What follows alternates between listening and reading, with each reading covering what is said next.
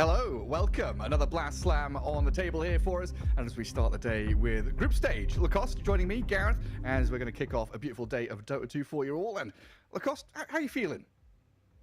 Doing good. Doing good. It's still early. Always a good time to be watching, casting some Dota. And I've been having that itch to play even more Dota. I've been spamming it. I don't know. I know people are complaining about the meta, but we're not using many heroes. But yeah, I don't know. I kind of like it again. Yeah, I mean, I'm the guy who's playing Warlock in every single freaking game. So I'm just playing the same guy and watching as the meta kind of evolves around me, these different heroes being picked up and grabbed and all that stuff. I'm just thinking about, kind of where we've come from to get here. The meta has kind of developed a little bit over the past couple of months. Now we're getting to more of a steady position, right? Yeah. And meta, I mean, it's kind of the same, I would say, in terms of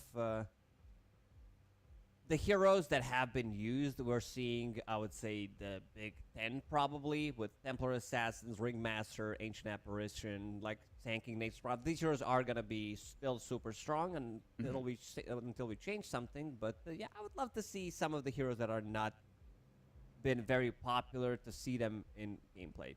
Pudge in the professional play. Undying, maybe some Necrophos. I'm a little bit toxic on that side. Trin Protector, this has not been a hero for a while.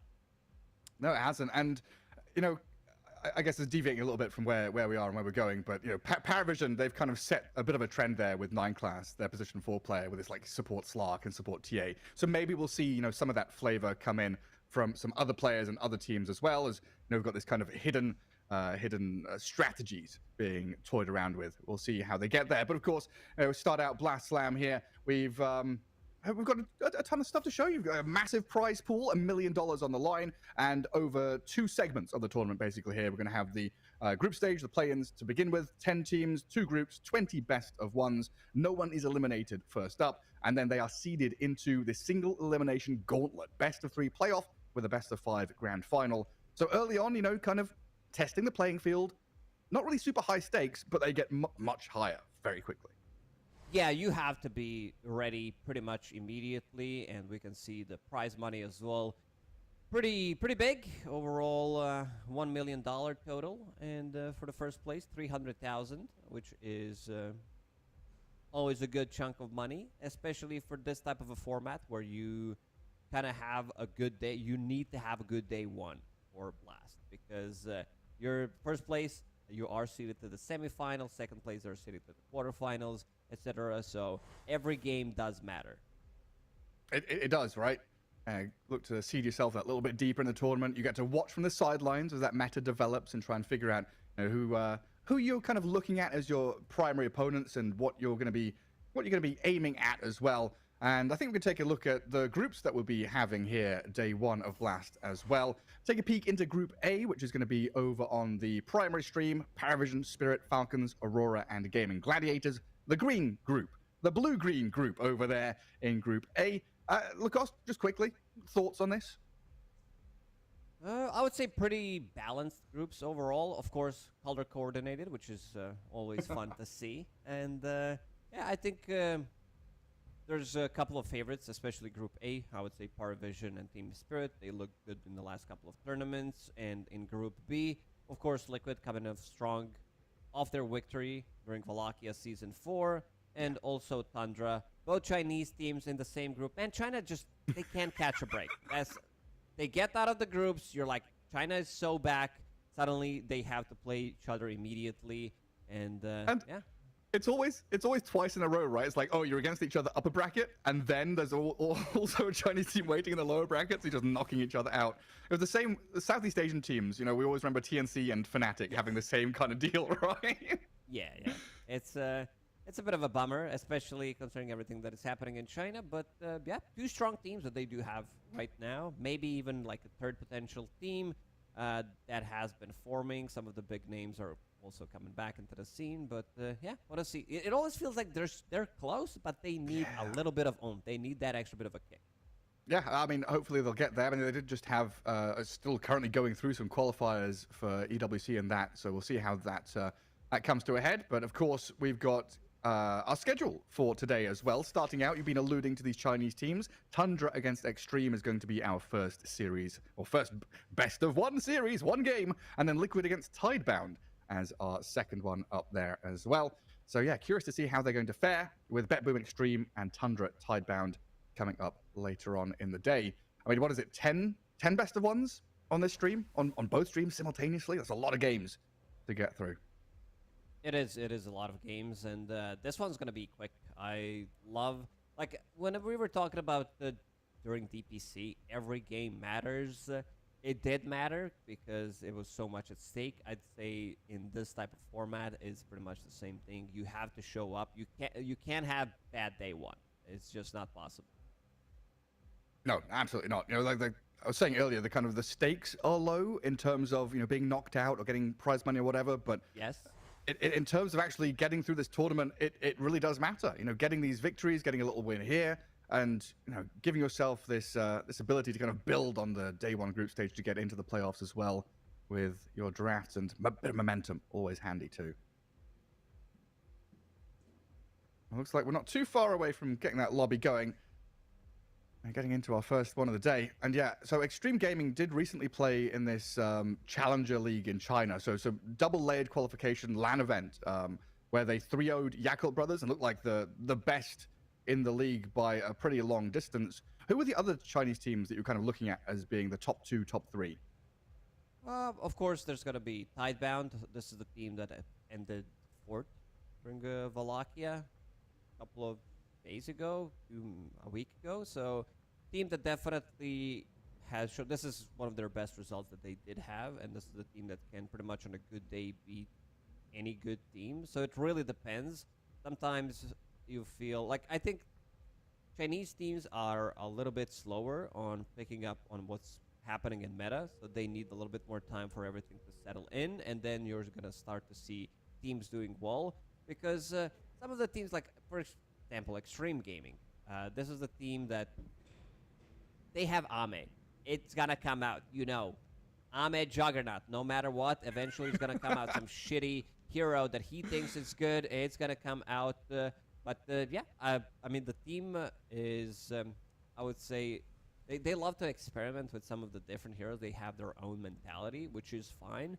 But also when it comes down to playing certain heroes that are not in the meta, they're the expert. They're like, hell yeah, we're going to be picking these heroes that nobody wants to touch. We want to be, you know, cool guys picking these heroes and trying to win with them. And suddenly you see them losing and you're like, oh man, they did it again. Yeah.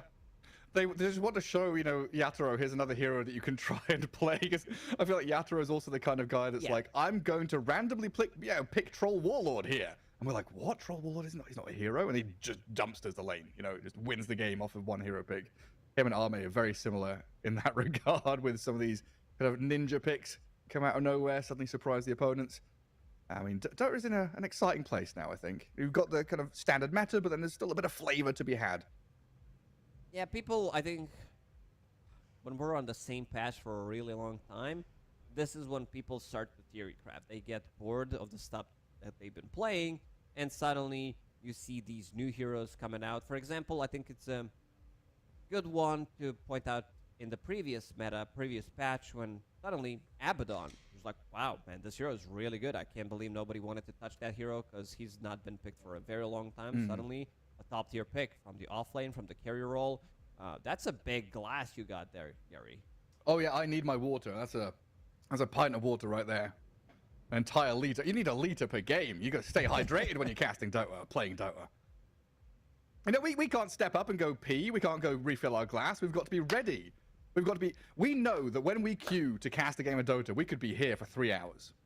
We could. Usually we're not, but that's why I'm wearing diapers. Just kidding. And yeah, Dota recently, I would say, we had some really banger games. We had some extremely good games. And speaking of Tundra against Xtreme Gaming, this could also potentially be one of them. I know that Tundra doesn't have the most like insane playstyle, but they cook with the draft. They love to also use some of the different stuff as well, especially when Saksa is playing it from position 4. They also had a bit of a stand-in situation during Wallachia when mid one was standing in. And you can also see the team was playing, I would say, slightly differently than when they were playing with 33. But a very scary team. Always knowing that if you're going late game, they're going to choke you out. Pretty similar to how Falcons are playing, I would say, because these two teams, they've been split, and the mentality of how to play Dota has been sticking with them for quite some time. That kind of slow and steady, you know, the tortoise wins the race kind of deal. You're not rushing to get out there. And you're thinking about the way they draft. You know, we often look at lane stage, look at hero counters, and it very often feels like a 3-3 team or that Falcons team with Aoi on it.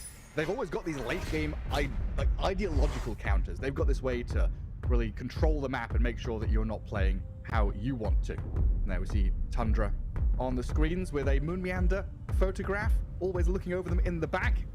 As he's also there in real life. Might be even triple. Yeah, there's a triple Moon Meander. He's on the second picture as well. So many of him. He's everywhere. You can never escape your coach. He's behind you, looking over your shoulder, making sure you're trading. Yeah, we have some interesting coach things going on right now as well. Astini was the one who tweeted out about him not attending last tournament because he took one out of Team Liquid from the book, because Team Liquid did not have Blitz. Suddenly they're winning tournaments, and he's like, yeah, I'm stepping out for this one. It's going to be Jerix, actually, who's going to be the mental coach for the team, something that they wanted to have for such a long time. But jokes aside, Astini, he had some real-life obligations, even though the team did finish second in the previous Wallachia, and we can focus on some of these picks to see what's going on. A lot of beefy boys banned out. Tiny, Monkey King, Sand King, Slark. Slark is the big one. Slark is the one that is very annoying from position 4. This hero just does everything. It is super difficult to deal with, where he's dewarding, he's building into like Yule Scepter, playing on the enemy side of the map. If you need, you need to address him, because he's gonna deward the whole map. You need to do something about it. Ricky is the same type of a hero, and not really surprised that Xtreme Gaming are banning out these heroes. No, they are Saxa heroes, right? We've seen 9 class kind of pick them up and show the world how good these heroes can be from the POS 4. It felt though that Saxa was the guy who was doing it, you know, a long time before with that playstyle, getting in behind enemy lines, scouting things out and starting things as well, which is super irritating to play into when this vision game is just automatically lost by a single hero pick. Untitled had a ban as well, and we'll see where Tundra go now. That's the classic Ringmaster, probably the most popular hero of the past couple of months. Yeah, this is also the hero that nobody wanted to touch. Nothing has changed about the hero. Suddenly Whitemon is owning. Everybody else is like, okay, this is pretty good. We'll see if we can replicate that. Suddenly everybody's picking it. At one point, he was sitting at 100% contest rate. I'm talking about like 5-6 days into the tournament, and I really like this Jakiro. This is also a bit of a steal pick.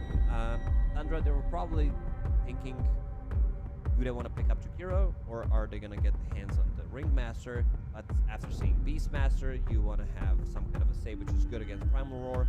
If Jakiro was not picked, I'm pretty sure Tundra would also want to get the hands on it, because you have such a good combination. A lot of teams might support and, let's say, easily win the team fight with just casting their abilities, vacuum into Wall, into Wheel of Wonder.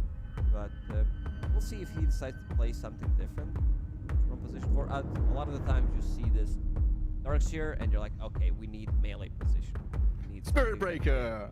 Yeah, some Spirit Breaker, but I think maybe Night Stalker or Tusk would come in very handy in this one. This is a very good approach. Interesting. Xtreme Gaming. Not the most popular hero. Shadow Demon, he has the ability to lock onto the hero and kill it. It's a good Shadow Demon against Darkseer, Iron Shell Surge, and also against Escape Pack Ringmaster. You just dispel it off, right? Yeah. Get rid of it, and you can set up with the bubble into Ice Path. Got some combo breakers with your disruption.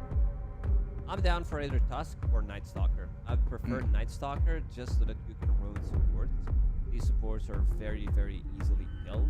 So you can have that vision game where you run in, you find Shadow Demon, you kill him, but he can, and then you have pretty free entry to the fight. There it is. get right on top of people. Yeah, it's a very good. It's also one of the heroes that get heavily buffed by your laning partner, which is going to be Darkseer. Now they need... This Beastmaster can go to 3 different roles, pretty much. This is why this hero is such a good pick. It allows you to play for 3 different roles. Yeah, not locked into anything at all. I'm thinking about Ringmaster and Jakiro. They're such strong laning supports into teamfight givers. Incredibly powerful just to pick them up early on. Secure your lanes, don't have to show anything at all. Keep your carries kind of hidden for a little bit in this draft. What is it? Overall last pick is Tundras. So they do get that ultimate response. And that's why it's nice to have that flexible Beastmaster when you've got the double pick at the end, right? You don't really have to show anything. You can keep multiple heroes that can flex into multiple roles. So where do you want to see Tundra go to now? Well, they've just answered immediately with a Terrorblade. So carry TB, leaving their mid till last, and they get to, again, have that ultimate mid pick to see what matchup they get. TB, I mean, Beastmaster is a hero that deals combined damage. It is magical and physical, but they also might start to think about picking something different. I mean, if this was a hero, if Faceless Void was a hero, it would be, I would say, relatively good, even though you're picking it as a Ringmaster, but you have the combination. I would kind of like to see it if this was a hero, but unfortunately, this hero is not very, very good right now. Definitely love to see some of the buffs. It was good until we ruined the Chrono Square, which doesn't leash anymore, which is the whole point of the ability. That's just wild to me. Are we looking at any heroes that are like Darkseer counters this early on? You know, Anti-Mage, Lifestealer, these kind of guys. Could we get away with picking one of those? Because Lifestealer has always, recently has done very well against this TB with the Radiance build and the Aghanim Scepter. Yeah, it's also Ame, so we might see something crazier. Nightstalker shuts down, I would say, a lot of these picks. Nobody wants to play into long duration silence, even though there is a bit of a save, so makes your entry to the fight slightly easier, seeing that there is Shadow Demon who can spell you with the shard, who can save you with disruption.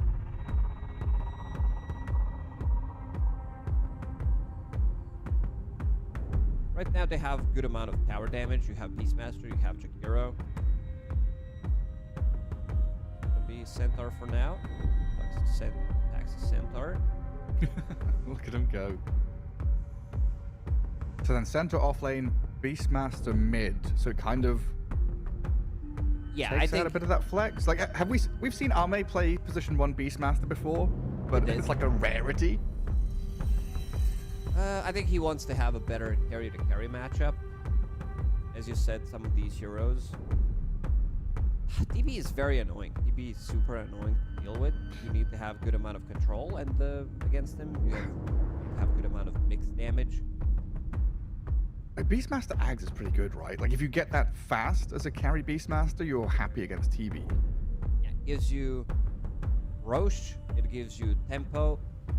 There's still gonna be respect banning with the XM heroes, because even though they have Darkseer, they have Nightstalker, it does feel like you need an extra hero to be able to kill XM Sniper. He is playing Tank Cardell, and let's see what they're gonna cook on side of Tundra.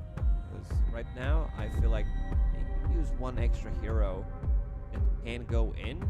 So I'm thinking Storm Spirit. Yeah, Storm Spirit looks good.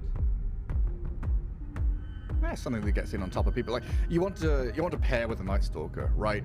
Night Stalker is going to have this surge, Iron Shell, jumping in, hunting people down, giving vision. You want that additional hero that can play with him and do a bit more damage to get these immediate kills. That's where the Stampede and the Disruption kind of come in handy, as the multiple layers of save maybe could bail Xtreme Gaming out of some of these tougher spots.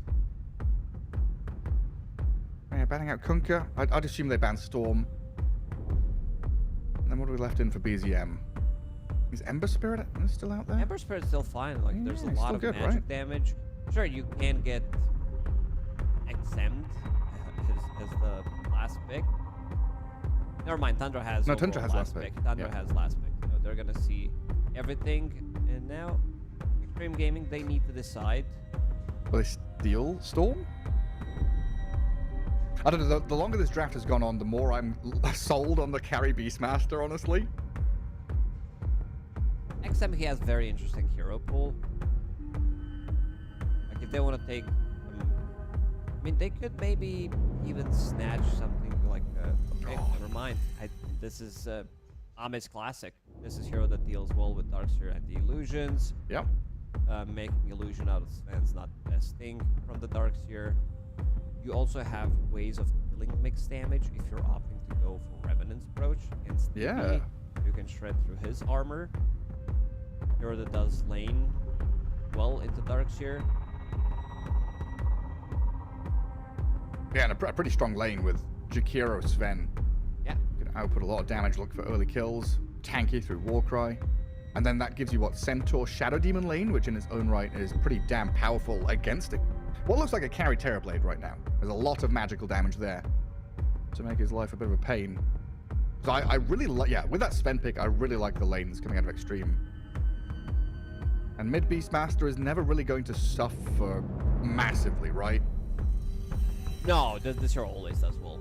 Like this hero, no matter what he's playing into, especially if it's a melee hero, he tends to do really well. It's like Tundra. They kind of didn't expect this one to happen. So now you have a problem that you don't have anything that goes through debuff immunity. And they still go Yeah. for the Storm. It's just gonna be Storm. Like as I suggested earlier, they wanted to have something that can jump into backlines. The way they want to take the fight is kill off these two supports. And XM gonna be playing Beastmaster. A lot of tankiness on Xtreme Gaming. These heroes are not easy to kill when we're looking at the damage that they do have. Crystallis TB, this is a hero that needs a little bit time to come online. Yeah. I don't know. I kind of like what Xtreme Gaming took for them. Yeah, very resilient front line. It's always going to be the question, though, is how can they effectively protect their backline with all the things you've mentioned about Shinkyu and Pelosin here maybe being susceptible to getting jumped by Night Stalker, Storm Spirit.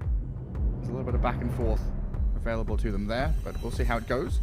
Even pre-draft, we were talking about, you were mentioning Tundra kind of looking to that mid to late game for their decision-making prowess.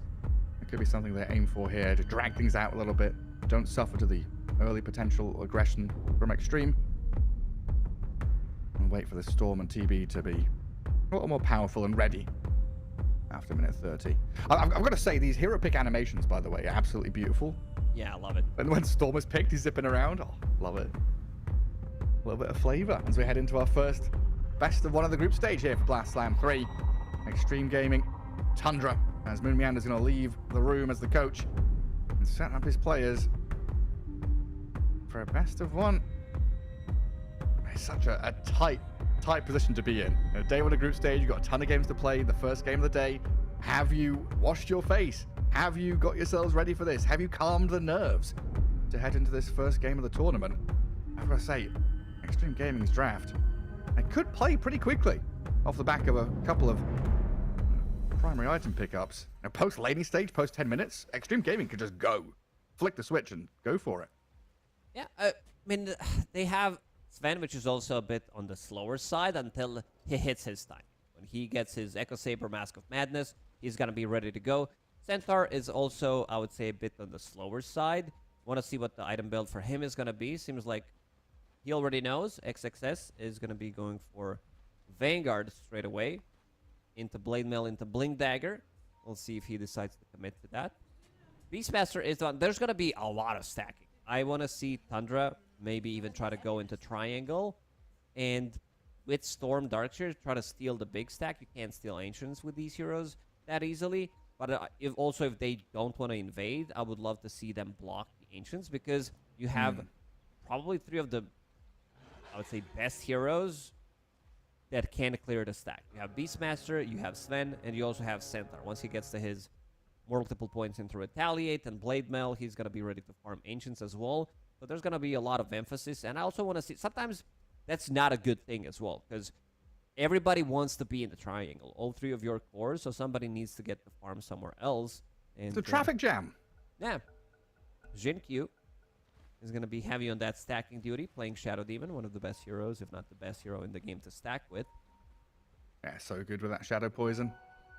Let's build things up.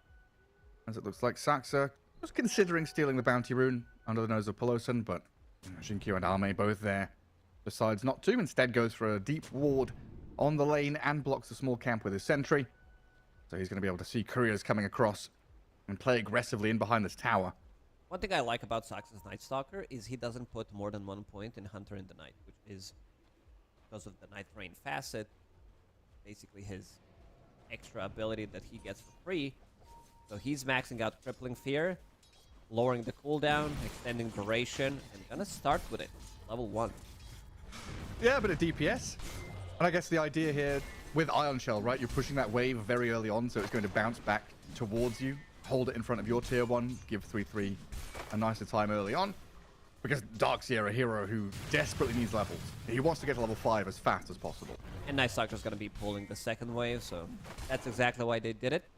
This is why I love watching this team play. There's always something going on with 33 and Saxa. There's always trying to find something. White Fawn in trouble. There it is. As we said, this is a very strong lane. You have ways of 3-3 setting bottom. things up. This Darkseer is also dying. He's just getting clicked down and chunked by Arme. And Pelosin, can he get in there with another hit with a Liquid Fire? It doesn't even need it. Arme slices down the Darkseer.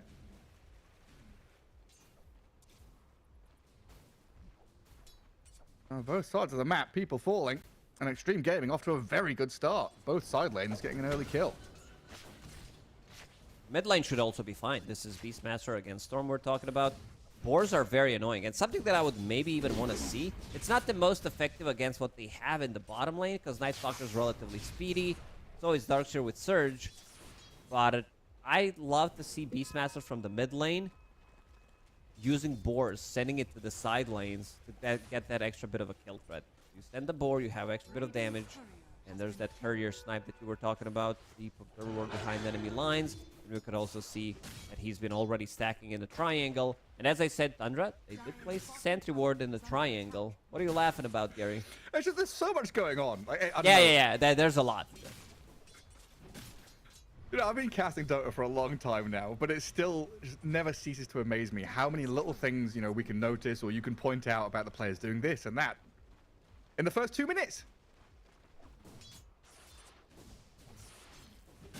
Incredible start.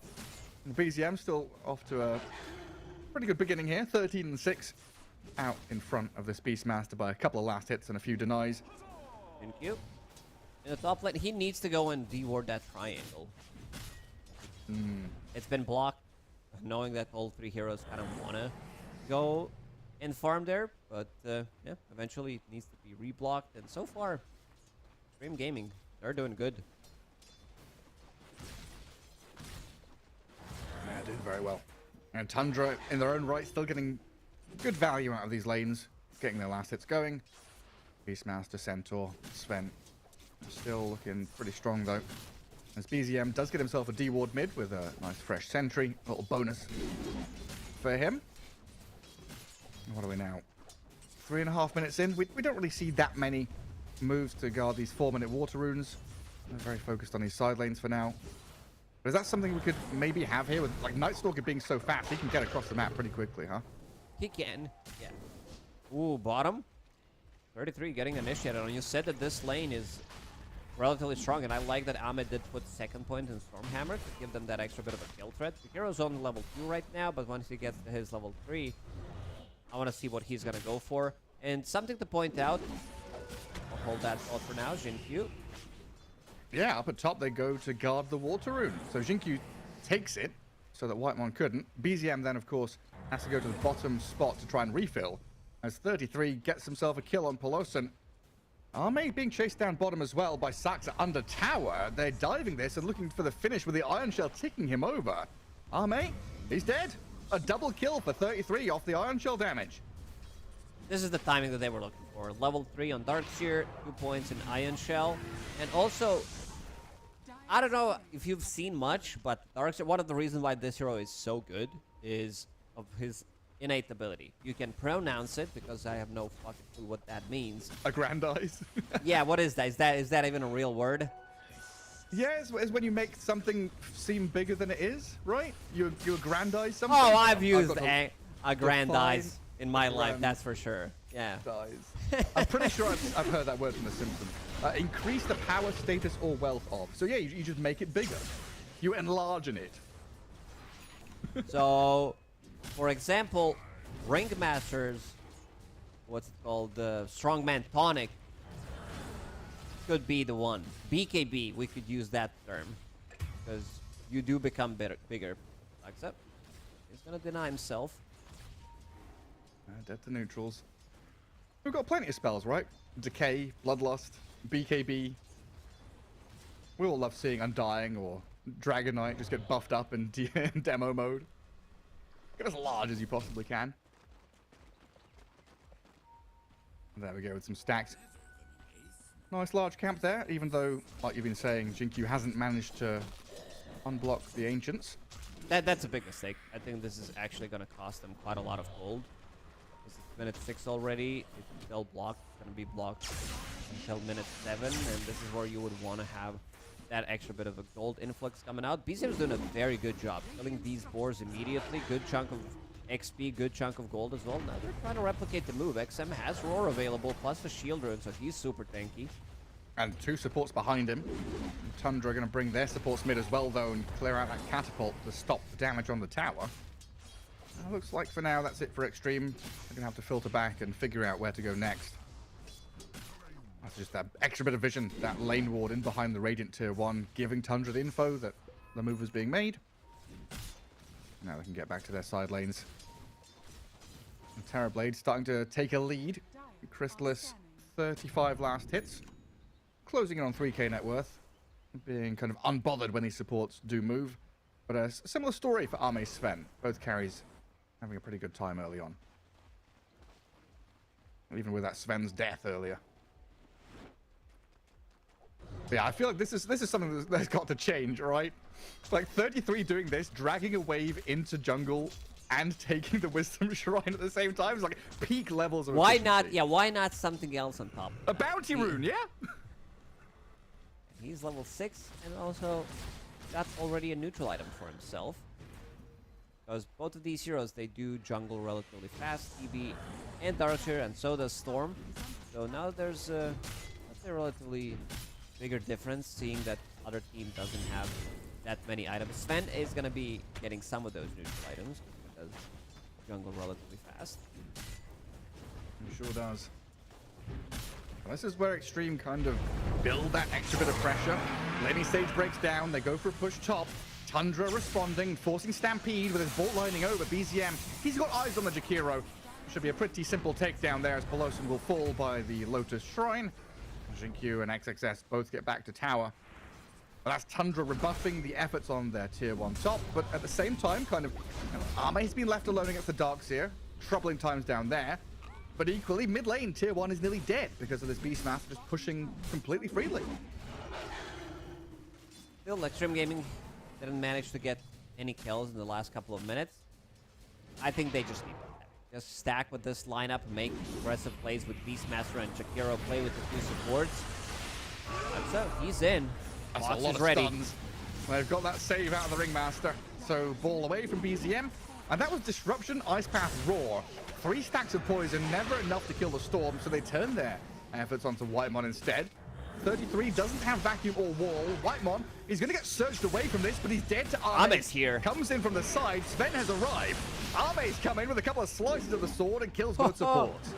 Oh, Ame getting 2 kills out of this with the not too much effort, I would say. Comes in, and they might also be able to steal some of the stacks. Ame did pop his ulti earlier before, but doesn't have it available. That's going to take a little bit more time. 33 still sticking around, trying to get some of that XP and trying to get some of the last hits with Iron Shell.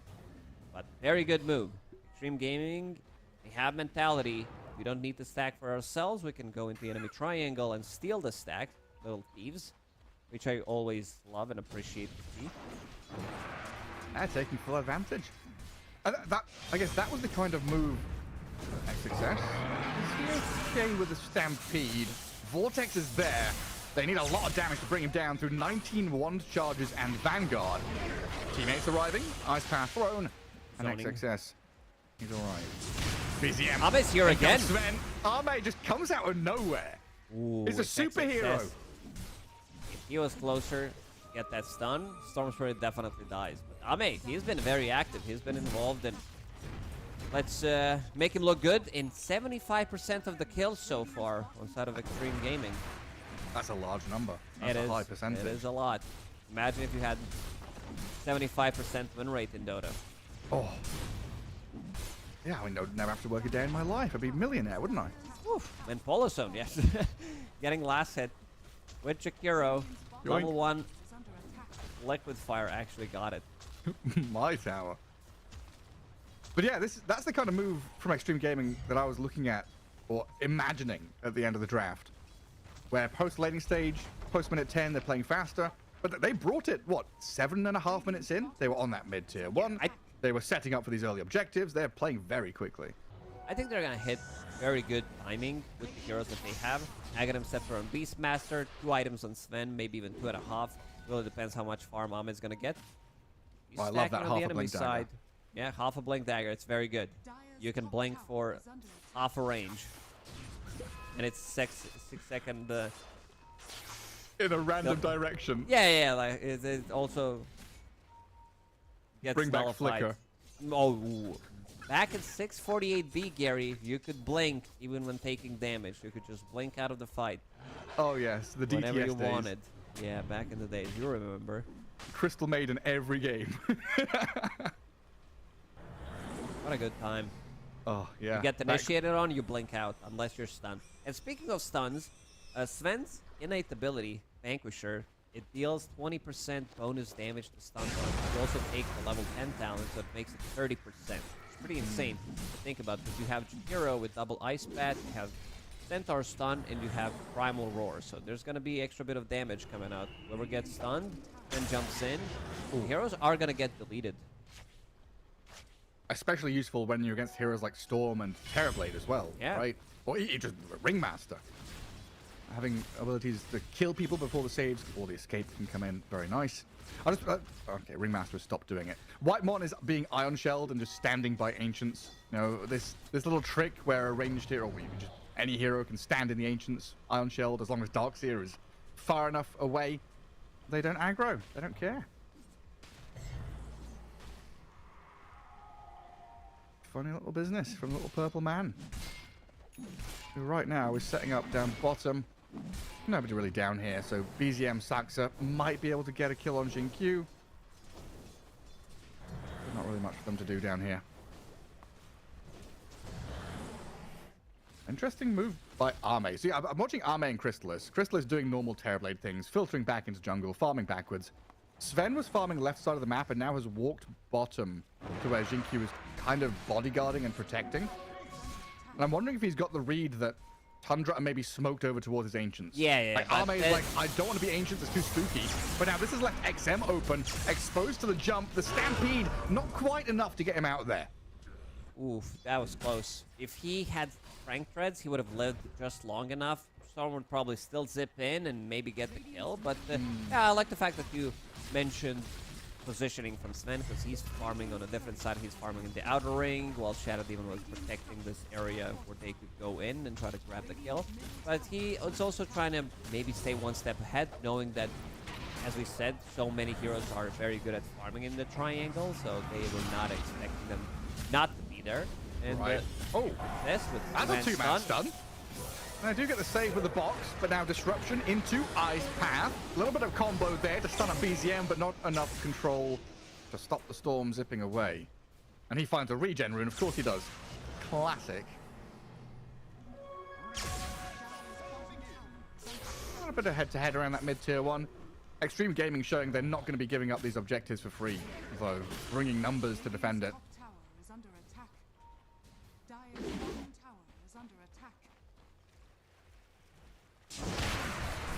I'm a little worried for Tundra in these next 5 minutes or so. You mentioned that Sven is going to be out in front.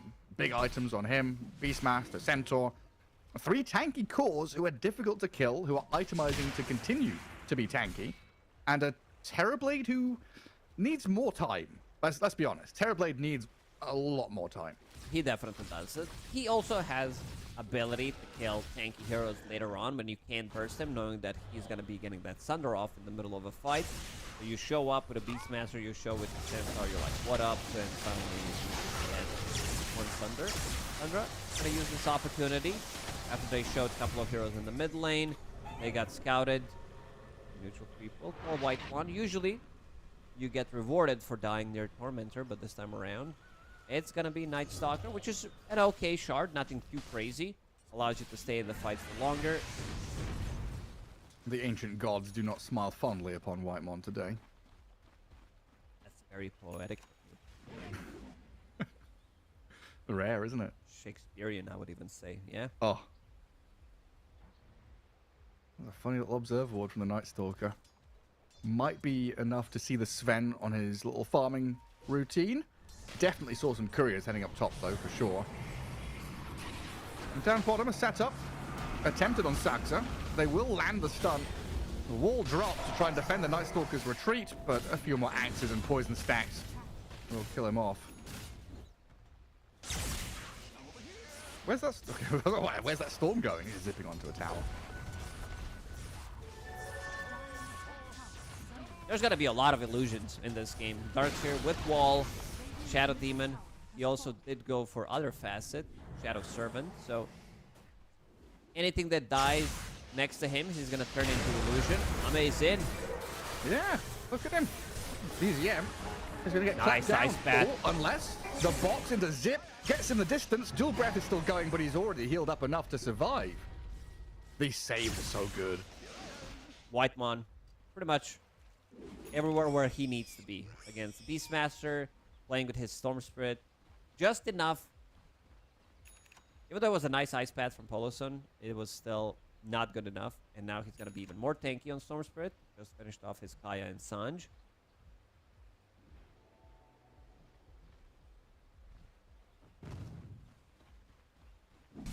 Alright, Gary, you being an Englishman, I was looking at some of these neutral items. Why is it called Mana Draft and not Mana Drought? You read a lot of books. I know you're a smart guy. This is something that you do in your free time, so that's why I'm asking. So usually in these situations, I blame the You French. Google. Oh, it's the French. It's the French. Because I can't remember when it was, but like, you know, in like the 1500s or whatever, we had British English got, I want to say infected, but like, I guess impacted by the French language. Terrorblade is going to get stumped up, raw, almost killed. Yeah, I can't get the Sunder off. Not quite enough time for him, so a good aggressive move by Xtreme Gaming. And we'll come back to that topic because we've got a smoke from Tundra, repositioning themselves to try and get onto this backline. Jinky the target. Ice Path, they're going to try and buy him a bit of time and save him. Tundra, they'll get the kill on his Shadow Demon and a good two-man connection there in the back as well as X7 and Polosun dropping low. The Macropliers down, the Burning Fire. Ulti in Doing 2 a lot of seconds. damage to BZM and 3-3 as the fear is there pushing Sven and Centaur back. BZM has a double kill. They've lost their Terrorblade, sure, but they're fighting back with a vengeance. Sven is going to stun and turn with his God Strength going, try and kill the Darkseer or something, but they're being disabled for so long. Arme will clear through 33. BZM has an illusion rune and a bottle to go, so he can ball lightning to high ground and get away. But now Arme being kited around by Whitemon and Saxa might still be in trouble. Another ball lightning in. God Strength is wearing out. The war cry's about gone as well. And he's so close. There from BZM, beautifully done by Tundra. I thought he was going to pull off Nightfall and just TP out after getting that kill on Darkseer because he still had this BKB duration up and running. A bit of unfortunate timing for them. He still had that ulti on cooldown for a couple of seconds coming into that fight. Did finish off his BKB. The fight could have looked much, much easier for them if that God Strength was available in the previous fight. Because he needs heroes around him. Like, you can see that he's getting kited, and if he's getting extra bit of a help, if he's getting those stuns, 30% extra damage from Vanquisher is actually going to do a lot. A 5-for-1 trade, though. That is such a nice swing in momentum for Tundra now to get a grasp on this game. Because they want to drag things out. They need that little bit of time. Winning a team fight there buys them another 5 minutes or something. But even though Terrorblade died at the beginning of it, he's like, cool, nice, I died for that. I get more time to farm. Oh, hello, Hacks. A little bit of back action, and we want to give Xtreme Gaming a couple of extra seconds, less seconds on their cooldowns to make this game more balanced. Balance out that 3K net worth lead the Tundra's built themselves. They really just show how strong this BZM Storm is as well. Just kiting around. You know, not that much to instantly stun him up and disable him. So as we see Pelosi getting chased by Sector and 33, BZM is going to... And not kill off Xinkyu, he dies to neutral, sadly. And Jakiro will die to 33 on the opposing side of the map, though. Whiteman is so good at playing Ringmaster. If you want to learn how to play the hero, download a couple of replays, watch this guy in action. Like, he doesn't miss Wheel of Wonder. This is the probably most difficult thing to execute. Wheel of Wonder into Tame the Beast. And also positioning. You have to be very good at positioning. He did just finish off his Road of Aethos, which is going to be his tanky item, setting things up. Great against Stampede as well. Another layer, another setup for your own abilities as well. And now Tundra, they seem to be in the control of this game. Getting those items. BKB about to be finished on BZM. Pipe already finished on Darkseer. That's going to be extra bit of tankiness. There's a lot of tankiness as well on Xtreme Gaming with Warcry, Crimson Guard that is about to be finished. Less than 1,000 gold and Centaur. So great against physical. Problem is supports are dying almost instantly every single fight. They've got some good chain stuns, but yeah, they're not going to go for this BZM Storm in the mid lane. That's one problem they're facing as well here, is Xtreme Gaming have a lot of stuns, but they're all very telegraphed. If you're going on a Storm Spirit here, you kind of have to get these surprise initiate. Oh, nice blink by XN. Is it enough? No, it's not. Try to TP out, but now he's surrounded by Tundra. Saxa and BZM, the gap closing gods, get on top of him, and now unlock the prowess of Chrysalis to kill off this tier 2. He got griefed. Neutral creeps actually stunned him. This is the best camp. This is my new favorite camp in Dota. Yeah. The Tendril boys. Man, Tundra turning up the heat now. Oh, they see that 3-man silence. Ancients up at top. The silence from Saxa, forcing Xtreme Gaming away, but that missed vacuum wall off the mark makes it a little awkward for Tundra to continue chasing. They've zoned out the area. They'll try and control this mid lane now. Vision game from Tundra. Night Stalker, he runs in. PB illusions, Darkseer illusions. Storm Spirit choosing the target. He sees the target. Now with a BKB. There's nothing that goes through debuff immunity other than Beastmaster, and if he's gone, that means that Storm Spirit has a pretty free reign in the fight. But he's in the spot. He's cutting things out. Go back to the low ground. Xtreme is pretty freaking tanky, and oh man, he doesn't get the jump he wanted, and now he's going to get turned on. Does he have to BKB? And try and buy a bit of time and get him out of here with disruption, but now he has to BKB, and they roll an illusion? Oh dear. Oh, Xtreme Gaming, what have you done? That's not good. Now XXS in serious trouble. Another vacuum from 33, catches 2, drags him back in towards Chrysalis and Saxa. This is Tundra without Metamorphosis. Without their big spells, and they are just... Xtreme are crumbling under the pressure that's being brought to them.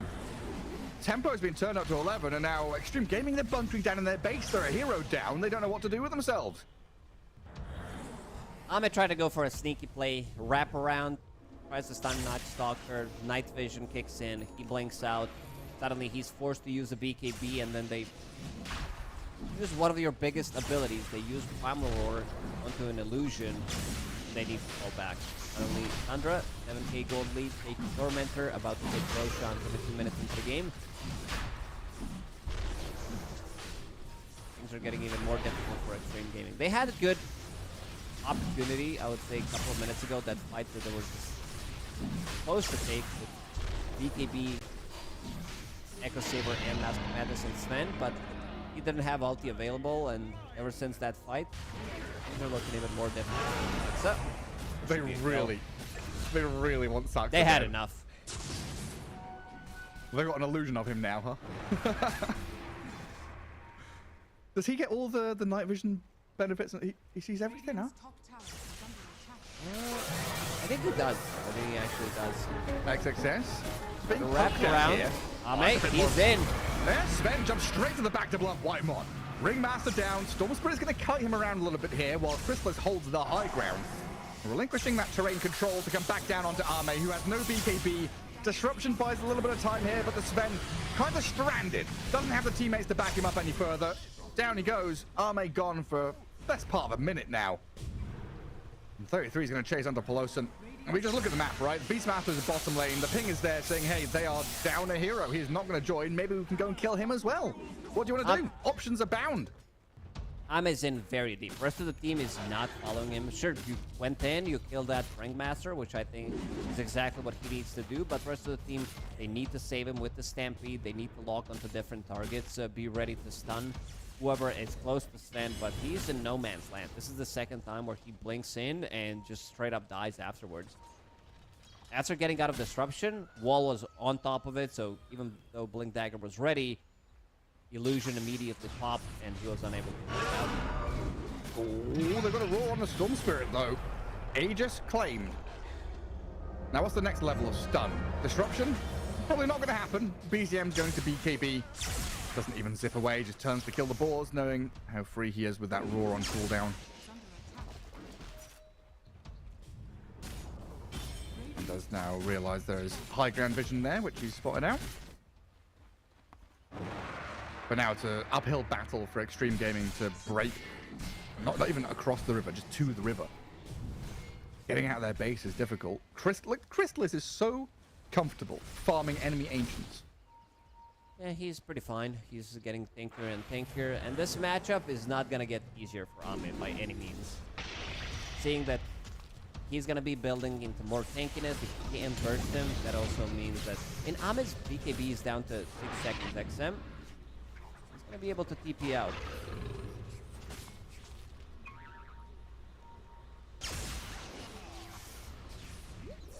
No BKB for 80 seconds. Interesting. Ame did choose Gossamer with Alert enchant. So he wants to have that extra bit of night vision. 150 during nighttime. Wants to match, or at least try to, what Night Stalker's doing. He wants to get that extra jump immediately. Yeah, they need that surprise initiation. No matter who they're going on. Such a challenge. Pelosi's going to die up in that top jungle. It's such a challenge when you're into this Darkseer who has Pipe, Vanguard, nearly Shiva's Guard. He disassembled his Heaven's Halberd, took the crown, and then turned that into Shiva's Guard. I'm not sure why Heaven's Halberd, when it was first introduced in this patch, it was so OP. It was just way too good. Then we nerfed it, and now the item is kind of meh. We're not seeing it as much as I would like to. But because we were seeing anti-mages being picked again because they were Vanguard into halberding. It was, but people were rushing it on Sanking, on Centaur immediately. It was just way too good, the build-up. Now we had Recipe, and it just doesn't feel as strong anymore. That is the one, like the king of nerfs is to add a recipe to a Dota item. People are like, nah. A big move from Tundra around the Wisdom Shrine. Xtreme Gaming pivoting to try and contest it with a Blink Roar and a Terror Blade. They've got a massive connection for the vacuum wall. 33 turns it on them. Crystallis is dead, and the Darkseer might be following him into the grave. A massive swing of events here. As Tundra lose 2 massive cores, in Xtreme Gaming, they battle back. This is what I was expecting to see like 5-10 minutes ago with the lineup that Xtreme Gaming did have. Like, I wanted to see some extra bit of aggression. I wanted to see them locking onto the same target. And you can see when they're playing around Sven how much damage they can deal. Now, with Nemesis Curse available as well, that was level 3 God Strength. It is a lot of damage. Harpoon. I want to see what the next item is going to be on Ame. Whether he wants to go for Daedalus to have that insane damage. Maybe just a casual Crystallis for now. And then decide whether you want Revenant's Brooch or if you want to go straight up damage to deal with other heroes. I mean, Daedalus is still going to do the trick against Eevee. That Revenant's Brooch is very good because you crit for magical.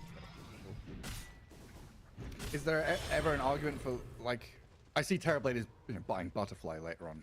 MKB Sven? Oh, he's very far away from that Butterfly, especially if he commits the Scotty as his first item into Butterfly. It's like he is committing by Recipe. Looks like it. Well, then yeah, MKB off the table then for Arme, for now anyway. Holds onto his cash. Can decide what he goes for. Warcry is very good. Again, like Warcry Crimson against Darkseer and also TB. It's very effective. They have no ways of dispelling these things. So that's going to be, I would say, a big issue for Tundra. Up until they get some Nullifier or Night Stalker, who's very far away from it. Thank you. BCM! Oh, yeah, you're paying for this. Xtreme Gaming pop the God Strength with all the stuns in the world. And BCM was very deep there to kill Xingqiu. A long ball lightning, about 5,000 range jump to get that kill. It was a crazy move. Now he's dead for over a minute. Fortunately for them, Roshan, a minute and a half at least away. So no easy, clear objective for Xtreme to get. They instead have to play out the map, which could leave them exposed. We already see Saxa kind of tracking back up top, trying to give vision, scout things out, get some ward coverage down as well. And he's seen them. He knows they're there. How many does he find? Jakiro, all on his lonesome. That's a canary in a coal mine. Sven's going to get himself out of here because the Jakiro gives up. 33 is going to get the kill. I like how they're playing around 33. Ever since the start, Night Stalker getting him double kill.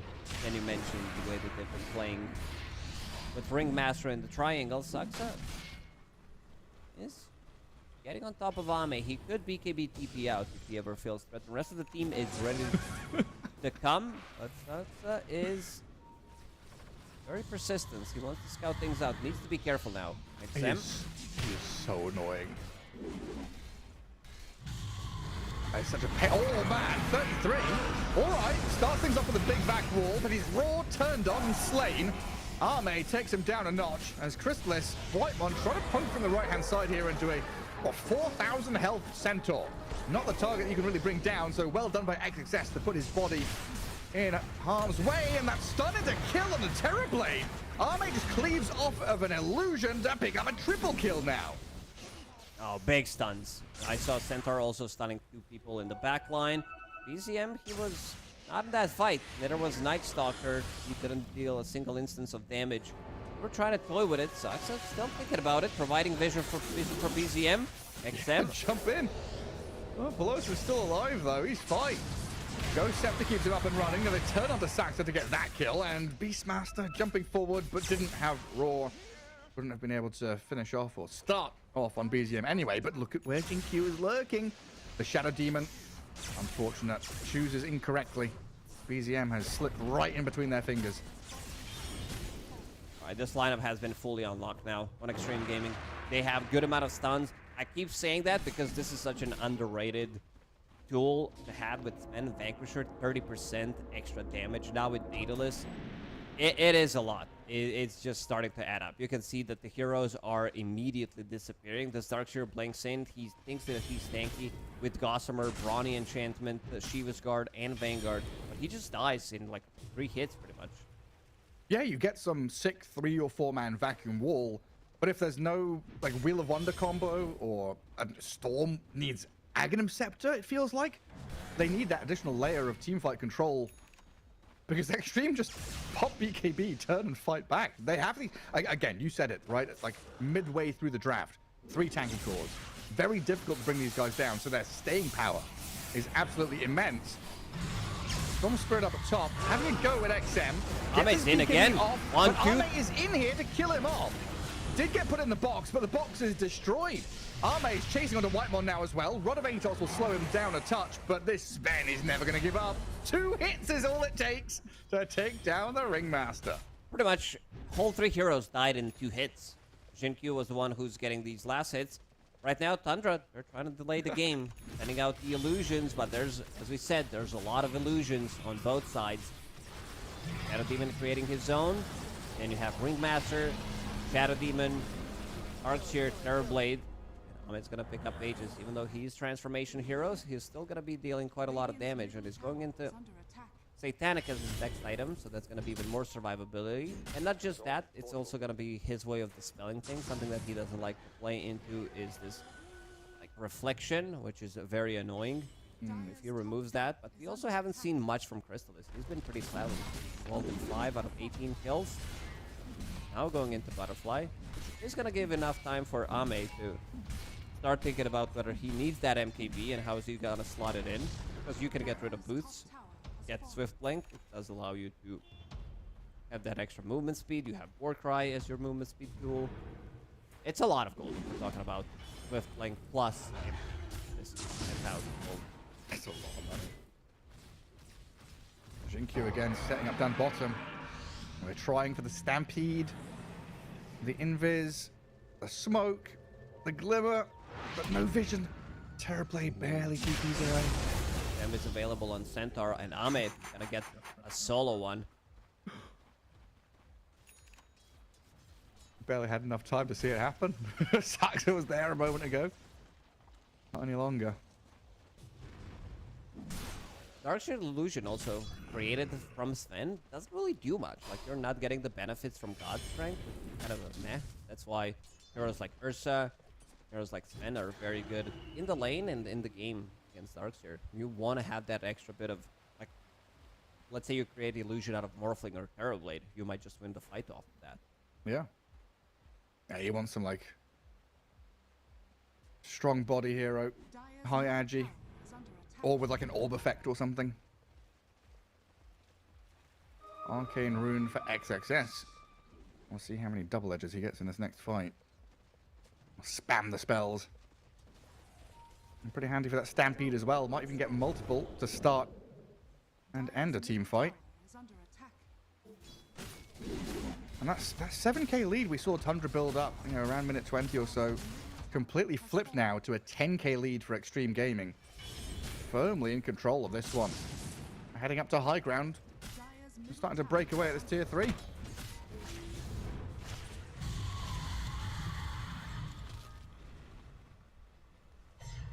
Big items on Xtreme Gaming.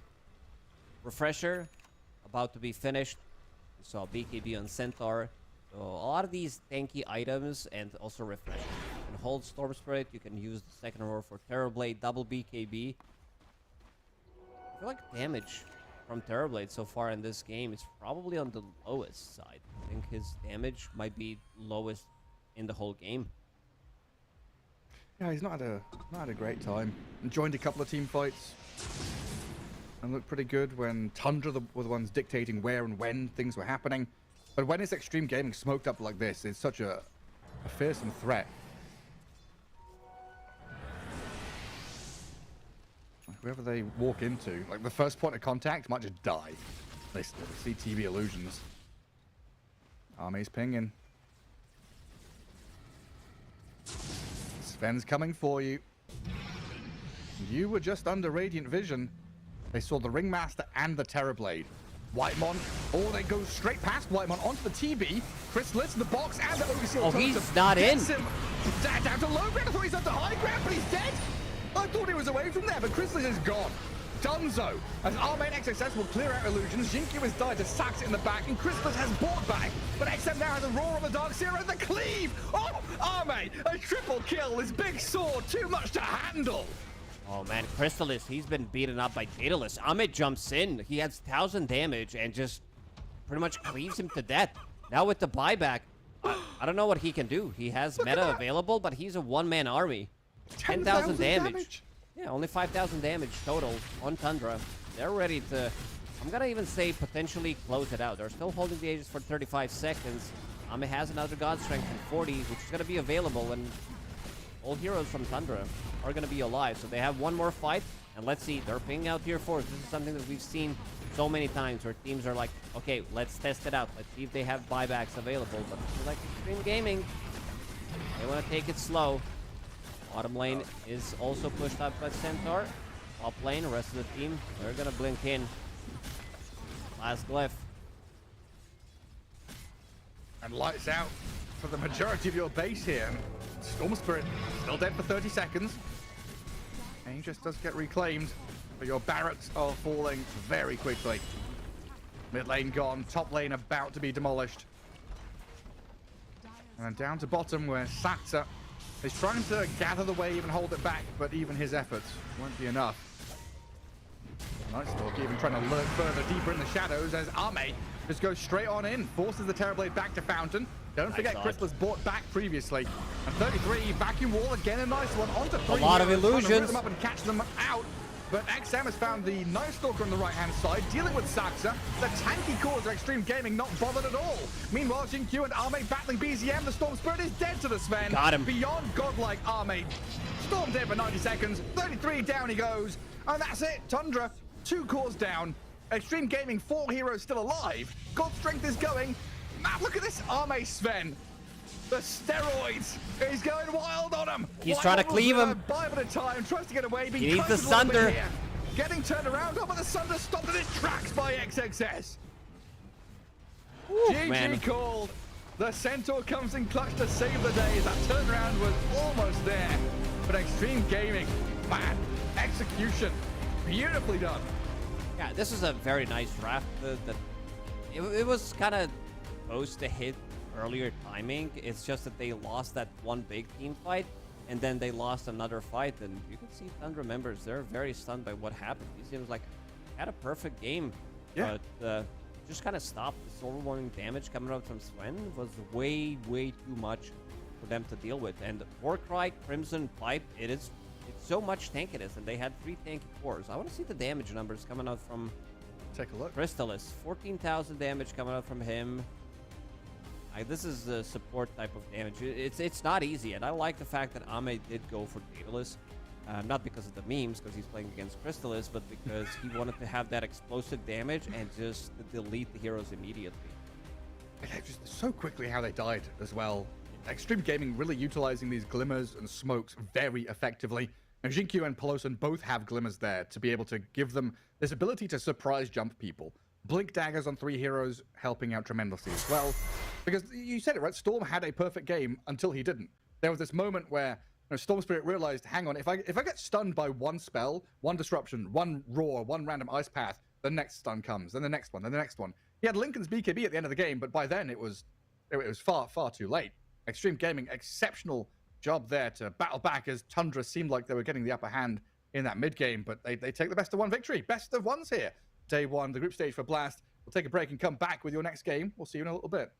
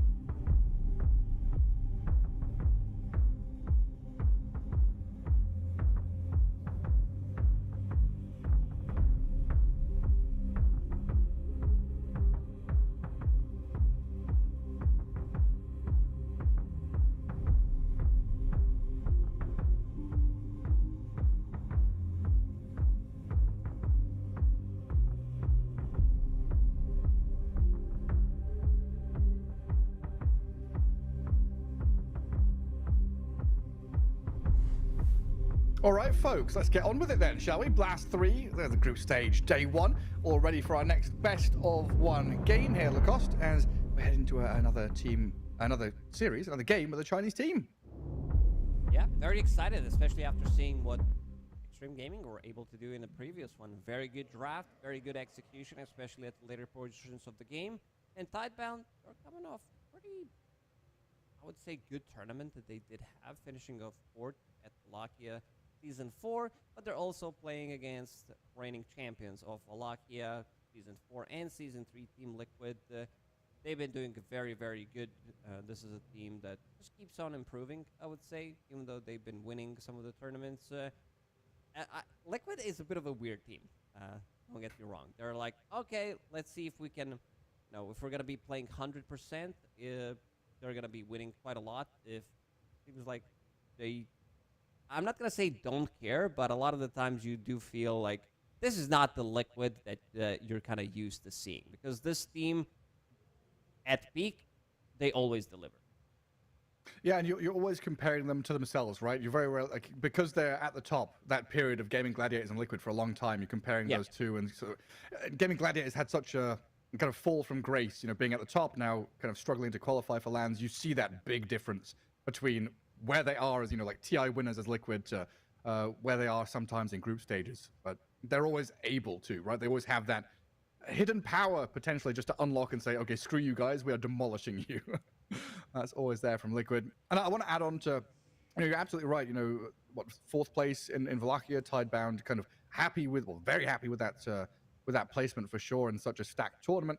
But they had a very different time to Xtreme Gaming in this recent Chinese qualifier, where Xtreme Gaming, they went through, they got to the grand final, they 3-0'd, Xtreme looked super hot, whereas Tidebound, they dropped out in like second lower bracket quarterfinal. They got dumped out pretty unceremoniously.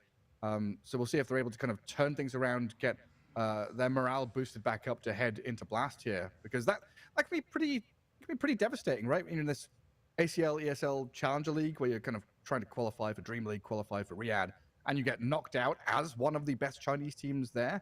And now you've got a lot to prove. You come to Blast and you're thinking, right, this is our tournament. This is where we have to shine. They do, but Tidebound, I've been very impressed with the team, how they've been playing. Shiro has been looking amazing the last couple of tournaments. This is the guy that doesn't really die that much.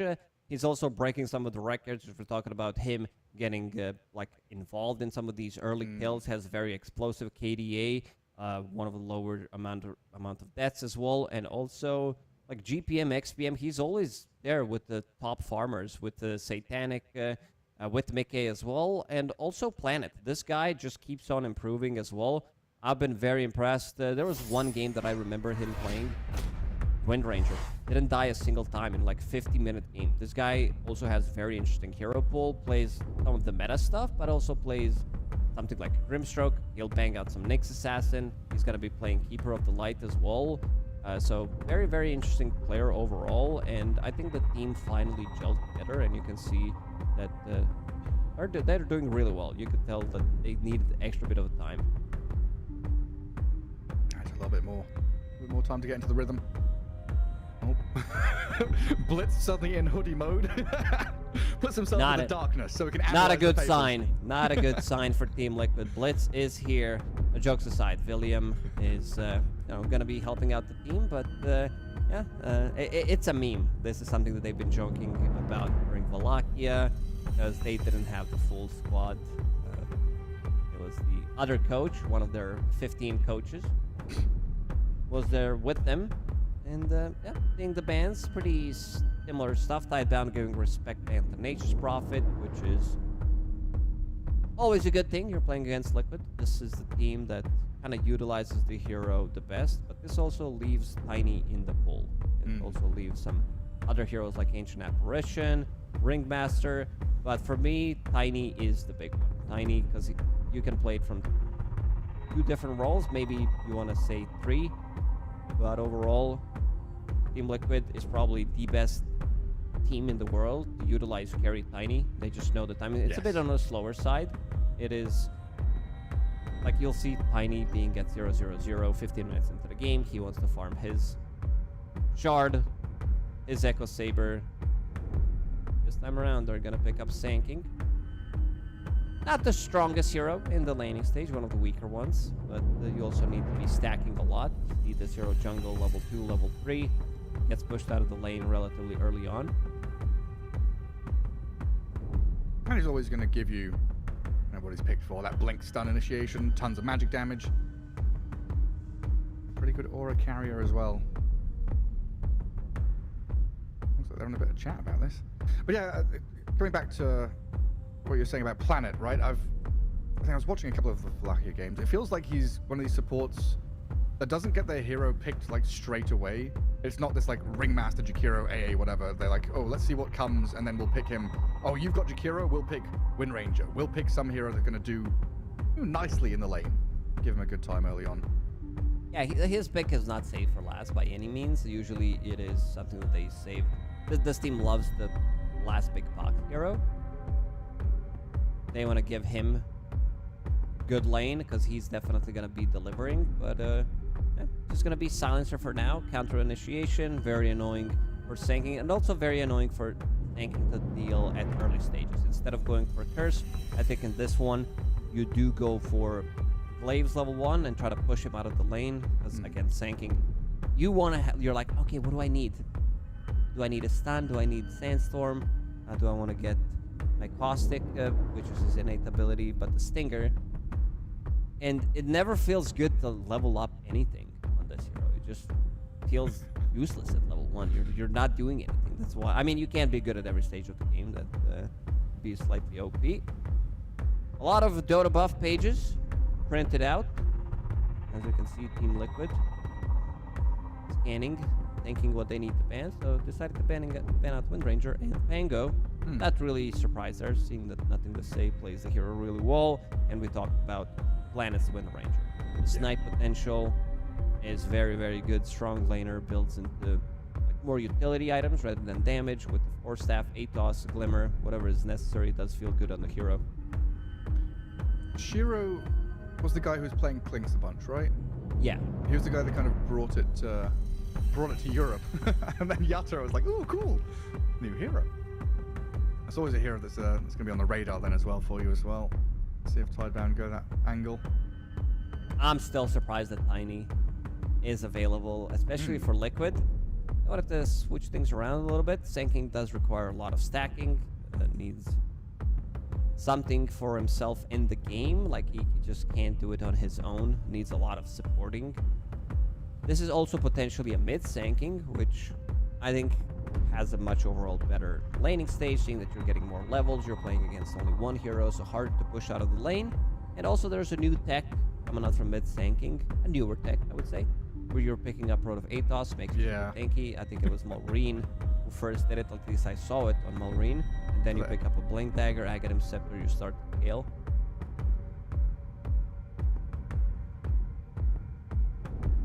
And it's sad that Bloodstone doesn't give you that AoE anymore. You've got to find other ways to get it. By Gleipnir. Woohoo! Hey, gone with the Tinker now. What direction are we heading as Tidebound? Which of the big boys are still left in? Ringmaster is out there, but picking double support straight up feels a bit wonky. Oof. Gyrocopter, they want to ruin this Sanking. Maybe it's time to move this Sanking to the mid lane. I'd still be fine with Tiny, I think.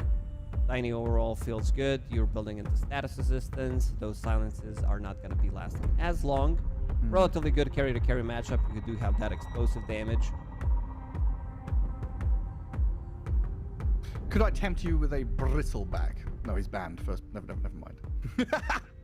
I've done the classic be blind and not see the first ban. And there's the Tiny. I mean, not really a surprise. Team Liquid just plays it so well. Now you have multiple ways. Like, this is very easy. I see Sanking Tiny. Very simple, straightforward Dota. Not too many complications. Easy to execute. You jump in, you see a target, you kill a target. You're going to be having more than enough damage to do so at every stage of the game. Good tower pressure, good high ground defense as well. So nothing is lacking. Good ways of clearing the stacks. Team Liquid always in like top 3, top 4 when it comes down to stacking the camps.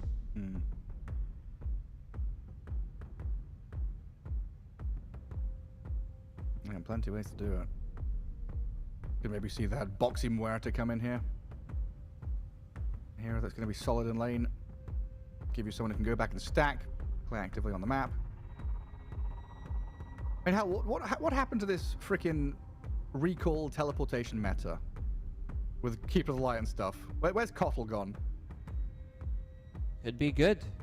When you're playing with Sanking Tiny, I don't think you need anything better with Tiny. For now, it's going to be a Ringmaster casual. Not showing where Ringmaster is going to go. Could be 4, could be 5.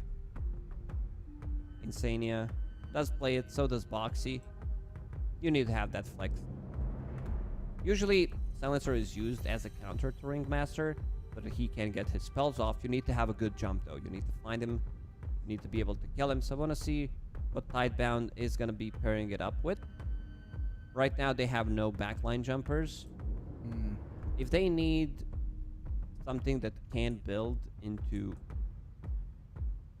auras, I would be fine with Centaur +1. Yeah. And it also does allow you to find Ringmaster in the back. This is also good. That's a good catch hero.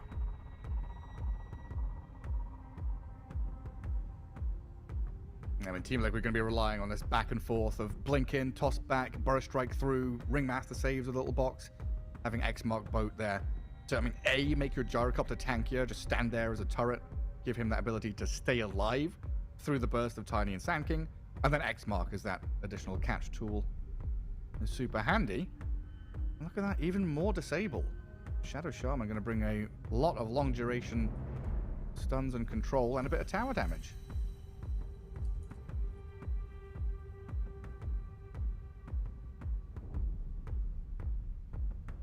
Yeah, Shadow Shaman, it does have a good amount of control. It does give you...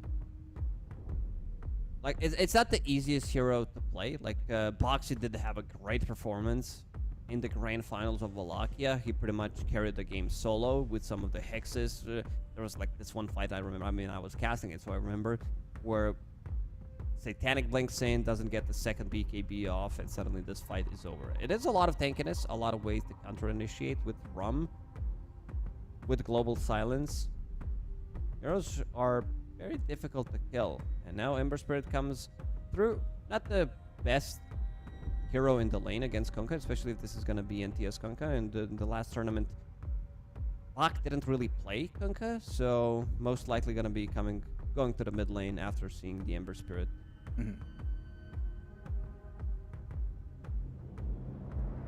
Final round of bans. Focus on Boxy. Dark Willow and Tusk both gone. And pretty locked in here as Liquid, right? The roles we're going for: Ember Spirit mid, Tiny carry, offlane Sand King, Ringmaster. You said the flex, but I guess I'm kind of expecting that to go to the hands of Insania. And they still don't want to get Huskard. They still think there's a possibility that this Kunkka goes to the offlane.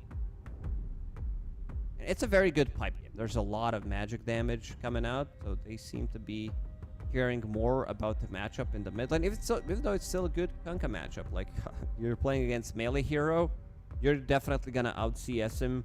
You don't buy into bottle as Kunkka. You're building double bracer, so you have that damage relatively early on. Just a stats builder. And Team Liquid have to pick first as well. So Tidebound able to respond to this last pick. If there is some sneaky nonsense, like, I mean, Tiny Sand King isn't going to be a lane, right? We're not going to see this Tiny shift to pos 4. No, not really. Tiny also doesn't stack that well. Yeah. Sure, you can throw a 3, but that's about it. So I thought the Muerta, but it's a Hoodwink. Oh, look at that, Hoodwink and Ringmaster on the same team, running around in a little Ring of Wonder. And Tidebound with a last pick Timber Saw. Oh, they cooked. I'm just gonna throw it out there. I think this is a very good Timber game, even though you're playing into Ember Spirit, who builds into Mage Slayer, something you don't like to play into, but against both supports, against like there's not many heroes that Timber is gonna be afraid of. Not until Tiny gets a bit of explosive damage. When he picks up his Silver Edge. These are also heroes that don't buy into Nullifier, so your Aghanim Scepter is going to be getting the full value. You don't have that Dispel mechanic. There's Break available still on Boxy. But I kind of like this again. I don't know. Chinese teams, so far, they won second game of the tournament for a Chinese team. But I think they did a lot of research, and I'm kind of liking the draft. But again, it's very, very hard to go against Team Liquid. You're playing against Tiny. This is pretty much their best hero. Nature's Prophet Tiny, when Mickey plays it, he plays it so well. Again, it's a bit of on a slower side. It's always sanking. I want to see how this lane is going to go. Basically, there is no lane. Like, you're not going to be laning with sanking and hoodwink. It's going to be more about stacking. Stack and jungle. Yeah, I really do like this. It felt like a very elegant, almost bait and switch from Tidebound. Like this Kunkka pick, it's nice, flexible, gives them what they need, gives them teamfight, catch, save onto Shiro's gyro. And then the fact that, like you're saying, it does well against Ember Spirit, so it's like, okay, he's fine to stay there, but we could also switch it. And Liquid feeling forced to ban two bad Ember matchups, like Huskar and Monkey King. We have to ban these. Just leaves this hero like Timbersaw in for Bach. And you can see the smiles on the faces of Tidebound. When that happened, it's like, okay, our plan worked. We've kind of drawn them into this situation. Timbersaw is going to have a potentially a very nice game. You can see Mickey and Insania are both tipping him as well. You've been handed a dream game here as Bach. Show us what you got. Yeah, it should be a good one for him. He did go for Twisted Chakram. Pretty standard stuff, I would say. High Tide, Silencer, the classic. Yeah, there's nothing too crazy going on in this game. Go nuts for Hoodwink. Tiny, of course, going to go for Insurmountable. Being played as a carry, you want to have that status resistance, slow resistance as well. And Liquid making a smoke play up into top jungle. Holding the tree line near the Watcher just to stay out of range of it. Now, it looks like Tidebound sending 3 heroes bottom. But nothing to say he's going to walk up this staircase. Oh, smoke breaks. He knows. He knows someone is up there. So he backs away. Well, Shiro, yeah. Shiro's like, okay. More information. Yeah, gotta make sure that they're there. They're a GPS system, triangulating the positioning of Liquid. We go this side, smoke breaks. We go that side, smoke breaks. We know exactly where they are. That means they'll get both of the bottom ones. As Tidebound, Liquid, both of the northern ones. I'll get ourselves into the lanes proper. Sand King already setting up top. To block? Yeah, to block. And bottom lane, Bach doing the exact same thing. Blocking these waves. Try and get that longer lane for you to farm safer in front of your tower. Let's see how they're going to approach this Shiro. If he's going to be picking up the creeps straight away. No, they're going to end up near the tower. Same goes for Mickey in the bottom lane. This makes lane for Sanking much easier. This is the lane that I want to watch. Like, what he's going to be able to achieve as Sanking. Probably not much. He's going to exist there, but the lane's going to push in, so that's really nice. Good job, Boxy. And as we said, Silencer, getting Glaze of Wisdom. Tiny animation. Okay, that's a new bug. Usually... Okay, he's missing a tree. He's holding onto something. I've heard of the Monkey King animation where he starts T-posing on you, but the Tiny animation? Everyone's got to go reconnect. And primarily the people in the lane against him. Interesting. But yeah, that top lane is like, how much of a nuisance can Boxy be? Dragging waves, stacking camps, focusing on keeping the Silencer out of the lane in a kind of 1v1 to the side. And what can Saberlight do to get his levels? Because what, you want to be level 3 before jungling, right? You don't want to go there level 1. No. Yeah, you want to be like I've seen Sanking's jungle at level 2, literally when they can't play the game. But also, Hoodwink needs to stack. I think Fogged had a good idea about calling these camps Sanking camps on the side in the outer ring, which makes it like this is something that makes this hero viable because before it was Ancient Camp, and it was the other camp. So you couldn't really farm the Ancients, and now one of them being big camp, one of them being medium camp, allows you to actually go in there, connect with the Sandstorm, and farm both camps at the same time. Yeah, true. Like him and Darkseer both really like it. Well, for now, sticking it out in lane with that block on the wave. They managed to get it closer to the Radiant Tier 1 up top. A bit of harassment onto Y from this Hoodwink, but Shiro, strong, steps up, flat cannons forward. They're trying to get the pull across into the large camp as well. Boxing Saberlight fighting tooth and nail over it. Bach is in trouble. Gonna be fine. Dagger was coming off cooldown. I don't know, it's funny to watch Tiny last hit. He's gonna pick up a tree and watch that animation. He just slides. Where did the damage come from? He's just thrusting at people. Insane, he needs another reconnect. Oh, dearie me. I'm just imagining him, like, I kind of wish it was Saberlight playing Tiny, because I'm just imagining him going, suck it. Every time he goes for a last hit, Tiny's just going, suck it. They're doing pretty good. Mid lane, Kunkka started to pick up. He had a pretty atrocious first wave. He was sitting at 0 and 3 out of 4 creeps. 3 denies, but not a single creep kill. Oop. And now he's starting to pick it up slowly. I'll get himself the water rune. Pre-bottle, which is a little sad. But Nisha will get that delivered momentarily. But yeah, Kunkka 10-6. Very good start. Already has his second bracer coming out on Courier.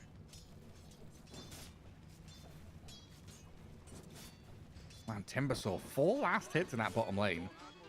In early days, it can be challenging with this Timber, especially against a Ringmaster and Tiny with a lot of early magic damage. And a lot of damage. Shadow Shaman is also not the strongest laner. Sure, you have Chicken Finger. What? Dota is just this goddamn meme nowadays. Like, Chicken Fingers. Like, this is the spell. Mom, can I have some chicken fingers? And then, like, I love it. Like, look at this. Look at this ability. Yeah, just got some Goujons. Got some Selects. Got some Tendies. What are your favorites? You strike me as a guy who loves Dino Chicken Fingers, Dino Tendies. I don't know if I ever had them. Stop lying. I know you have that for breakfast every morning. I don't think my parents liked that kind of stuff, so we never had. We had fish fingers. I think that was our equivalent. We didn't have the. So in England, it was Bernard Matthews Turkey Dino Nuggets. I remember they were very popular because it was all like every advert for every kids' TV show was about this freaking Dino Nuggets. And I think we had fish fingers when we were younger. My parents didn't buy into the into the materialistic efforts. Planet dead down bottom. Insane and Mickey able to strike back in their own safe lane. When do things start getting easier for Bach? Well, apparently things are not going well for him, and now with no mana on Tiny, he should be okay. But it comes down to Ringmaster being such a nuisance in the lane. You're trying to, for example, Timber Chain, you get hit by Tame the Beast. There's a lot of control. Mickey, once he gets to his power treads, things are not going to be easy for him to last it. Tiny is just very, very difficult to deal with in the lane. Mango Pop by Insania in the bottom, and Saberlight is farming on a different side of the map, as we expected already. Chicken Fingers. They do turn on him. Tiny now taking the brunt of the damage from this Timber Saw and Shadow Shaman, but he had a nice magic wand to fill back up a bit. Is Tiny spamming voice lines at you, by the way? Are you listening to this? Yeah. Sticks and stones, and I'm tiny and a growing rock gathers no moss, and I'm about to die. Bark and Planet with a rotation from Y, gonna kill off Mickey. Nice move by the Silencer. What do they say about the rock, Gary? As stupid as a rock. Is that a saying in English? Yeah, I think as stupid as a rock. Yeah. As hard as a rock. Tiny. As Tiny dumb as a doorpost. Not the sharpest tool in the haystack. Yeah, that's the one I like. So Brain Drain. What? Do you know what they're called? When you mix up idioms, I think it's malphorism. Let's have a look. Malapropism. That's what it is. You know, when you like a bridge over trouble, like they've got a bridge too far, but you mix it up with something else. The light, they're diving. Wanted to brain drain him one more time. Silencer, just taking away intelligence from Tiny. It actually hurts. Like, it actually does hurt. This is a hero that doesn't build into any real mana items. No, like, your stat is going to be Ogre Axe, pretty much, and then you get Voidstone, which is mana regeneration. But if you start losing some of that early intelligence, could be pretty difficult. Nice dodge by Insania. Good jump. A little bounce away. Still going to get shackled and torrented, though. Makes them wait a little bit longer for that juicy kill. Already Tidebound trying to set the tempo here, moving Silencer, getting some pickoffs, looking for kills, then playing aggressively. Up at top, Liquid, they turn back on the gyrocopter and blow him up. Good move by Nisha there. Very, very deep. Shiro, if he had a support, if he had another hero, they definitely get at least one kill. But it was way too deep to invade, to find Sanking, and as you said, good rotation from Nisha.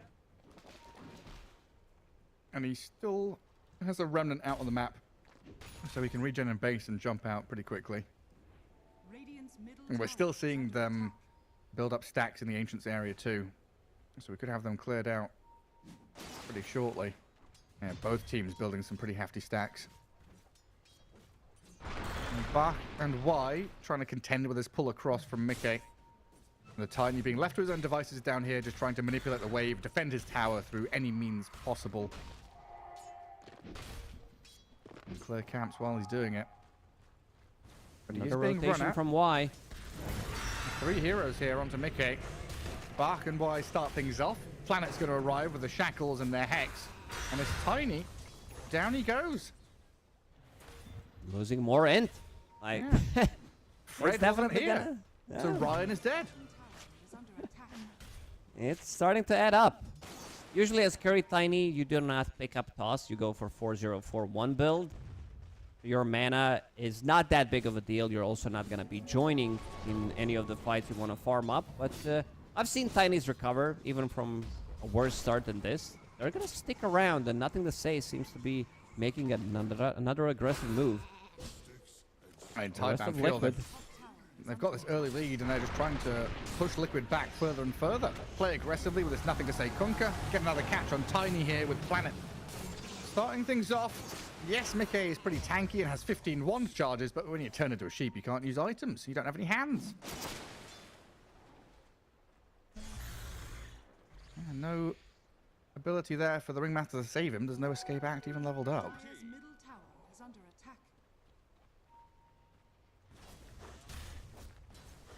And now Bach feeling very comfortable on this Timbersaw. Gets full control of bottom lane, pushes tier 1. Exactly where a Timbersaw wants to be. Tons of mana sustained through his arcanes and the Soul Ring as well. So Timbersaw going to be farming up pretty quickly. And now we start to see the difference in net worth. You know, Tiny barely breaking 3,000, while Kunkka already at 4.5. Yeah, massive difference. Nothing to Say had a bit of a slower start, but is definitely starting to catch up.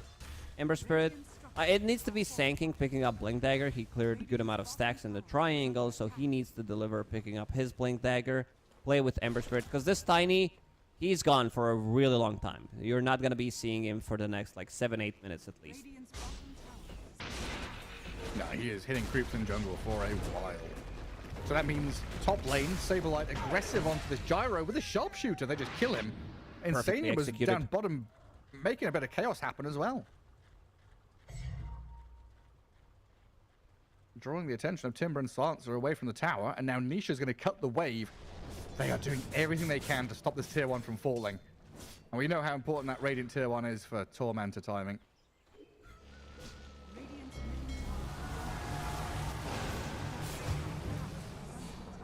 And good pick on Boxy. Denied the Invis rune, but dies for it. That is all over the place. Involved in 5 out of 6 kills. Setting things up. Making Kunkka's life much easier, where he can be the one using the shackles, setting things up for Kunkka. You're not getting away. Like, there's so much catch on Tidebound. super irritating to play into.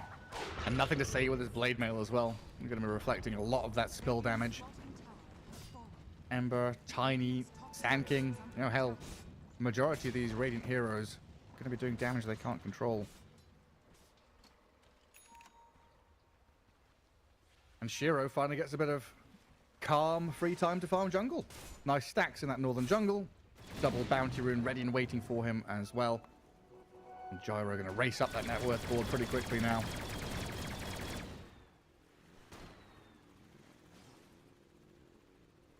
And Sand King's Blink Dagger. It couldn't come soon enough. 11 minutes in, he's got it, he's ready. This has to be go time for Liquid. Good Smoke timing. up with Boxy. Considering everything that did happen in his lane, he was jungling, Boxy has been stacking, they have Sharpshooter, they're gonna smoke up and try to find something. NTS is not the easiest hero to kill, especially if you can't proc his run before. That damage delayed by 20%, he gets the boat off, it's way too much. It's 55% damage delayed, plus the blade mail. They're gonna scan, so they know something is up, but Bach is gonna be the first hero that they're gonna find. The blind jump. A global silence covers the timber saw, so no follow through really from the rest of Liquid. They've got shackles on Nisha, Servant Ward's down, the Ember Spirit jumping around, but Botsy's the first one to die, and Nisha, he's gone. A double kill emerges for Shiro. The Gyrocopter now chasing down the Sand King, looking for the triple. Flat cannon hits, landing on Insania miles away. Bach will take him down, but a blink away from Sand King keeps Saberlight alive. Ooh, at least Saberlight gets out. That's good. I mean, it is already a disaster for Liquid, but at least Sand King gets out of it. And I like the fact that Shiro also keep it in. You did go on Bach, who's not that tanky. Like, this is Timbersaw that we're talking about with 1 point in reactive armor, but good global silence. They get the boat off. Their counter initiation is very, very good. And we also said that Mickey is not going to be joining. Mickey needs his Echo Saber. He needs his shard. And a lot of the times you also see Tiny not joining until they get the Shadow Blade as well. So he still needs another good 7-8 minutes of farming or complete uncontested farming in the jungle while the rest of the team is going to try to make some moves. Right, try and do something on the map. Just a very good read from Tidebound there to set up around the Ancients, get ready for the incoming onslaught. And you were speaking about the tankiness of Timber, not incredible, but this Kunkka man, he's got Talisman of Evasion just casually picked up on his way to Radiance there. With the Blade Mail, double braces, 2,000 health, 20 armor. This Kunkka is so difficult to pick off. It might be the tankiest hero in Dota at the moment. With Rum, the way you build him up. Also, Radiance build, I love that he's not going for BKB or any shenanigans. He wants to scale. This is going to be another core. And because of that damage delay, it also means that you're going to be staying in the fight for longer, having that Radiance burn. It's really starting to add up. Like, you just can't burst that hero. You need to break him. I mean, they do have break mechanic from Hoodwink, so that's doable. You can break Admiral's Rum. And especially knowing that Tiny's had a poor game and you've been saying he needs plenty of time to come back into it. That is time then which is given to Kunkka to go Radiant. If the Tiny was having a good game, maybe you'd argue he needs BKB, he needs to fight. But it's a pretty lax situation for the Kunkka. Nisha's going to get forced away from Rune. Wine denies the Arcane. Nisha going to try and farm jungle on his way to that Mage Slayer, which is nearly done. The rest of Liquid, top left corner, trying to pressure a tier 1 tower. And they don't have the best way of just barging in and bringing objectives down, so it's very much cut wave, clear wave, let the creeps do the pushing. Another global is ready, so if they decide to take the fight, if they don't find why, it's going to be very easy for Tidebound to take the fight. Yeah, it's not even a fight, is it? Just kill Boxy, bring a couple of heroes up here. Now think about your next move. Twin Gate from Insania gets down south. And in the mid lane, Nisha, he's been found. A Blink Shadow Dagger. Shaman. Oof, already 15 minutes in. Not an easy game for Liquid by any means. We talked about Tiny, that he needs recovery. Shard about to be finished, and that Shadow Blade again. So still needs quite a lot of time. And also Tidebound, they have relatively good shards on their supports. Not because like Silencer is going to be hitting anybody. It's more about stealing their intelligence and trying to cripple them more. Because with every assist. You're just getting that +3, and also in Shadow Shaman.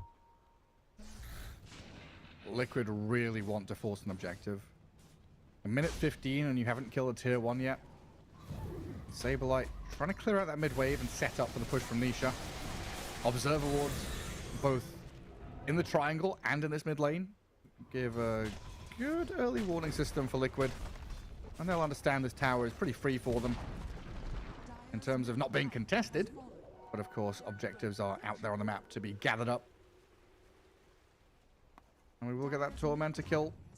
And a shard for Y Silencer.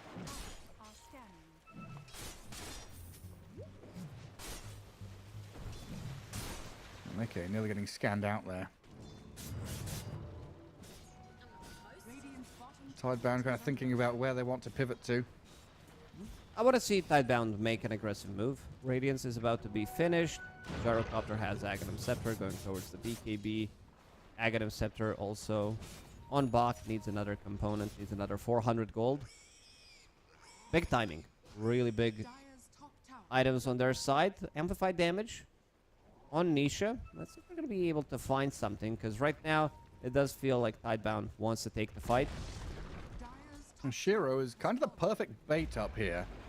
He's toying with the idea of dangling himself in front of the enemies.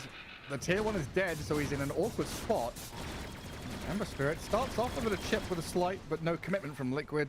Seems like they've got a read that Tidebound are making a move, but the surprise from Planet is still going to catch Nisha off guard.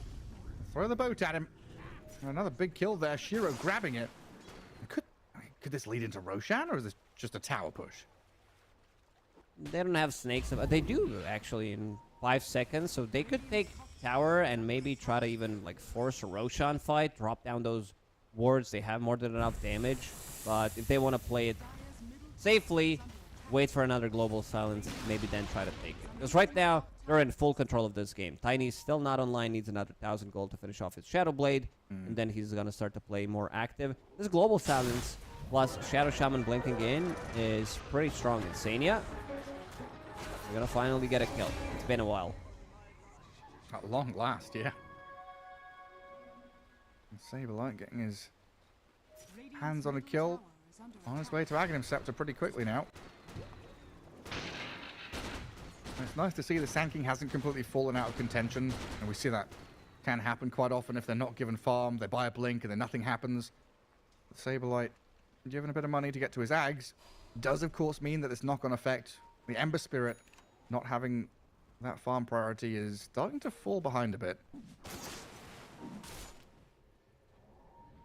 But he's got some nice items now. You know, Mage Slayer done. Orb of Destruction as a neutral item, very, very good. And it's going to be a matter of finding targets.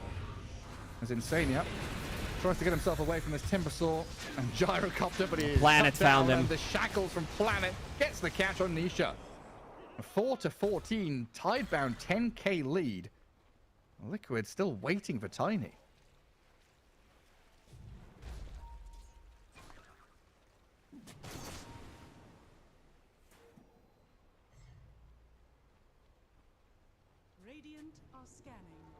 And Mickey is going to have it delivered, the Shadow Blade that is, very soon.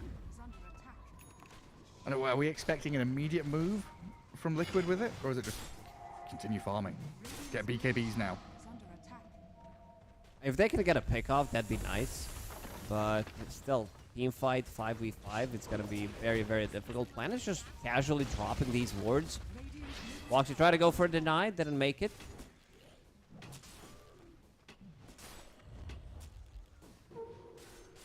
Also Planet, point out, he's maxing out Ether Shot. He's also going to be starting to scale, where you can actually clear the creep waves. Yeah, big damage. These Serpent mods feel a little frivolous. You know, kind of just throwing them there. They're a tower, but gets the objective, gets the kill, and continues moving forward. The global stance, covering nothing to say here, allows him now to get the boat and the turnaround on the Sand King. A failed initiation from Liquid, going to lead to a bonus kill. 2 cut down quickly by Tidebound. And Liquid not able to capitalize on the move.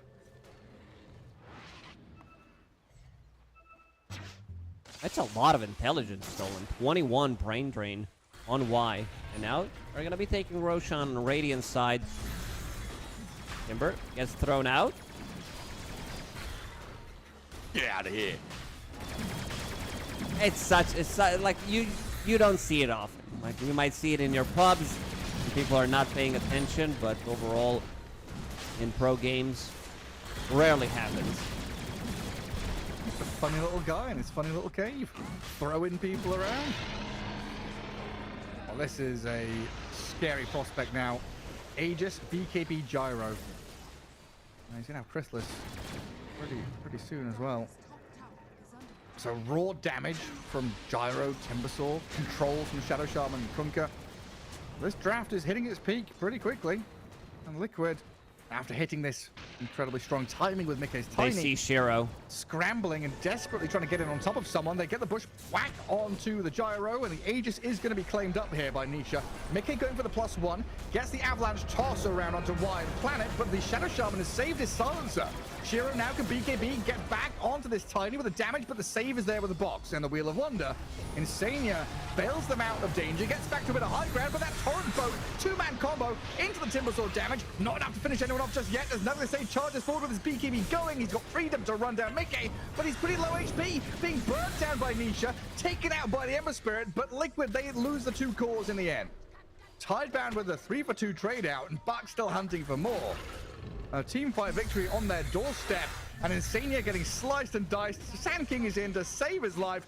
Buck now alone, 1v3, getting kited and turned around on. Liquid, the global. All right, that'll save the Timbersaw, and in comes Planet. Another core kill. Ooh, he would hit him with that sharpshooter. Tidebound.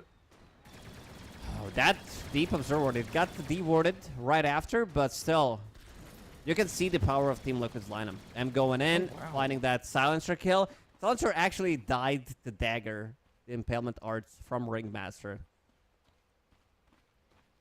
But overall, not too bad of a fight for Team Liquid. They did overextend their hand a little bit, try to go for that Timbersaw play. I meant Tinker. He lives rent-free in my head. He's not even in the game and you hate him. No. But I mean, surprisingly enough, though, what, 3 cores die from Liquid. Kunkka plus the 2 supports die on Tidebound, but it's still a pretty good golden XP exchange for Liquid. Like, you'd argue by the metrics that's a team fight win for Liquid. On the doorstep of the opponents, kind of going better than even, and taking Aegis. And now Liquid looking for another go. BKB is ready for Shiro, but he's already down to about 60%, half, 20% HP. They've blown up Y, but Serpent Water Shackles, maybe can buy Shiro a bit of time to BKB TP. No! Thank you, dead. Planet. He trapped him. Can't escape your own teammate's cage. And now on the left side, the Ringmaster being sliced by nothing to say. Kunkka will finish him off. Wild, chaotic fight here, as Nisha, without any remnants left, might just be dying as well. Tries to get into the creep camp, but Bach and Planet will make short work of him. Some funny moves coming out. I think they need Tiny. Team Liquid can't really take fights without Tiny. Maybe Mika was calling out to finish off his BKB. He's very close, needs another 100 gold. But Bach, we said it should be a free game for him, even though he had a pretty horrible laning stage. Still managed to make a great comeback, not dying a single time. And now he's fully unlocked. Blink Dagger, Aghanim Scepter, Kaya. There's nothing to remove this Aghanim Scepter, no dispels. Other than Hoodwink, who could do it with Go Nuts, so you have that cast range. It still does explode, but at least you're not going to be affected by the damage. Just don't turn around to look at the explosion. And be a cool guy.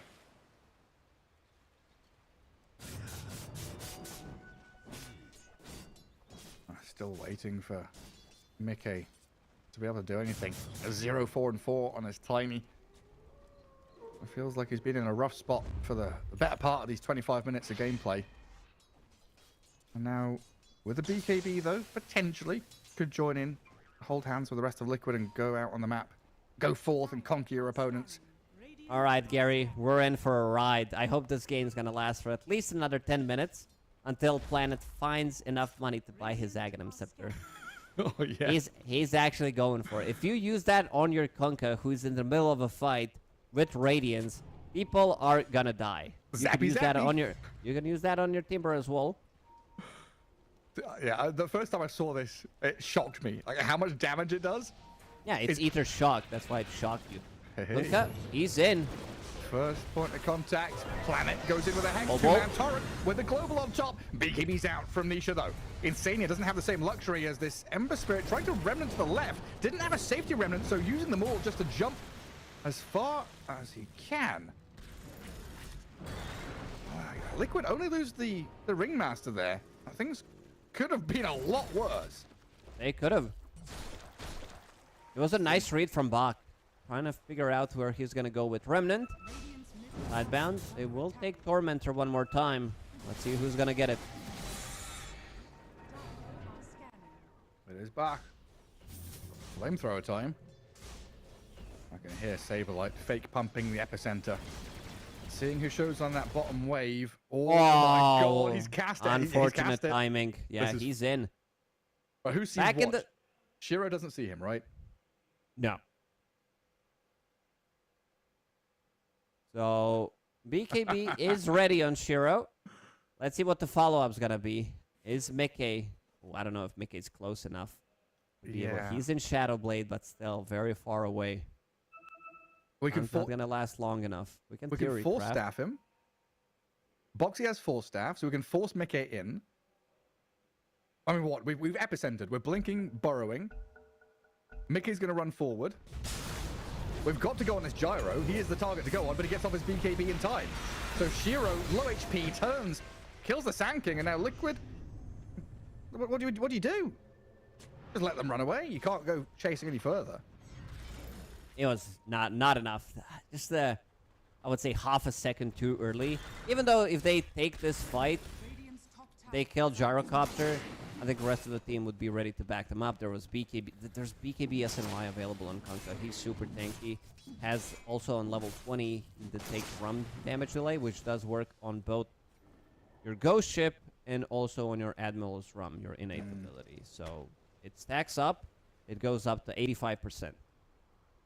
On Kunkka. Yeah, you've seen people double fist beers, but Kunkka can triple fist bottles of rum easily.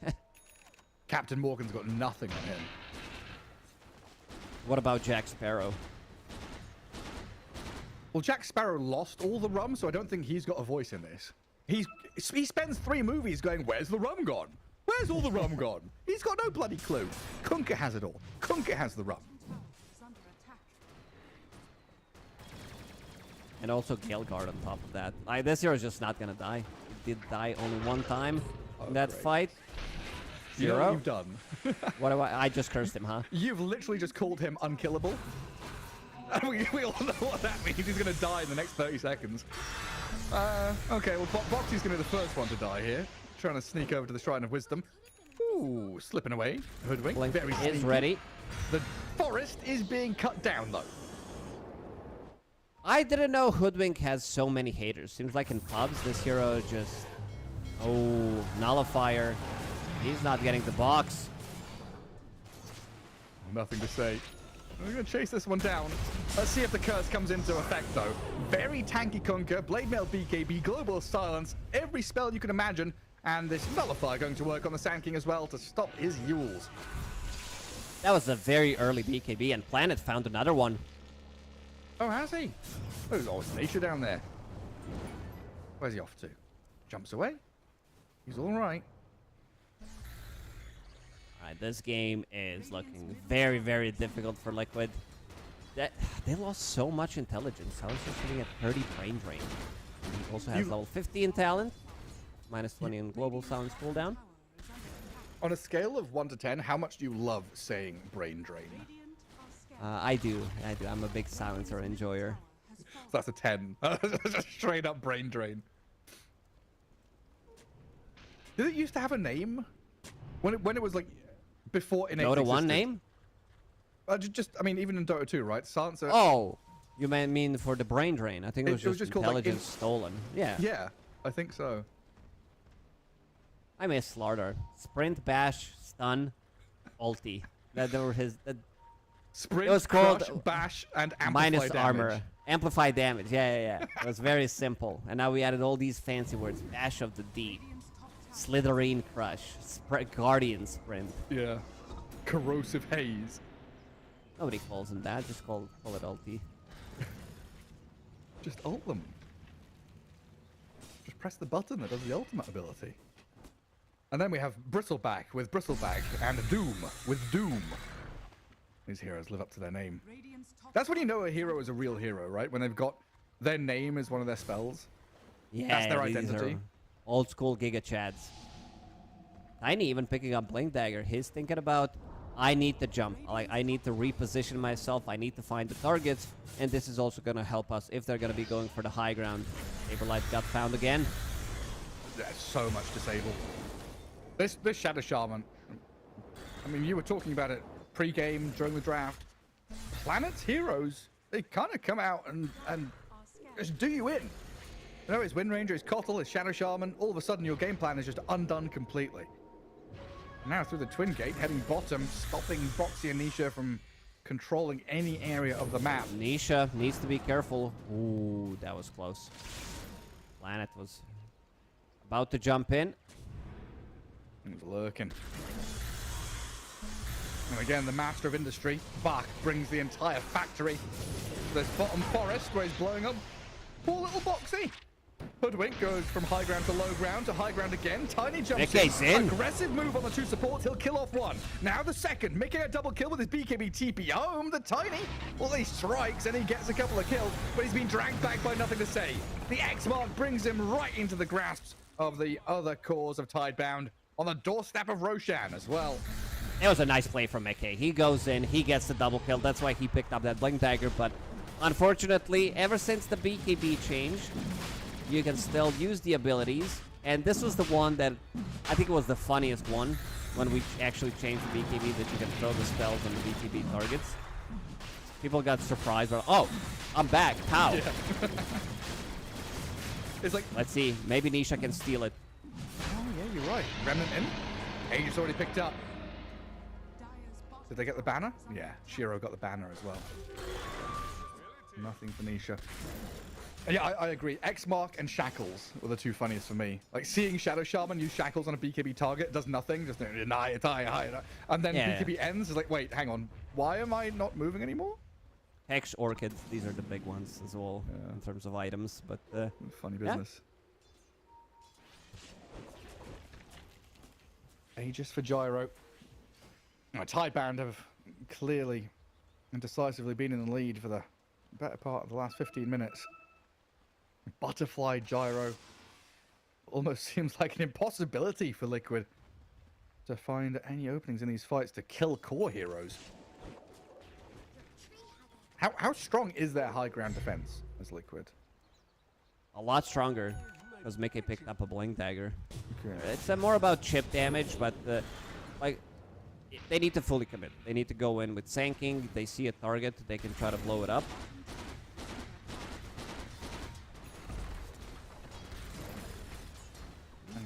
Shiro also dies. I think Shiro, even with 3000 HP, if they fully commit, they can kill him. Problem is, then you need to kill him twice. Man, really disappointed in Planet. Opted to go for BKB instead of Aghanim Scepter. Well, they're having to go at Shiro, who fearlessly walks high ground.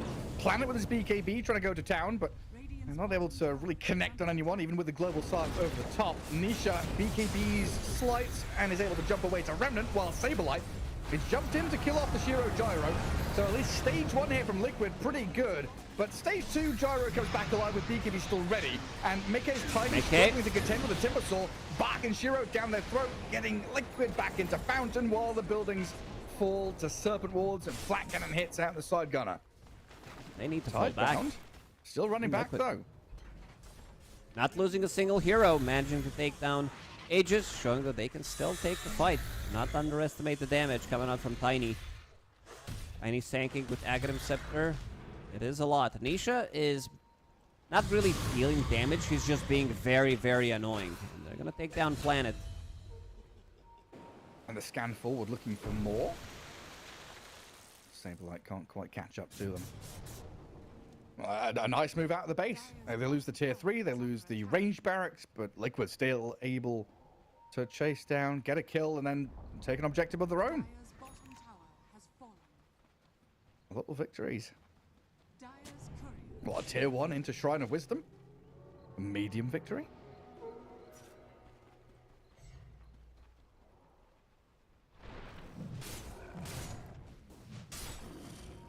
And Mickey finally gets to go and farm some ancients.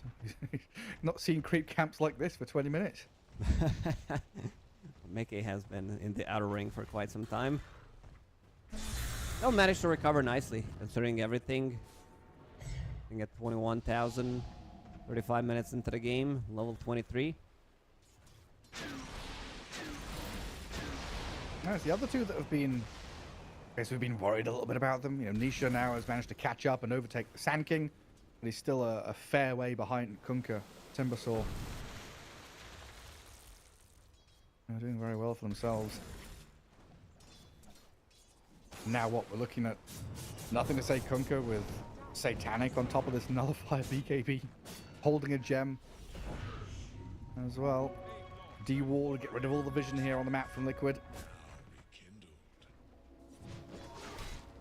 I think they decide to go for the high ground. I think Shiro needs to be careful. I think it could be type of a move where you could potentially make a comeback.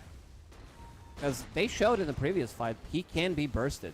And there's no like real saves other than global silence. Now there is going to be second global silence. He needs another 400 gold. You can see exactly where Y is standing. He's not even close to the fight. He's like, see you later, guys. I'm on the complete opposite side of the map. Do you... Oh, man. This reminds Enigma? me... Silencer Enigma? Yeah, it was DDC. I mean, this must have been like 10 years ago. DDC Silencer was sat in Fountain for 10 minutes. Like, legitimately sitting in Fountain, only pressing ulti, because that was his only job. If he died, they would lose the game. And I'm pretty sure you're right. He was against an Enigma. He was just sitting there waiting to press his ulti button to global Fountain. DDC, this is the name I haven't heard in ages. Donkey's years. Yeah, Chinese player. Silencer. Refresher now available, so double silence. Level 16, would definitely love to have that extra bit of a silence duration. Clearing the waves, prepping for this push. That's actually, if he was level 18, would be extra second and a half of global silence. Bit refresher, of course, and another Tormentor going their way. Planet. He's gonna be the one picking it up. Very nice. Still wish he had Aghanim Scepter though. Going for it again. Yeah. I was so hyped up. I'm gonna say it. Hope this game goes for another 10-15 minutes so we can see it in action. Just every time he queues a new item, you're just like, I hope it goes another 10 minutes. I mean, BKB is the safer choice. Aghanim Scepter is a bit of a meme. But then he buys Refresher. And then he buys... He's gonna buy some Aeon Disc or something. A Wind Waker. If he dies, like, we'll see. Aegis is gone. Roshan is dead. It may respawn in a minute and 45 seconds. Alright, Gary, a question. Why did they make this clock so complicated? Like, it was easy before. Now it's complicated. I've been telling you, man, it's the TA effect. Like, they want TA to be super strong, so they make it so she knows when Roshan's respawning, and nobody else does. Okay. even observers and casters. One thing we were always better at professional e-athletes is that we knew, as spectators, when Roshan's gonna respawn. We knew the exact timer. Now we have to guess. Well, now you have to look at the clock in the pit. Oh, global with shackles on Nisha, dead with buyback. BKB also spent by Saberlight. And awkward spot for Tidebound. For Liquid now, as Tidebound come up, kill another tier 3. They've already unlocked top barracks as well. So they could bring down all these buildings, get mega creeps on their side. Liquid doesn't seem like they're reacting just yet. But I'm sure if it's one racks remaining, they'll buy back this Ember Spirit and come in to fight. If they find an opening, Shiro is gonna get jumped. There we go. Global again. Shiro turns. Satanic. He got back Satanic up. off. Healing to full. Perfectly fine. Nothing is safe. Not able to save Planet. Saberlight trades down for the Shadow Shaman as Mickey getting burst so quickly. Put in a box, but it's being crumbled down. Bach trying to jump forward. Mickey does survive, though. Liquid have kept their Tiny up and running. Another slight change from Ember Spirit. Gets a catch on the gyro and the Kunkka. Shiro is in trouble. We're out of BKBs and Satanics now, so Mickey, all that chakram in place to stop the blink. No more chase. Tiny can't catch up. And Planet with the control. Shiro thinking about going back in here with Bach.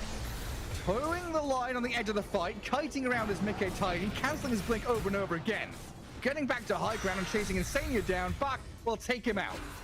We've got buybacks on both the Liquid supports, and they're going to need them here to save the Tiny.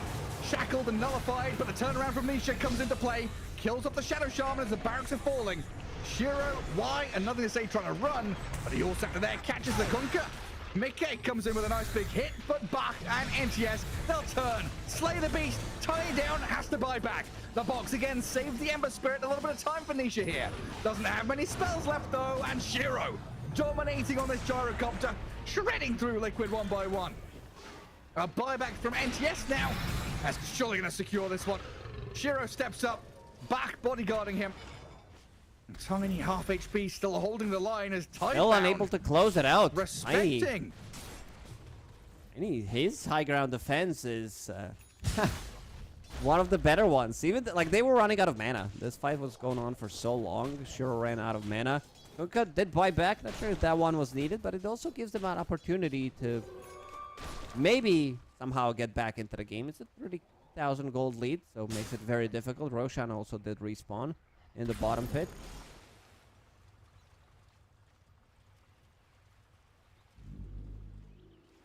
There's a lot going on and a lot of buybacks. It's easy it to might be list time. who does have buyback at this point. It's Silencer, the only one who's got money for it. Roshan's roar. They can hear it, and Liquid, they're coming in. Yeah, they want to contest this. No Nisha for 35 seconds, though. Buyback on cooldown for him for about 6 minutes. They're waiting. Range barracks gone. Not the most important barracks in the game, but... And Tidebound, no, they're in a 5v4. Mickey is going to turn, Shadow Bladed up, thinking about re-entering with Sableye, who's in behind them. Jumps in He's towards alone. the pit, but he is completely alone. Sableye stranded, look at the planet, Mickey will join him. Shadow Shaman about to die, they do get the kill. Now, Liquid looking to retreat, but Bach is in. Big damage to the Whirling Death, and nothing to say, trying to connect. Bach sprints forward. Nullifier. Mickey, BKB, Shadow Blade running away, trying to get to the hills and save his life. As they do get Sableye out of there with a TP home. Tiny trying to get to the Lotus Shrine as Boxy by the Twin Gate getting cleared out. They see the Lotus is disappearing as Tiny claims them and gets back to base, but this leaves Roshan unattended. This Roshan should go into Tidebound's hands. Insania was thinking about it. Maybe he wants to go and try to snipe it with Impalement Arts. He hears it one more time. I've got to be the easiest trick to do. I also would love to see Gyrocopter disassemble his butterfly because there's MKB on Tiny. You're not really getting the value, and with Chop Shop, Gyrocopter's the only one who can do it. And also the items that we were talking about on Shadow Shaman. That Aghanim Scepter, it's never coming. I knew it was going to be A on disc. As soon as he dies that one time, he's going to change his mind. Does not want to get bursted. Yeah, we knew it. Just 10 more minutes, eh? You just want this game to go 10 more minutes. And then 10 more minutes after that. You just want to get to tier 5 neutral items. They're not as fun as they were used to be. That's true. I bet you miss the Ballista. Oh, yeah, my favorite one. Sniper and Draw Ranger with Ballista. That was nasty. Like, oh, Mickey, oh no, he's got Satanic. He's not just dead, but he might be soon. Tries to run away with BKB, Invis, Bach, and Shiro on his tail, and Mickey gone for 2 minutes. Now, rough spot for Liquid. Nisha trying to fight back, defend your last barracks, Sableye and Nisha on their heads, but the damage output from the Shiro Gyrocopter claps them down and forces the GG. Tidebound. They take the best of one against Liquid. China Dota is so back. So back. Glad to see it. Them starting off really, really hot. Day one, Series 1, both of them winning. They had really good drafts. after seeing the draft, like again, these three tanky cores that are supported by Global Silence and having Shadow Shaman Planet had a great game as well. He was all over the place. They were making rotations, shutting down Mickey completely at the start, making his life very, very difficult, delaying his item timings. You can still see the power of Liquid's lineup in some of these fights, but they were so far behind, it was very, very difficult for them to take the fights. Yeah, like when you're behind like that and your draft is reliant on this blink initiation from Sand King, the catch, the scurrying hoodwink, getting vision and information. Difficult when you're the ones being chased, right? You know, the hunter becomes the hunted, and all of a sudden these Tidebound heroes just chasing you down and killing you off. Very, very well drafted and played out by Tidebound there. And like you say, China back, baby. 2 games in a row. Xtreme Gaming, then Tidebound taking single game victories against some of the big dogs in Europe. We'll see if this all continues, though. Day 1 here of Blast Slam 3. The group stage continues right after this break.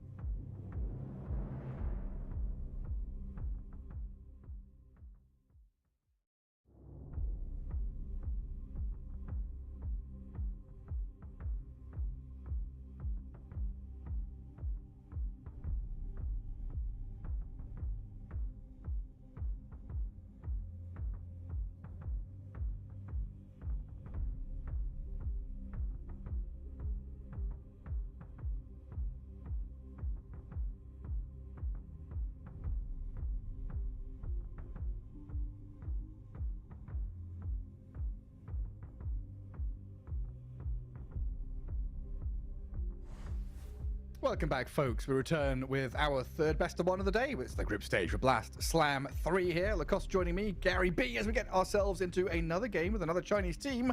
Lacoste, who seem to be on the rise. Yeah, glad to see it. And Xtreme Gaming.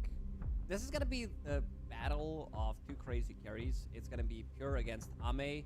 We're going to be seeing some crazy stuff. Ame did also show it in game number 1, how aggressive he wants to play. Yeah. The rest of the team, at the early stages, they were not ready to back him up. But once they grouped up, once they played together, it does feel like a super easy game for Xtreme Gaming. And BetBoom team, did they play a game so far? No, this is their first game, so let's see what they're going to be able to do. And also you did say that they're going to be playing a stand-in, so they're going to be playing with Fly, who is ultimate stand-in. This guy just keeps going, and whenever somebody needs a position 5, he's always ready to join. Doing his homework, a bit of cramming, last-minute research, looking over map positioning, ward positioning. I guess when you're standing in for a POS 5, right, you've got to have all these intricate details understood, where the team likes to ward, where they like to play towards, what objectives they think are most important at what times. We'll see how he slots in here, placing Kataomi. But recently, honestly, looking at the track record, BetBoom have done very well against Xtreme Gaming. Last year, there were 6 series wins against 3 losses. This year, they've 2-0'd Xtreme Gaming twice in group stages.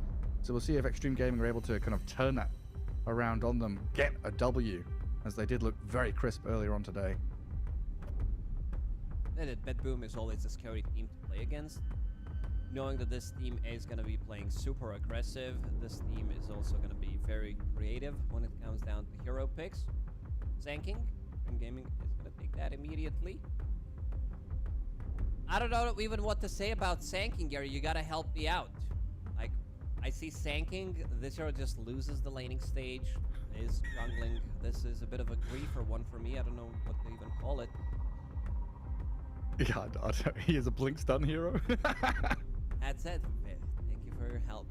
Thank you for your service, as Sanking would say. There we go. Monkey King, Gorilla on side of BetBoom team. What's with the new meme? Like, why do people want to fight Gorilla? Why do people think it's fair for 100 people to fight against one Gorilla? Oh my god, I don't know. We've had so many of these in the past, right? We had an entire TV show which was like, can a shark fight a bear? What if it's in water or up a tree? And now it's like, would you rather fight a gorilla or a giraffe, or can 100 men kill a gorilla? Yeah, the gorilla's just sitting just there. ridiculous. Why do you guys want to fight me? Like, I didn't do anything. Like, we're endangered species. But yeah, gorillas are strong. I think people are just done. I think people are just done with the kind of materialistic lifestyles they're living. They don't want to work jobs anymore. They want to return to monkey. Go back to the old times. Might be like we de-evolve. We kill Harambe. I don't think we need to kill another gorilla. I think we need to stop. I think that's fine. Harambe, rest in pepperoni wherever you are right now. He's one of us.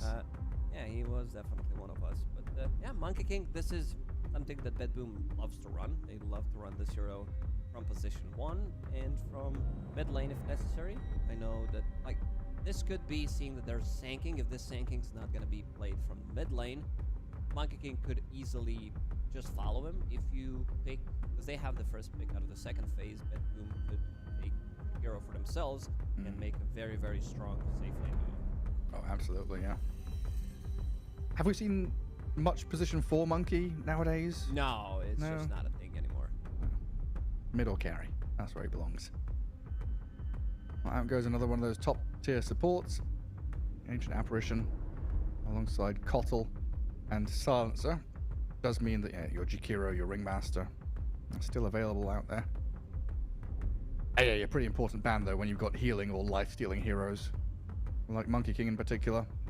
Ice Blast kind of undoes his prowess in these team fights. And there's the Jakiro you called for. Yeah, it's a flex. That's so fucking good, man. It is. It's also not showing where Monkey's going, so they have double pick afterwards. Jakiro most likely just going to be Fly's hero right now. Xtreme Gaming will take ET for themselves. A lot of damage that you can amplify. ET plus Sanking and Wind Ranger, this is a very good hero against Monkey. First of all, you can't hit her in the lane, and also you can cut down the trees, you can execute him, which is very nice. Sometimes you see this turnaround potential coming out from Monkey King when he gets the Boundless and Jingu. I'm trying to think. I really like the ET here. The fact that Monkey King and Jakiro, they're like teamfight heroes, right? Wukong's command, Ice Path, Macropire. But everything is long wind up, you know when it's happening. And then once they've cast it, they are just in an area, right? Having Stomp to stop the fight, reset it, and then move away from the ring and the Macropire is such a valuable tool to have. A big old reset button.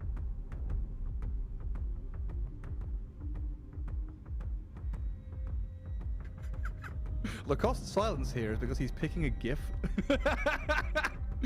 I had to reply. I'm also thinking what he could pick on a position 4. I'd be down with some Centaur, maybe +1. It's just gonna be TB for now. They're probably gonna be. I don't know if Save. I don't recall Save playing Terrorblade position 4. So if they need something from position 4, I'm down with some Muerta. I'm down with. Depending where this Terrorblade is gonna go. If this is gonna be offlane TB, that's gonna be building into pipe. Maybe that's the thinking. But I'm Centaur's banned. Never mind. Gary, you did me dirty. Like, you make a mistake, suddenly you can say, "Oh, the hero has been banned." But when I do it, then you don't want to say anything. See how it is. I didn't notice. Oh, that's fine. That's fine. I'm keeping a track. I'm just watching these animations. It's like a little movie. I'm watching a movie while working. It feels like it's illegal. I'm very entertained, very easily.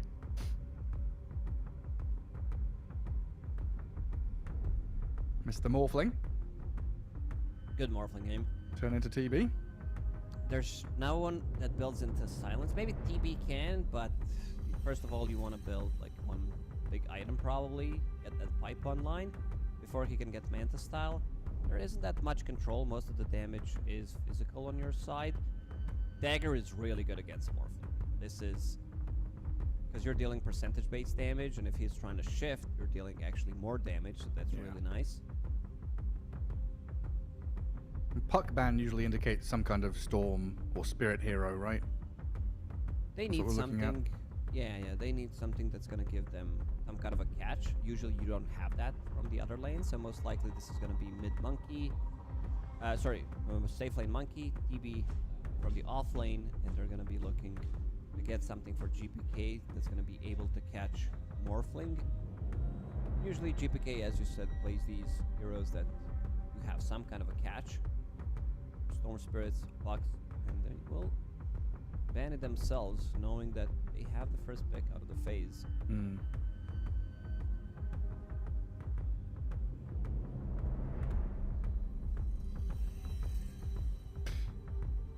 Do we need a gap close hero?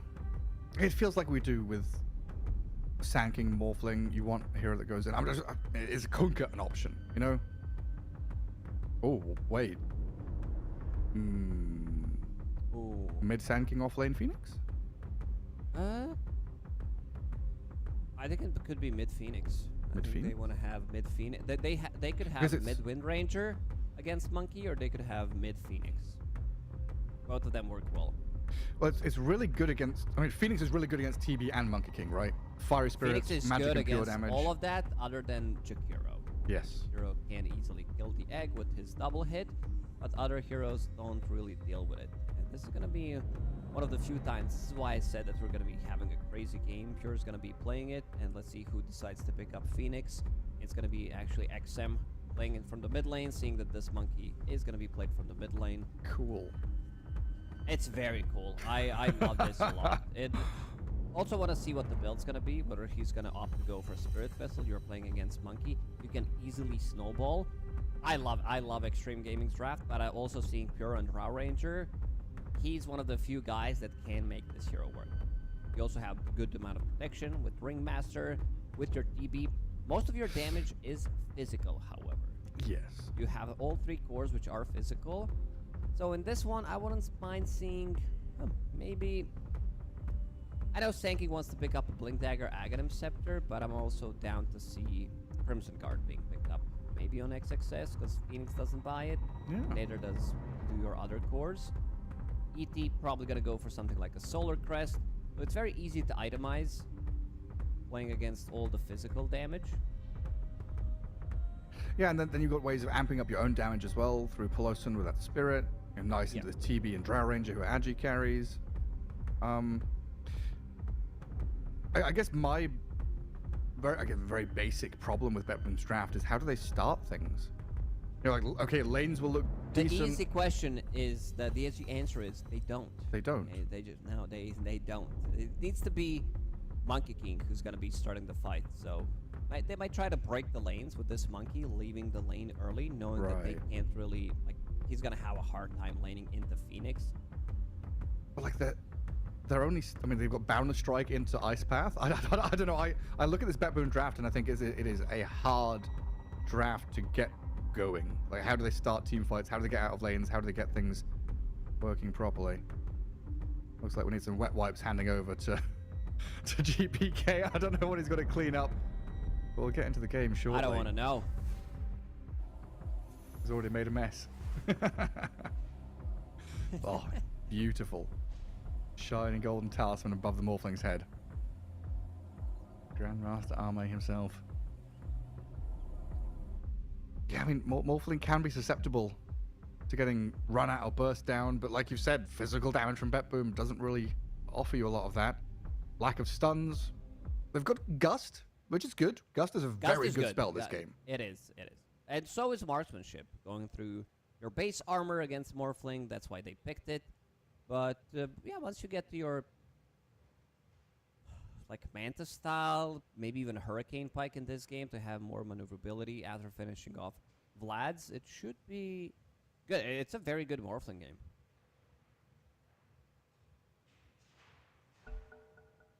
And off we go. We'll see. Xtreme Gaming, like we've been saying, already warmed up, already with a victory under their belt. This is BetBoom's first game. We'll see what kind of fire they bring to this best of one. Save on that Ringmaster. Fly, the stand-in. I don't know how many more teams he's going to be part of. Jumping in and out like a mercenary. Playing Pos 5 here. Jakiro. As Xtreme Gaming, they actually go for a smoke move. A little delayed, but moving into that top jungle. Might be able to catch Pure. But no, this is something Pure does quite often, right? Come out, get the Watcher, then he goes and sits behind his tier 2 top. This is homework that Xtreme Gaming have done. They know where Pure's going to be. Immediately running away. I'm looking at Drow Ranger's talents. When was this introduced? Like, I kind of skipped this class. I was probably sick at home or playing Dota. Gust costs no mana. Sort of, I would never guess that this exists in Dota. It's like one of those, like, I don't know, flies walked into the wrong neck of the woods here. Straight into the Burrow Strike, power shot, punches from Peloton, and Arme gets first blood. A good start. We would there like to for thank Xtreme Fly Gaming. for his contribution to the team, but we are getting back with Kataomi. We're messaging Kataomi right now. Just kidding. Thank you, Fly. Thank you. Yeah, exactly. Pizza party for Fly. Goodness gracious me. Yeah, if you put that up in some kind of YouTube short or an Instagram reel or something, which challenge is the real one, which one is the fake one? I would be thinking that as fake as for sure. Absolutely. Cost no man. The reason why I mentioned it is I remember Pure. We had an interview with him. He was talking about Drow Ranger, how they try to secure the lane for him. If the lane's not gonna go well, I think he's gonna queue up Hand of Midas, but also if they can break the lanes with this Monkey King, this is also a lot of harassment onto Sanking. Playing against 2 range heroes, not an easy one. But yeah, also the reason why I mentioned it, sorry Gary, is that he goes for other he goes for other talent on level 20. So he goes for Gust self movement speed. So I want to see if this is gonna be the combination where he picks up no mana cost on 10. And then goes for the one on 20. Yeah, then picks Octarine Core. And No. No need. You don't need mana. I mean, sure, it reduces cooldown, but you don't need any kind of mana. Spam Gust off cooldown. non-stop. Yeah, I'll see what he 50 does. is a lot. There's a large number. Fly trading pretty... Fly's in trouble. He's dead. Yeah, you can't trade like that into a win range, honestly. I'm trying to secure the lane for the Drow Ranger, but down the bottom, Miero is also struggling. And Terrorblade brought within an inch of his life. Save, punched back to his tier 1 as well. Armin Pelosin can get back to controlling this wave. Nice range wave arriving, though, so at least something will go BetBoom's way there. Both side lanes. Good start for Xtreme Gaming, though. And leaves it down to that mid lane where Monkey King is out in front. Well, it was, ever so slightly, but against this Phoenix, level 3, XM can really turn up the heat now. And he is going to go for it. Spirit Vessel / Urn of Shadows. That extra bit of damage. Like, this. You get your Shiva's Guard. Again, you're building items that's going to give you armor. So I think he needs earlier Shivas, slowing their attack speed. Everything is physical. You're getting the value from the armor from that plate mail. Pretty much triple the value against all 3 physical cores. And XM is playing very aggressive in this mid lane. I also would love to see him pick up Blood Grenade on Phoenix mid. I think you need it for an extra bit of a kill threat. Yeah, definitely offers you that. You know your side lanes want to pick it up, but you also want to be the one holding it.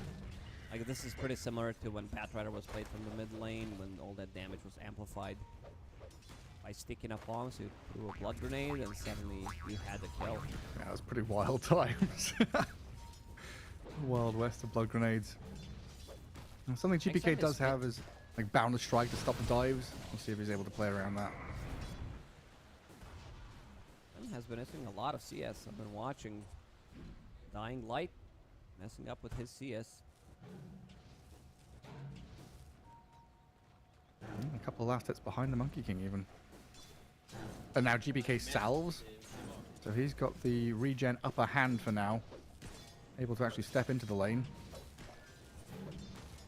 Both observer wards are on the same side, so XM doesn't really see the full high ground, which is something that you do need when you have a hero like Phoenix who wants to utilize that, use Fire Spirit, so he sees only portion of the high ground, the left side. Yeah, because you want to be diving in.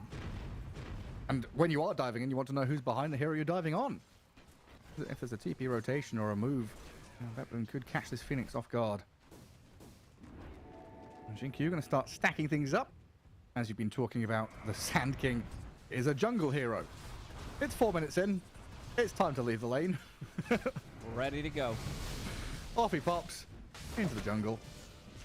Pelosin and Arme stepping up to get a bit of harassment onto Miero there.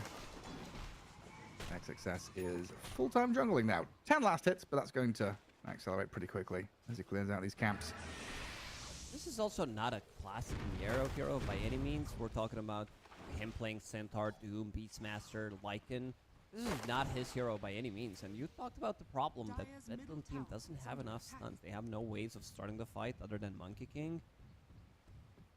It'll be pretty difficult for them. XM's putting good amount of pressure in the mid lane. Like, you're never going to be able to get on top of Phoenix and get the right clicks in. Get that Jingu. That's why he's not even putting points in Jingu. Very smart from GPK. Yeah. Adapt, improvise, overcome. Jump onto the creeps. And start to see moves out, these supports out of the side lanes now. Jakiro and Wind Ranger, another head-to-head which Fly is losing out on. Tries to go for the TP. You're right, it is. He gets back to Fountain and draws their attention. While down at bottom, another bit of a dive from Pelosin and Arme, but the reaction is here from GPK. You said they were going to try and activate this Monkey King into the side lanes, try and regain a bit of control, and that's exactly what BetBoom does. They have to play like that. GPK needs to be active. He's pretty much their only stun until Jakiro comes online. And Jakiro's not having a fun time in this game. I really love the fact that XM is trying to buy Blood Grenade for the last 2-3 minutes. Ever since I said it, and he can't. Everybody else is buying it on the sidelines. It's too good of an item. And wasting it on a Jakiro who's TPing home. They do get a good push on this tower, and another dive on Jakiro thanks to that deep observer ward. And this time around, they've got plenty. take him out. Fly dead while Paul Olsen's come in with a blood grenade and a chase onto GPK, trying to stop him from jumping onto the trees, where it looks like he's going to be able to break away from them. Protected by Save. While that mid-tier 1, they're guarding the catapult with all their health, using HP as a resource to keep Carty alive, so more damage onto the tier 1. Everybody's so low. Ame also shifting bottom. I thought he was in trouble. He's more than fine. Good start for Xtreme Gaming again. Playing very aggressive. This deep observer ward that they placed will show what they need to see behind the enemy tower. Both supports playing with Phoenix. XM has Supernova available. Let's see if Fly can maybe snatch this rune. Could be pretty big. Because I see Shinkyu. He's stacking in a triangle. He should be able to get it. This is pretty massive. That's bold, isn't it? You know, dying first, but dying a fair few times. He's still going for this aggressive play on the Wisdom Shrine to take it away from your opponents. Keep XXS at bay as well. Very well done by Fly and Pure as they get back towards Shinkyu to force him away. Pure said, "You shall not pass." Fly wanted to go. This is the funny part of the map. This one and the little gates on the side. Oh, come where on, allies dude. can go through. You missed out on the Fly, you fools! That's a good one. A lot of damage onto this tower in the mid lane. XM, as Phoenix, you wouldn't expect them to deal as much. But as you said, they kept the party alive. That's super annoying for the Monkey King, who has to sit here and defend wave after wave. In the end, it looks like Monkey says, screw it, I'm going base. Regen up and maybe play into one of these side lanes. Yeah. Screw you guys, I'm going home. And he's going back to the fountain. Oh, Save gets the deny in the mid lane. What does he? Cheeky fella. Oh, very nicely done. Still opens up the map for Xtreme Gaming, though. They'll use this positioning now to swing up top. Sand King's farming stacks, so isn't really available in lane currently. Shinkyu and XM trying to wrap around all the way in behind onto Pure. And they'll see the Drow Ranger walk past the Lotus Pool. Fly. He's going to try and give his life for this. Throw a few spells, buy a bit of time, but it looks like Pure attempting the TP after stun. Ooh! Gets back to Fountain. He's burning. 50 HP, 30 down low, but still He's fine. survives. Fake hype, Gary. He has 18-1 charges. Oh, screw you. He's more than good, yeah. I'm watching the Now HP we're come down even. and- oh! Never mind. Now we're even. You didn't help me when I mentioned Centaur. Fly might be dead here one more time. He's getting scouted. All alone under that tower. Let's throw some spells. He knows he's dead. Freebie for Xtreme Gaming as they go from tower to tower. It does leave the Morphing a little exposed down bottom, bullied away by Save and Miero. GPK also making his presence known down here. The only time Ahmed's gonna die is when Ahmed decides that he wants to die Yeah, in this of course. game, I feel like. It needs to be Drow Ranger paired up with Monkey King, some aggressive waveform in. Otherwise, he's gonna be fine. Pure, getting chased one more time. He needs some kind of a help. Yeah, there's no TP, there's no Gust. There is help coming, but the Phoenix dives over the top with a nice supernova here. Miero trying to save himself, but Pure burning down, killed off by Shinkyu. XXS did die to GPK. A trade out there, off lane for safe lane. And Xtreme Gaming happy with the outcome. That's there. That Sunder barely kept the Terrorblade alive. It was close. It was a nicely placed Supernova. XM added another toxic hero to his hero pool. Colosin, a run down by Save and GPK, who are still lurking around this top tier 1.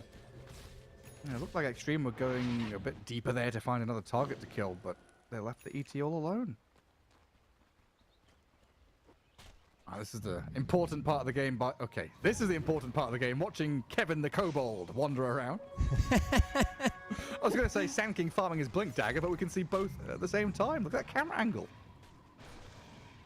This not this one, but one of the kobolds, the one with the chalice, was my favorite creep. Up until we added the guys who can grief you with Ravage. The Croakers. Those Prokers, yeah, exactly. These guys are just crazy. Look at them. Little Not a catfish. single brain cell in their bodies. But somehow they still manage to grief you every single time. I mean, look at them.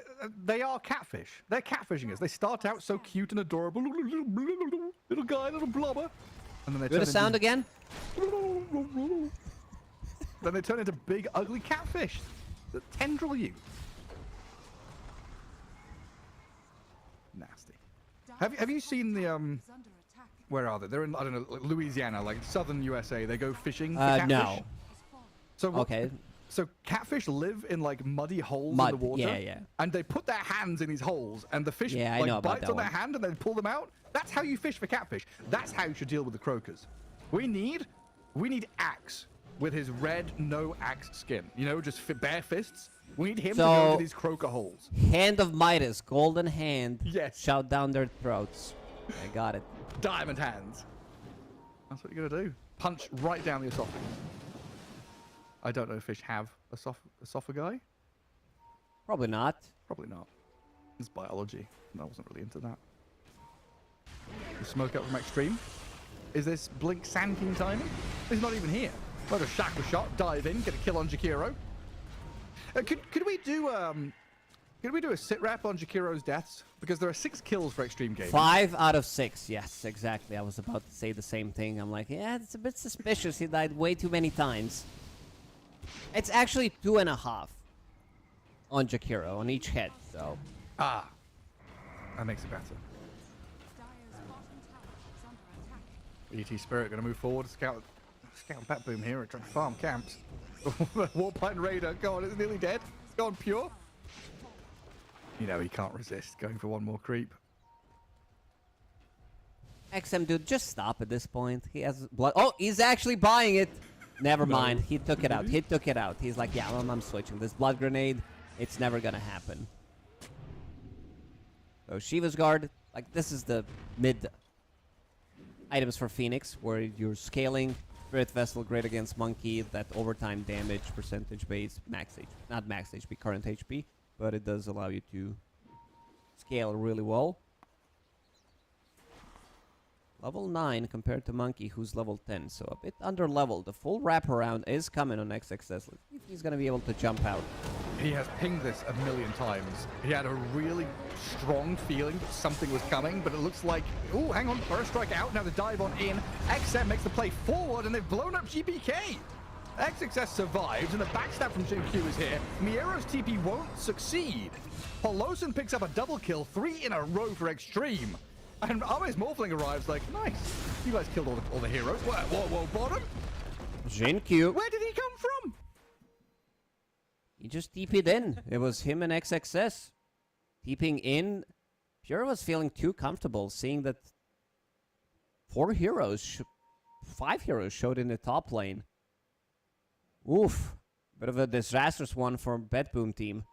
I mean, after seeing the draft, this one's it's very easy to blame the draft, but this one is definitely on the draft. They overcooked all 3 physical cores, not having stuns. You can see that them using pretty much every single ability, and Sand still manages to run away. How hard is it going to be to kill the rest of them? How hard is it going to be to kill Morphling, who has 20 extra armor? So what are you saying? We need Gordon Ramsay to come in here? Usually yeah, he's in restaurants saying, it's bloody raw! But you want... they've overcooked it. It's burnt to a bloody crisp! I prefer if it's overcooked. You're a Jakiro sandwich. Yeah. Jakiro sandwich. I mean, if you're in the middle of Jakiro, you're actually normal temperature because you're in between hot and cold. As a British person, I'll tell you that's not true. So in bathrooms in England, a normal set of taps. I don't want to know. Oh, okay. We don't have one tap which you can change to just have warm temperature. So as a kid, you're trying to wash your hands and you're burning one hand and freezing the other. That is not a nice temperature in the middle, I will tell you now. Yeah, that's very interesting. It's awful. Well, it is awful. That's why I live in Germany now. I can't go back. Because of that, that's the only reason. The sole reason. The taps are awful. A lot of rubbish. But yeah, I've had this gut feeling, this vibe from the draft, right? That BetBoom are going to struggle, especially in this portion of the game. You know, minute 15 to 25, we're looking at these teamfight initiators, blink heroes, magic damage heroes. These are the guys that get stuff done early on.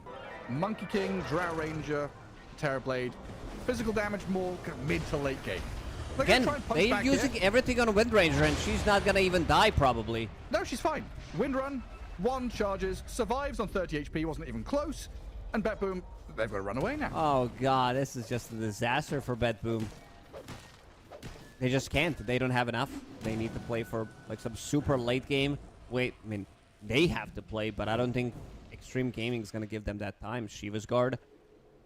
He needs another 1,500-1,600 gold to finish it. I forgot there was a Morphling in this game, huh? Morphling completely uncontested. Tormentor will Style. eventually die.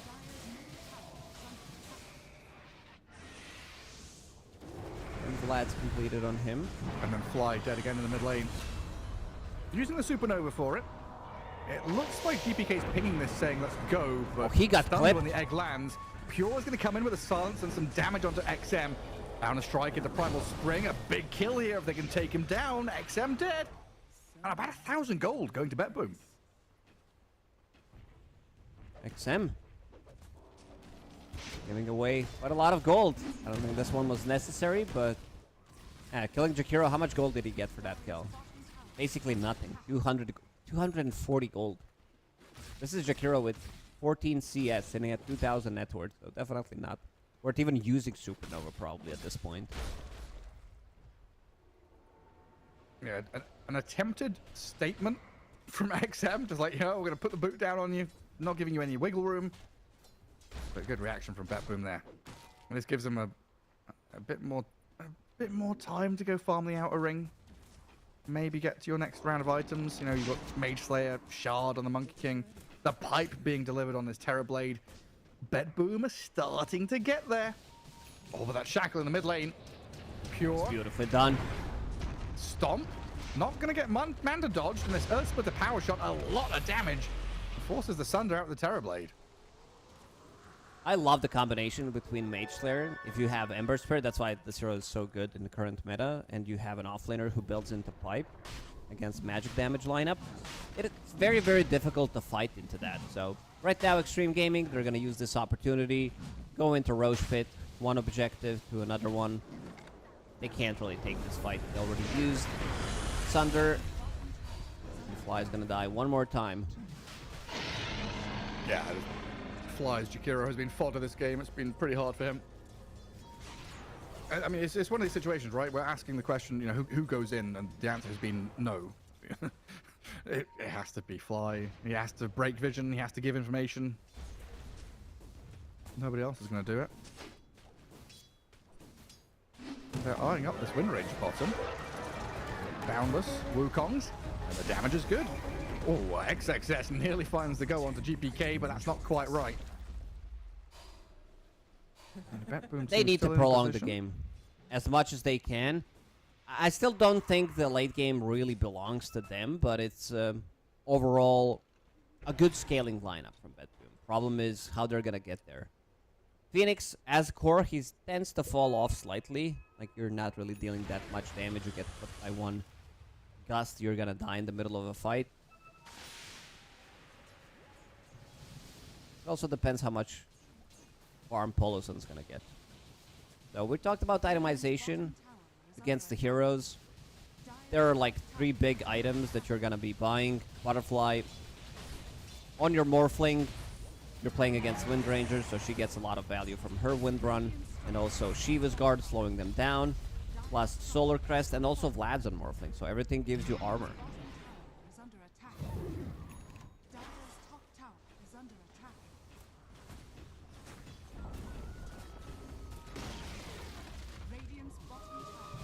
It's kind of impressive how BetBoom are still in this game.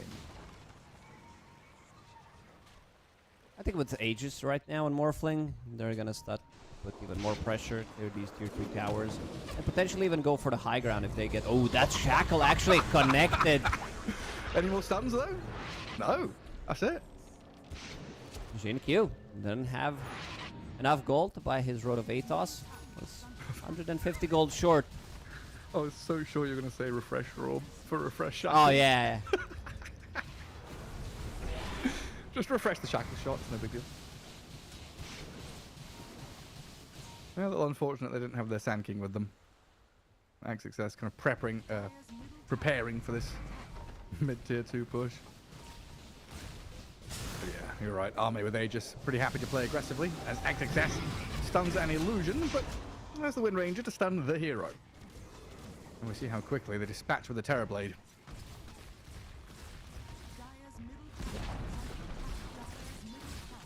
Army in TB mode as well. So he's got that Metamorphosis and the illusions. And the map starts to become awful scary. And Dire have one observable out on the map, down in that bottom lane. I don't know how useful that's going to be when all of the waves are now trending across towards the Dire base. The Radiant Scan doesn't connect on anybody. And BetBoom playing that right-hand side of the lane. There's always this issue when you're playing against Morphling, who's holding the Aegis, going for your tier 2 tower. You take a fight, you're pretty much gonna lose a side as well. Like, he parks himself behind his team or in front of his team, and he's gonna be ready to siege, and I don't think you can do much about it. Now they're gonna try to knock on the high ground, see what's gonna happen. Pure needs to be careful here. Yeah, jumped on. Xtreme is straight in there. The damage burst. They've saved him with a little box, but the Supernova, well placed, will give Arme the ability, no, to chase onto Pure. They can't. Arme now has to face against Miero's Terrorblade, who's still alive, sunders and keeps himself up and running. How did Pure not die? Fight. Saving him, save as well, put him in the box. Seems like they're gonna be... Oh. We're gonna go back to farming, and he's relatively tanky with Drow Ranger. Also thinking about picking up bigger item. This Blade of Alacrity that was supposed to be Dragonlance is like, I need to stop the healing. We're playing against Phoenix, we're playing against Morphling. I need to get as much damage as possible. And I kind of like it. I feel like he needs to risk it more in this type of a game, seeing that they only have 5 kills. Oh, it's a good way to go about it. Just scale and scale. Hold high ground until you're ready to fight back. Radiant Vision has spotted the maneuver from BetBoom out of their base. Xingqiu doesn't have teammates to really connect with him. It's just XM, and he's going to give up his positioning on that creep wave now. And Pure is still being pinged out here by the Wind Ranger, though. Straight in with a focus fire, Rod of Atos. Dust as well. Dodged.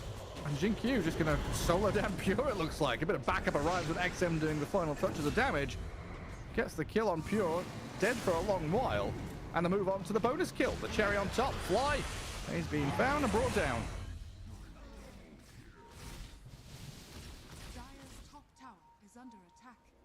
I don't remember last time BetBoom got a kill. Like the real big kill. Who died even on the team? 2 deaths on Poloson, 1 on Xingqiu. Morphling didn't die a single time. 1 dead for XXS and XM. This is, again, Morphling. Butterfly, Dragonlance. He also becomes very, very... Like, he has insane attack range. He has Enchantment, which gives him 75. Then you have Dragonlance, which gives you 150, and level 15 Talent. So that's extra 300 range. His base range is 350, basically doubling his range. Yeah, I mean, his base weakness, right, of being almost a melee hero, negated by itemization and decisions. They'll start off on him, though. Arme getting chain stunned up. Taunted. Taken down. Fly gets the finishing touch there as the Supernova Sunray wasn't enough to keep the Morphling alive. Look at this. And they get more. They want it. Desperately scrambling for a little bit of bonus here.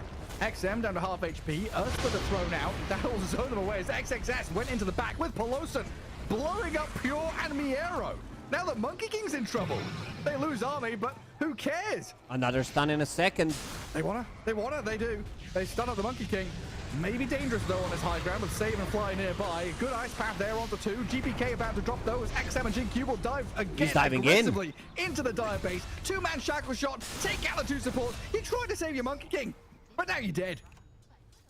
Luckily for them, they were able to kill 1 hero immediately, and that's Morphling. Because if they kill anything else, Morphling would be able to clean up. So losing 5 of them, Ame's out in 5 seconds. They also have Tormentor, sorry, Outpost at TP-Tune. Olsen is taking it right away. Yeah. Ame is coming back. Go straight to bottom. Go for more. Honestly, it's still so funny seeing this Morphling skill build. whenever I click on him, I'm like, what's going on? What is this? First of all, we try to remove people from picking up bonuses or attributes because you can't get it at level 1.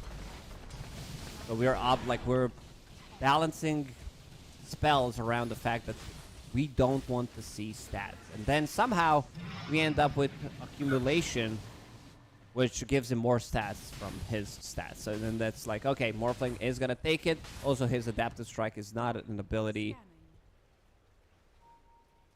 Suddenly you end up with having... Before, when Morph was also not a good spell, people were also skipping it. So yeah, could have potentially ended up with having Waveform and 1 point in Attribute Shift and nothing else. Man, just giving vibes of the old burning anti-mage. 1-1-1 stats build. On Anti-Mage and on Juggernaut as well. And on Jug, yeah. No, that's the whole thing. BetBoom out of their base. Feels like a bit of a last-ditch effort smoke here. Dewarding high ground. I'm trying to find a spot to play from. Maybe sniper kill. Looks like they're just going to be farming out the wave. Holding position for now as Xtreme Gaming, they get the Tormentor. A shard for Arme.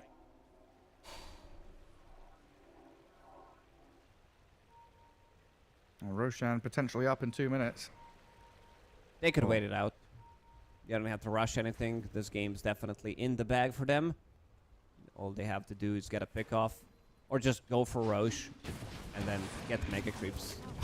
Playing against Mega Creeps with lineup like this is unwinnable. Like, you have Monkey with no AoE, no ways of cleared. Like, you have no Maelstrom. Drow Ranger's is the only one who's kind of okay. Other heroes are very, very bad at it.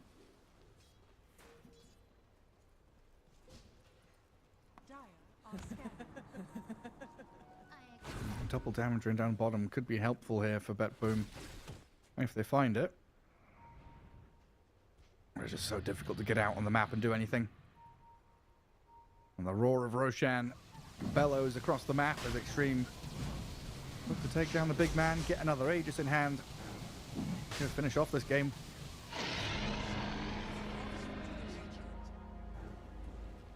Having a very solid day 1 of groups here, Xtreme. Are so good. Very good drafts and very good execution of the drafts as well. Amplified damage is still there. Or is it? Is it just an illusion? Radiant are scanning. Hiding in the fog. We'll never know. Oh, pure. A little spooky. A massive arrow just comes flying across the map towards you. And a banner in that mid lane actually pushing towards tier 4s. I've got a Ring of Wonder. Phoenix down to half HP, but Xtreme 2-man burst strike in the back. Perfect counter initiation. Allows the Supernova to come out. Everything you want. GG call. GPK says enough's enough. Time to tap out of this one. Xtreme Gaming take another victory here. This one wasn't even close. This one was complete stomp. Yep. Comes down to the drafting issue that BetBoom did have in this game. Very good drafting from Xtreme Gaming. Strong lanes. All physical cores against Morphling, against Windranger. It's just not working out. You're playing against Fire Spirit. Shiva's Guard is going to slow you down. I think they realized the problem. You can see that they didn't get the chance to play the game at all. No, a very hard game for Fly as a stand-in as well there, right? And you can analyze the warding spots and where you like to play all you want, but when you're kind of out of sync with the rest of the team, and the fact that you're the only player or hero that actually can or will go in first, you know, break vision as a Jakiro feels really rough. Like Not an easy game for him by any means. Like, you have... That's why I don't like to see heroes like Terrorblade on Miro. This guy is, I would say, one of the better offlaners. Like, give him something that can't start a fight. Give him something that's going to be having the control. It's more like... This draft was more about, like, counter-picking. They see a hero, they react to it, other than having their own identity. and having a strategy coming into this one. But the BetBoom team, a team that can definitely bounce back, but really happy for Xtreme Gaming. This is the second win that they got today, and it feels like they did a lot of research, and they also sharpened up the gameplay. Yeah, I mean, they're looking super hot, and, you know, China on the rise potentially here at Blast Slam 3. Coming up next, another game with another Chinese team, Tidebound against Tundra, going to be our next best of one here in the groups, so we'll take a quick break and come back with that.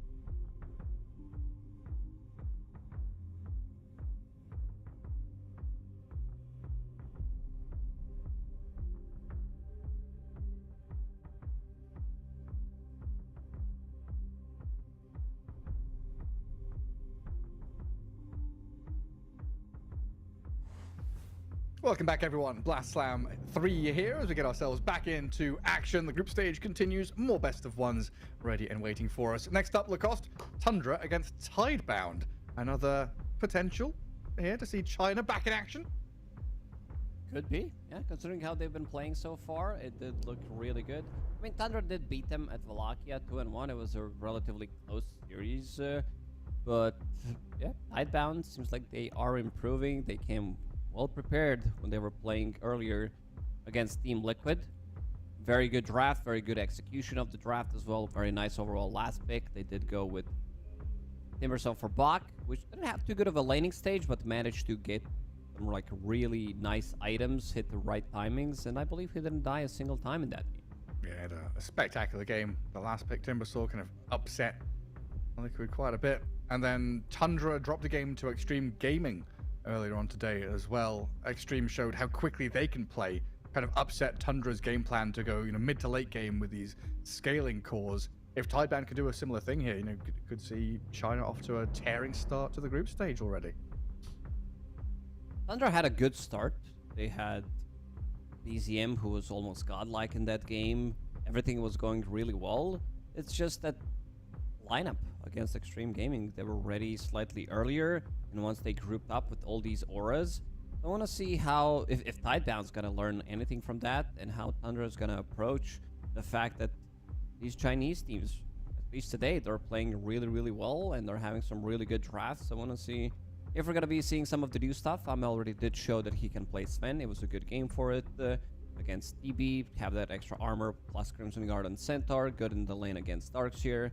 So, Ame's always fun to watch. This guy always have a couple of niche heroes. He's bringing out some of the old school classics as well. So, gonna be definitely interesting. I think I've been radicalized by this period of like Chinese Dota inactivity. Western Europe has seen such a meteoric rise. They're winning everything. Oh my God, Gaming Gladiators, Liquid, and then Eastern Europe, BetBoom, Team Spirit look amazing. But we've kind of missed China. Back in the day, you and I were grinding Chinese tournaments for a long time, waking up at 1 in the morning to go cast. Like if Chinese Dota has 1 million fans, then I am one of them. If they have no fans, it means I am no longer on Earth. I already feel biased heading into every single game that China has a team in. Now it's like, oh my God, they're doing it. Yeah. Always was a big fan of Chinese Dota ever since like Dota 1 days, because they had their own meta, they had their own style of playing Dota. I remember back in the days, like this is something that is stuck in my head, when they were building triple Vanguards on all 3 cores, when Vanguard was really not a good item, even on ranged heroes, which was really not popular back in the days, and they still made it work. They were also the ones that invented the tri-lane, so this is the first time that we were like, oh wow, China's really onto something. Like, what is this undying visage bullshit? Yeah, what is this like Sven Visage Lina tri-lane? What am I gonna do against that? But overall, China hasn't been really doing great recently, and I want to see them do well. This might be the year, like we've said it multiple times so far. They have a great start, couple of tournaments, and suddenly they're like, okay, you feel that they need that little bit of oomph. But Tidebound, they finished off 4th during Wallachia Season 4. Tundra did finish 3rd. So gonna be very interesting to see if they're gonna be able to maybe replicate that inside of Tidebound. And they are definitely hungry because of that loss. They want to go full force. So I just want to see the drafts. Want to see what they're gonna be cooking. I know a lot of heroes right now in meta are not really used, but we also saw Sven, which I'm really glad, and 33 as well. This guy really cooks some nasty drafts when it comes down to creating new stuff. We saw in the previous game, you mentioned it, when they were playing Darkseer, you have position 5 standing at the Ancients, getting the free gold. He's basically a creep there, stacking. He's getting the XP, but he's getting the gold.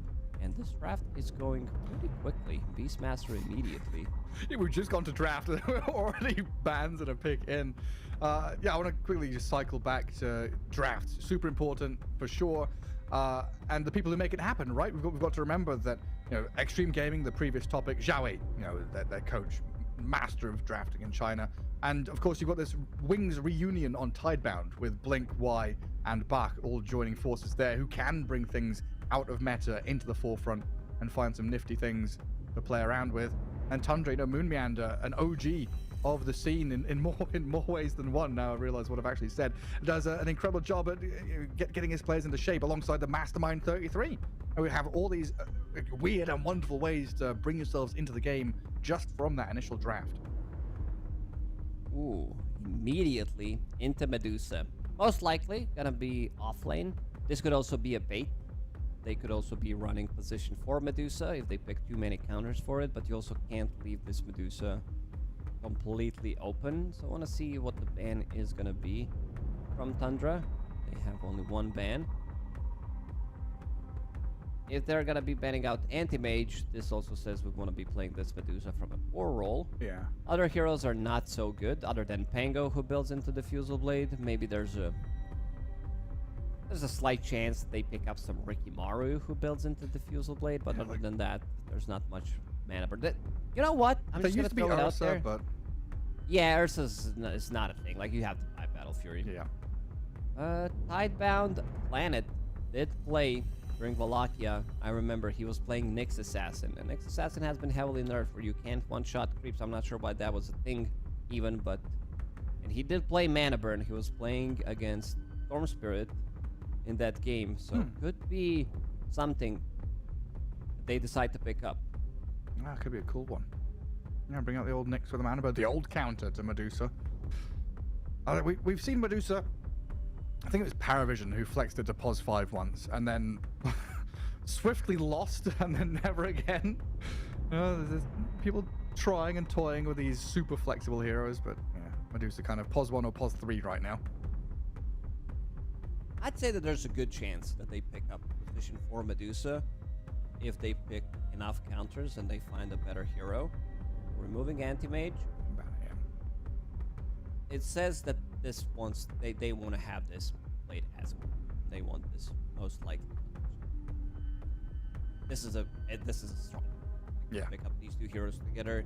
You have enough slow. You have so many ways of keeping them in place. Morgan's Grasp, Shard, Snowball. I'm down for that Nyx. I'm down for Nyx or Pango. You don't necessarily need to pick it straight away. I'd be down if they pick Ringmaster or Jakiro. You have enough, because you have Beastmaster. He can go in first, set things up, bait a couple of spells. Snowball's also going to be good against Beastmaster. They do. There's that Nyx Assassin. Good shout. That's going to be a rare animation you see on your screens there. Yeah, they probably didn't even bother making. They're like, oh, shit, we don't have the animation for this one. Nobody didn't expect it. I'm curious now. They do. Like, do they have one per hero, or because there was one earlier where we had Ringmaster and Hoodwink on the same team, and the animation had both of them in the little video clip. So I wonder if they have hero pairings, or just one per hero. Who is that? Mirana. Diffusal Blade carrier against Medusa. What if it's gonna be some nothing to say Mirana from mid lane with the Diffusal Blade? I'm down for it. It's just I've not really seen Mirana in a while.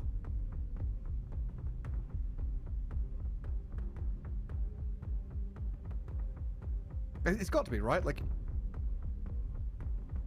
could be 5. It's not the strongest 5. This is something that Making would play, but others don't really want to try it out. That's the thing that's getting stuck in my head. It's like, why would you pick Mirana and not Ringmaster and not Storm Spirit and not whatever? This has to be a response to Medusa Tusk, mustn't it? So now you've got a ton of chain stuns, like Roar into Arrow, a lot of physical damage, a lot of magic damage, a lot of split damage, the ability to buy Diffusal Blade. They could be also prepping for maybe Ember Spirit from the mid lane. This is the hero that utilizes Mirana support, if it's gonna be Mirana support, unless they decide to do something crazy, as I said. I mean, they're already doing crazy stuff. This Nyx Assassin position 4 with Mana Burn. It is a lot. It actually started to add up.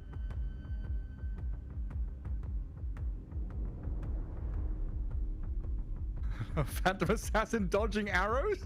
A coincidence? So apparently, yeah, there's one video per hero.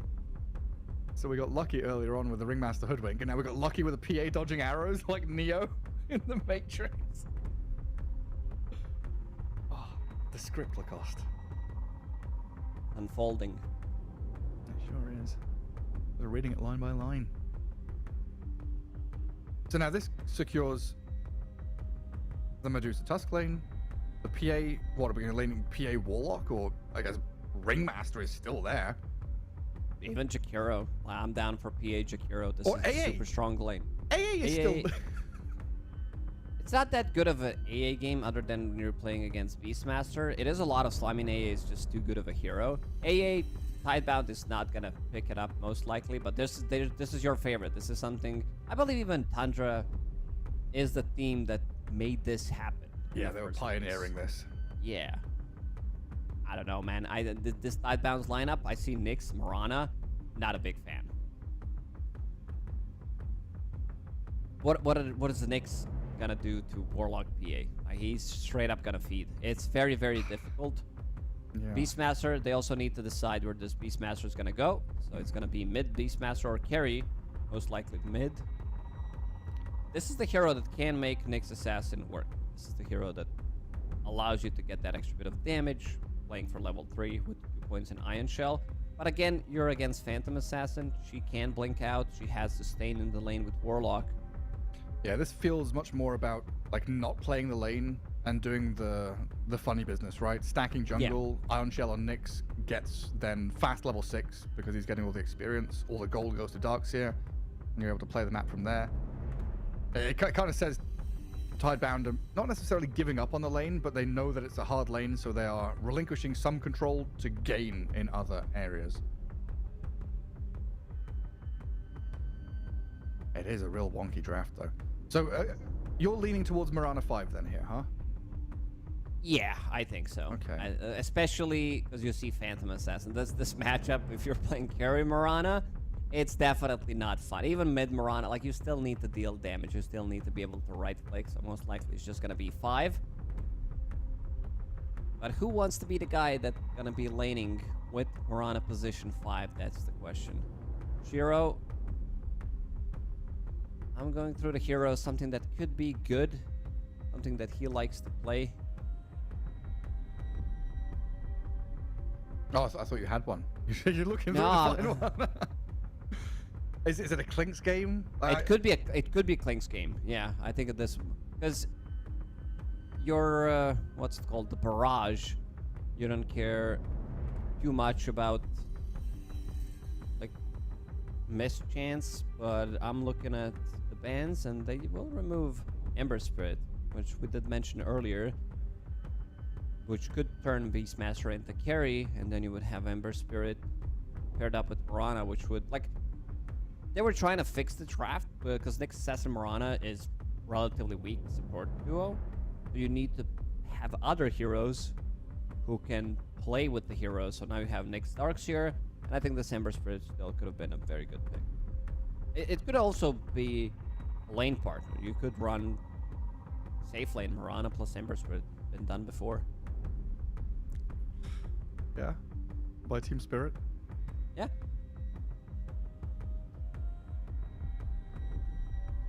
I got one ban left. A minute to go. I saw Blink had nothing to say. A big stack of papers. You know, pick your hero from this list.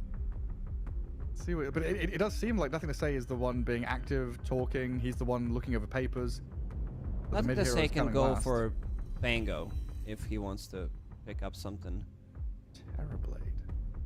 So it is mid Beastmaster, Yeah. safe lane Terrorblade against PA. Oof. A lot of illusions. Not sure I like this draft too much. This is a bit of a wonky one for me. They had a very good draft in game 1 that they played earlier today. I guess the strength of this draft is it's kind of difficult to read. You know, this Mirana in the middle of the draft and the Nyx Assassin's like, huh? Where do they come from? Sudden surprise picks definitely can upset the expectations. In a best of one, you know, quite often what you want is this little bit of cheese A little bit of unexpectedness. We're now looking for BZM's hero. No. That's not a BZM hero, is it? Is it mid Medusa? Is it mid Medusa?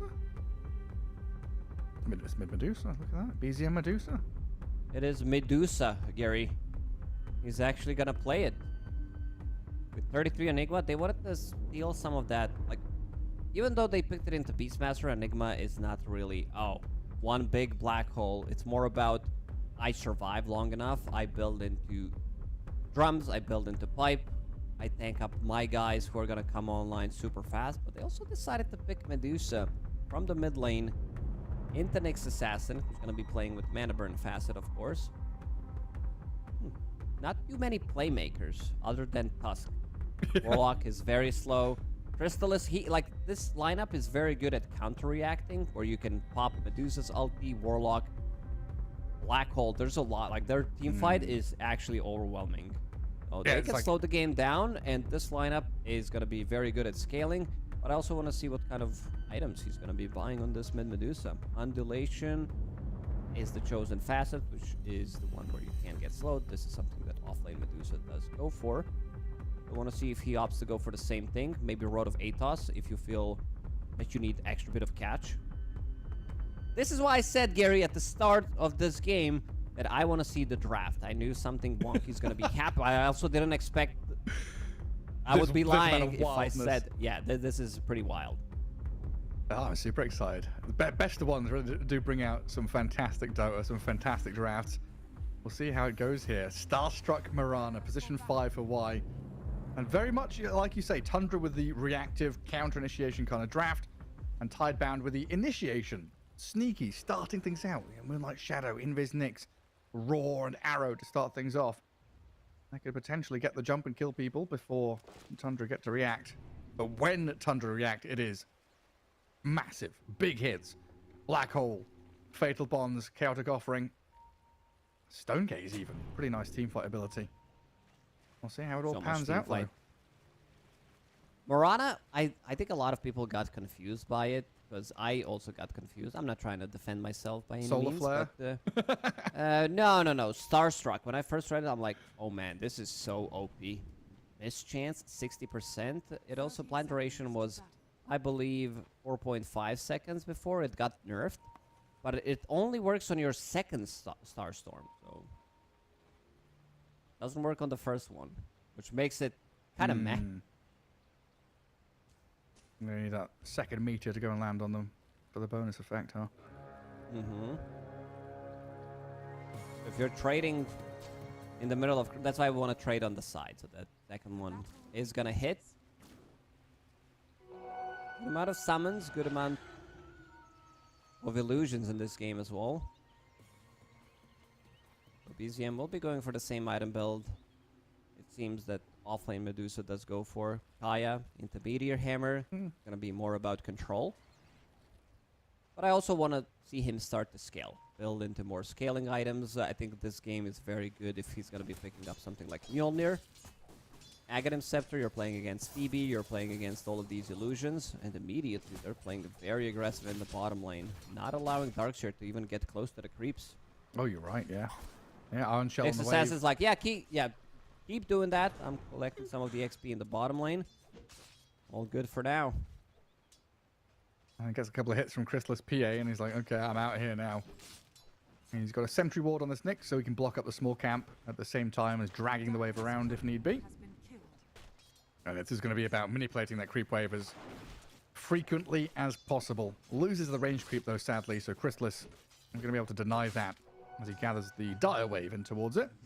And Whitemon has also dragged the Dire Wave to the right-hand side to not get it in tower range. So Tundra, very good spot to be in.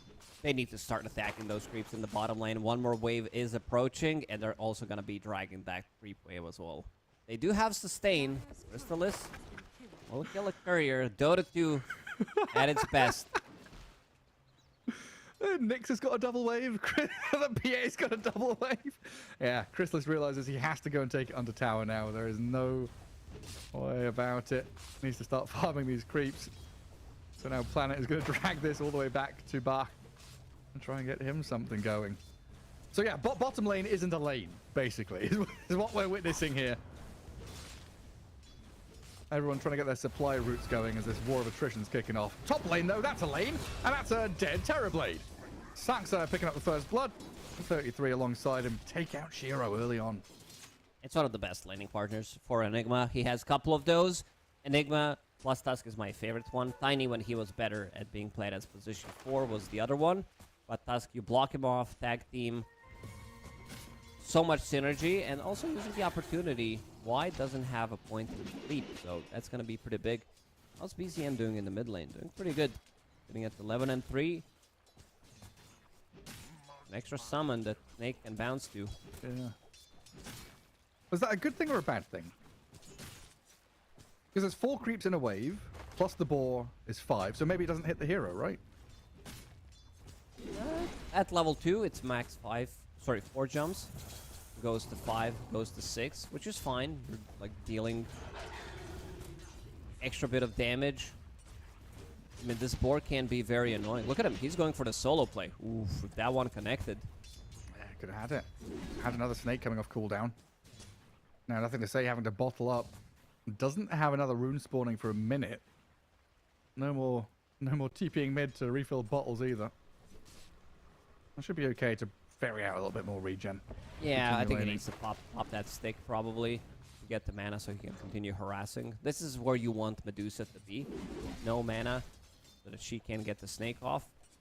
Radiant structures are fortified.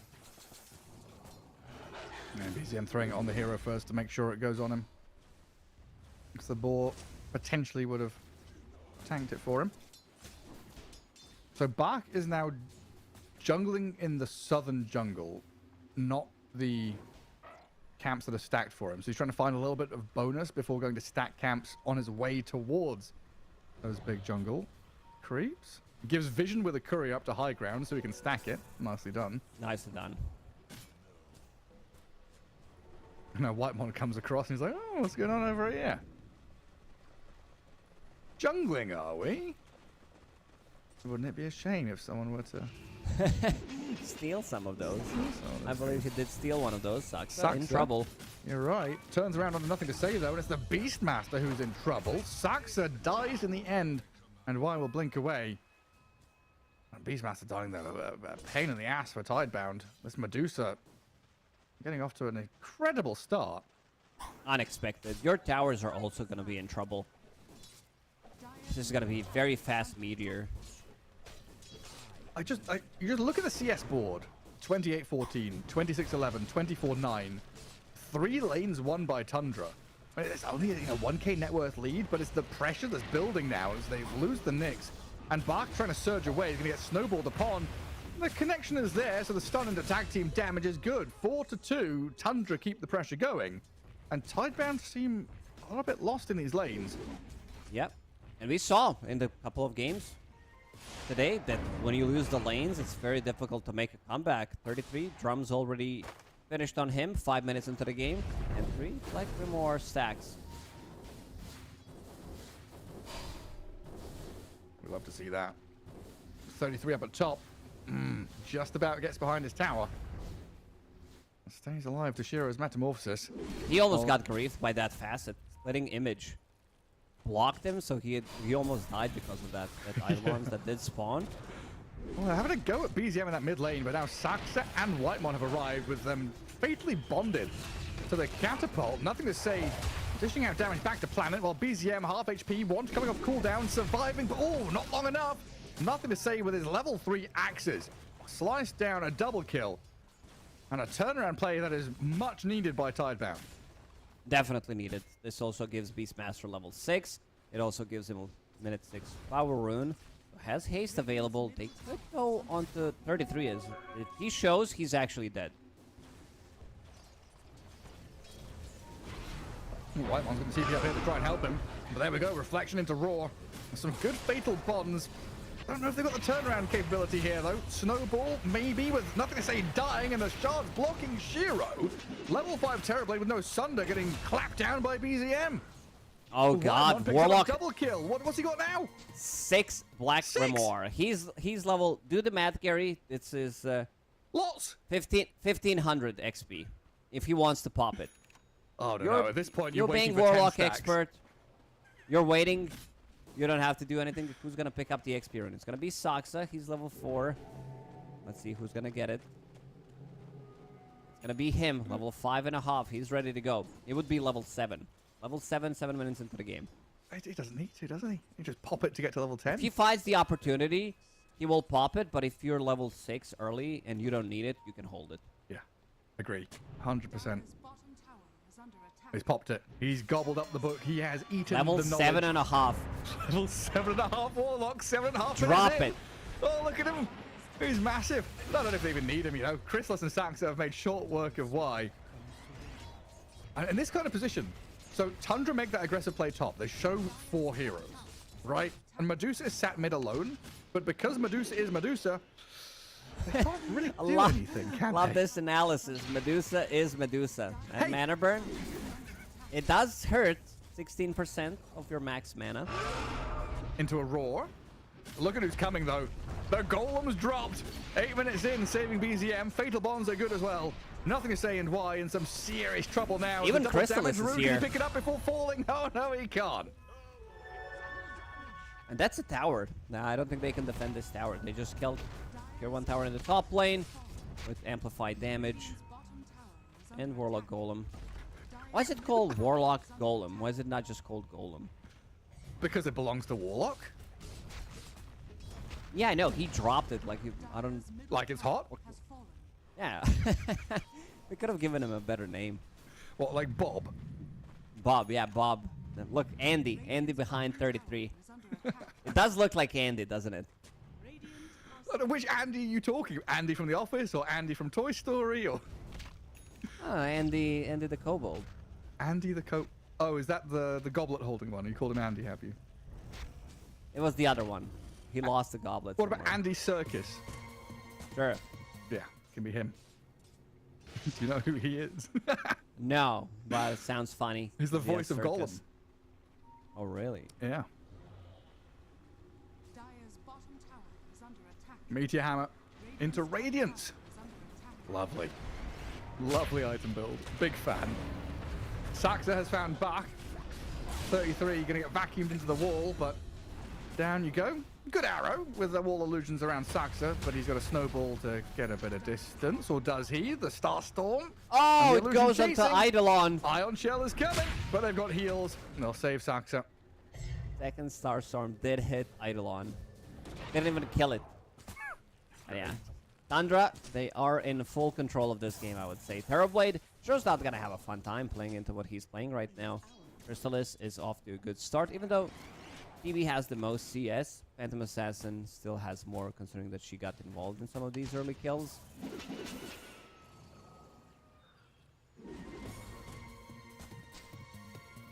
Feels like one of those games where if you're playing a hero like Terrorblade, you're kind of looking at the map and going, guys. Oh. Man, I love BZM. He goes in, sees the planet, uses his stun, immediately goes onto a tower and drops Meteor Hammer. Oh, clever. Salt in the wound. Yeah, there's a Nyx Assassin who's yet to hit level 6. Currently, Warlock is on his way to level 9. Bomb that tower. Meteor Hammer is ready. Either there is no stun. Coming off cooldown in a couple of seconds. BM doesn't want to go too deep. Is there such a thing? Oh, This. Has Hammer Medusa? Probably not. Level 5. I guess the root and a bit of damage onto planet. I'm just poking here, forcing some kind of reaction out of Tidebound. They've got to come and defend their tier 2. And this is where Terrorblade is kicked out of that top lane completely, farming out a ring. 33's Enigma now gets free time to push with the catapult wave. Drums are ready, of course. Ready to batter into more tier 2s. And Chrysalis PA can kind of clear one more wave bottom. Oh yeah, I'd expect him to TP up top.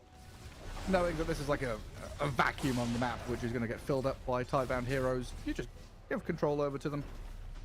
Get that. Nyx Assassin's level 6, immediately goes back. Very nice read from him.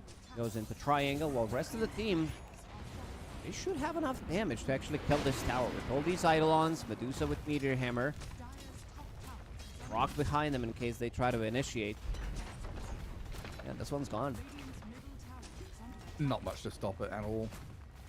I kind of like this move by Planet, though, coming through the Twin Gate and scouting. Once this tier 2 dies, the natural move by Tundra is to kind of filter back and farm through the camps. But instead, they're going bottom to play aggressively into Bach, dropping the Rock and the Fatal Bombs on his Darkseer and taking him down a notch. The tier 1 tower is still alive at 27 health. And all the Planet gets is a Courier Snipe. Immediately starting to play more aggressive. Planet gets the Courier, as you said, another Vendetta is ready. So far, we haven't really felt this Nyx Assassin. They have good ways of try to go and maybe go for a backstab or some kind of a pick-off play with Nyx Assassin and Moonlight Shadow, but they also need to use Beastmaster. Nothing to say, needs another 750 gold to finish off his Aghanim Scepter, which is going to be his first and big item. But there are so many items on the side of Tundra already starting to pile up. Shield Rune. Yeah, it didn't trap him in the shards either. Not quite on the money there. I'm liking what White One's been doing, though. So he goes and dewards the Tormentor area, make sure there's no vision, so Tundra can go back and play into it. He also has a gem queued up on his Warlock, so after the Solar Crest, gem to really secure this map positioning. As they'll find another grab onto the Mirana. Double leaps required, but still not enough to get away from Saxa and his shards. There's a roar, though. Nothing to say, making a meal out of this one, turning onto the Tusk, stunning him up, and Planet is here to secure it. They had to expend a fair amount there to kill him off. Half HP Beastmaster, roar used up, but it looks like Tundra not wanting to commit under a tier 2. They have to heavily invest on Tidebound to get a kill. Pretty much Roar of Vendetta needs to be used every single time. 33, he's going in. Oh no. Oh dear. He was not in it long enough. That's 33 Shrine of Wisdom. The Snake's going to bounce onto Bach as well. Still vision through the dust on that Nyx. But again, Tundra very disciplined. Not going diving for support kills. Probing to see what they can get away with. Taking key objectives. And primarily allowing Chrysalis to farm completely freely. No, he gets the Shrine of Wisdom. He gets to farm Ancients and large camps with his Battle Fury. And closing in on that BKB. PA is going to hit such an earlier timing compared to Terrorblade. Yeah. Sure, he might join in some of these fights with his Manta-style Dragonlance, but so much more impact from Phantom Assassin. When she gets BKB, you're also going to be having damage. Be able to kill Terrorblade. One stun, you trap him in shards. He's going to be dying. BZM, he's playing a minigame. Planet needs to follow. He also needs to subscribe to this minigame, where he needs to follow him and try to cancel every single time he uses Meteor Hammer. But No this like? also means... no like, just subscribe. Problem is you're showing with Nyx Assassin, but that also means you're not making any kind of a play on the map. And then off they pop through the Twin Gate. And that was under dire vision. A Moonlight Shadow allows Shiro. And nothing to say to get onto 33's Enigma, but the Rock dropped. Ooh, not quite enough to keep the Enigma alive in this fight. So Chaotic Offering used, Fatal Bombs thrown, but a stun there, catching the Warlock on the way out, gets Shiro a double kill. Maybe there was a turnaround play. I think he had enough to pop his magic wand. Would probably still die anyway. The rest of the team was not close by. They need some kind of a damage as well, even if he gets the black hole off. But so far, Tidebound making this type of a move, showing that they're still in the game. They should definitely utilize Vendetta and Moonlight Shadow, try to go for a pick-off. That's the power of one Observer Ward. One Obs Ward by the Twin Gate sets up for all of that. Gets Shiro into the game. Terrorblade, now top of the net worth, ahead of the PA. Closing in. Well, actually, having finished off his Manta style now, can think about his next item. Planet's Nyx Assassin running away from the BZM Medusa.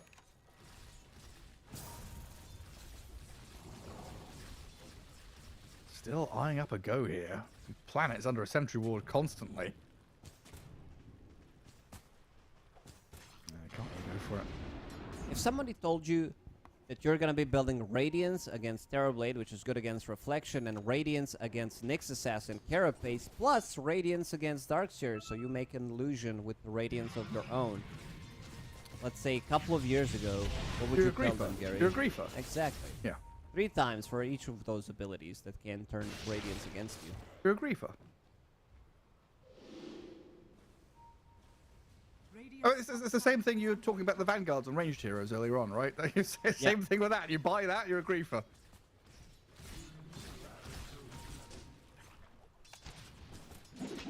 Because ranged heroes didn't get any damage block, did they? No. It was something low. It was like something like 10 damage back in Dota 1 days. Planet will die.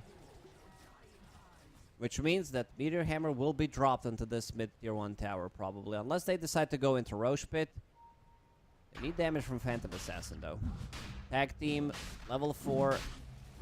Solar Crest, you just need to bring the heroes. Here we go. Chrysalis can now start playing some Dota 2. He has been collecting boar skins for the past 18 minutes, returning them to the vendor for his little quest. Ready to go. Gifted all the goodies. BKB very nearly ready, and that's going to be the signal to go. Oh, sad. Medusa had your favorite neutral item. The mana draft. Gone. Gone. Mystical Mana Draft. You get that on Storm Spirit, Soul Ring, Bottle. You're good to go. If one of your supports also get something like Trusty Shovel, so they can dig water runes in the river, you have infinite mana throughout the whole, at least first 15 minutes of the game. What did you used to say? I did say a lot of things, it seems. You did say a lot Seems of like you things. have a good memory as well, except for this one. Except for this one right here. Where they drop the golem onto planet.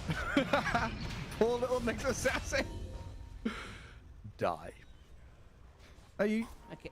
I remember passive Midas became massive Pidus. But Yeah. there was also like passive Shovel or something that you used to say, and I'm really struggling to remember. Assassin Foul. Ah, that's the one. It's PH. You remember, what was that T-Rex called? That meme, that dog that looked like Steven. T-Rex. Steven, there we go. Sassive Foul. There we go. Hello. Punch on an illusion. Got a bit worried that was the real Terrorblade for a second.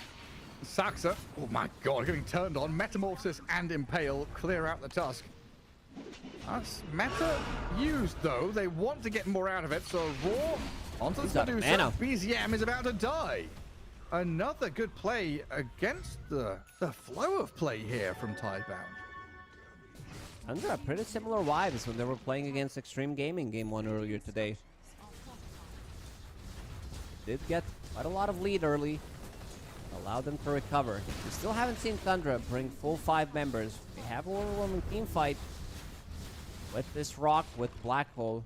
Have we even seen Black Hole being used? Probably not. I don't think so.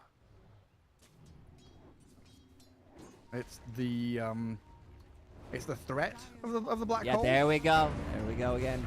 I really didn't want to say it, but I felt that moment called for it. It's a power spike.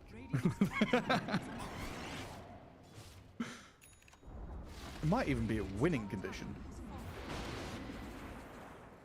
And Tundra going to give up possession of that bottom part of the map.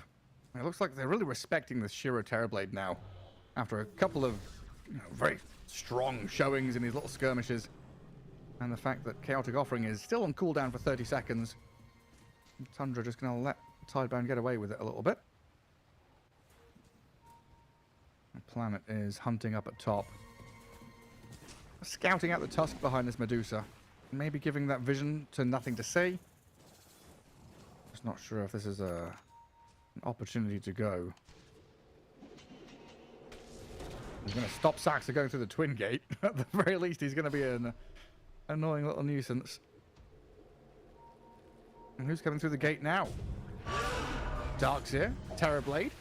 The Roar from Nothing to Say. Radiance got counteracted. delivered as well. by the snowball, but there's the wall and the vacuum dropped on them. Sacks are down. Stone Gaze is good. BZM pops the wand and the snake gets some mana back, but the body blocks from back. Get in front of the Medusa and pummel her down with these axes and hits from the Terrorblade. Again, And now you'd argue Tidebound one's in the driving seat. Definitely feels like it. Unless Tundra brings in members, they're just playing with 2-3 heroes on a different side. Getting scouted by Nyx Assassin, and now White One's also very dead here. Even though they're the ones holding the Aegis, they still can't make the plays. They're getting picked off. Nyx Assassin is finally online. He's holding onto Greedy, so 75 GPM bonus. Mind Flare / Mana Burn finally maxed out. So you have 25% of max Mana Burn, which is very, very good.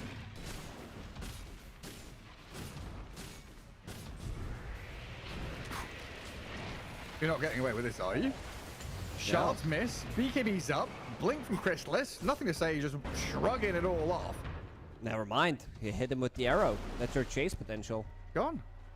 He's out of it. Dagger ready. Ooh, he blinks out as well. And then on autocast. Oh, that was good. Radiant's top tower That is was under close. attack. Yeah, I guess there's big timing now. 3 pipe. Couple hundred gold away.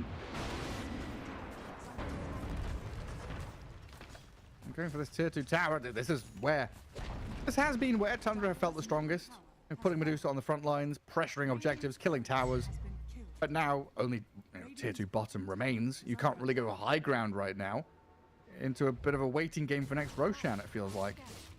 I don't know if they're getting the value out of this Radiance, to be honest. Like No. in the previous fight, you saw how they turned it against them. Pipe at the same time, both offlaners getting it. But to go back to Radiance, Is under attack. again, you're playing against Reflection, Nyx Assassin, and Darkseer. You want to sit in the fight. Usually what Medusa wants to do is be unkillable, burn their HP with Radiance, the miss chance, because she's going to be in a fight for a long time. I don't think she's going to be in a fight for a long time, especially now that Mind Flare is maxed out. So you get 40% max mana as your damage, and you get 25% of your mana burn. It is very, very high. Like, you get 2 mana burns, she's gone. Radiant's bottom tower That's a lot of numbers for me. It is. 2 mana burns? That's more than 1. 33 hasted up. Enigma on the run, but there's a roar from Nothing to Say to catch him out. Arrow Bail and onto 2 of stuns. them. Not going to combo properly. They get the vacuum down. The Celtic Offering dropped from opposing sides. The Fatal Bonds across multiple members of Tidebound here as they give chase onto Y. The Mirana is the easy picking. I'll take her down and maybe grab back. No, he slipped out of there. Invis and surged. Radiant's courier has been killed. Next we'll get a courier snipe. Radiant's bottom But now you're looking at Tundra. attack. I'm thinking about high ground. Dire's middle This is the first time Tundra brings in members. They're 5-man strong, protecting each other. You see Stone Gaze, Golem drop, 33 thinking about using the Black Hole. Now off to high ground, seeing that there is no BKB, there is no Roar available. And multiple lanes at the same time. Like mid lane, the hard push in from Golems, Eidolons, Drums, the heroes. Top lane is also being tagged up by Meteor Hammer. And Tidebound have got a lot on their plate here to try and diminish this push. And no glyph available though means range racks mid, melee about to die. Tundra really respecting the hold and the defensive nature of Tidebound though. Not going and heavily committing for it. And Chrysalis, Nice jump away. very well done to get away from that Nyx stun. But the barracks inevitably die. And a snowball save. That's going to take the Medusa back in towards high ground. Roared by Nothing to Say. Chrysalis jumps in with his BKB going. The shot to block the Beastmaster in. BCM, yes, he's dead. But I don't know. Tidebounder's going to run and hide. Shira's popped Metamorphosis. Chrysalis- Tundra, they're okay with this. Yeah, definitely. And you said they're pushing multiple lanes at the same time. Top tower down to half HP. He did turn off his Radiance in the previous fight, turned it off just before he died, but I don't know. This Radiance is a bit of a double-edged sword in this game. The Chrysalis, Chrysalis? he's just gone. It gets blown up this time. Didn't have the snowball save from Saxa. Now vacuum back into the wall. 33 and Saxa trying to disengage from this. No Medusa, no PA. They're suddenly not very happy anymore. Fatal Bonds are out onto them, but I think 3-3 here just going to get chased down. Body blocked by Bach. Saxa and Whitemon, are they going to try and delay this death? Maybe even turn around and fight it? They snowball back in, blink away. 33, he's gonna drop eventually, right? Lotus fed to him, pipe pop, but there's the physical damage from Shiro. Enigma dead, but he, my God, made them work for it. Saxa probably gonna have regretted going in like that. Snowball and blink to try and save the gem. Shards block them away. No Saxa way, needs he's to getting get out of this here. one. Another blink in a couple of seconds. Bach. He doesn't have blink of his own, so Saxa should be fine. Sucks to get This the is gem pretty away. massive. Saving that gem, you're playing against Nyx Assassin, Moonlight Shadow. But a bit of an odd one. Them deciding to go for the high ground, pretending that they have like everything ready with the BKB. Phantom Assassin, you just get blown up immediately. Even with statuses, like, I don't know, not sure what the plan was. If she had Satanic, I'm fine with them pushing high ground. You get the Snowball save, you get Satanic.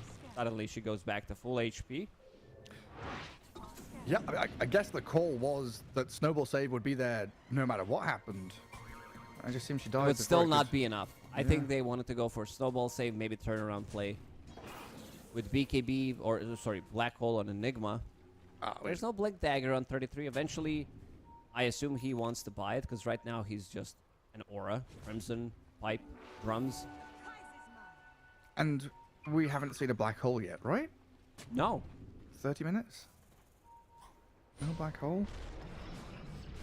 Just waiting for it. I would have used it on planet at least once, so the black hole devours the planet. With the memes. Law accurate. Physics, real life accurate. Well, Roshan at half health. Arrow hits Crystallis. All the vacuum. Snowball save. Buys a bit of time. Golem dropped onto the Beast Smash. That'll turn this fight around onto nothing to say. Stone Gaze turns him into a gargoyle, trying to run and full staff through the shards to get to safety. A lot used here and nobody dead. Roshan wondering what all the commotion is on his doorstep. But this is now a waiting game for Tundra. Metamorphosis got popped, so they can kinda wait for this one to wear out before going in again. Hero, scouting things out. He wants to see what's going on. They walk through the wall. He's ready to go with this butterfly. And they jump onto BZM. Snowball save again from Saxa. Try and turn this around. 33 is walking forward. Black holes the Nyx Assassin. He's devouring the planet, just as you said. But planet, he can't escape the event horizon. Now Shiro sunders back to full HP. Perfectly fine here to battle back with another three-man vacuum. Bach drags them in. Crystallis. Hurricane Pike pushed back away from Shiro, but a Snowball in the tag team. A triple kill for the PA, thanks to Saxa. It's not enough. Saxa did so much work. He's doing God's work in some of these fights. He's able to get multiple saves with the Snowball, keeping them alive. Ooh, he almost found another one. Crystallis. They used a lot of things, and the first black hole only connects onto one, but still, they're able to get the good fight. With counter initiation, you have black hole, you have golem, you have stone gaze as well. Quite a lot of things, and the heroes are becoming tankier and tankier, which makes it more difficult for Tidebound. And being able to wait out this metamorphosis as well, like falling back to high ground, getting to reposition yourselves around this Roche pit. It feels so good when you're holding all of the cards in big AoE teamfight abilities. And now back to lane pushing. Maneuver yourself onto the map, get the outpost, TP 33, and Whitemon all the way across from Fountain. But BZM, Yules into Arrow. That's not going to connect. BZM snowballed up by Saxa yet again. Stone Gaze is out. It's a low HP Medusa, but she has Wand and Snake ready up again. They've stunned up the Tusk, but he's so tanky. He's still got 21 charges and 2,500 HP. He's going to run down, nothing to say now, with another snowball forward. Saxa is just gunning for it. Fighting hero after hero, whether it's teammates to save or enemies to kill. So much. Saxa is doing so much this game. Oh, also, BZM, he's very quick at turning off and turning on that Radiance, so that he doesn't use it against himself. Bach gets the wall. He doesn't create illusion with Radiance. Then he turns it on again, gets the magic wand. And also to point out, like, he didn't go for any points in split shot. Just wants to have more damage, wants to have like more HP, more mana, but you also get a little bit of damage as well. You're going into Witchblade, which is a good way of dealing damage. For Terrorblade, you have True Strike.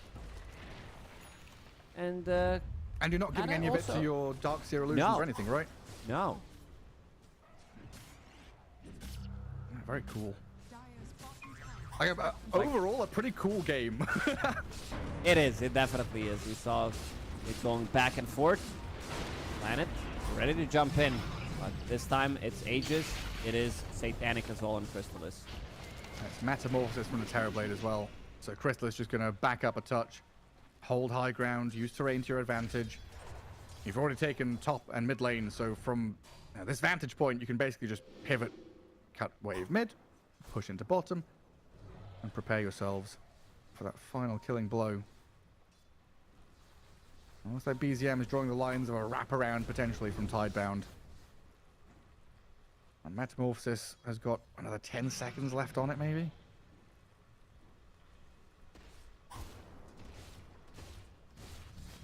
And Chrysalis is going to clear out that mid wave. They want to go. They want to close it out. Black Hole is ready. BKB getting delivered onto 33, so as long as he's not roared, he can go in. And they're drawing on a minimap. They want to go through the mid lanes. We'll smoke up.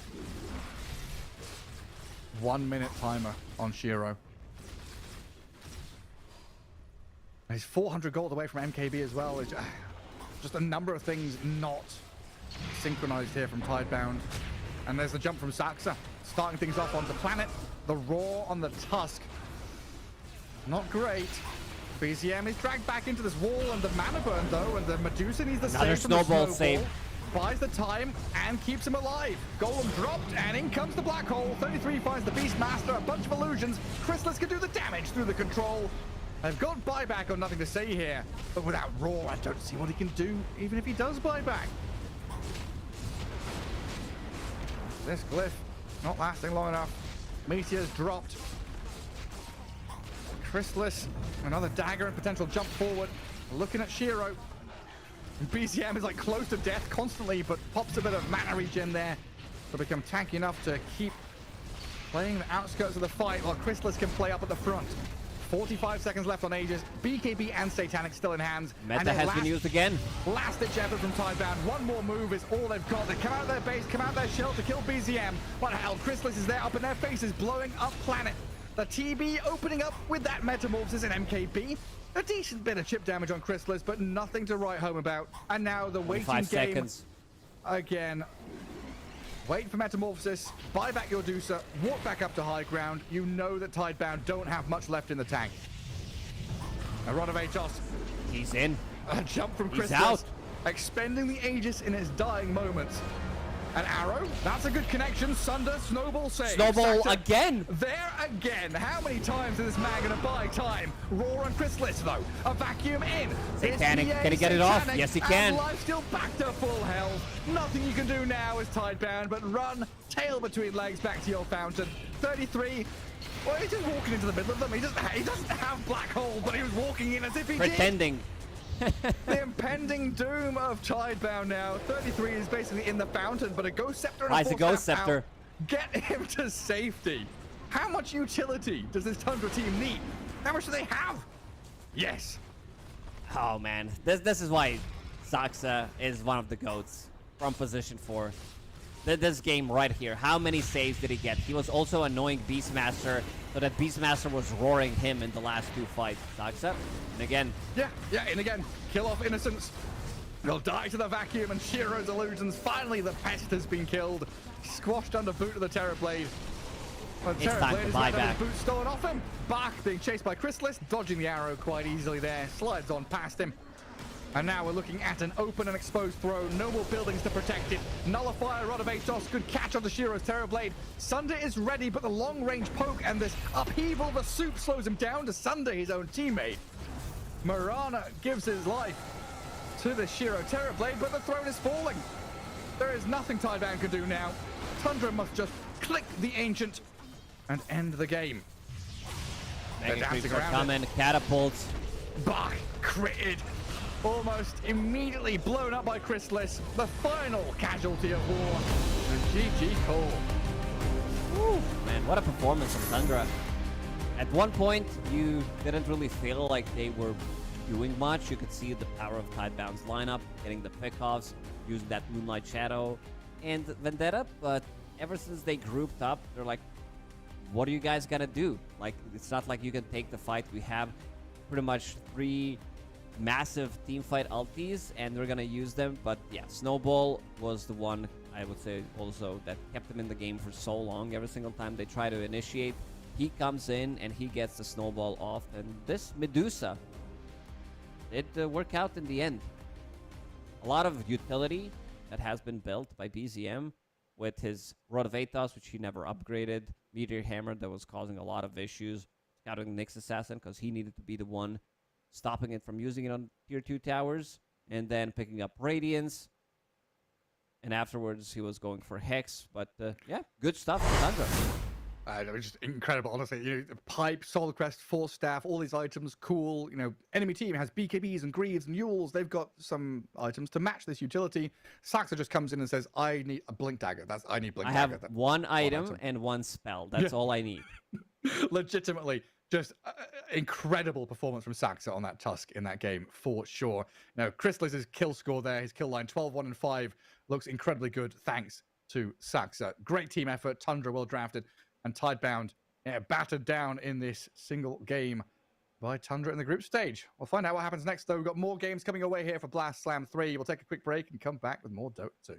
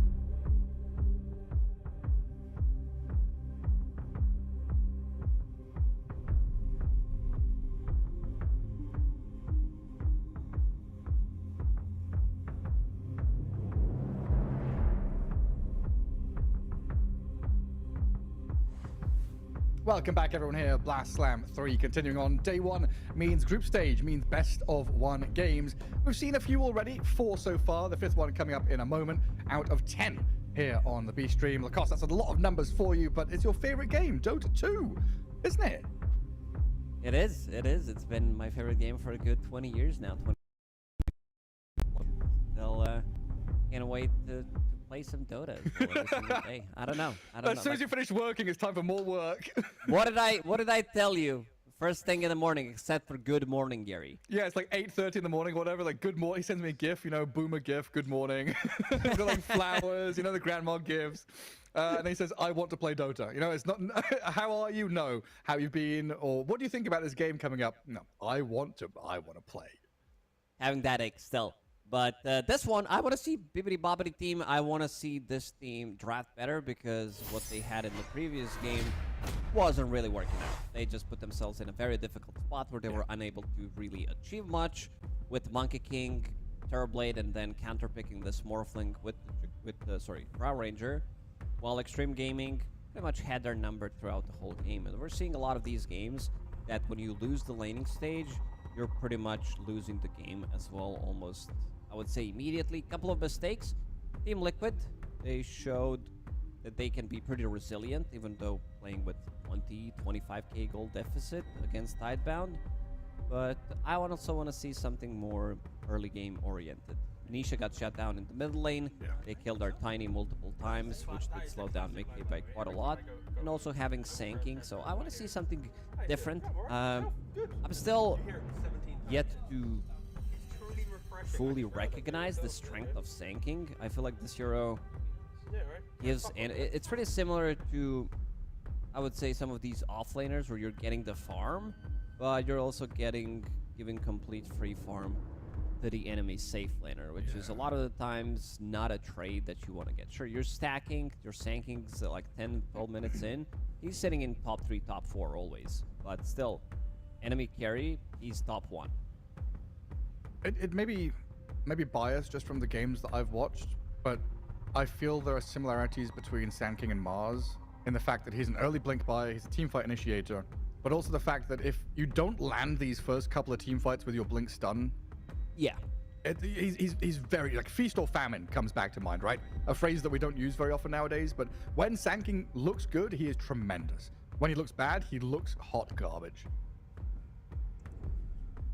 This is a good build-up for BetBoom team to pick Sanking straight away after what you just said.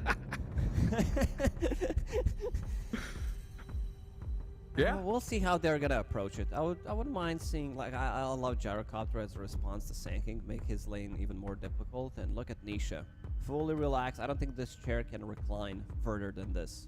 Oh, the dream. He's doing the reverse blitz. Yeah, Blitz is the one when he's hugging the chair. Renowned for his seating positions, yeah. Sableye getting active as well. It'll take a bit of time to ponder it.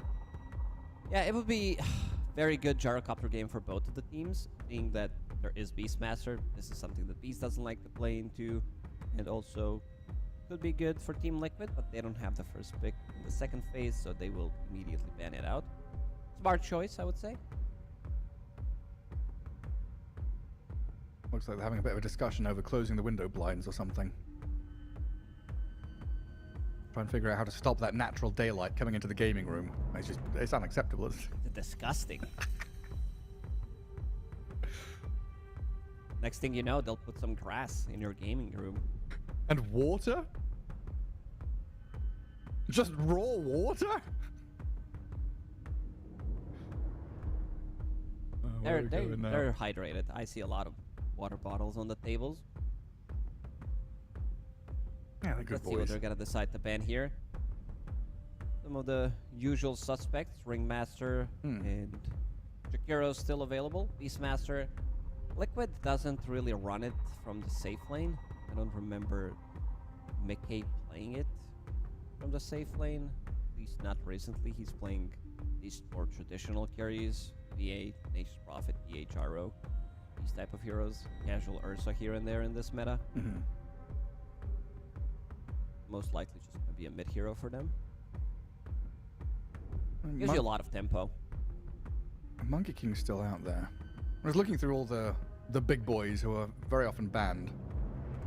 Bristleback's gone, Beastmaster picked, Sand King picked, Monkey King left in.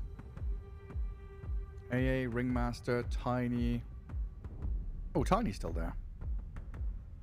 I'm fine with this Sanking if it's going to be played from the mid lane. I know that he has some bad matchups, but he's also okay in most of them. I think it's pretty similar to how Ember Spirit plays when it's a good meta for Ember Spirit. He's first phased a lot of the times, and then you ban a couple of these heroes. Or it's that good of an Ember game where you're like, whatever, I'm still going to be able to recover. I'm buying into Mage Slayer. My offlaner will buy into Pipe, so we'll have this damage mitigation. And good call. You did mention that Tiny and Tiny Airlines. Pilot. Oh, it's so good. Yeah, it's like one of those heroes, right? Bat Rider back in the day, IO back in the day. They do a job so well that it doesn't matter what they're against. They're going to do their job. Now, whether that is like clearing creep waves or tossing people around, displacing enemies, or just blink stunning, they're always going to be valid. Liquid is like, this sounds relatively familiar. Sanking Tiny. I'm wondering where we saw this. They did play it an hour and a half ago against Tidebound. Yeah, they got taken down a notch by, what, a Shadow Shaman +4? An offlane Timbersaw? And Timbersaw could be a hero that's now, you know, in the forefront of their minds, thinking, hey, that could be what we aim for. But they don't have the complete last pick. What is Boxy gonna play? Wind Ranger. Ooh. Okay. Weaver, my favorite. I don't know if The there's a way for them to play it from carry roll. I don't know if this hero is good enough to be flex, especially against Tiny. You get stunned, you get tossed, suddenly you're dead, you don't have that much HP. So most likely, it's gonna be position 4. Good amount of synergy with Beastmaster. You had a lot of right-click damage. Minus Armor gonna come in handy. Do you go for the swarm talent, the The experienced swarm, one? yeah, you go for XP. So against 2 tanky heroes like Sand King Tiny, you get... Tiny can't kill a bug. Yeah. And then neither can Sanking. So It's real it'll good. be good. I see Rubik. I know the team's gonna lose straight away. This hero does absolutely nothing. There's some good spells to steal, however, in this game. He steals Shukuchi, he does one thing. Yeah, let me just try to say something positive. Good spells to steal. This hero is very bad. Like, he's in a really bad state right now. So positive. This was the positive thing where I said that he can steal good spells. Now I'm back to flaming the hero. Because it doesn't really do much if your Fate Bolt level 1. This is supposed to be the trading spell where you're actually reducing their damage. Nowadays you reduce their damage by 3. On Gratis, he's not gonna care too much about it. Buys a Fairy Fire, has extra 2 damage, and doesn't care about you reducing his damage. And also, it's his shard is okay-ish for a save a lot of the times, but yeah, completely different draft than what I expected. This is not a meta draft by any means, except for the first 2 picks. Yeah, very, very reactive all of a sudden. And I guess this is what we should expect from best of ones, from games now where teams are kind of hiding strategies, hiding heroes that they're practicing and stuff like that, and get some old school things coming back. I mean, Rubik is a response to Weaver, Chikiro, Crystal Maiden here, good laning hero, a lot of early magic damage, and a root. That ability to stop Weaver from jumping around, very handy. Morphling for Team Liquid, that 4th pick. So Beastmaster's still technically flexible between 2 and 3. Morphling now the carry. Weaver, Jakiro the supports, right? Yeah, I think they're going to be looking for Saberlight's hero. I know that Saberlight also loves to play Beastmaster. And on the other side, I think that this Enigma ban just says, okay, we don't want to have Enigma against Morphling. It's also one of the better heroes for Miero. Would give them good amount of team fight as well on top of what they already have. Does Tiny get Huskard or anything like that in mid lane? No. Tiny's okay. Yeah. Like, he's not fine, but he's okay-ish. He can like clear What I wave, mean. toss Like you back. he can toss you back. He can toss you underneath the tower with +1 rotation. He can grab the kill. Has good amount of physical damage.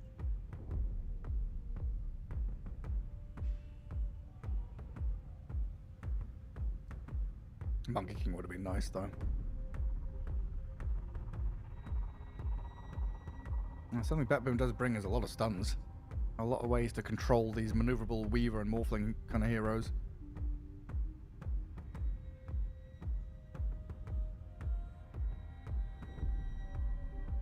What does BetBoom need? Pure hero last? Like these two first heroes are so flexible. It's always hard to see where they're going. Both of them can go to like actually Tiny can go to 3 different roles if you really want to flex it. If you for some reason want to have Sanking in the mid lane, you can have Tiny in the off lane. Mid Rubik. Now I'm intrigued. Maybe there's a possibility for them to run this mid Rubik, but most likely gonna be played from position 4. Yeah. And Full Eye Crystal Maiden. We expect that as well. Well, Team Liquid afraid of being Huskard. And Ember Spirit's not out there, so this Storm?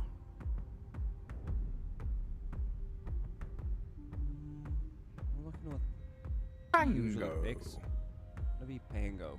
Okay.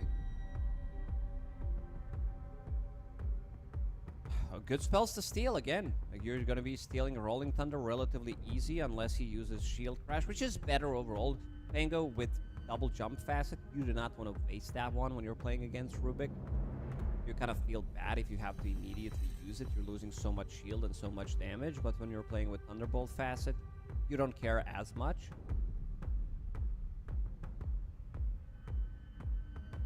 Oh man, GPK, if he wants to play this mid Tiny, never mind. They're gonna go with Doom. So who's gonna be playing Doom? It's gonna be Miero, Pure, carry Tiny, and GPK mid sanking. I love mid sanking quite a lot more compared to the offlane sanking because you're playing for yourself. Your offlane can actually play the lane rather than just go stack in this outer ring, which feels really nice. Off tankiness and yeah, Doom against Morphling always gonna be good. So I want to see if Pick is gonna be itemizing slightly differently this time around. You know, like mid sanking, you're actually playing the game, whereas offlane sanking, you know, you're just relegating yourself to jungling and trying to catch up in the game. Have they fixed the Devil's Bargain buyback thing? Do you know? I think it was fixed. It was fixed, okay. After what happened, I believe it was fixed. Good, good. It was like double applying the 20% extra cash you got to pay on your buybacks. It's getting a bit nasty. Those goddamn tariffs, they hit. They hit You don't hard. even know what hit you. One day they're there, one day they're not, and they're back again. Just never sure what's going on. Oh, BetBoom looking for a bit of redemption here. Again, playing with a stand-in can be a little rough. Fly playing that pos 5. He's been given the Crystal Maiden this game, hasn't he? Yes. We'll see how he does against Liquid. As Liquid trying out this Weaver position 4. Boxy.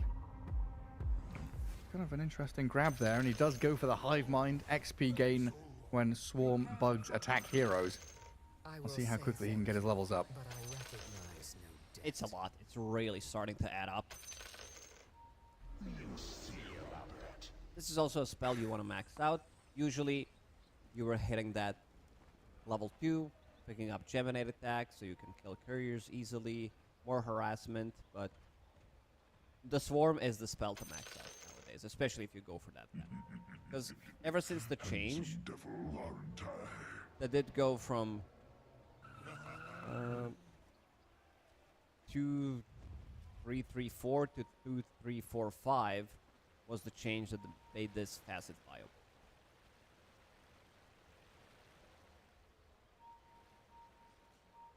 I wonder if Insania felt left out with the tips. Fly and Pure were tipping each other, and Insania's like, "Why? My carry's not tipping me." He tips GPK, lashes out. Poor little mid Sand King. GPK, the mad kid. I also want to see what he's going to be building. Whether they need a Blink Dagger earlier this time around. I wouldn't mind seeing that Road of Athos that I was mentioning. good against Pango, good against Morphling, early catch. It sets up for your stun, makes you tanky, and then you can go for Blink Dagger. I also want to see stacks being made this time around more in the triangle from save, because this is where Sanking's going to be farming later. You're playing offlane Sanking. You're pushed out of the lane. Level 3, level 4, sometimes even level 2, so you want to farm out the outer ring, but Sanking, when he's played from the mid lane, you know that you're going to be getting levels. That's level 7, Sandstorm 4 points, and it should be enough relatively early on to clear it. Nisha already towing around the edge of that Sandstorm. Not wanting to get chipped away at too much. Gonna be a bit irritating these first couple of waves. GPK really getting up in his face, denying creeps, and making sure Nisha's last hit value is kept as low as possible. Mickey up at top. Taking a few hits from Save and Miero. Looks like it's now Insane's turn to get up in the face of the Rubik. All right, maybe this is the counter, Gary. I'm just theory crafting here. Listen, Jakiro countered by Rubik. Oh, he's actually gonna die. Soloed by Fly. Yeah, level 1. And that's without bite even. I guess he ran him down. I wasn't paying attention. I was trying to theory craft something how to counter Jakiro. So Fate Bolt against Jakiro, because he already has minus attack. Oh yeah? If you reduce it by more, you're getting like double the value. You are? Yeah. That's incredible. So damage reduction 5%, that's 5% of his base, right? 61. Yeah, yeah. Not of the 31. Not of his 29 or 31. Yeah. 31, yeah. He just... Or no, he's still level 1. Never mind. Yeah. Could be big. It's so stupid that nobody else thought of it before. Just... Do you pick a hero to win a lane trade? Well, maybe you do. Maybe you do. Down at bottom, there's still just constant aggression. Sable at this time, the target of choice. Like the swarm is on this tiny, boxy. He can't kill it. Ticking up little by little, but he needs help. Any kind of help. His attack speed is just atrocious. This is when you're playing position 4 tiny and you're trying to kill enemy observer ward. Not happening. No, it's real rough. Bring back Quelling Blade, one-shot sentries and obs. That'd be good. Top lane, Miero diving underneath the tower, thinking about it. Yeah, brings them both very low. Insane having to salve. Mickey shifting down and shifting up again. Lots of back and forth in these side lanes. Mid lane, Sanking is coming out on top, a few CS ahead of the Pango. That's always because he's clearing the wave first, then Nisha's gathering up the wave under his tower, so it's pretty much even in that mid lane. Sanking with a slight lead. Bottom lane, just a continual bloodbath. Every time I look down there, it's Pure going on Saberlight and then getting the swarm put on him. Fly having to help out there, kill these little bugs off. That is going to be fine in this lane. Even though he's sitting at 1 armor, he has a lot of HP. This is level 3 tiny with 1211 magic 1 charges, plus also the turnaround potential from Glacial Guard. Boxy. Boxy. Ooh, I die again. Good frostbite from Fly. And even without toss on this tiny, they've got enough control to bring this Weaver down. So far, a difficult game for Boxy. A really rare occurrence, right? Like, Boxy's having a difficult, kind of poor laning stage. Saberlight's getting chased under his tower.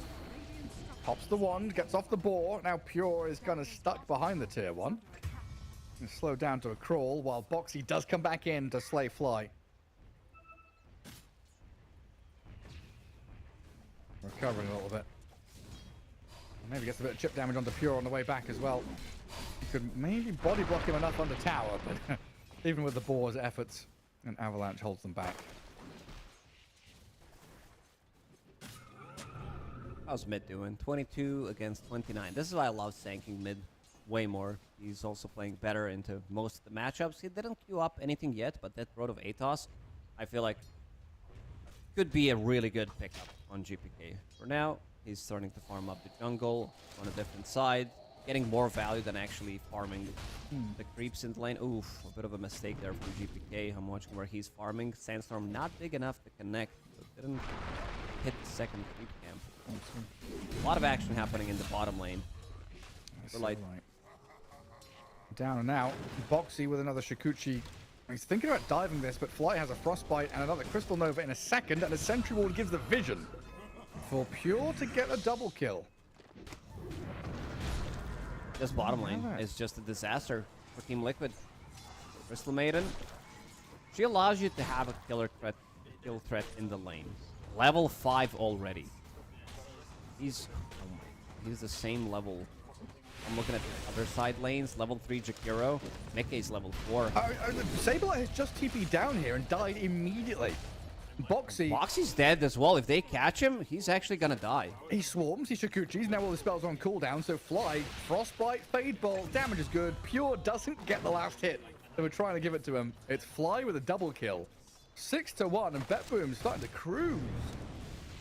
Fly had a really bad game previously on Jakiro. He was like 0-5-1 at one point of the game. This time around, 3-1-3. Miero, alone, has boots of speed, might be able to run away. Raindrop keeping him alive for now. Oh, the tree placed. Nice attempt, but not enough to get away. And a much needed kill there from Team Liquid. Make a bit of bonus gold. We need chairs, right? Cast 5 beyond. Do we often see treads on the mid-Sand King? I feel like offlane Sand King is very much about phase boots or arcanes or mid-Sand King is like Kings boots. they go for treads. Yeah, they want to have that extra bit of oomph, extra attack speed, and also be more tanky. That makes sense. And GPK is going to spot out some stacks made over in that triangle area. But this is minute 7 approaching. So Wisdom Shrine on the left side. Insane is trying to steal it under the watchful eyes of Miero and Save, while on the right side, Boxy's just going to take it, it looks like. TP's up to the top lane. Nisha's coming. Insane rune with Nisha rolling in onto Miero. Mickey comes in to try and clap down onto the Doom. Does get it done. I saw GPK coming in. I thought he was going to join, but he's just not fast enough. Can't get across the map. And he's left there to clear up the wave. Both offlaners not having a good time. Fly has more net worth than Beastmaster at the moment. 7 minutes into the game. What? Involved in all 6 kills. Oh, boy.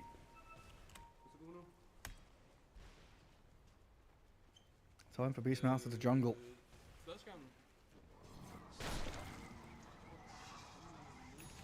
What is it? Beast mode Beastmaster? So Arcane into Magnum Scepter we're expecting. Yeah, you go for the other facet. You want to go for summons. Pure. Paperlight again. Avalanche into Frostbite. Another kill and a TP out from Pure. Nisha might be able to... He can also TP out. Fly's gonna be fine. You're right. And then on the other side of no the map, stuns. we lost the Morphling, huh? I guess. I'm not sure how that Team happened, they're cruising. I got him. Cruising through this game. And this is before Miero was even level 6. He's level 5 right now. Really struggling. 0, 2, and 0. And a little bit of a help here. DD Jakiro looking at him. But yeah, so at the end of that first game we saw, you know, Fly had a really difficult one. A really rough draft, really rough lane, difficult game to play. And it seemed, you know, like, oh god, stand in game 1, nasty times. But at the start of this game, Fly and Pure tipped each other. They got that morale boosted, you know, even if it's just a little token of appreciation. And now Pure is handing out tips to Fly left and right. It's like, oh my god, this is amazing. Best POS 5 player ever laned with. Like the highs and lows of being a stand-in. Gotta boost the confidence. It must be incredible. That's just how you need to play. Pure is going to get rolled on, though. The swarm He's on level him. 7, so he's more than fine unless they bring extra numbers. Trying to pirouette around the Rolling Thunder. Getting crashed on, swashbuckled, but still alive. Shikuchi forward, not enough to kill him. Pure. Raindrop. He's not going to die. The axe has clipped him, but that's not enough damage. And Nisha's being chased down. Raw from Sableye turns around onto GPK, but the freezing field from Fly. Oh, it's a beautiful one. Big damage onto Insania and Nisha. They're trying to disengage. Fly with another round of spells in a second. Frostbite up to the high ground, thanks to the vision given. Miero killed Sableye. Nisha taken down by GPK. And now the kill on Insania to follow. 3 in a row. BetBoom 11-3.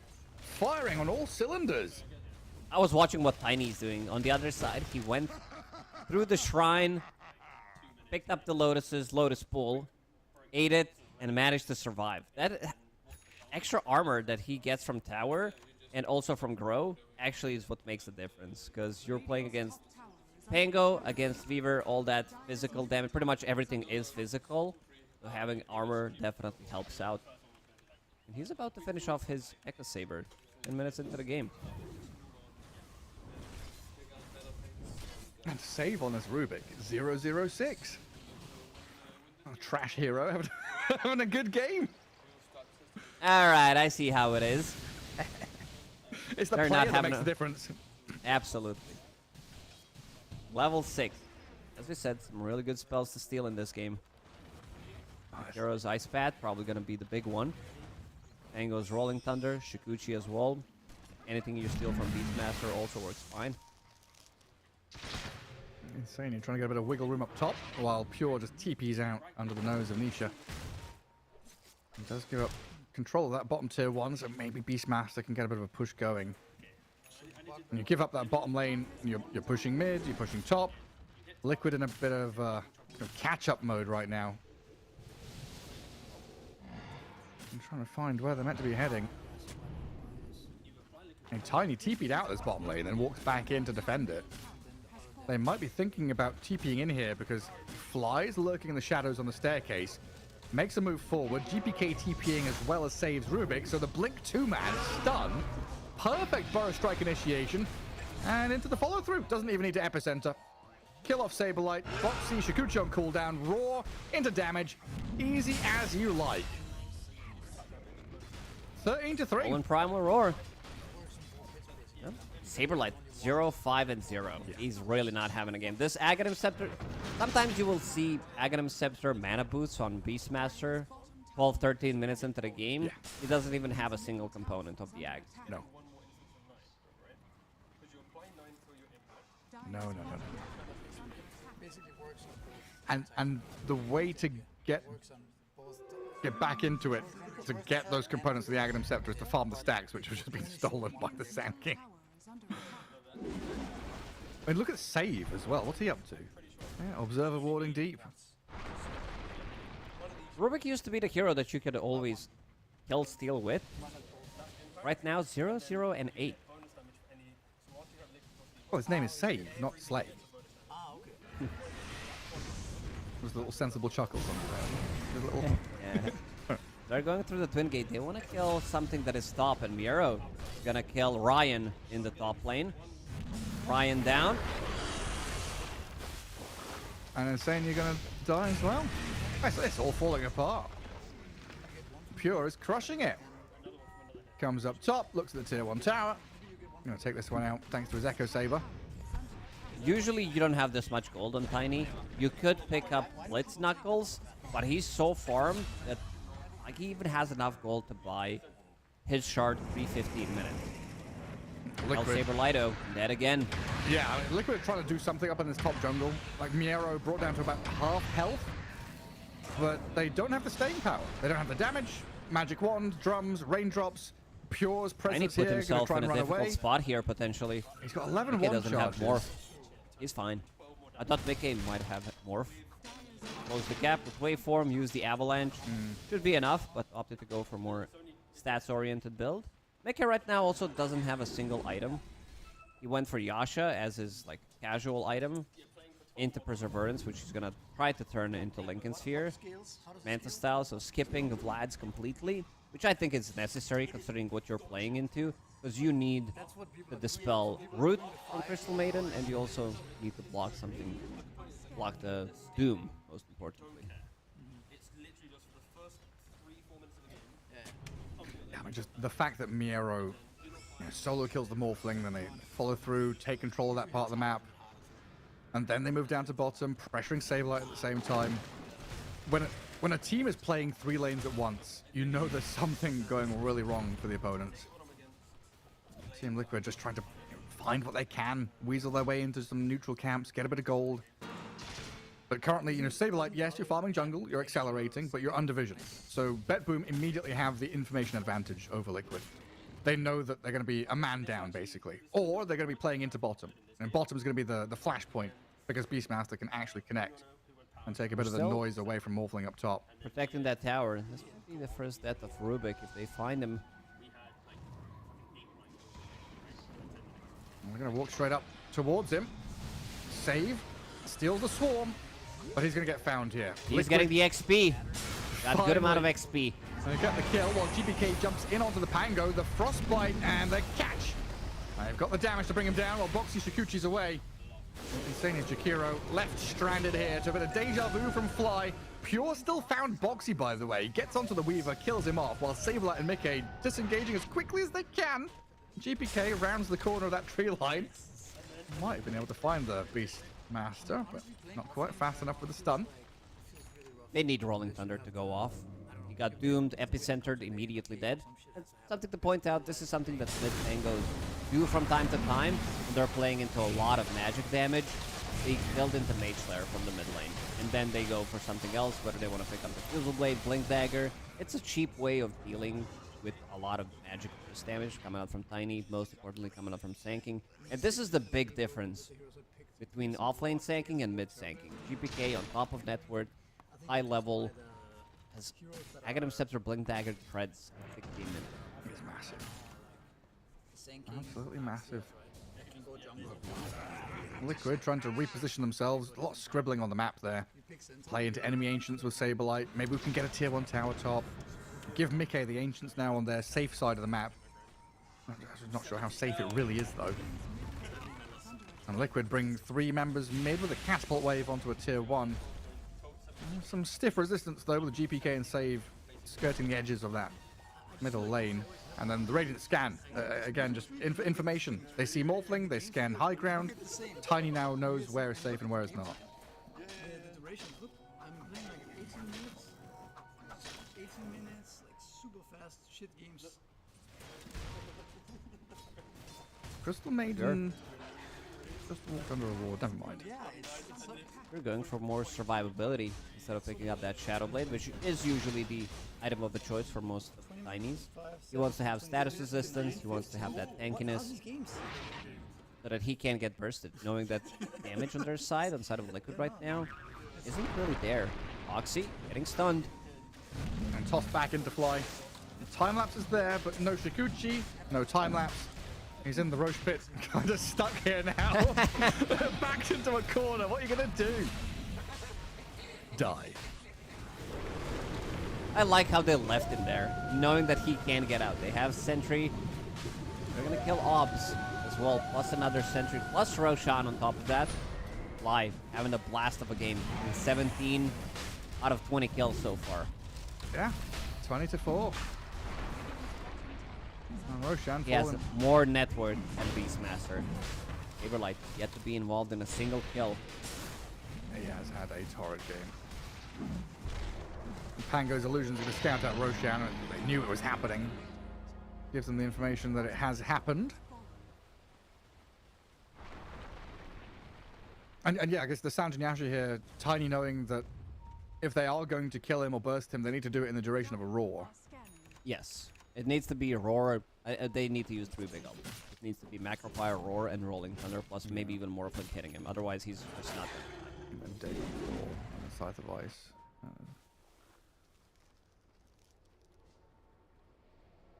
Mickey at least is getting pretty close to Lincoln Sphere. So again, protection against the Sand King and the Doom. The map is just getting very tight now for them. But farming in the outer rings are not showing in the lanes right now. And a bunch of vision from BetBoom up into that top jungle near the mid-tier 2. Puts them in position here to play aggressively onto Nisha, forcing the Rolling Thunder, but doomed mid-cast, and down he goes to that damage over time. And this is going to lead them now to top wave, meeting tier 2 up there with a Tiny ready to go. Mid-wave is going to come back in towards that mid-tier 2. Beastmaster sending balls to try and drag it and slow it down as much as they can. It really is scramble all jets here for Liquid to gain some kind of foothold on this map, but there's just no friction. Can't find anything. I don't remember last time when they got a kill. Trying to delay as much as he can. I guess they killed Rubik like 5 minutes ago, bottom.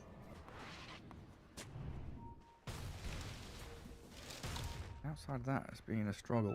Radiant are scanning. There's that one there. Ward tower. There it was. Yeah, this is a big gap. Massive gap. Enough's enough. Here we go. Liquid Smoke. Lincoln's Manta Morphling. Beastmaster, Aghanim Scepter. Pango Usual Diffuser. Mage Slayer on Pango. Key They're also moment. smoke. You're also going to be fighting into Sanking. No Epicenter though, but he has amplified damage. If he gets Epi off with amplified damage in a fight, that fight's immediately over. Because you're getting physical, you're getting magical, and he just also finished off Crystallis. Getting physical. Niche. Oh my god, okay. Yeah.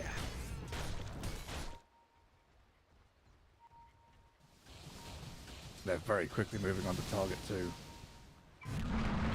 Morphling just waveformed into the trees where Flying Puro is waiting for him. He'll morph into Tiny. Avalanche toss the Crystal Maiden. But Mickey is surrounded. GPK back in with another stun. Maybe Mickey can kill off Fly with another hit, a tree toss or something, an avalanche. And Mickey can't quite He's find trying. it. Fly skirts around the edges. He might walk into Insania though. Go here. No, Fly is too wise for that. Ate the medium-sized Lotus. Ranked boots are kicking in. Double Again, Wisdom Liquid, Shrine. Is under attack. They're not showing in the lanes. If they show, things are going to get pretty difficult for them. We didn't talk about Muro's atomization. Pretty standard, at least the drums, face boot, double bracer part. Going into Crimson. Everything, like there's a lot of physical damage. A lot of physical damage from Morphling. Everything from Pango as well.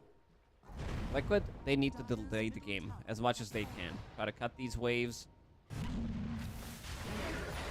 They're just getting closed in on. Like, Fly has had an astounding game. Like, seriously, we joked about it a little bit earlier on, but the difference, like the contrast between his first game of this group stage and this, like two different players. It was a warm-up game, okay?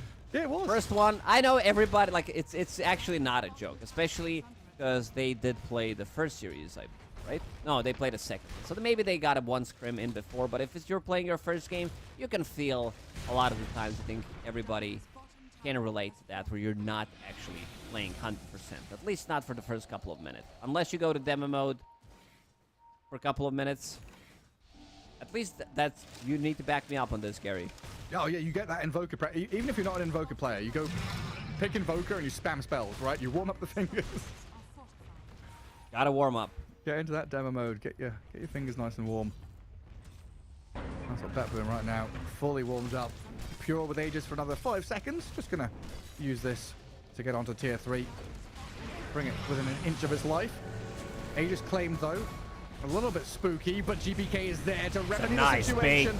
Incredible jump back in. The bait of the Tiny, dangling his expiring Aegis in front of them. Mickey has turned into Sand King for a burrow strike back onto GPK, but the toss around, burrow back in, and the Morphling is dead. No buyback there for Mickey. And Nisha's Pango really struggling to accomplish anything. Fly is in. finally gonna die. Umber's toy. A buyback out, a Beastmaster and the Weaver here trying to defend their base. Liquid, they're gonna roar onto the Doom on the right-hand side as GPK TP's out on the left-hand side. An evacuation mode from BetBoom. They forced buybacks. They've pushed up a little bit too far to the enemy base, losing Tiny and the Maiden. But it looks like the rest of them are going to be able to slip away out of danger. That was the last hit. Last stick. Boxy managed to kill him off. Spirit Vessel. I believe he had bugs and finished him off with Shikuchi. Good amount of gold, good amount of XP as well. 800 gold for Boxy. Thinking about picking up Aghanim Scepter. Not the traditional item on Weaver. We've seen it more when it was like when you had better cast range, when it had lower cooldown. But he is trying to commit. Yeah, but that was back at like the Summit 7 or something, wasn't it? Yeah, it was a long time ago. Because you need like lens, you need blink. That it's very difficult to execute nowadays. Radiant are scanning. Yeah, I feel like it used to be like 1,000 cast range or like 800 cast range or something.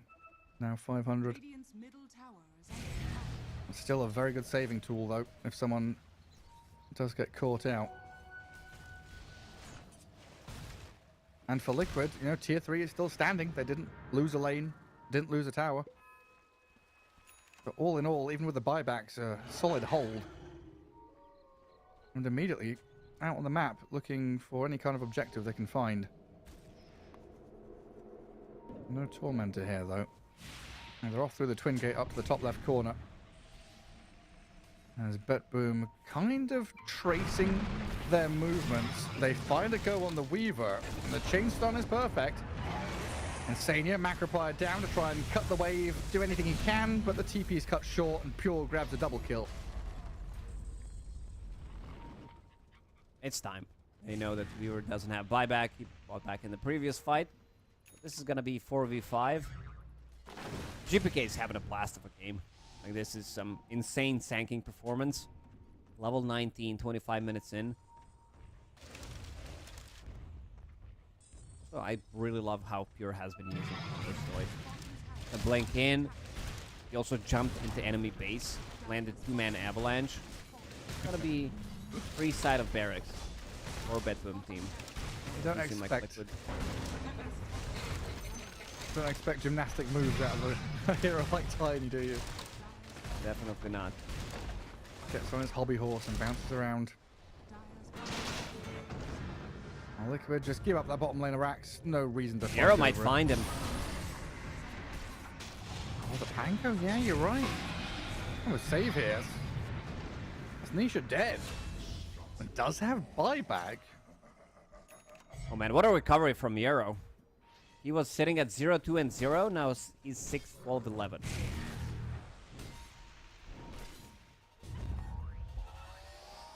BetBoom have really switched on here for their second game of the group stage.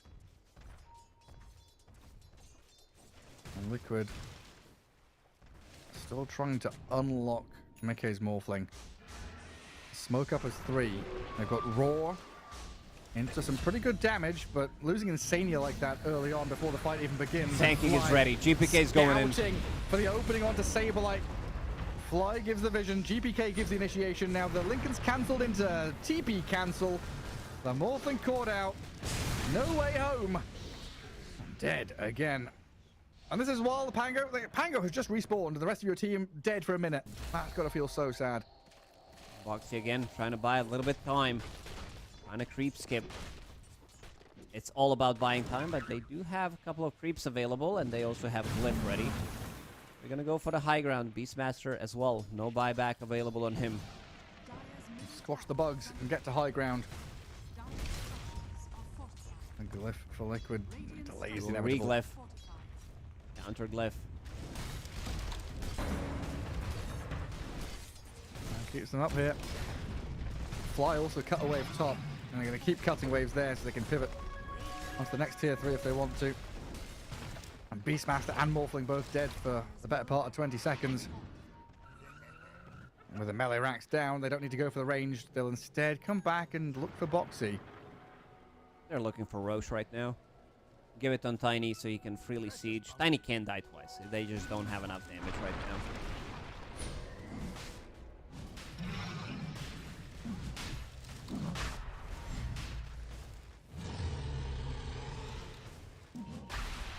No way you're contesting this. Even 25k down though, you know, doom and gloom a little bit for Liquid in this game. 0-8 Beastmaster having a pretty sad time. They've still got some tools. This Pango's going to have Nullifier soon. Morphling he's trying to get to BKB, but I'm just not sure if that BKB is going to be here before the high ground push arrives. In that top lane. Pure is, well, he's monstrous, isn't he? Yeah. He feels like he's a Dark Souls boss. About to crack level 20 as well. What's his status resistance right now? 31% with SNY and all that strength from Insurmountable. Eva's Guard completed as well. Morphling is not going to have a fun time. Neither is Beastmaster. It's not like he had so far, but all that healing is going to be reduced as well. They just need to fix the lanes. They need to find one lane running down as 5.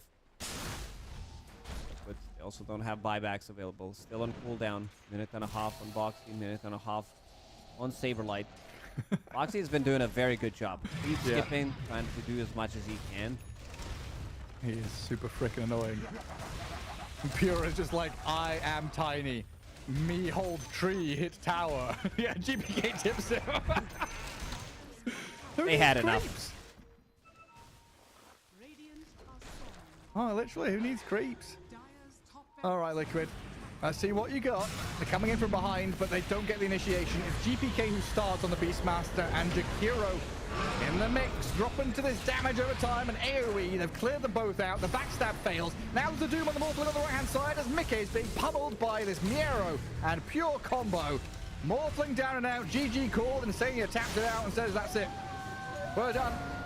BetBoom had takes enough. the best of one. We've seen some very one-sided games. The BetBoom team losing first game that they played, second game completely opposite of what happened. They focus heavily onto the laning stage, mid lane. GPK does really well, but this bottom lane is a disaster. Beastmaster gets shut down, so does Weaver, and they're given complete free farm to Tiny, who just exploded. Him and Crystal Maiden were playing such a good Dota, really pushing the limits, surviving, and managing to get multiple kills in that lane. Like super unplayable. Yeah, real tough one there. Yeah, I mean, Saberlight is probably just saying, guys, I didn't get to play Dota 2, you know? I legit just did not get to play my game at all. We didn't see Beastmaster get to blink Roar. We didn't really see him get to do anything apart from hit creeps and get to Aghanim Scepter.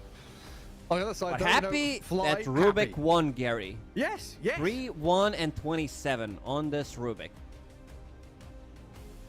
Shock.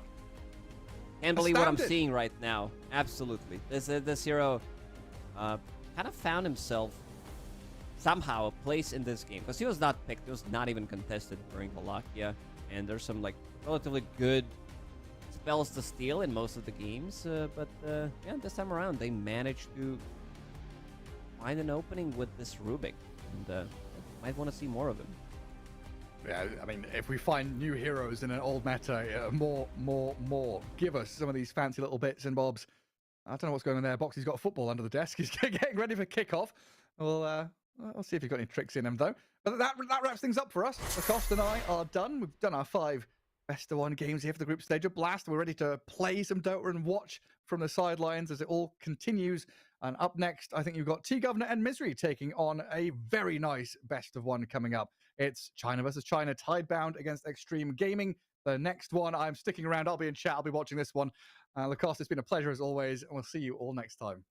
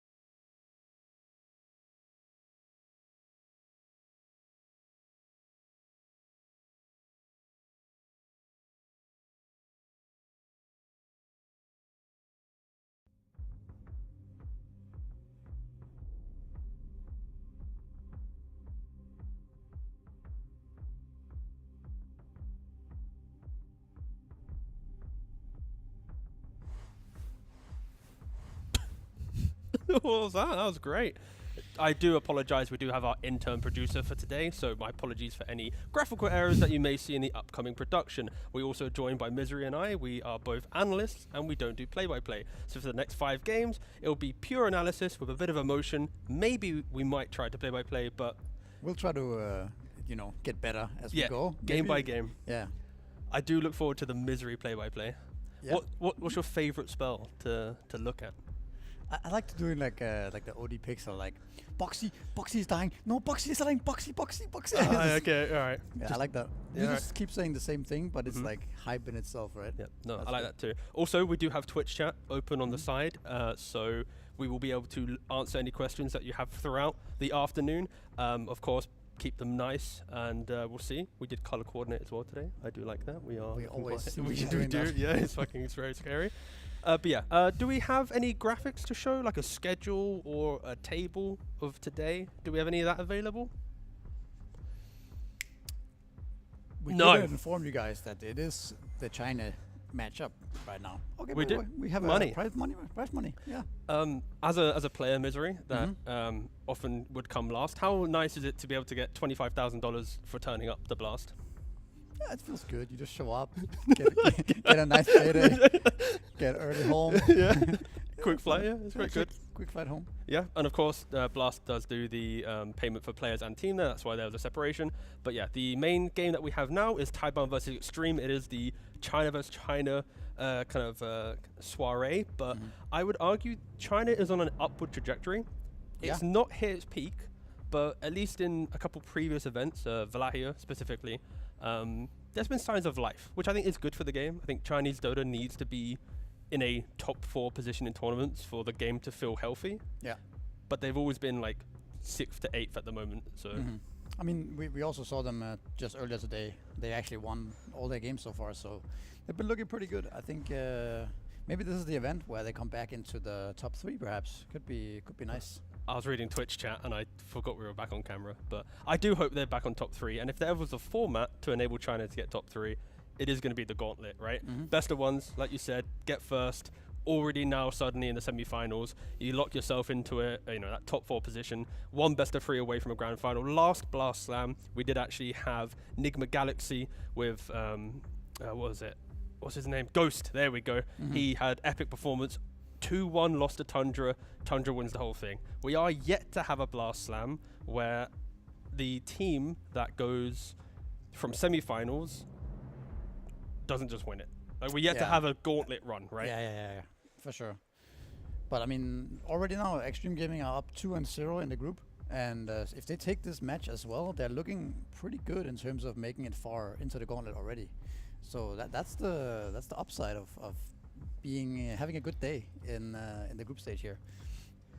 Who's having the worst? Oh, Liquid. Okay, I was trying. Who's having the worst day in the group stage so far? And yeah, it would be Liquid. They're currently sitting 0-2 in the groups. They have lost to Tidebound and BB. So potentially later on, they're gonna have to look to go up against Xtreme, who might even be a 3-0. Right? That's always gonna be scary. But with best of ones, you are just a coin flip away from getting the better priority, the side to pick. There's always a lot of opportunities to create that, and then to finish Liquid's run, they will be going up against Tundra at the very end of the day as well. So we'll have to, again, just see the path for Liquid. If you are a Liquid fan, let's say they are to lose a couple more series, they're not eliminated. No. It just means they start further back in the group, in the gauntlet, sorry. So it's just going to be a very painful run, but doable for a team like Liquid. Liquid does just come off a tournament win, right? So they're probably not too sad about this. They know how the format is. Of course, they want to win every game if possible, but they might also be a little bit burned out from the last tournament. Oh, that same patch burnout. Oh no, they had to rethink everything. Okay. Well, in terms of like you know. I know. I'm just taking the piss. Yeah, no, you are right. You are right. But maybe what if after a cheeky event that group is not updated, we do actually have some wins and losses. Maybe this is the Twitch chat group stage. You get to pick which team you want to go through. Fan vote. If you type the team that you want to be in first place, I'm sure this will live update and suddenly they'll just get auto put into the semi-finals. Yep, don't rig it. But anyway, what was I trying to say? Patches. Would you have a problem if after like every 2 tournaments we had a letter patch that was somewhat correlating to the meta of the tournaments we saw. Yeah, I think And that then would the be big fine. patches could be separate of tournament play. That could be more kind of, let's change the game for the fans or the people. Yeah, I think that would be good to mix it up. Just nerf some of the most broken heroes of the last few months, like nerf the Fury Treant or I don't know, Morphling, just destroy Morphling. Yeah, you want to start Throw him to Morphling? the turf. You want to bring this up early? I feel like the Morphling conversation was like maybe a game 3, but I know you've had No, some. no. No, we're starting straight away. Starting now. Okay. There's nothing left for Morphling, but yeah, I think that's a good idea overall because like, bringing in some of the also buff some of the heroes that aren't picked at all, right? Like there's actually quite a lot of heroes now that are not picked. So I think that would be something. Yep. I mean, to be fair, I prefer the idea of buffing bad heroes rather than nerfing the good ones. Because like, as much as a nerf is easy to do, I think there are a lot of heroes that people just don't care enough to try. So you give them like 2 more damage and suddenly Sure. off they go. Do you also reach some kind of buff inflation almost, where every hero is just, inflation, it's just too crazy, right? That's like true. If you keep buffing every hero, right? and Okay, without don't worry. nerfing Morph and Prophet are getting banned here, Thank Misery. you. Okay, they're safe. We know they're getting rid of. And anyway, we are starting the draft. This is our 6th best of 1 of today. We do in total have 10 best of 1s. Of course, we are going to be covering the final 5 to understand where the teams are finishing in the group stage to get their place in the gauntlet. Again, this is the 3rd Blast Slam. We are yet to have a team make the gauntlet run. Maybe we'll start seeing signs of that here with some of these teams. Look at that cheeky gyrocopter band. That's kind of unusual, but we did see them play it last game. But still a bit unusual. I think there's a bit of respect towards Planet, who has been playing it in the 4 role. Yeah. They're kind of using the hero to just kind of bring life to the draft, right? Like when you think about players that do that, 9 class with his Slarks and TAs and whatnot, now you got Planet with Gyrocopter. Yeah, it's pretty good value. Right. Also something to notice, Xtreme Gaming chose 2nd pick and Tidebound Radiant on the back of that. I forgot, by the way, Misery, that I said that I had Twitch chat open, but I actually had Twitch chat closed the entire time. So people were asking questions. I've just been ignoring them. But Great start. Can always scroll back up and... Yeah, it's true. Twitch. Yeah, okay, I will scroll back up quickly. Whatever. All right, we're looking from now, only during the draft. There we go. Okay, well, the Furin wasn't banned, Robson. Oh, thank you, And there it is. Rasmus. It's there. But also the Jakira's not banned, the Darkster's not banned, the Ringmaster's not banned. There's probably about 13 heroes I could say from the top of my head that are all very fast pickable. And Sure, true. I think Darkseer seems to be the new flair, I guess, of just picking this hero if it's available. Gives you the solid offlaner that buys all the auras. Back to the aura meta a little bit, right?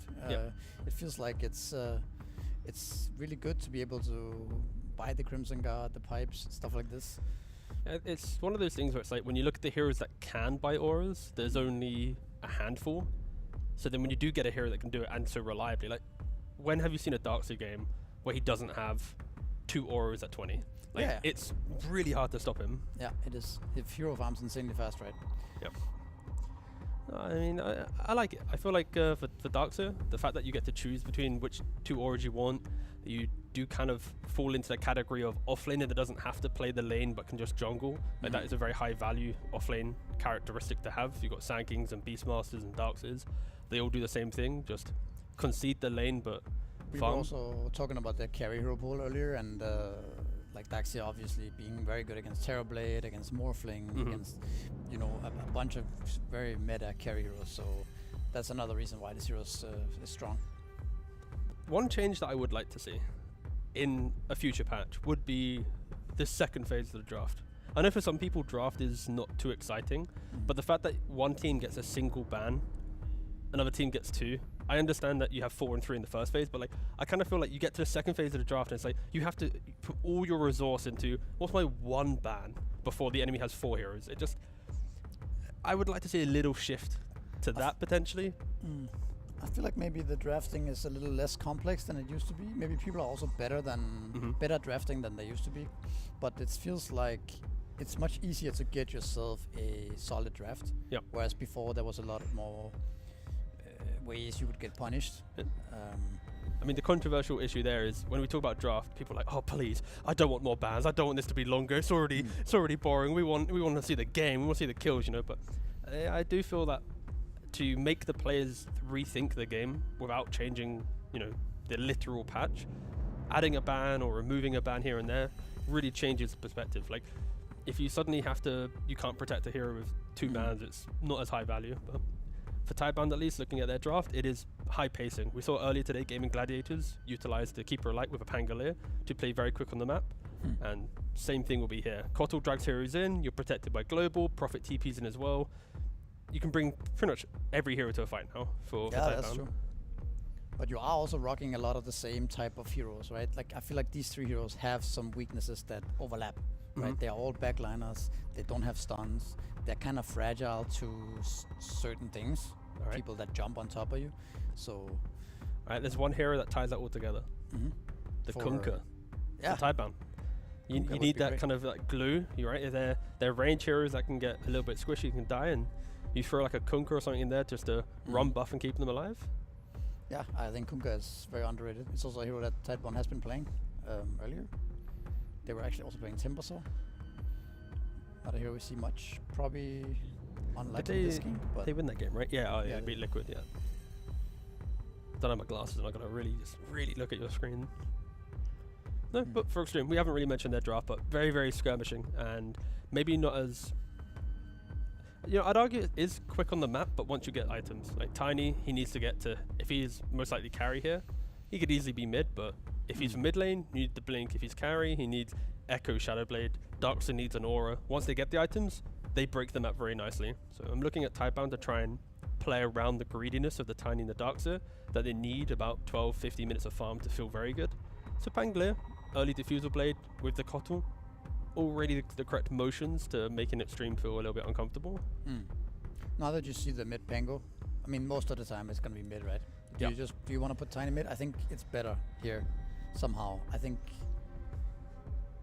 Actually, I'm not sure, but it just feels like if you can get a good start on Tiny, he can really snowball this game against these supports.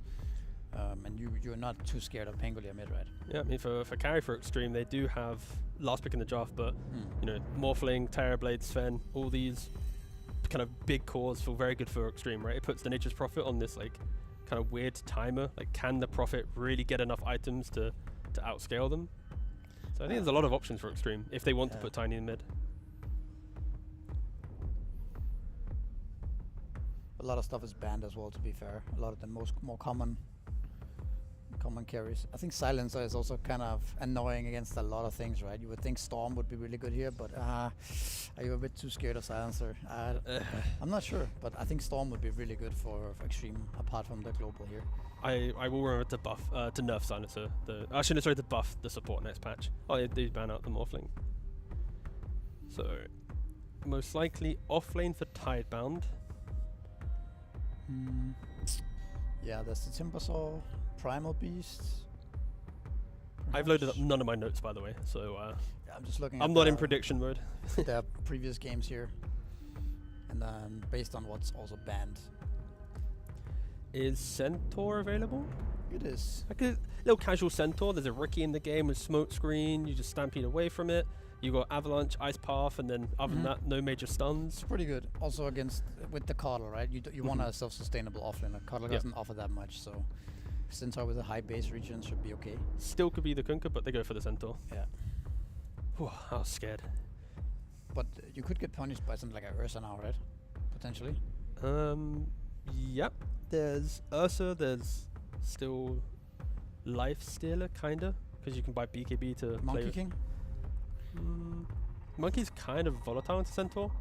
But with a Kotl and like a Silencer. Sure, like yeah, the binding light. Yeah, no, yeah, you have right. such a free lane as Ursa or Monkey that I think that would be the most punishing way. You could also just do Tiny. Tiny's gonna free farm in this lane. But is this where, in this position, when you're Arme, are you looking for the hero that breaks the lane against the Centaur, or I am the carrier of the game, right? Because we already mentioned there's Tiny, Terrorblades and Sven for the game, but then for the lane, you're looking at the Monkeys or the Lifestealer. Or Sven is an option too, actually. I think both Monkey King, Ursa, and Sven can also win the game here. Like, they can win the lane, but they can also carry the game with the backup of Tiny and Daxia. So, but as of mid, I don't know. There's a Storm. Are you a fan of the tiny carry? I feel like he's a bit too generic. Like, you know what's coming from him He's now. a super strong laner, and he does become strong. He's very tanky, but there's something about it, you know. Yeah, I don't know. I can't describe it. You know, I can't put my finger on like why I don't like it, but It just feels like it's a bit hard for him to come in and deal damage, right? yeah. It's not so explosive. But yeah, the Ursa looks really strong here, I think. Also, these heroes like Centaur, Underlord, Tide, obviously as well. Mm-hmm. Like, they really hate heroes that make them not tanky. But as much as the Ursa is good in lane, is it a potential kind of bait pick for Xtreme that in the mid game when he's got Battle Fury Blink, normally that's his entry to the game. You're a Battle Fury hero that after laning phase jungles, you buy Blink and need kills. If now you're blinking into a Stampede where they run away, or a global so you can't enrage, like Blinding Light as well, before you get BKB, could this be a game where he's always like hoping for another item? Maybe. I would more be worried about the lane push potentially, because you are playing against Coddle, Pengulier, Nature's Prophet, right? Like, there's going to be a lot of waves coming into you, and you only really have Darkseer to mitigate. You have a Ricky 4. He doesn't kill creeps much.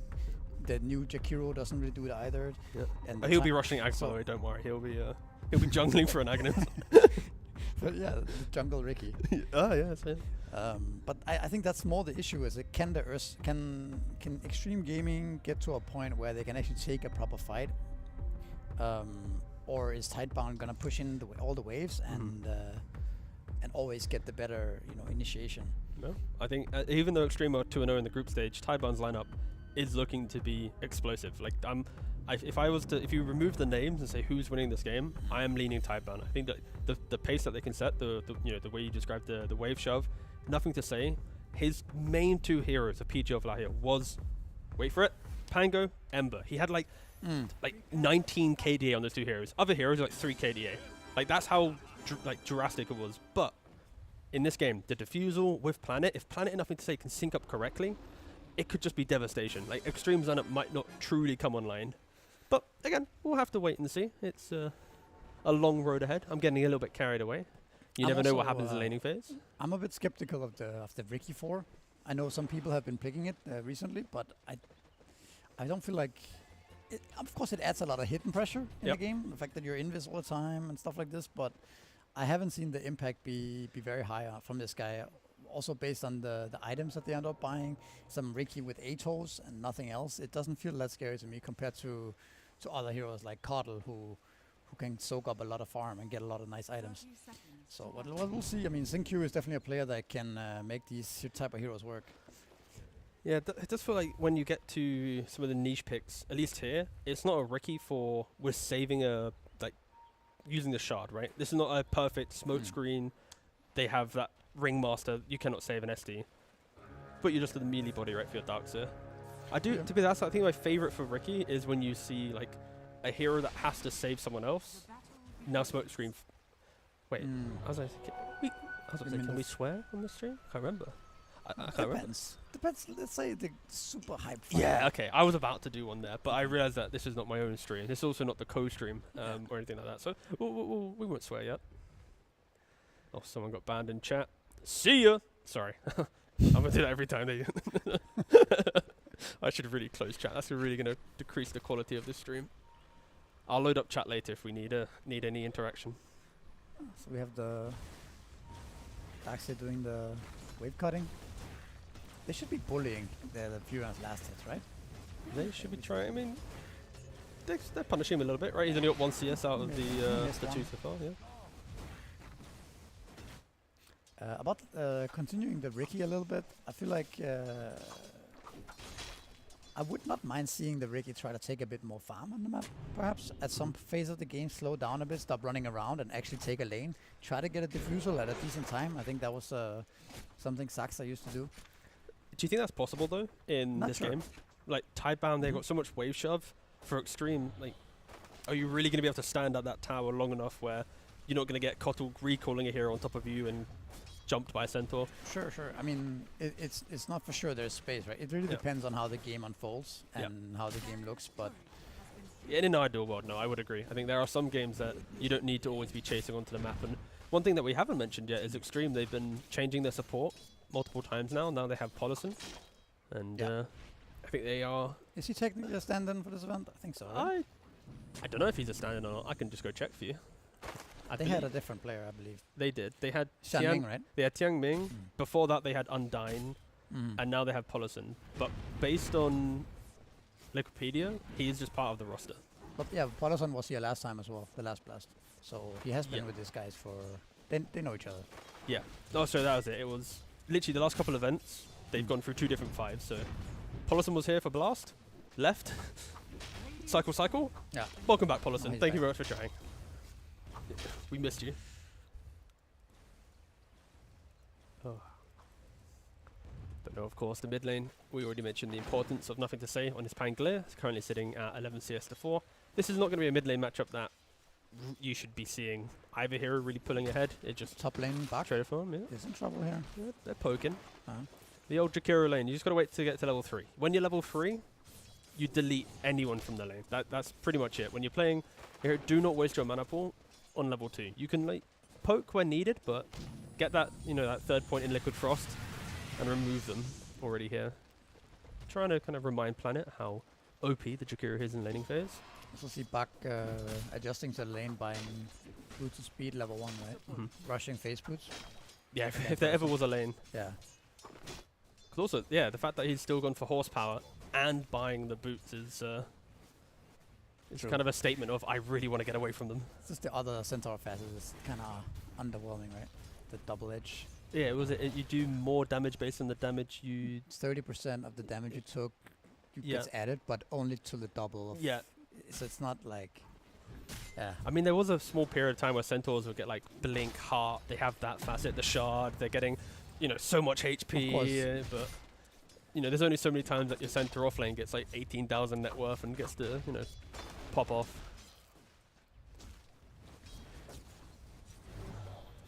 Quite a slow start to this game. I believe the last time that these 2 teams were playing off in the previous tournament, it was like 6 kills at like 18 minutes or something. It was a real farm fest into one fight, and it was the momentum really just shifted. So I'm hoping for our sake it's not going to be the same. And why he did show us on the silencer going for the glaive level 1. We have seen some European silencer players not take glaive level 1, opt to play more for the arcane curse, but I'm a big fan of taking glaive. Just 1 point in glaive, try and bully the melee heroes, and then once you get to level 3 you can decide to take 2 points in arcane curse if needed, and just kind of see how the lane plays out. But yeah, I think I don't know how much he got out of this particular lane, right? I've been tickling them. It seems like in this particular lane, maybe it would have been better to just skip it. But I mean, Daxia has a really good start right now, already level 4. Of course, Furion does get free farm, but he but they're not being honest. Xtreme's not being honest. They're just pulling every wave. Like, I'm a fan that in Dota we get to pull waves and like we can body block and do all this. So I'm not disagreeing with that, but it is somewhat dishonest that you can ignore an entire lane. I don't know about this one though. He takes a lot of damage from Daxia to farm this camp. He was full HP. He doesn't have the ring of health or anything, so yeah. Well, we'll see where he goes from here. But he, again, close to a level up potentially. Utilize that innate to get a bit of burst of HP. Again, very, very quiet start to the game here. 5 minutes in, not a single first blood. We are going to have to do that. Misery, who's dying first? Call them out right now. I think it's going to be... Why? It's going to be the Sancer. Of course, it's the 5. Come on. Spicy. Who do you think is going to I'm going to go with Arme. Okay. He's going to get ganked by a beautiful rotation with a twin gate move, and everyone's going to collapse on him. And yep. Bold. Gonna go for the big predictions. But it feels like everyone's getting more or less what they want from the early game. Of course, Centaur having a worse game, but I mean, he's not like getting completely shut down. I mean, the fact that he's been under tower because hitting creeps is pretty good, but they're going to XM. And oh no. Oh. Guess we're both wrong. Yeah, unlucky. I was trying to see if I could try and find a way to segue how Arme actually was XM, but they are playing 2 different lanes. And well, alright, moving on. We're both wrong. Happens. There's a lot of pressure on this tower. Yeah, I mean, they're utilizing the catapult really nicely. The glyph has already been used. Polosan is also gonna go down, it seems. Amber comes in here. Oh, I meant Army's gonna get the first kill for Xtreme. Sorry, that's what I meant. Wow. Yeah, I misunderstood you. English is my first language, sorry. It's just a very nice rotation by Amber though. Like defending the mid tower there. It could have been really bad if he didn't TP and gets himself a kill. It's a nice rotation in general. Mhm. For some reason, that gave me just flashbacks to the old, like 2019-18 Faceless Void Chinese meta. You get Chronosphere, you instantly TP to mid no matter what. You just throw that Chrono down. But again, this is a very different scenario. Goes from killing mid, rotating to the top, trying to remind Buck that, hey mate, you're a centaur here in this lane. You're not meant to be here. You get what you're given. But I think for Tidebound, they're going to be very, very happy with the state of this game. The Pangolier 3.6k net worth to the 2.4 of the Tiny. Really said that nothing to say. An early Diffusal Blade will break the Tricore of Xtreme. Their mana pool is somewhat finite compared to other heroes. So he can really just be a thorn in their side in the early game. And it's working out. Polosan trying to set up on Shiro. Gets the Ice Path. Blink Strike, but do they have... they got plenty. I say plenty of damage. I'm doing that caster thing. Hold. Yeah, he's dead. But at what cost? JQ not level 6 yet, no invisibility. Stampede. Now is that worth misery? For who? Anyone, you decide. You're the caster. You sell the narrative here. I think it's pretty even. Now Tiny gets to see mid, get an That- Arcane Rune. You're wrong. Financially, it's slightly better for Xtreme. It was a test misery. You had to do the numbers, and it's fine. We have 4 more games to cast after this one, but I will be testing you in the future. So okay, I didn't know we were doing a specific goal. Whoa. I just know what the chat wants. They want to know specifically. They want to micromanage every game. Down Use to the- hindsight The last goal. to the Who last was drop ahead? of gold. Yeah. Oh, and they're just back again. Planet. He tried to do that keeper light thing where you play underneath your tower, push it out, but he's instantly getting pushed away. He might get away. I mean, that shell is killing him off. I think this is kind of what Xtreme Gaming needs to do, right? They need to play really aggressive on the side lanes so that Tiny has some space to potentially come back. Like he has a really rough game, right? Compared to the Pengo. So when they can do this type of moves and get Tidebound to react, it's gonna create a lot of space. And one thing that we haven't really mentioned about Darkseer is the reason why it's one of the better offlaners is you get to farm at nighttime for free. You Iron Show a hero, they just stand at the jungle camp. It doesn't aggro. You can just pretty much farm the stacks, give XP to your 4, then the Darkseer takes the gold. It's share that kind of economy and XP quite nicely between the two of you. And look at him, Darkseer, top net worth. Yeah, a very good situation for Xtreme suddenly. It was looking pretty rough there a minute ago, but now Ricky's level 6 already. He's gonna be really scary. Yep, you can see him doing it now. Just Yeah. Jinku though, he does want to take a couple of CS from his Darkseer. He doesn't want to give it all away. But I think for Tidebound, they really need to look at nothing to say. We see on the top there, he does have his Diffusal Blade. When you look at the itemization across the board from Tidebound, it really is only nothing to say with an active item. Everyone else is, stats and scaling and, wanting to hit creep. So Pangolier needs to be at the forefront of any engagement now. Tidebound definitely wants to be aggressive now, right? And use this timing, whereas I think Xtreme Gaming would not mind the game being slowed down and they can just continue to farm everything bottom and Ursa finishing Battle Fury, Tiny's finishing Blink. But let's see if Tidebound can find a fight. But that's why I like the way XM is playing. Right, we said that wave skipping is somewhat difficult to Xtreme. Darkseer does it with Shell. Tiny has to be in the wave, right? Ursa can't do it as much pre-Battle Fury. Yeah. So now XM, he's playing so deep on the Radiant side of the map that if you have to go kill him, you're wasting TP and resource that Ursa gets to farm very safely, right? So I think the natural positioning of Xtreme is respecting that Tidebound want to be, trying to find heroes and get kills. Because they're kind of baiting them at, hey, come get this free kill. And so far, Tidebound isn't falling for that bait, but they are just giving complete free farm to the 3 cores of Xtreme right now. Yeah, I mean, also this haste on Tiny, right? Makes him able to farm these waves very Sure, safely. yeah. I forgot to mute my mic. You can hear me opening up a drink. A nice. Well, now they definitely know. Yeah, that's true. No, I don't know. I'm just covering it. I'm sure they heard it, right? It's a Yeah. nice can of water, guys. Don't worry.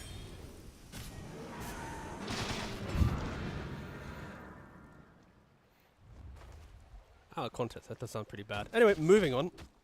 All right, here we have a little smoke. Ooh.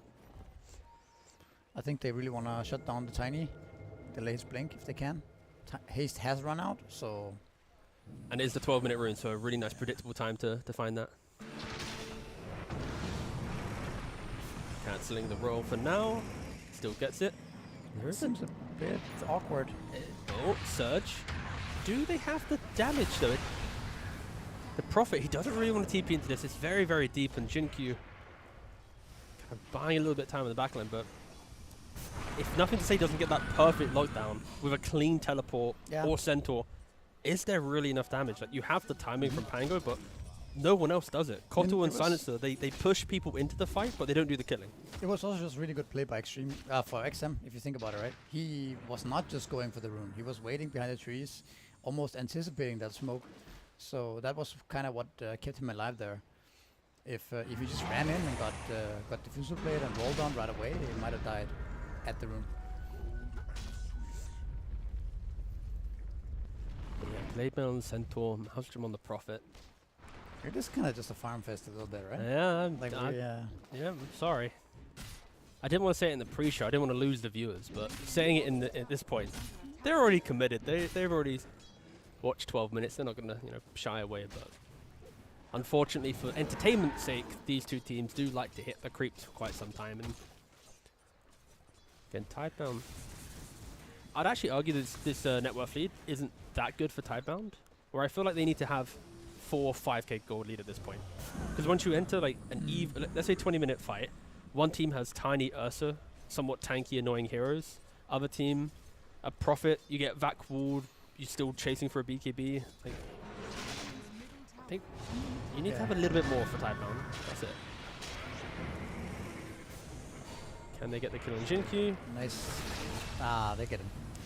But yeah, I mean, I kind of agree. I think Tidebound would have liked to use the Pangolo Diffu timing to their advantage, but well done by Xtreme Gaming to dodge the potential fight. And they get to steal both wisdoms here. Yeah, they're chasing for the fight, but kind of getting outplayed on the map, right? At the same time, though, I feel like this Furion just completely uncontested farming away on the map is very scary overall. Like, I mean, it's a 14-minute Mjolnir, right?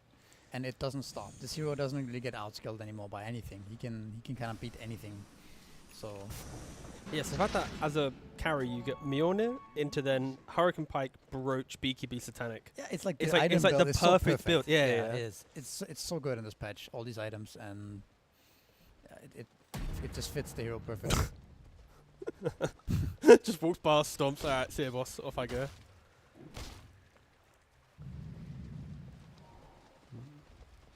During the downtime, do you think before TI, either of these teams can level up to the point of recreating like the China vs West finals, like the top 3, like what we've been kind of missing in Dota for some time now? Like, do you think? But again, these are the best of China that we have right now. Do you feel like they have it in them to get there? Kind of.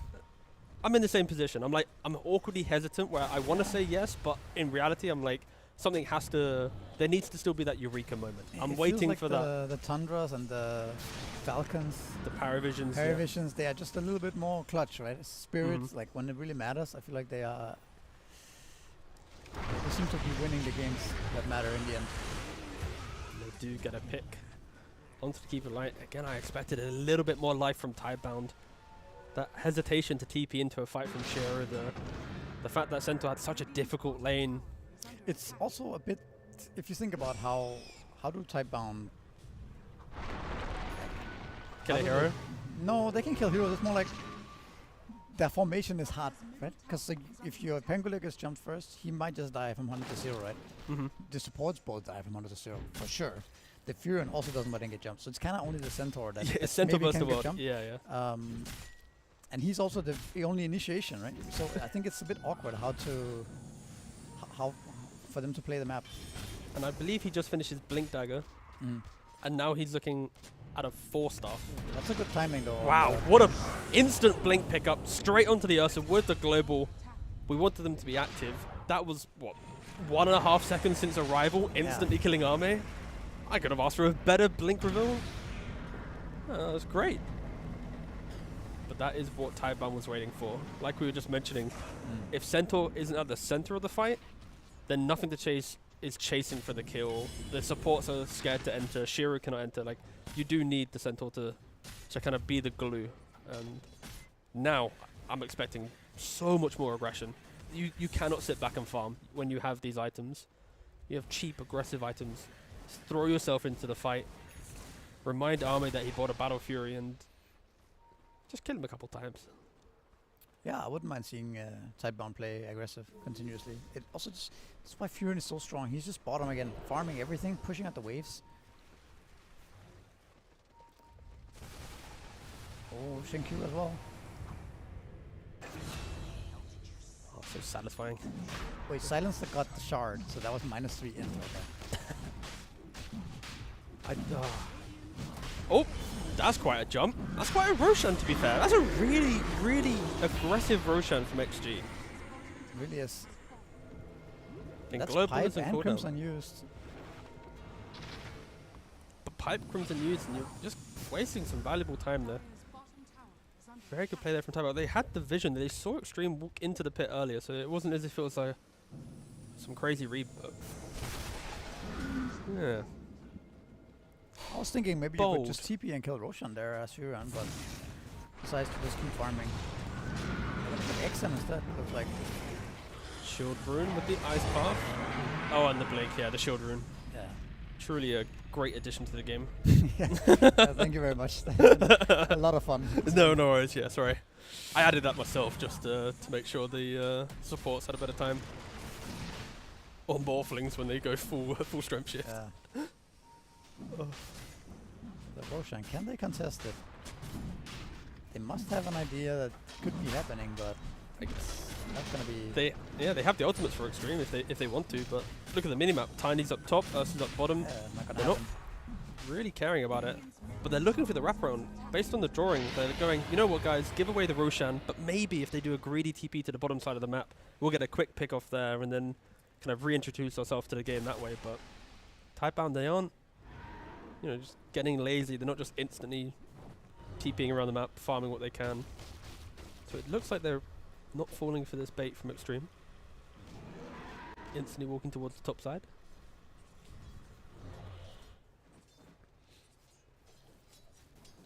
What a rough game for the Tiny. We're talking about 20 minutes into the game. He's got an Ograx and a Blink. I'm assuming, he's looking for the Echo Saber for now. If the game continues to go south, that could just become a BKB. And some awkward avalanche toss only type hero, but Yeah, but yeah, for sure. I think it's so hard for Xtreme right now. They're gonna try to defend this tower. okay. They're starting with the Dark Side. That's critical. Global to save. Pipe, Crimson, you're very, very tanky. Not a lot of damage here. Under the cover of the global, Tidebound weren't really able to get much, and now XSS, big vacuum. Didn't. Ooh, though. That's everything used though. They have literally nothing in the tank left. Yeah, an army with no enrage, surged up but stunned up. Might actually be up. No, he's dead. He's gone. Moving on. Who should we talk about next? The Legend Prophet. He has no Aegis. What am I talking about? He's dead. What's happening here? Tidebound just kind of used a lot but also nothing at the same time. Yeah, I mean they do have kind of low cooldown on their spells. I think it was also very aggressive TP by Furion that got him killed there. Very aggressive. Oh, I completely forgot Misery that Blast uses this to create montages for their playoffs, so they should have been way more epic. No, I think that was really good for you. Yeah, no, I completely forgot we had to be more epic there. Nothing to say, coming in with the right clicks onto the XM, with the swashbuckle onto the high ground, no mana onto the Tiny and the Illuminate. Oh my god, he's dead, wow! There we go, cool. Fixing it. Sorry, I forgot that we had to create a couple moments, at least, for the... again, we got a long game ahead of us. We'll find a better moment. Do you know, I feel like my analyst brain, when I watch a fight, I'm not thinking about what to say. I'm like, I'm trying to go like, is it good? Is it bad? What's happening? And then I kind of forget that. Yeah, I also when you cast, it's there's actually a fight going on. Yeah. If you comment on that.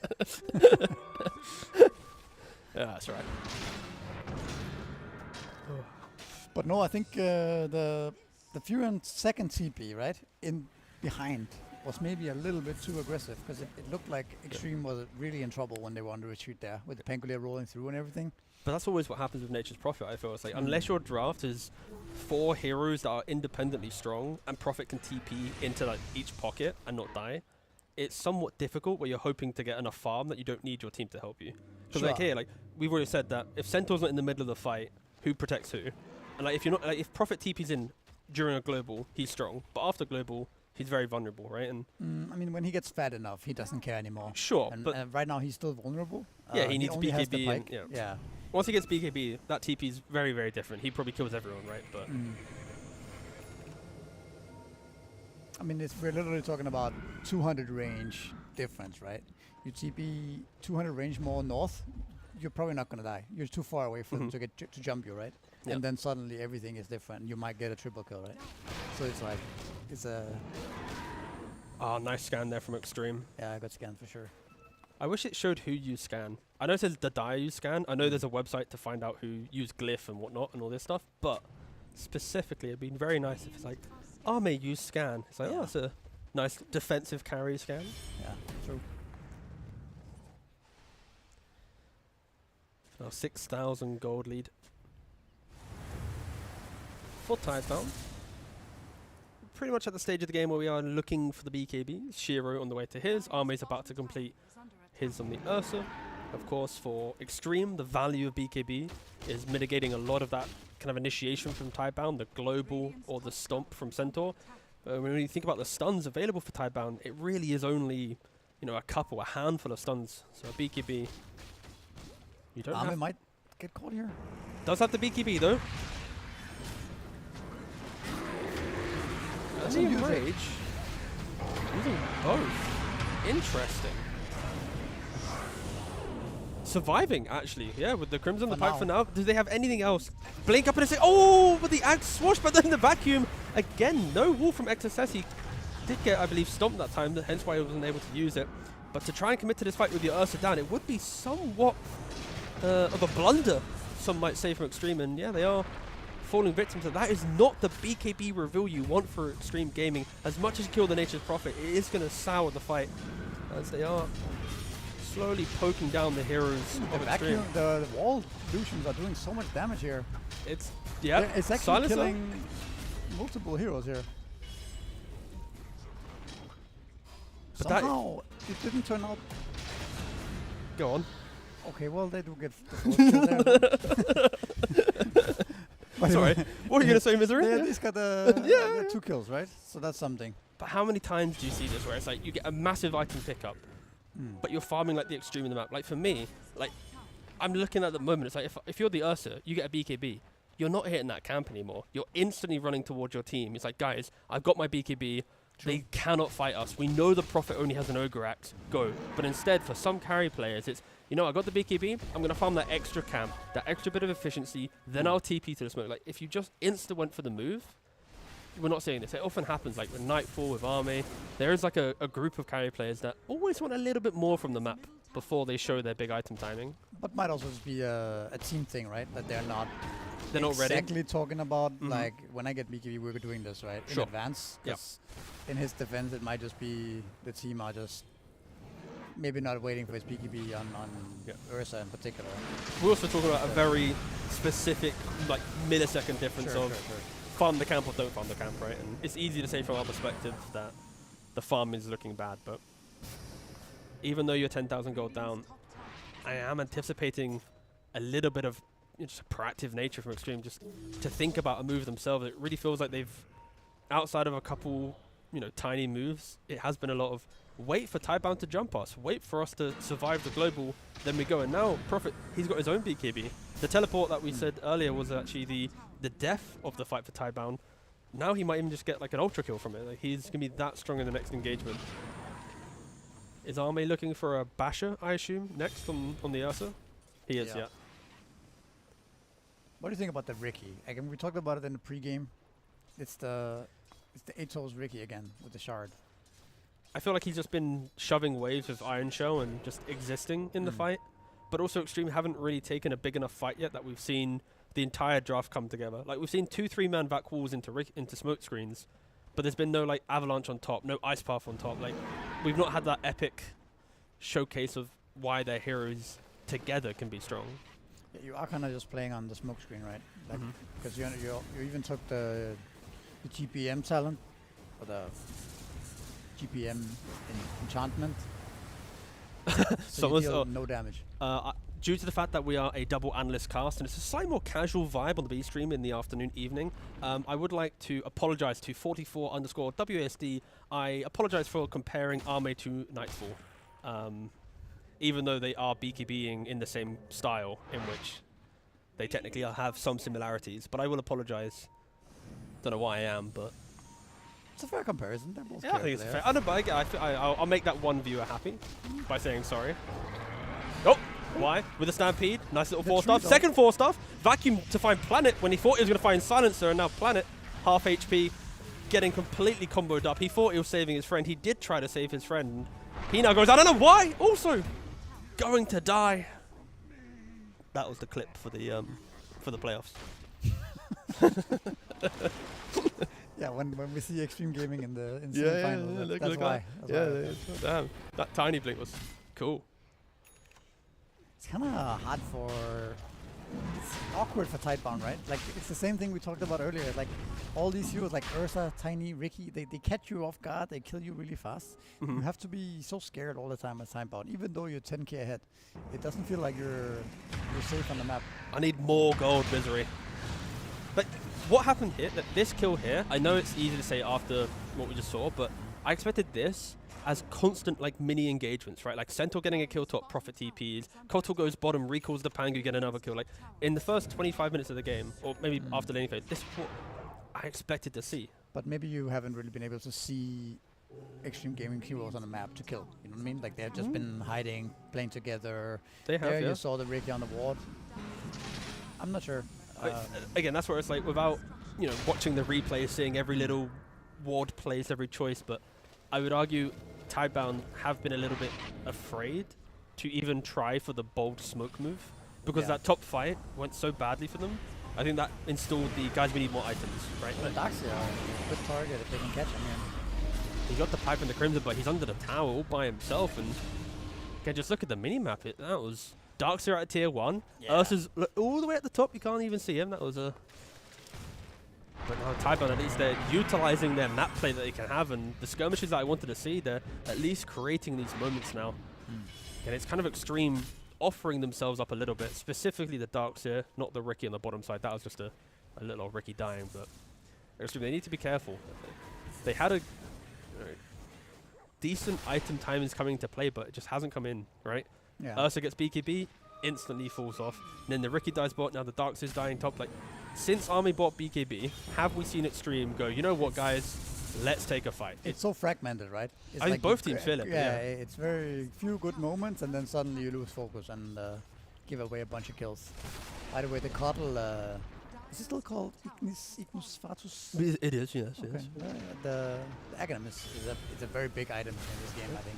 All these melee heroes clumping together, right? It's very hard to take down. Yeah, talking about Fata, he's actually coming back. Did you see the tweet?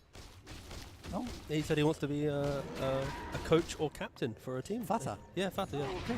He said Fatus, and I was like, oh, that sounds like Fata. So Okay. I mean, I think he even said that before as well. Yeah. Like a couple of years ago. yeah, no, it's like 2 year he played, 1 year he doesn't play, 2 years. He's in his playing cycle again, but we'll see if he joins the team. No, I haven't seen. But good to know. They have a nice ward here, Xtreme Gaming, so they have a good idea of where Silencer is. And Centaur. Oh, blink on blink, but Doctor's over it. Nothing to say with the Rolling Thunder, trying to get a bit of zoning. The Ignis Fatus with a bit more control. XM. BKB on cooldown for a couple seconds. Now the global, but has the BKB to get rid of it. And Arme with the Aegis trying to just get any kill he can, but they're just getting kited. Big vacuum kind of onto the high ground. Only Kotal actually standing there. Shiro trying to get some right clicks, doing a little bit of damage where possible. Gets the Ursa kill, but the Centaur does go down at bad expense.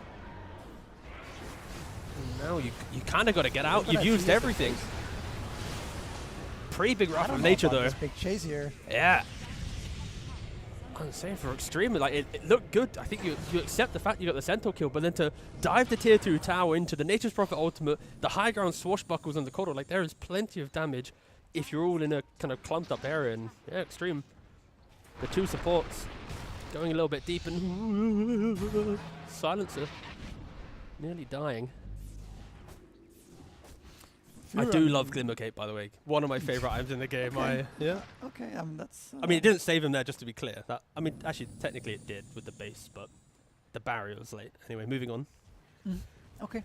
I was just going to say that I feel like chasing into this Prophet high ground is like, it's almost like chasing into a Drow Ranger, right? It's like, it feels like it's the Yeah. same thing. It's like this really high range hero that, you know, once you start chasing and you kind of can't reach him, you're going to get sprouted, you're going to, you know, start getting right-clicked. It's like very scary, I think, to chase like that into Fury. Do you think Xtreme suffered from the idea that they're behind in the game, they finally get a kill, and it's like, this is our moment, like, we can break our opponent? It might also be the nature of their heroes in general, right? Like, all of their heroes kind of want to go next. Mm-hmm.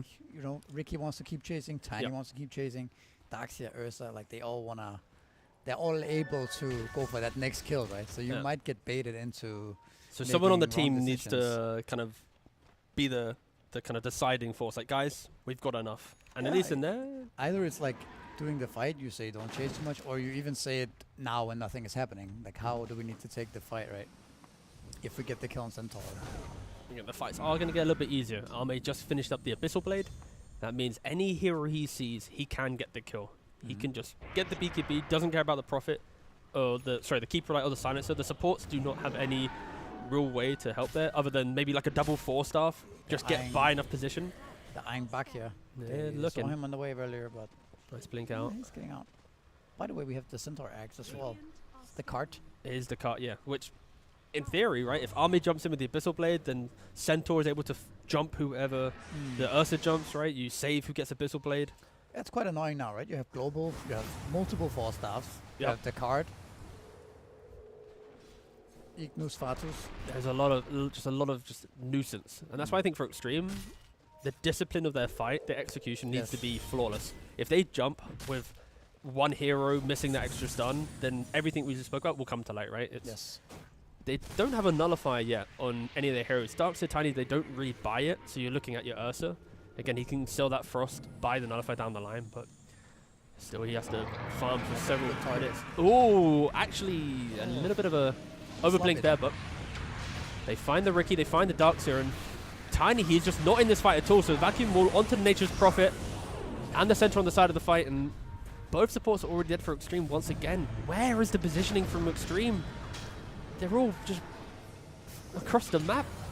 And Arme, he's actually trying to take the fight. He's just jumped in. The Glimmer Cape. No It's reveal. OP. What the? What?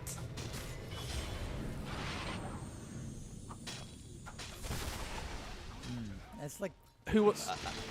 Extreme Gaming not really ready for that, right? Even though it looks like such an awkward initiation onto Darkseer there. Missing the stun. Brawl is halfway done kind of thing. You know, you're chasing it, Yeah. but nobody's ready on Extreme Gaming. Tiny was somewhere else. I don't honestly understand why Xtreme takes half the fights they did, right? Like, the Army BKB reveal, he BKBs, dies, but they still take the fight, they lose 4. Here, Darkseer blinks out from the Centaur. I don't know if he has TP, but maybe he could, you know what, he can run back north with BKB. Let's say he does have TP, he just leaves. But the fact that they still take the engagement once he's gone, it just feels like, Yeah. The bit yeah, not really coordinated, right? no coordination. And Tiny also went for the kill on Cardlers there. Oh yeah, he did, didn't he? Ended up dying, yeah. I was just lost for words. I didn't even see it happen. The card has actually been very good already, showing its value. It's working out very, very nicely. I mean, It the amount of also times. feels like if you think about Extreme Gaming's damage, like if Ursa is not killing people or you get some insane vacuum, it doesn't feel like the damage is really there anymore. It's too easy to kite out their spells.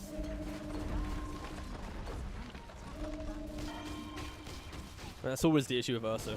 It's like, if you snowball your lane, have item advantage, and kill everyone, you feel good. But if the game ever kind of plateaus into the, I might get kited, do I do enough damage?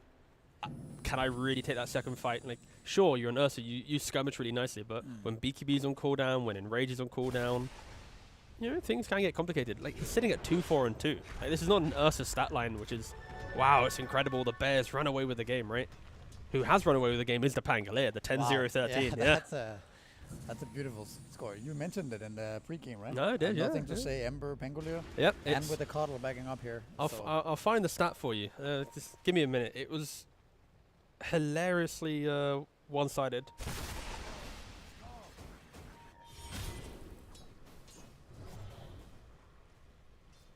But I really don't like the Ricky form much, gotta say. I feel like it's so hard to have a hero that doesn't offer team fight or damage or stun. All right, you ready for the stat? Yeah.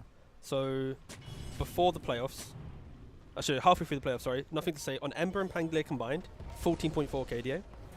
On 8 other heroes in 13 games, 3.2. Jeez.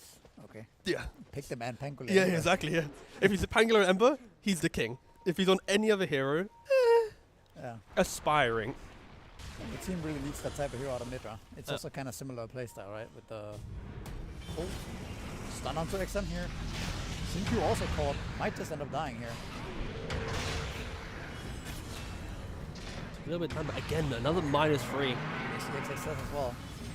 Did BKB trying to run away to the north, but Ame, he found the silence. That's your big jump. That's your Abyssal Blade. The item you need to kill the Prophet. You're now dead again. XM also looking to be going down here. Gotta say, Tidebound, just honestly outplaying. It feels just extreme. They're sitting 2-0 in the groups, but It's so hard for them to take any team fights at this point, it feels like. self-inflicted though. Self-inflicted.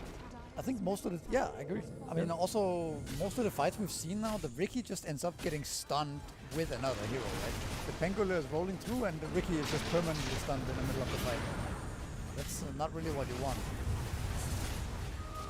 Like, ideally, you're the one throwing smoke screens down on a Pangolier, right? On the silencer and stuff like this. But that has never really happened this game. And look at the treants. Yeah, look at him. Chakra Magic plus the Nature's Prophet. This looks balanced, right? Oh, it's super balanced. Yeah. No, Well, the throne's we're gonna gonna keep. Yeah, that's staying in the game for another half a year. Don't worry. And GG Tidebound taking Xtreme's first loss in the tournament. I believe they are now. What is it? We're looking at Xtreme now sitting 2-1. Tidebound also sitting at 2-1. Tidebound, they did lose earlier today against Tundra, but again, this is the gauntlet style system. It is a best of one group stage. Every team is vying to get first place in the group stage, then get to the semi-finals, and yeah, Tidebound is going to be pretty good, knocking Xtreme out. Or not out, that sounded drastic, but stopping them from being undefeated, there we go, is always quite good. But it is two Chinese teams playing against each other. They are the teams that know each other the most. They're going to understand the nuances, and I'm just surprised by Xtreme in this game. It just felt like I was watching a team farm and then forget how to fight together. It felt like they muted Discord and then they played the game. Like they decided, you know what, guys, let's try a no comms game. And then they're typing and then just dying randomly. And yeah, it wasn't their best look, that's for sure. No. But again, it makes the group more interesting, right? Now there's a lot of teams in 2-1, and the next games are going to be more interesting for that. And what is the next game? Ooh, we have Tundra versus BB. So that will be Tundra, who's sitting at 1-1 right now. Actually, both teams are sitting at 1-1. So potentially we could, after the next series, have 3 teams sitting at 2-1, and I have no idea how the tiebreakers work. I believe that it's just a score and stuff like that. We won't be playing additional games, so it'd be quite fun if there's like some like new style score or some like you're better than me types thing. But anyway, I'm getting carried away. That was a best of one between two teams that unfortunately were quite farm intensive. So the next games that we have, fighting, aggression, Tormentor engagements, Roshan engagements, so much more animacy, because this first game was a little bit slow, but that's okay. Again, the B stream in the evening is 2 analysts doing the casting. We don't have an actual play-by-play. So, yeah, please enjoy the vibe. If you have any questions, I'll be looking at Twitch chat during the break, and we will potentially ask them. And I believe, I'm hoping this works. If I say we go to a break, we now go to a break.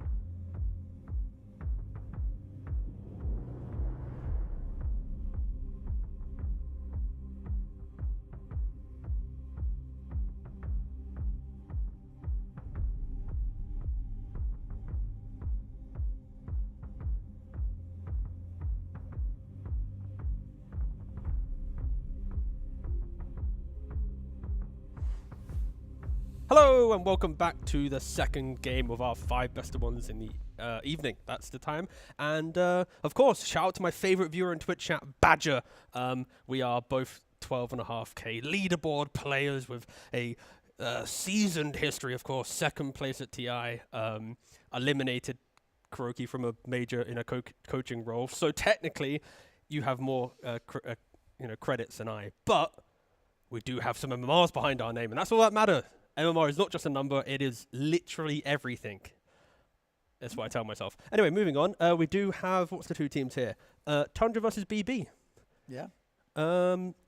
Tundra, in general, I would argue, kind of in a little bit of a down slump compared to the start of the year, right? Of course, we are very much into the Chrysalis era of Tundra compared to Doraccio, but still I feel like they're doing well, but they've yet to hit that groove of, damn, Tundra, they're kind of the machines that they used to be. Yeah, they don't look as clean as they did in the beginning, but it is hard to be consistent like that, I would say.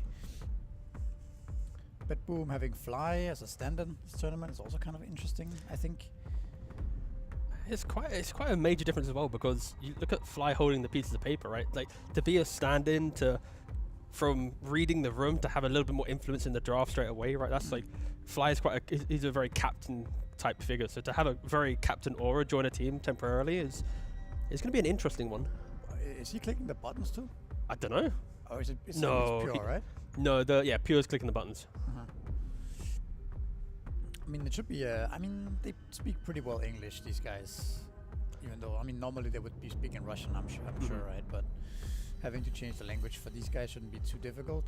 It'll probably be. I think they speak English pretty well, yeah. Yeah, it'd be like most teams when you have kind of that hybrid where the lanes will still speak your own language in the game. True. And I mean, even when you think about like the Chinese teams, right? Like, I've been playing, pubs with Shiro and Buck and all those guys. Like, they all speak strong Dota English. Yeah, right? yeah, So exactly. I think modern day, It doesn't really matter. any of the tier 1 players probably have a strong enough vocabulary that you could even put like a Fly into Tidebound, for example, and it would still function. Obviously not to the same level, but it would still function well on tournament.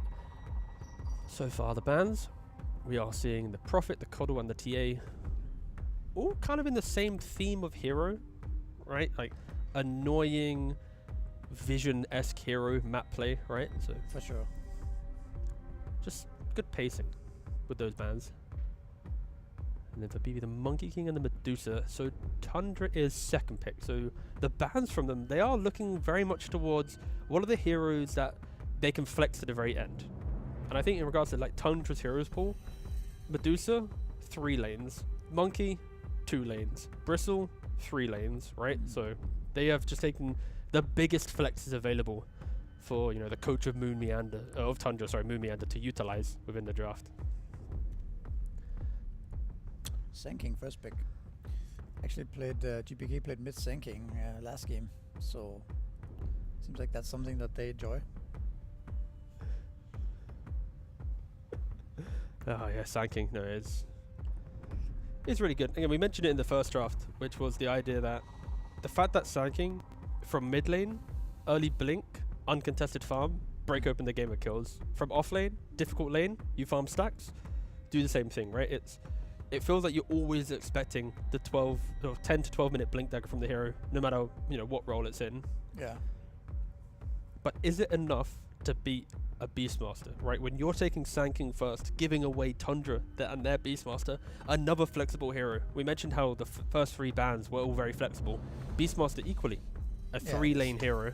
I feel like Beastmaster is almost more solid, stronger in general in a mid/carry position nowadays. The offlaner is often abused in lane to some extent, and then the Aghanims comes when that item comes later on. It doesn't have the same power behind it. Yeah. No, I think I like the mid Beastmaster a lot because I saw how, I believe it was Nisha, he would take the ball and actually send it to his offlane. Okay. So he would be playing mid, playing normally, but then you send double board to the offlane, and now you're fighting into like a Windrunner 4 with a Enigma 3, 2 boars, Eidolons. Sure. You're swarming over the lane, and Tinker. the Beastmaster doesn't really care. So I think that'd be quite nice. Tinker in the pool. Yeah. I think Tinker though is He has very gotten nerfed. nerfed. Well, You mean by other heroes rising in popularity? In this. Oh, is you're it 37. you're talking or whatever. time ago. Okay, But I think he was before he was really broken, right? sure, but he's very good now. He But went from now broken he's to still good. Yeah. But it's not the same. I was like, did I miss a patch like since last night? Am I No. missing something here, Misery? Is there like Some a of the stuff get nerfed a bit. Tinker though Numbers. is a bit of a bait pick though for some teams, I think so too. because if you don't respect the fact that your support will be playing the side lanes, not even the side lane, the side jungle camps of the map, farming up, then you're waiting for someone to buff up, you might march to defend a tower, like you're playing very backwards pressure, like, you know, I eventually get utility. Teams exploit that, you know, they take early towers, they invade the jungle, now your Tinker's taking the camps that your Beastmaster wants, and the map can feel very scary because you're just absorbing more gold than you really want to in a we win all 3 lanes. So I think for BB, if they can just get a little bit more aggression from their support duo, get some good smokes, like Tinker never smokes. Like the first 13 minutes of the game. I mean, you basically need almost level 12 before you can. Yeah, exactly. Really be a factor, right? I mean, of course, if you run into tier 1s and stuff, and you can fight on the march, but for the most time, you just want to farm for a long time. But Tundra is one of the teams that has played the most Tinker, I think, out of all the pro teams. No, they are one of the better ones, because I think they respect the fact that their cores are somewhat independent from their supports, where they're happy to shove the wave, wait for the supports to be ready. Because like when I see like Falcons, for example, when they play a Tinker, it's honestly not the best showing, because their support's the life of the early game for them. So when the support is now farming jungle, their whole identity as a team comes crumbling down. Spirit, also tried doing the same thing with Maposhka, but when he was like in the jungle, he would be the kind of the forefront of all the smokes. Now you've lost that aspect, right? I guess a good example would be like an IO team. If your position 5 is like the guy who always does the dewarding, if he's now playing IO, he's never going to deward wards because he's stuck holding the hand to a core, right? Sure. Tinker feels like in the same vein of all of the basics of support that you're used to seeing. Tinker doesn't do them until he has, again, level 12 plus. Yeah, it's the support's identity is important, but I also think the core hero's identity is important too, right? Like you have, in this case, you have Crystalis, right? He can play a different style if he has a Tinker. He can more sacrificial role, right? Same goes for 33 and BCM. I think they're more able to switch up and give away some space compared to perhaps other players in different teams. So, but we'll see how it goes. I haven't seen that much Tinker the last 2 weeks or so. Yeah, It's pretty much always banned. For BB though, they do have plenty of ways to kill heroes. It's blink burrow strike into then Wheel of Wonder, power shot, throw in a dagger, like plenty of just nuisance damage, and also like non-committal damage. Like the Sand can go in and the supports, it's like, you know what, we'll throw a damage in, but we don't have to commit with you. Like you can then escape if you need, but it's like burrow strike, instantly run away, we'll try and get the kill around that. Yeah, low cooldown nukes. Exactly.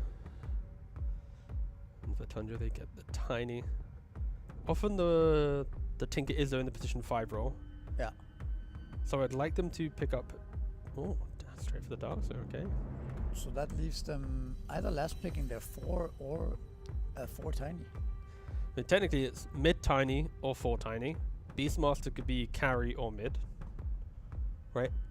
I guess. So So Crystal is gonna play Beast. Does he play Beast? He played an Underlord carry at the last tournament. Okay. Yeah. So I think, yeah, he probably depending can. on draft, he could. I just don't remember seeing it. But No. I think most of the time it's gonna be tiny Saxa. Yeah, I BCM can. Beastmaster. And Sure. then they last pick Yeah, Crystallis, I- Razor yeah, or something, right? I'm just a little. I'm not gonna say tired, but I've seen a lot of Crystalis Terrorblade, and it worked really well at the last tournament. But here, it's not had the best kind of entry. I don't mind it, but I do feel like it would be cool to see Tundra showcase a change of pace, where it's like, you know what, Crystalis can play the farming carries in the correct drafts, but let's go back for a skirmishing lineup. So I think Tundra, when they have a 5-man skirmishing ball around the 33 Darkseer or the Aura, that is when they look really, really dominant. I think the specific game was the last game against Tidebound. They had Underlord carry, Ember mid, Darkseer offlane with a Tusk, AA behind all of that. It was like really just sweeping aggression. I mean, I don't think Underlord carry is out of the question here. Honestly, it could be a thing they might pick up. Yeah, maybe. at least that's something that if BetBoom looks at Dota buff, and it could be something they could consider banning. PA is already banned. That's what I thought Crystalis might play.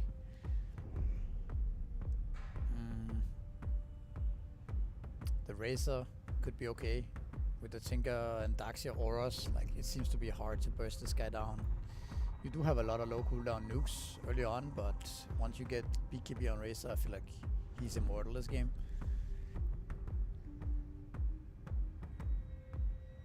I think we should just be seeing more Kunkka against Darkseid. It's the fight of the 20-minute, right? Darkseid needs to farm what? 9,000 gold, 10,000 gold to have double aura. Kunkka just needs level 6 for a boat. Sure. So I provide boat, you provide all this farm. If you like, it's kind of. I mean, I think Kunkka is really underrated overall. I think the Zero is so strong right now, especially out of mid. I think the Radiance build is very strong with Blade Mail. There are scenarios where the Kunkka runs out of damage though against Daxia in some depending on the timings, right? Yeah. Well, I think that's going to be the entire argument for BB, where it's like sanking with Blink. If you don't get a couple kills and bring life to your supports, then does your entire lineup have that problem? Because you early game, I lean towards BB. You find a Tinker, instant kill. Find Beast, instant kill. Like, you assassinate them. But then Beast gets to Ags, Blink, BKB. He doesn't care about sanking, Kunkka, anything. Darkseid gets to Aura, doesn't care. Tiny doesn't care, right? So who gets their spells off first, right? If Boat is running, Darkseid Vacuum Wall becomes less effective, right? Yeah. On the other way around, if the Darkseid gets to use the spells first, when you might not be able to get the Boat off in time for it to matter. So I think it's a lot about who gets the initiation. Trying to think, what are the big anti-Darkseid carries now available? Sven? Yeah, so Sven's available. PA's already been banned out by BB. Jari's been banned out. Need to load up the old carries. Sven is banned out now. Is it? Oh, okay. We saw a Spirit Weaver earlier. Oh, yeah, we did actually. Yeah. But I don't know if I don't think you've. Again, I did not see the draft for that one, but I think picking Weaver blind into another pick available for Tundra does put a little bit of fear on, can the Weaver truly scale? We already mentioned that damage could be a problem going into the late game. Okay, stand out Terror, pick Lifestealer. Now you pick Razor, right? Yeah, I mean, yeah. I don't know if Razor really beats Snakes nowadays. It's more like I don't even know if that matchup one-to-one matters like it used to do, but it looks good on paper for Crystalis, right? Yeah, I'm saying yes, not for the, oh my god, Razor's OP, but more, I see the aggression of Tundra. You slot in a Razor, it'll just overwhelm BB potentially. A carry that buys BKB by 15 minutes, yeah. You can link any of these three cores and feel really good in the fight, right? Yeah, exactly. What has... Let's have a little gander at A lot of carries are banned, so... Underlord carry looks a lot worse now. Yeah, and don't want to pick that one into You the... would think. And they do go for There it Razor, is. yeah. Yeah. Like the Razor. We're very farm heavy though on Tundra, but I mean that's how they like to play. You have a 4 tiny, which does not do that much before Blink. It's kind of hard to get in and get something done without the Blink tag, I would say. Yeah. The Beastmaster also wants to farm Aghanims. It does come early out of mid, but still it's timing that you need to get to. And Tinker, we talked about already, wants to farm. Razor wants to farm. Darkseid wants to sit in his lane and shell for a long time. On the other hand, yeah, BetBoom. But now that's when they don't also invade, right? Because when we say Tundra's going to be greedy, does anyone maybe actually contest stacks early? Like Kunkka can kind of walk up with a Tidebringer maybe, but... What I'm thinking more is the fly save combo coming mid to GPK and then they swarm this Beastmaster. Okay. Do they really have, does Tundra really have a way to defend that move and stop them from taking mid tower and destroying BCM's game? Meanwhile, the Sand King should be okay top, right? It's a Tinker 5. After a while, he can just go jungle. Same with the Lifestealer, right? He's not gonna be bullied this game at all. So they are free to move the BetBoom supports. So that's, I think, the worry that Beastmaster gets overwhelmed in the mid lane. That's the critical thing. It's like if they have to use the fact that they can rotate to mid better to then find life in their draft. Because if they don't get kills on mid and Tundra is farming Razor, which you should expect to be free farm top, Darkseid should be free farming bottom, Beast will be free farming mid during jungle. It's like if you don't find a lane to exploit, then Yeah, Tundra's gonna look really good. of Like, course. If Tundra gets to sit in the lanes and Yep. chill and get their items, then their draft looks really scary, right? Yeah, I'm honestly just really excited to see how Miro is going to enter this game. Like, as much as there's pressure on him by the Razor, it is a Tinker that's playing with the Razor. So it's Yeah. not like it's a Crystal Maiden, a Disruptor, a hero that goes, you know what, you're out of position, you're dead to the Razor, right? It's a It's a slow burn, right? You're Yeah. gonna get clicked a lot by this Yeah, Tinker. click, You're gonna get, you can't really march, fight yeah. him, then he marches. The hero is very strong in lane, but he doesn't. It's hard to shut down a Sand King all the way though, like we talked about. He always gets his blink dagger Yeah, at some point. it's just going to be efficiencies, right? That's fundamentally between both teams. It's who, after what is expected to be an even laning phase, who makes the more stacks, who farms them quicker, does the Darkseer go for a pipe first, so then when Sand King wants to enter the fight a couple of times, he's running into magic barriers.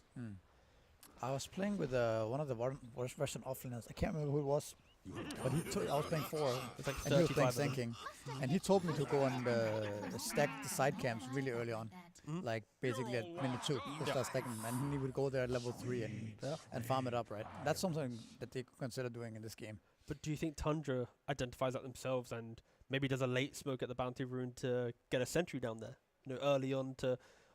I mean, the camp's all the way on the left. I think Yeah, it's yeah. kind of yeah. You could, I guess. I'm not saying it's good, it's more like it's a thought exercise. Do you think that getting to that area of the map before the lanes meet, getting a sentry... You could do it.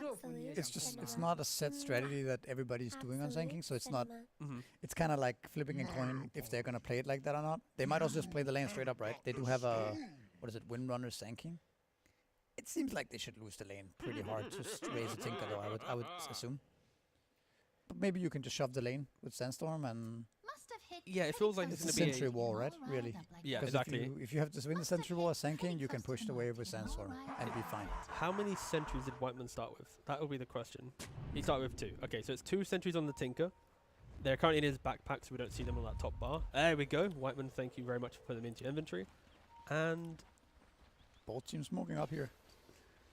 Save has 1 sentry in his backpack. So We'll see how it goes. I think Sand King is a fragile laner. Like if it goes south the first few waves, it can get really grim, and you have to go jungle. I just can't wait for a team to show us like new technology for the bounty runes. It's always like late smoke, see if it breaks. When it does break, Oh, he's disengage still and stunned mirror. level 1 Oh. on Mirror. And he might die as well. Could be really bad.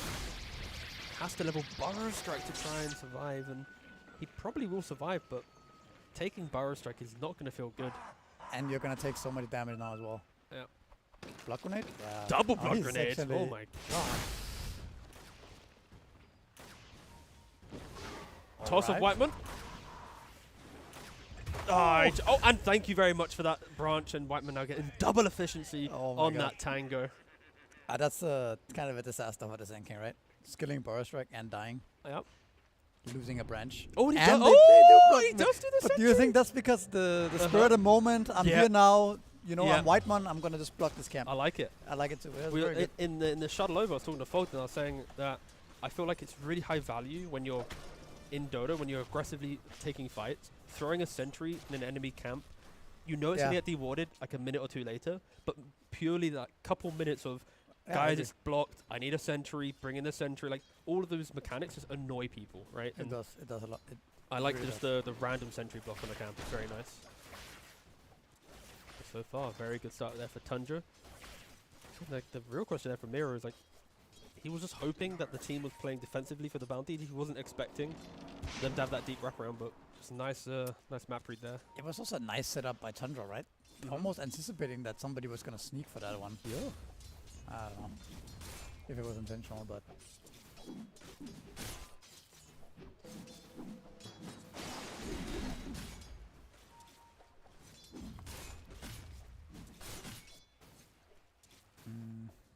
what about this matchup? Kunkka. I guess it's good for Kunkka, right? You don't really care about the boss at all. I mean, I feel like when I see these two heroes, both should do the same job, right? Like, Kunkka will kill the boar, but Beast will still axe kill the wave, right? So you might get a slightly inflated CS from the boar getting fed. I think both heroes should have somewhat even economy. But the question is if you're gonna lose the region war as Beastmaster though, against all the constant spam. we'll see. Radiant's couriers have been killed. Oh, easy and gets the Gura kill, and they are going on to fly. But he has the weapons able to disengage now. Saxa actually the one getting jumped on 33, trying to go for a body block. Does get the body block, and But Saxa is so low. I don't think it's any region either. Yeah, this is a very sad situation for. But it's also like the support Tiny is. It's kind of hard to make work nowadays. yeah, it's very, very rare to see. Especially in a meta where your mid laners are Pucks and Embers and Storms. Like, to expect a 4-position Tiny to have, you know, that gank potential is going to be a bit uncomfortable, but You almost don't dead, mind yeah. dying here. Like I feel like he kind of had to. yeah, you have nothing anyways. Yeah. I mean, the 33 is decently happy here. So if he can get to this Vanguard freely, he's gonna have a decent time against the Nakes, but still quite a far away from the bit booster. The only argument to all of that would be, did you really want to give it to the Lifestealer? Yeah. Like, giving him a kill. How much HP does he get? Is it 25 per 15 per hero 15, kill? yeah. Okay. That thing was absurd before. Yeah. Like 30 minutes in, has plus 500 HP or something. Yeah. Yeah, some facets are truly quite bewildering. And And mid let's lane say is already going for the stacks that you mentioned on for the Yeah. second. the B seems to be doing very well. mid. Oh, he's like, guys, one of them's blocked. Riveting, isn't Now, it? this feels really bad, right? Going there and stacking Yeah, this one just- medium yeah, camp. so You're wasting like 1 minute to stack this just one that camp. one camp. Feels really bad. And also the other camp's blocked as well, by the way. We on the Oh yeah, radiant the other triangle. hard camp. I see it. So That's they've good. blocked one hard camp and blocked the Okay, other. so now I see what happened then. They did the late smoke to go and block the hard camp. Suddenly there's a Sanking in my eye. Nice there we first go, blood, yeah. guys. And oh, I can also block this camp Yeah, now. yeah. I wonder if Whiteman would have also blocked the other camp with the smoke if allowed to. He might have. I think he would have. He might have snuck through Yeah, you there start and through the blocked- middle. Yeah. Then you run up the top side. Yeah. Okay. I think against Beastmasters and Sankings and all these heroes, in my head, it's like it feels like it should be the classic move to make. The issue is Tundra does it this game. The next time Sanking's picked on in a game against They are them, waiting there. there's in a the camp. 5-man wait. Yeah, yeah. Whiteman walks up, you are dead. Right? It Yep. is one of those like it works a couple of times, but as soon as you know the strategy, It's gonna go stack that one camp again. Oh. It doesn't have a sentry yet. It's also very annoying to unblock this thing, right? yeah, I mean, It's yeah, like you got to all like the you way walk in in, there. oh, it's not there, then you go check the trees, and I mean, luckily you got power shot, but. Can we watch the win runner, please? Can we just assess how he dewards this? Is it going to be a clean deward? Will it frustrate him for a couple of seconds? You know what? He doesn't even care. He's going for the easier unblock potentially because he's going towards the triangle. And it's But- almost running out. Like, look how much value this sentry is. So much time wasted. Yeah. And the Sanking 17 CS to the 30 CS to the Razor and the 12 denies. But BZM, the mid laner of Tundra, hiding in the bottom jungle, getting How jumped did by he the end up Doom here? King. Kind of curious.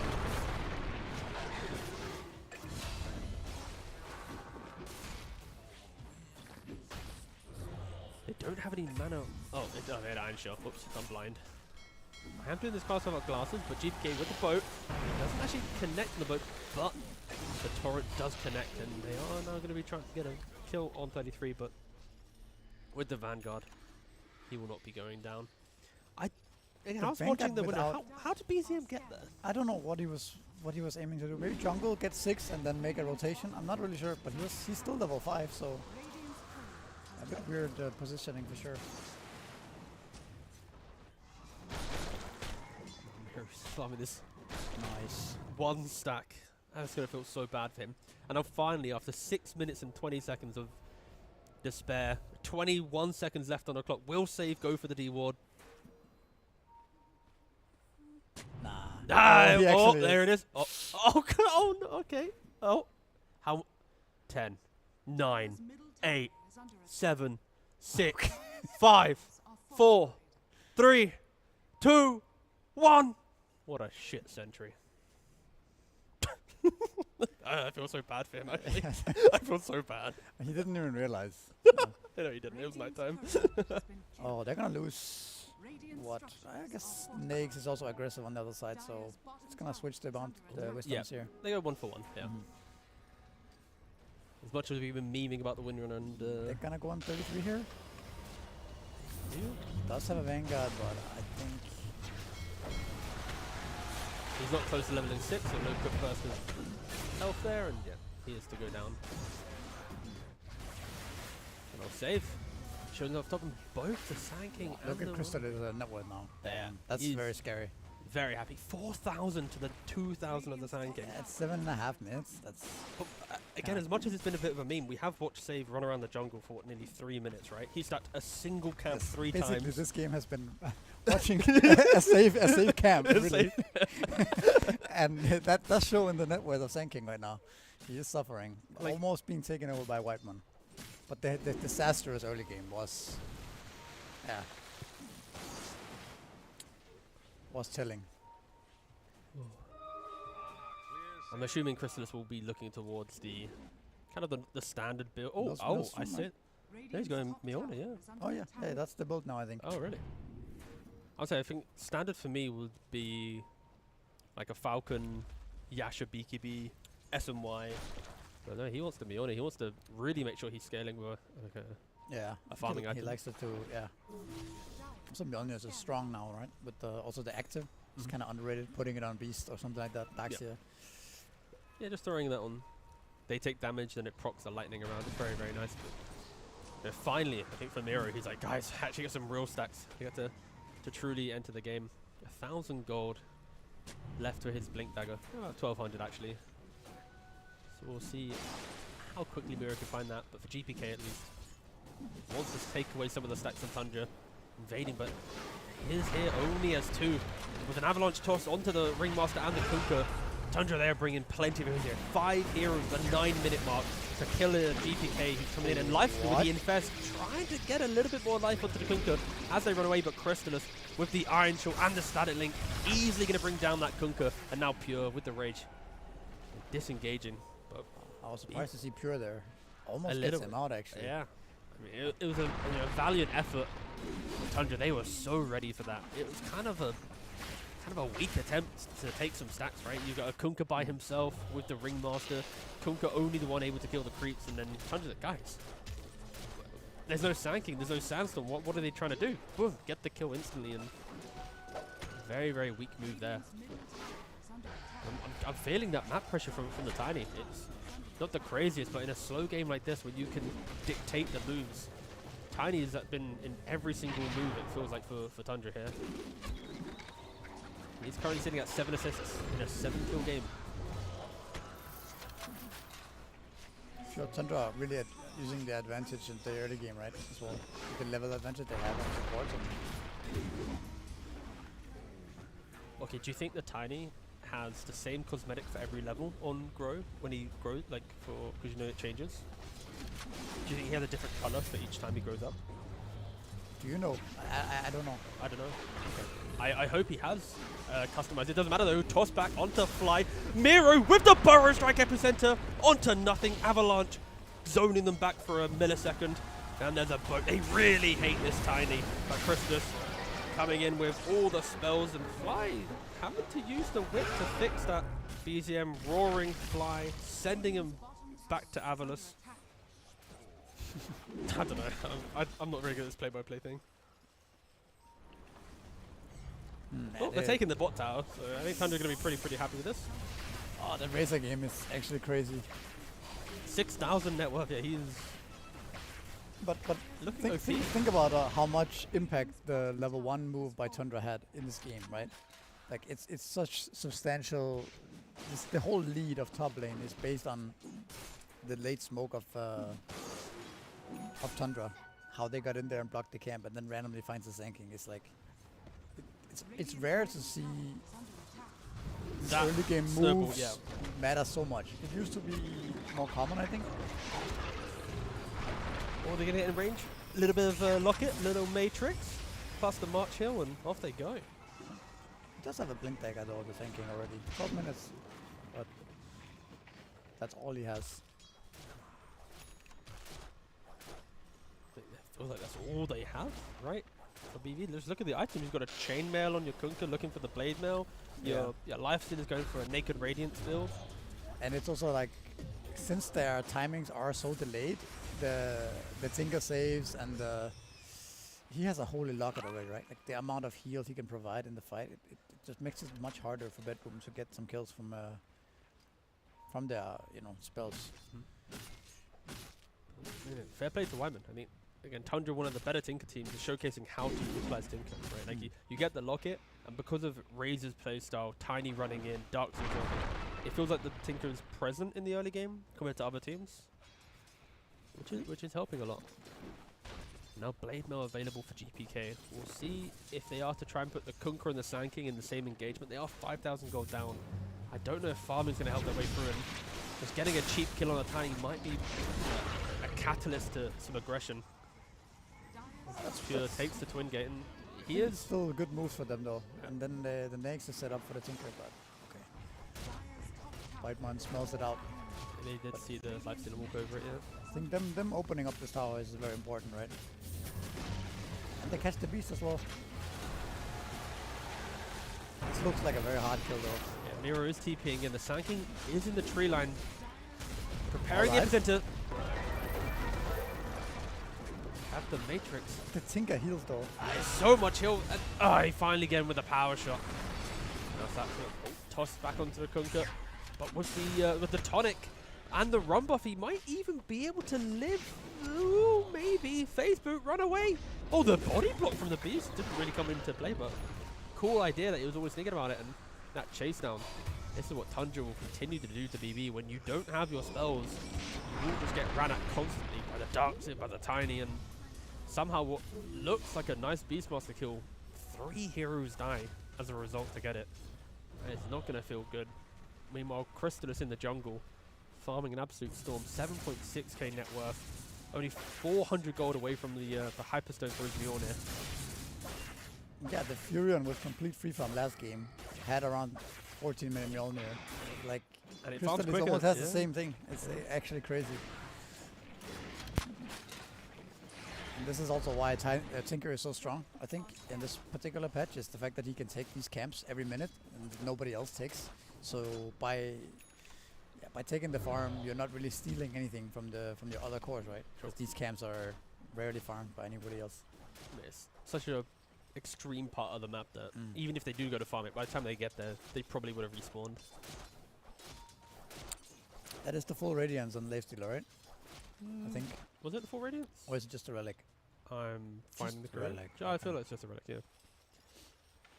He has been running around with the relic and quick fire, but with no talisman. Now 15 minutes, instantly going towards the Tormentor with the Marching Machine heal, plus the defense matrix. They're just doing it, or starting it, sorry, with 2 spots and a Darks here. And finally, a hero with a bit more damage can do the killing blow on the Tormentor. Well, Success gets the shard with no points in G-Grab. It is what it is. I'm trying to think what was the hero that I play that has the same problem. I'm going to go check. Willow? Could be. It could be. That happened to me the other day. I had like 1 point net or something. Ah, it's Phoenix. When you go for the Icarus Dive and Fire Spirits build, Okay. and then you get the shard, it's like, you now have Sunray during egg. I'm like, lads, I don't have Sunray. I'm level 7. It just And I'm not gonna skill it. No, I'm not just kidding. No. Who wants a level 1 Sunray? I do look forward to the day where maxing Sunray first becomes a thing in the meta for Phoenix. That is a hero though. I am surprised we don't see. I mean, back in the day, with the build was 1, 2, 4. Yeah. Now it's 4-4-0. Yeah. You just the Firebirds are too strong. You do not care about Sunray.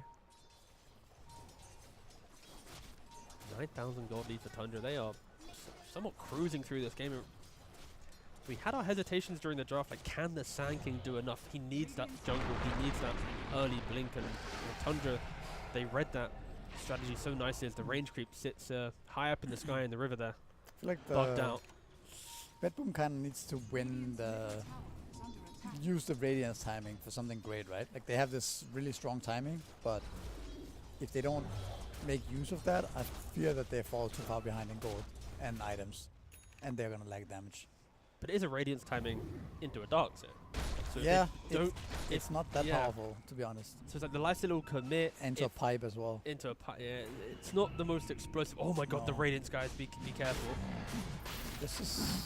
This could be the moment though for BB. Yeah, They're they jumping could in with the bar strike in the epicenter. Beastmaster with the defense matrix, half HP with the boat, and now getting tossed up onto the Sankey. He's actually going down, and Christmas, he's Nobody's here to help dying, out.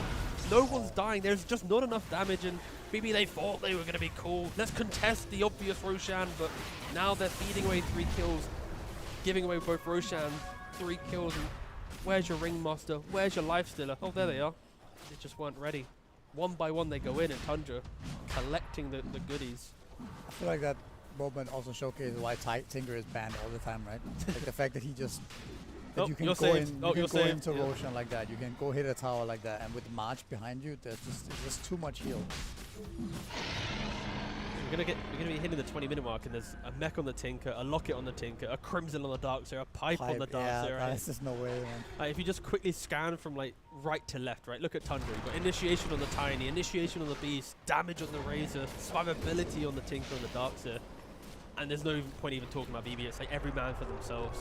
Their items just don't blend as well as they do on Tundra.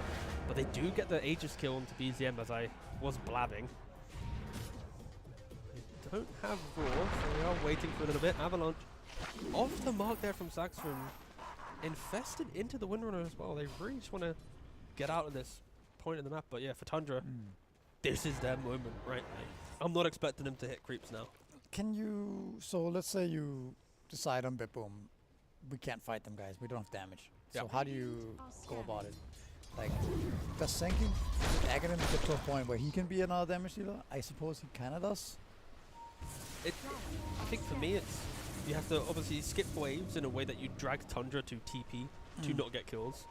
You have to cushion yourselves away from a couple smokes and wait for Chrysalis to have that point of he's by himself. Get that one epic kill on the Razor. Like, look at his build. It's Mjolnir Yasha. He can die inside an episode. He's not unkillable. I'm just thinking, let's say...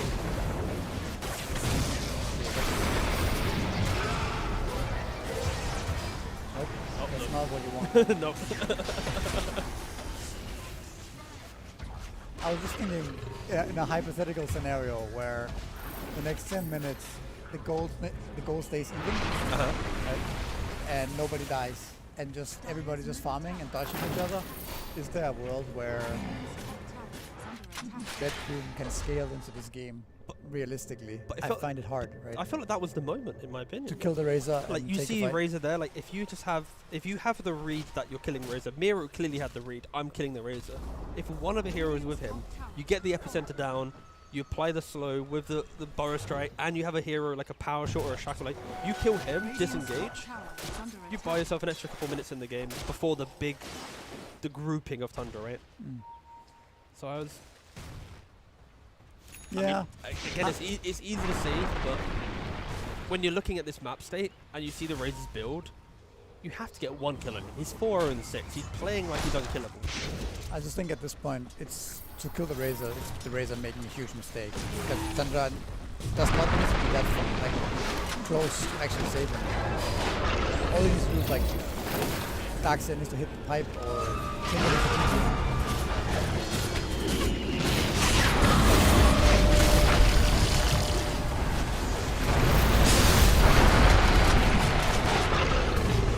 Another attempt for a team fight when here for BetBoom. But they might get the Darkseid. One kill is away from them, but now they definitely need to get out. They do manage to get a kill. I mean, I think if they're 5 together, it does look like they can still take the fight a little bit to Tundra.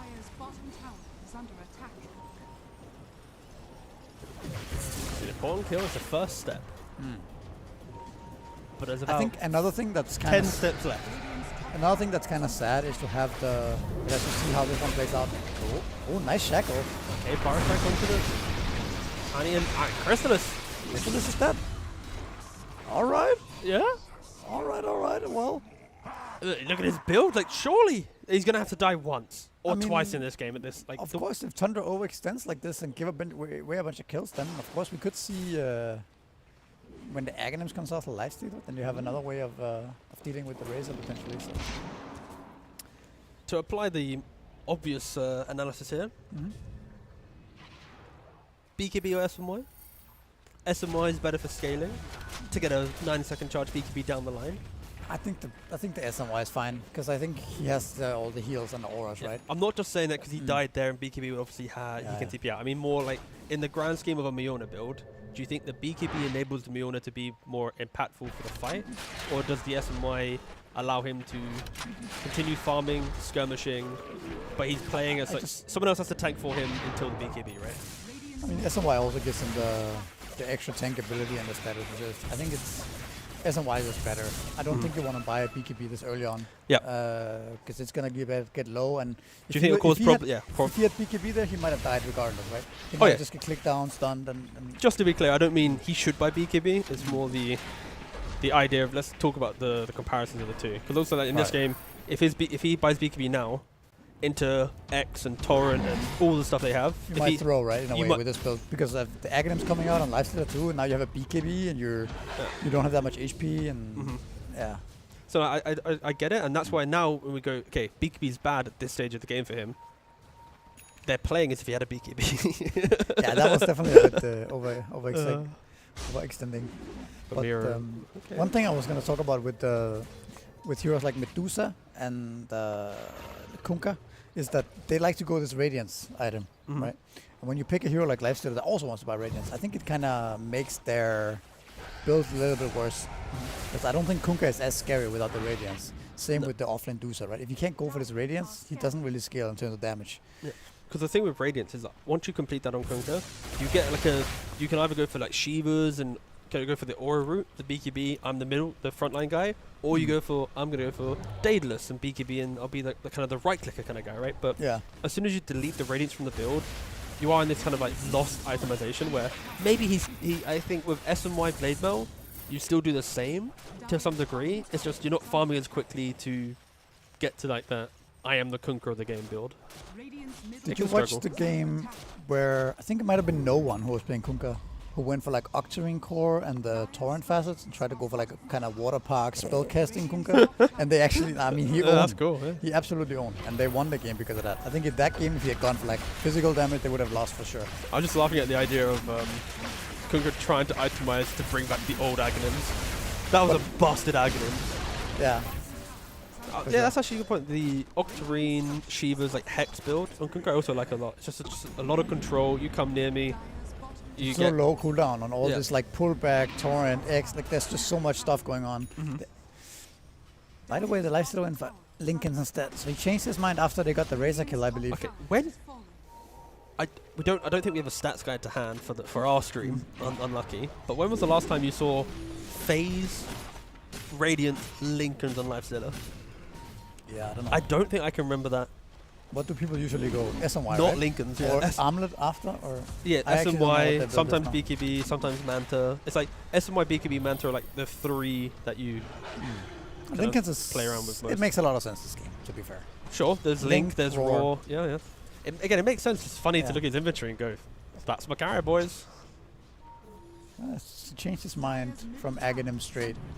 But when you're 15k gold down, it takes that one item, that one clutch play that'll create that moment. Again, we said to Chris, he doesn't have the BKB. I don't think they realize how far behind they are in terms of gold. Do they? I don't think after they got the Razor kill, I think okay, we're back. Kind of feeling right. So And maybe they can even crawl back into some more of that lead here if they see the Tormentor going down. They don't have any vision yet in the area. The power shot will give away their positioning to Tundra. But Miro, with the infested Lifestealer, he really wants to find a kill. And the Dire Scan, though, they know exactly where they are. Are Tundra going to fight this? Are they going to disengage? Oh, 5 manning up into the Twin Gate, and out they go. I also feel like the best way to kind of think about Tinker is you don't really want to fight into Tinker when he's ready in the middle of his team to press all his spells, right? You kind of want to catch him in a position where he's farming somewhere and has now TP in. The fight has already started, right? Yeah.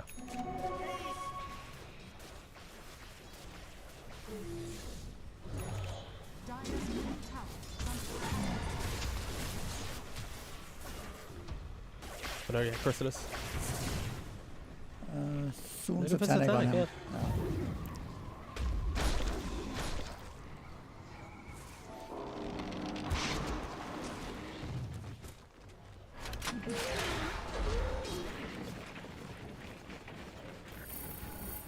Oh, we do have a stats guy. Nice. Hold. Oh no, I said that before I clicked the link and saw the stat. I got too excited. I forgot what the stat was. It Lincoln's after Lifestealer? Yeah. Or after Radiance? Yeah. This is where I find out it's like every game of Lifestealer, and I just somehow just never saw it. Oh god. We have a 5-man smoke now. They're gonna try to make something happen here, BetBoom. I'll look at that later. There's a lot of information to process there. On my phone, when I can see one game per. Oh, they see the Beastmaster. Maybe they can catch him. I think BCM should be aware though. Does have the BKB if he's quick on his fingers. The question is if he stays for the 28. How do they catch him? Alright, Big nice kill. kill. Yeah. Nice kill. Gets the 28 with him as well. Now, Lifestealer getting full items is deceptively scary. Yeah. Like, that hero, even though you think Razor outcarries Lifestealer, I would say that nowadays it doesn't necessarily go that way always. I think it's less about the Lifestealer having the items and more his team aren't crumbling in the fight so quickly that he feels like he has to also be in the fight. Like the Kunkka and the Sand King, they're holding their own as time continues. So now Lifestealer, when he gets items, it's like he can identify, oh, Razor's out of position, let me go on to him, he's used Link. Or, oh, the Darkseid's used Surge, I can commit, right? It's, I think the fact that his team's scaling into the game, him getting additional items, they've overcome the do they do damage, potentially. We also are yet to see the 5-on-5. I think BB have been kind of skirting around it, dodging them. And This they are Roshan attempt seems a little risky. very risky. So he goes in, 3-man avalanche. Miro having to Bar Strike away. We'll see if he can re-engage later in the fight. But he has the big BB. He does have the Satanic if he can, but he's back on the high ground. BB there just on the low ground. All 4 of them. Save getting tossed up again. They're just getting kited.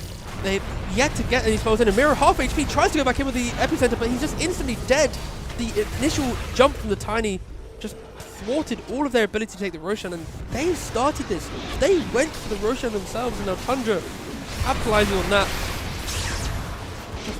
One by one they go, they fall, the spells just did not connect it. Again, we're not going to see a highlight, but... No. I felt like when your Lifestealer starts losing a quarter of his HP to Roshan, and Roshan is not even half HP yet, you might want to consider aborting that idea, right?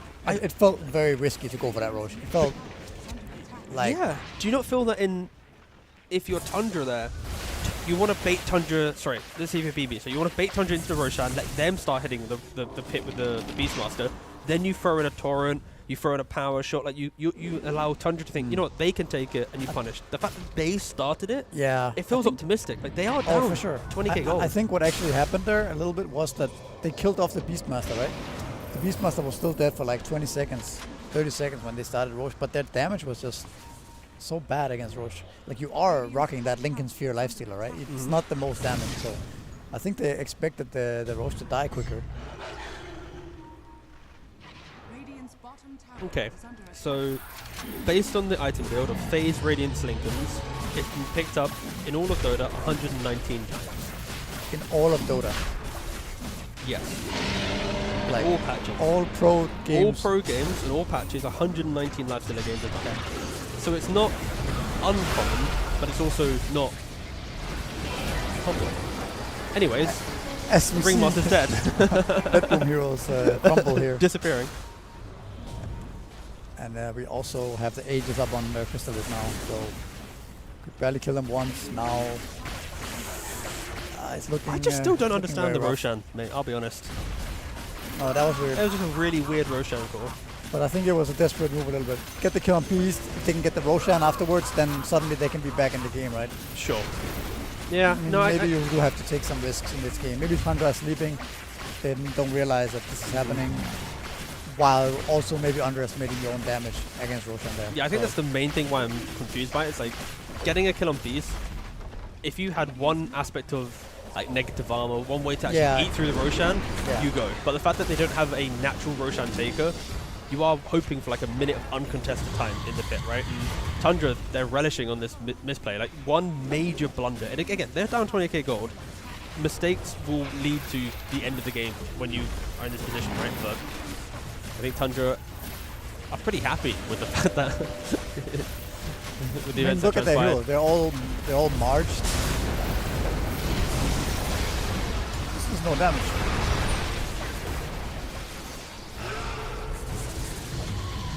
Roar into the live zip, do it all by himself. Buyback on the Ringmaster, but no buyback on the Windrunner. GPK with the lifesteal inside of him. That Radiance doing incredible damage, but not the lifestealer, as he is going to be running away. And GG is called in quite a one-sided game. Tundra, a beautiful draft from them, utilizing a lot of hero specialties. Of course, in the current patch, BZ and Beastmaster, you got the Darkseer from 33. Saxo showing the return of a support Tiny that has been somewhat out of meta for several months now.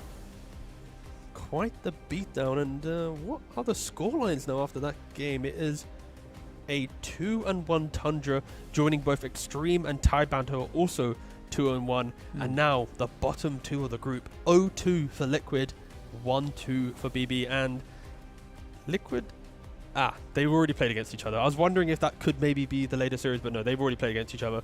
So the next one that we'll be covering will be XG versus Liquid. So Liquid chasing and hoping for their first win in the group stage, whilst Tundra, as we just saw here, felt like a very clinical, good draft, good play. Tundra win, right? Say again, sorry? Like a textbook Tundra win. Exactly, like another day at the office type of situation, I would say. Game went exactly how they would like it to go. Yeah.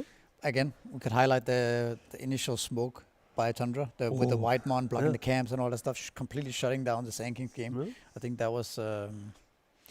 but do you not feel that's like more of a product on BB's drafting, right? Like the fact that they put everything on. If Sandking doesn't have early active, I think it's just does their draft come to life? It's more like the prep, I think. The prep for the pre-creeps strategy kind of thing, where you don't realize that, Tundra are actually going to go block our camps because they have 33, White Mon, Moonmeander. They're smart players, right? They're going to come and invade. Yeah. So we need to be there ready to kill this guy who comes and blocks our camp. Yeah. Like this type of thing. We all talked about it already. I think it's more about that you're maybe a bit lazy. You're like, let's just smoke, grab some runes, we're just playing Dota. Sure. But Tundra on another level, right? They're like... Yeah. They are. And you know who's also on another level? You in Twitch chat, when we go to break and you watch adverts to make sure that we get paid. Thank you very much. See you in 3 minutes. Enjoy the ads. Bye.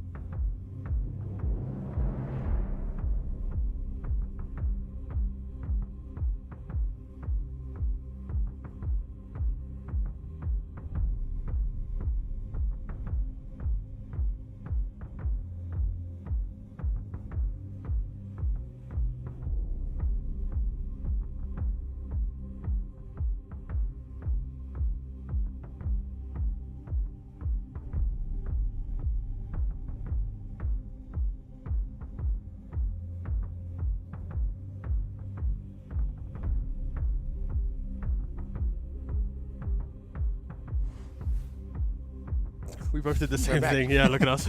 Just looking down in there. Yeah, hello, we're back. We are now in game 3. Oh, no, not game 3. We're in the third best of 1 of 5 best of 1s in a group stage, which is all best of 1s, 10 in the same day. At the end of the day, we go to a group stage, playoff. Oh, whatever, that was awful. Anyway, how you doing, Misery? I'm doing good. Yeah. Excited for another Extreme Gaming Farm Fest. Oh, God, why did you do this to me? Oh, no. Okay, but luckily, they are playing up against one of the quicker teams, right? Is Liquid generally quick, or is it only when they have to play against like Okay. Perivision and they get a lot of time to prepare and like, So- okay, we need to match the pace? Or are Liquid also gonna just fall into the slumber of like, No. no? They're going to pick Darkseers and Enigmas from the offlane. El Saberlido on the Sand King. He's going to be ripping through the Farm Fest of Extreme, and we might actually get a game because if you were here for the first game of our coverage, we did have a bit of a Farm Fest between both Extreme and Tidebound. It unfortunately was a little bit of a slow one. So that's why we both are hesitant with our entry to this game. But again, the draft will be underway shortly. Do you have any expectations? Again, Liquid, they're currently sitting at 0-2 in the group stage. Do you think they just had a couple bad games, ready to bounce back? Do you think their trajectory is looking towards being maybe an 0-4 kind of team so far in day 1? I'm expecting Liquid to take it very chill, casually. Like they might pick some heroes we don't really see that much. That's what I expect. Perhaps now, after their 0-2, they probably don't have high expectations for this group stage already. But I think it's very hard to call. They might come back and play really well now, or they might just fall completely flat and just, say this is not our day. Yep. But I mean, I don't think they want to lose, right? So What a I think- statement. You know what? Hot take here. Actually, Liquid, they do want to lose. Misery, you're wrong. They came to Blast with the expectations of actually coming last. It was part of their contract. Well, I mean, you can just lose the group, right? You Can can. be like, Yeah. we're gonna go have a dinner early today. Oh, yeah, Just true. get- Good point. Just like You're not eliminated, pick so Ricky 4 again and like. yeah.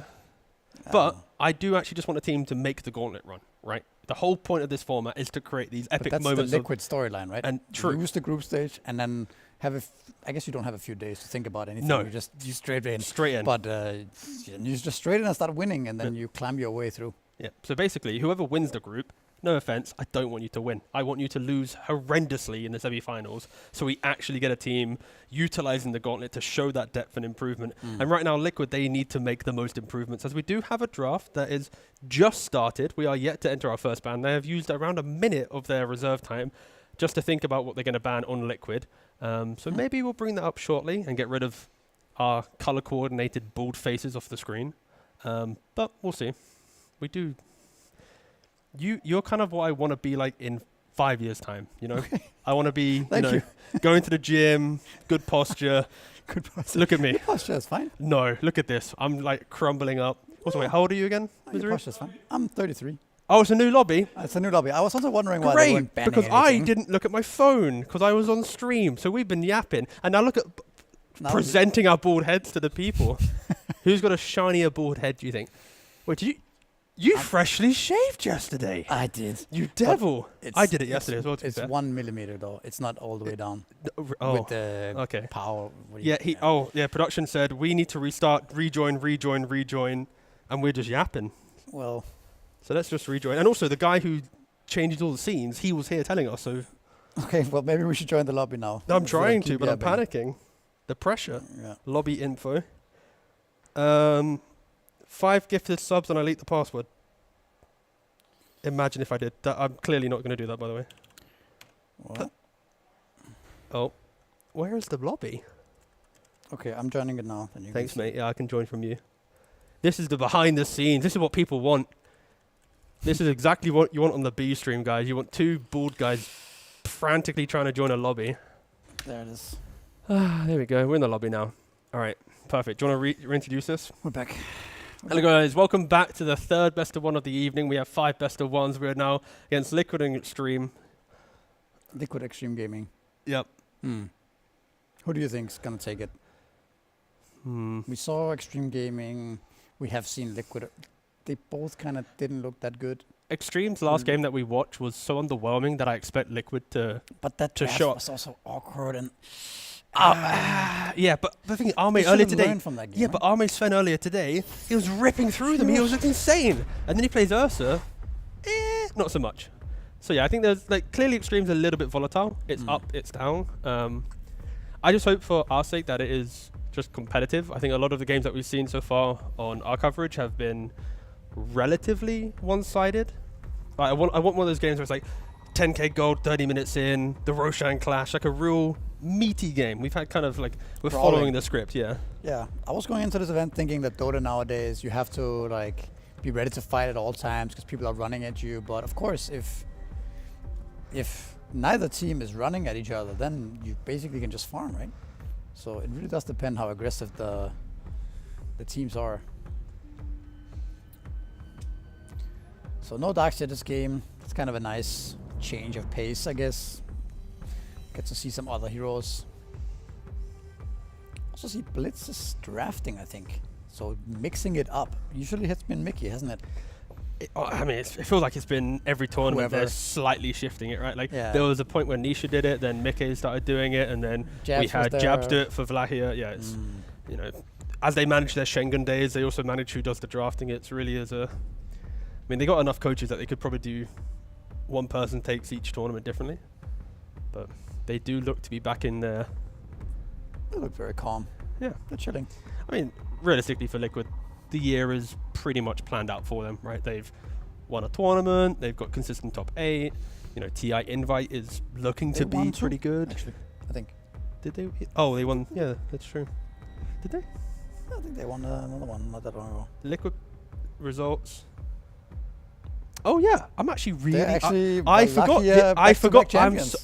I did both of those fine. I literally talked about them winning both of them. To be fair, I'm bad at my job. I forgot. Yeah, they won. So like I said, guys, they won 2 tournaments. They also got top 8 in every other tournament. Yeah. So realistically, they are destined for the TI Invite. But I feel like that's the story of this team a little bit. That when they get the stride going and they start playing well and they really wanna, like all of them want to win and want to play well and try hard. I think they're one of the absolute best teams, right? But on the other hand, when they're not really having that motivation, they can kind of fall flat and look a lot weaker. Yeah, I think the main thing for Liquid is once they find their strategies and perfect them, then other teams are in awe. Like how are they so aggressive? How can they break us so easily? And we can't find a solution. Hence why they won TI. I think since TI they've been finding those heroes, and every now and again it lines up for a tournament, but they've yet to create that playbook that is tournament after tournament. This is it. You can't beat us. We'll see how Liquid do at this event, but I think what I'm also going to say later on, and we're going to talk about Liquid on the main stage, is main event, is that I think the heroes fit Liquid's players very well right now. I think like Saberlight's hero pool fits the offlaners quite well. I think the Mickey heroes, all these Terrorblades, TA, Tiny, Nature's Prophet, it's literally all his best heroes that are in the meta, right? Nisha playing the Ember Spirit, the Pangolier, the Puck, stuff like this. It also fits him a lot as well. So I think they have a very good hero pool for the patch right now.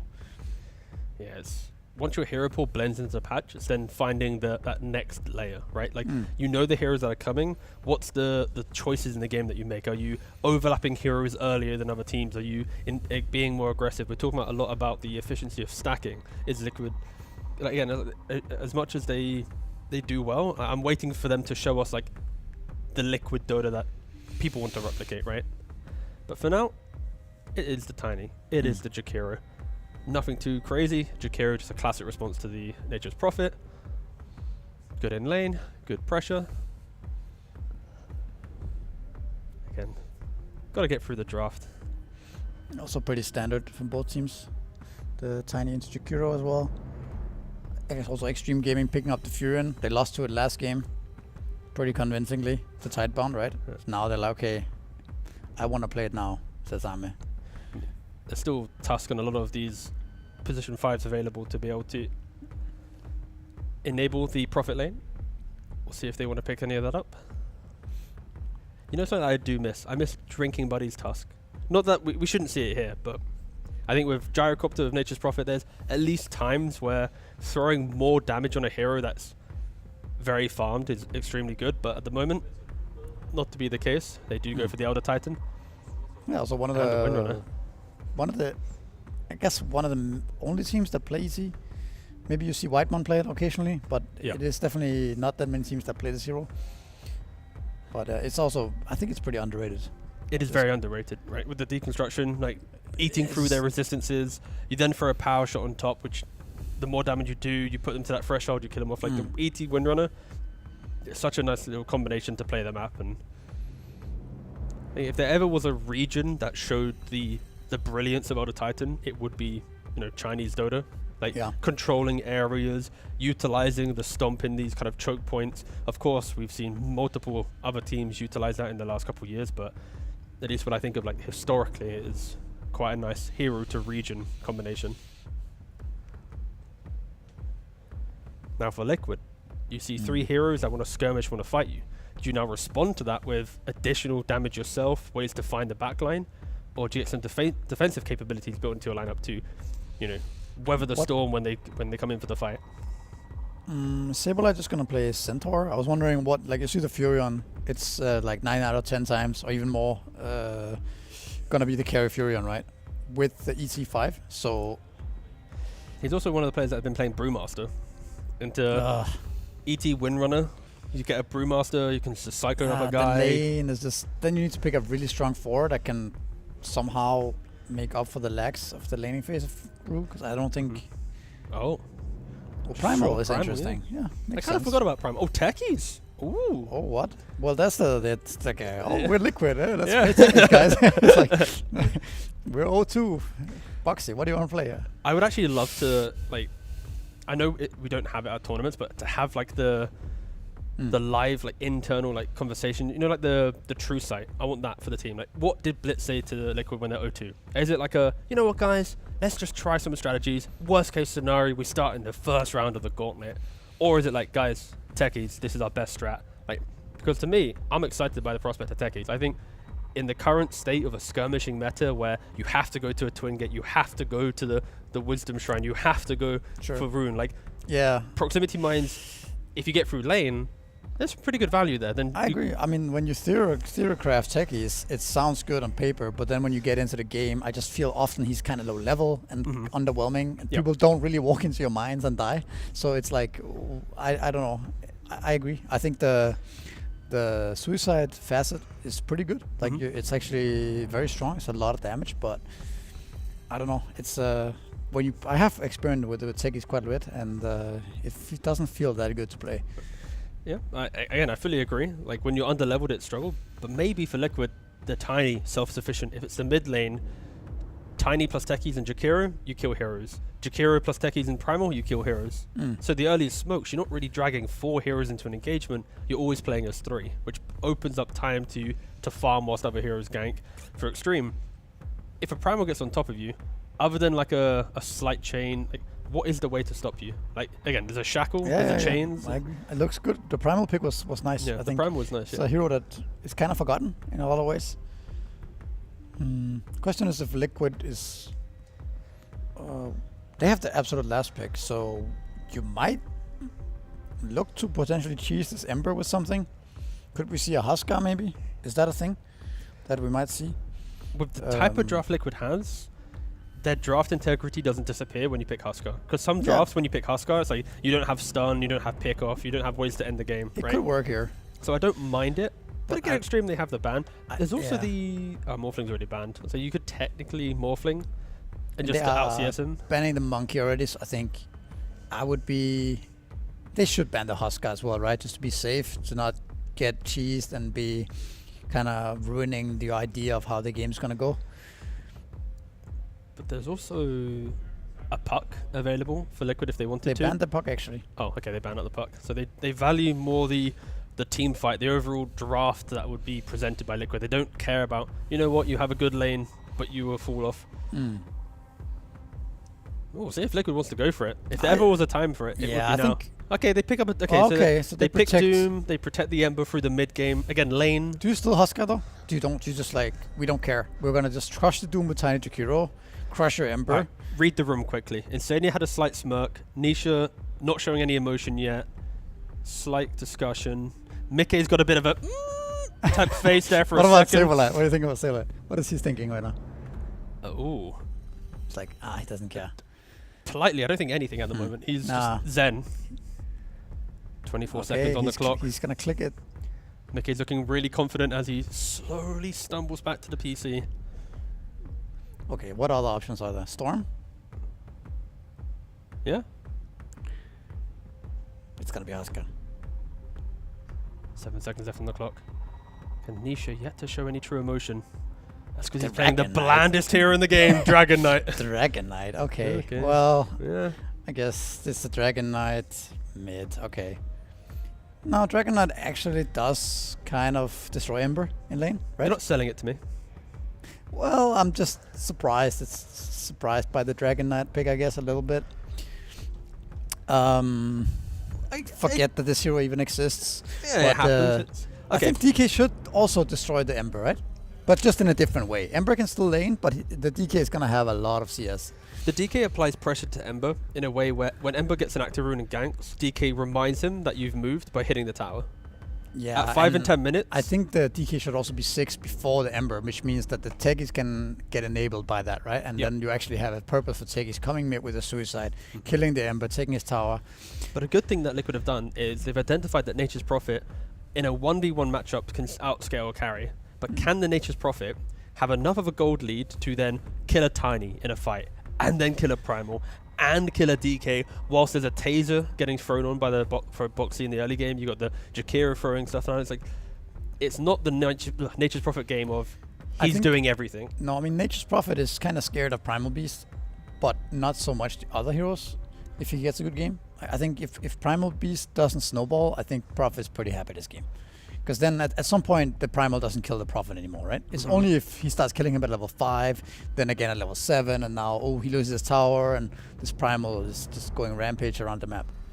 That could be problematic, I think, for the Furion. Yeah, I think for Xtreme, we said that they're a scaling lineup as we entered the game straight away with a pause. But it... Sorry, I just look at the...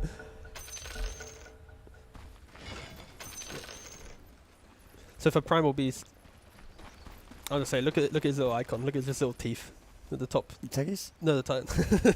Ah, He's just guessed the hero edition. yeah. It looks like the... what is that movie called? The You have to do a movie thing. I have the, zero the movie cultural. reference. You must know this movie. It's the So far, all you said is movie, and you must know. Okay, I'm gonna get back to you with the title. This is I In like can't sit 50 here and- minutes, you're like, oh. Okay, say something else. I'll think about it. No worries. Boots of speed on Primal Beast. Oh. Look at that. Oh, no, but with the blood grenade, is he going to be doing the Cut the wave. lane skip level 1? Yeah, probably is. Haven't seen that for a But for a look hot at minute. Prophet. Look at Ame taking the Watcher And he sees him. like a true gamer. There it is. Now Saberlight, he's like, go! There's a Watcher. Yeah. But it doesn't feel like they're going to react to it. It's not as if they have the best heroes to stop it. It would be so 5-head if Jin-Q came over here with Shackle Shot level 1, stopped him from trampling the wave, Yeah. and now he's wasted a blood grenade, got boots, didn't kill the wave. Not expecting it to happen, but could be an option. But look at Ame. He knows. And I think if you start clicking him early, it's gonna be very expensive, right, to kill Sway. I'm not sure. Let's see. Half HP on Saberlight, trying to kill off the creep wave.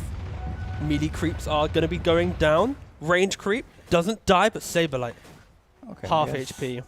Going to be level 2. But what does that mean? Does Techies start somewhere else? Yeah, look, I think Techies is smoked mid, right? He is smoked mid. With suicide level 1. Oh, okay.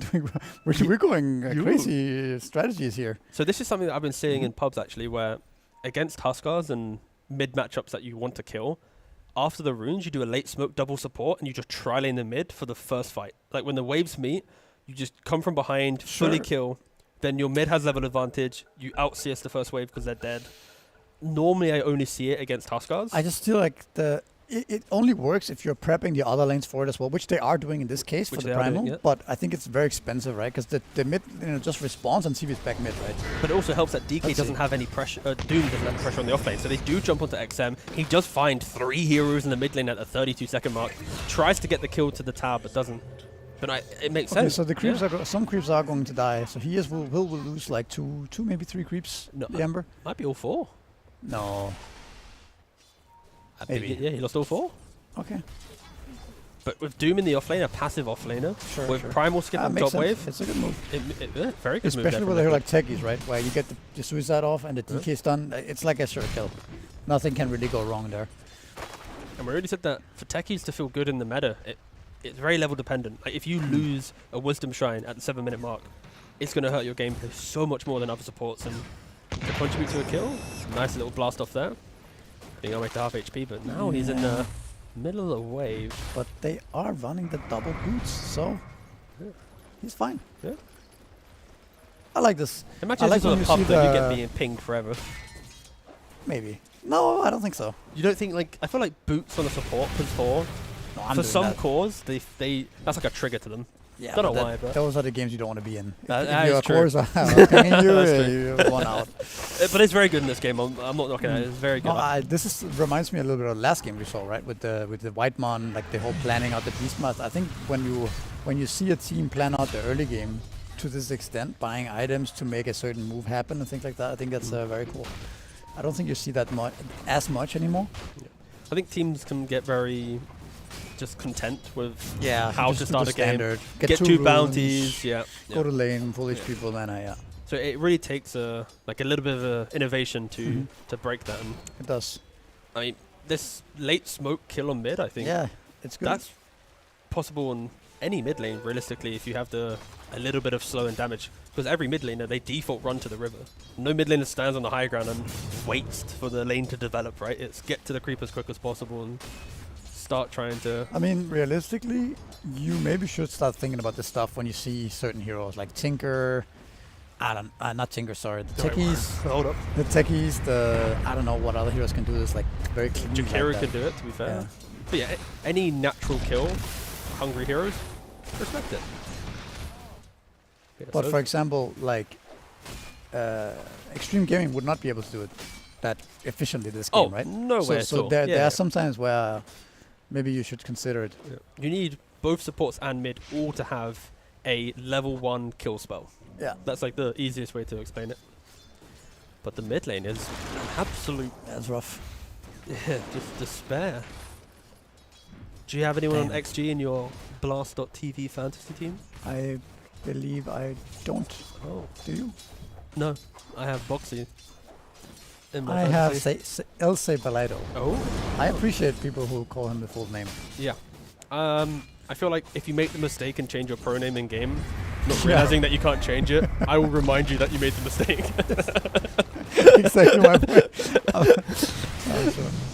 But I have yet to call your Toro Radan. Yeah, that's. Like not I'm it. on panel, like 2-time TI winner. I can't. I don't know. No, that's so In hard. multiple interviews as well, he said that is your Toro, but yet he still keeps. Okay, so he's putting okay it with it. on. People, it's Yeah. not like. I just feel so uncomfortable watching like a future player that people will talk about in years. Mm. He obviously talked about now, but in years to come, it's like the legacy of that era. And now it's like, yes, Radan. No, please keep the branding, lads. As they are trying to go into the Doom just a little bit here. Level 3 on the Jakiro, a massive power spike for the damage, and Lotus to try and keep himself alive, but not enough. Killing spree for Insania. A lot of damage.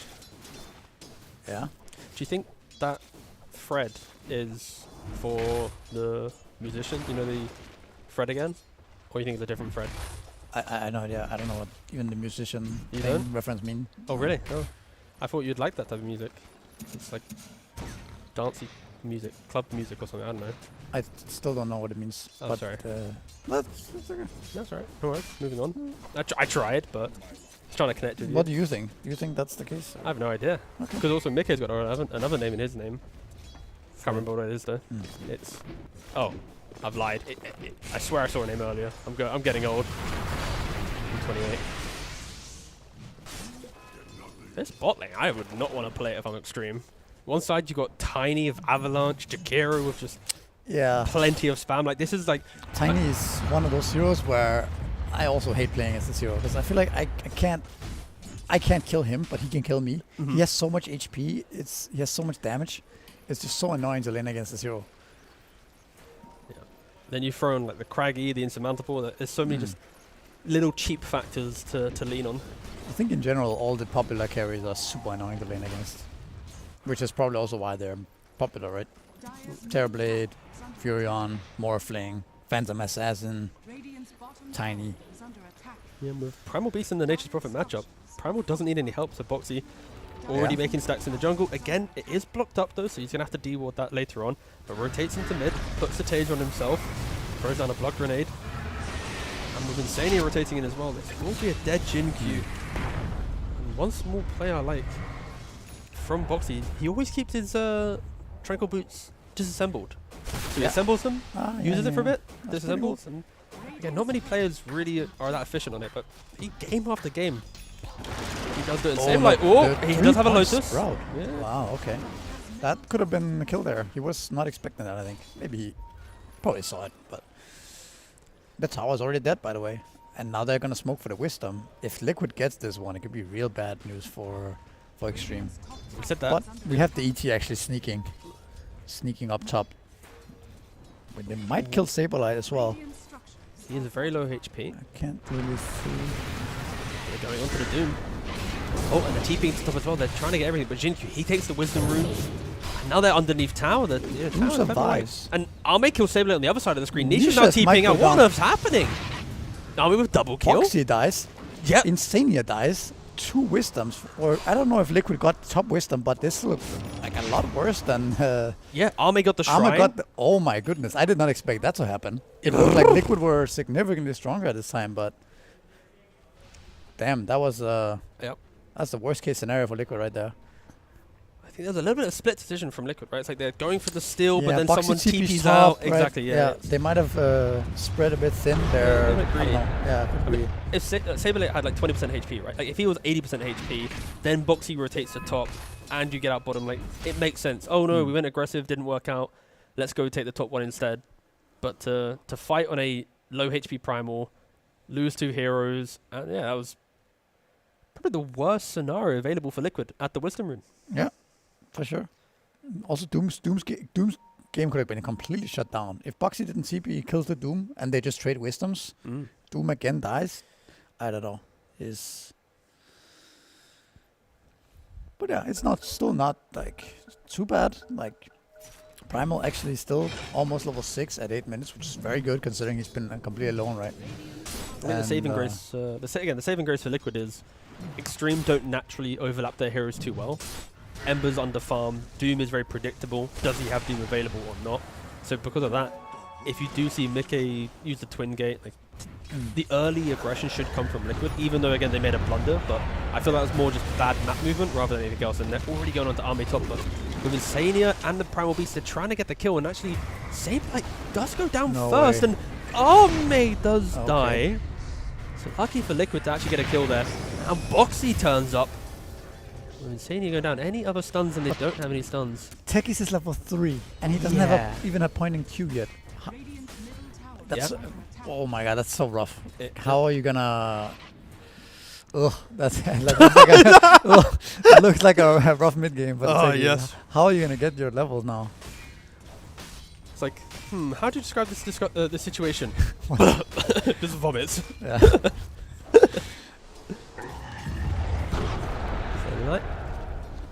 Will he be able to get the... no, he doesn't.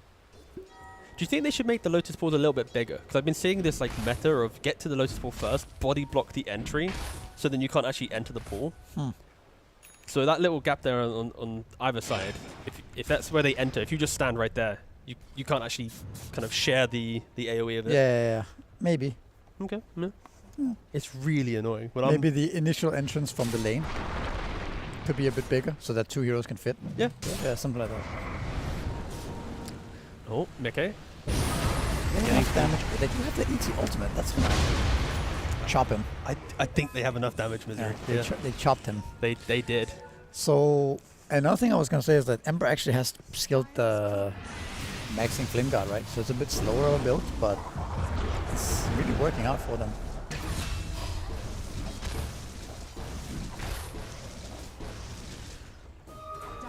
It's going to be good for catch-up. I think if you're going for the slight chains and you're losing, it really feels like I need the kill, I need the rune, everything has to be... Wait, Liquid are they are mass TPing TPing. But it's a very, very long also TP. lost the tower. Cancelling the stop on there. Okay, nice nice TP, positioning yeah. by Boxy. That's a very good kill for him.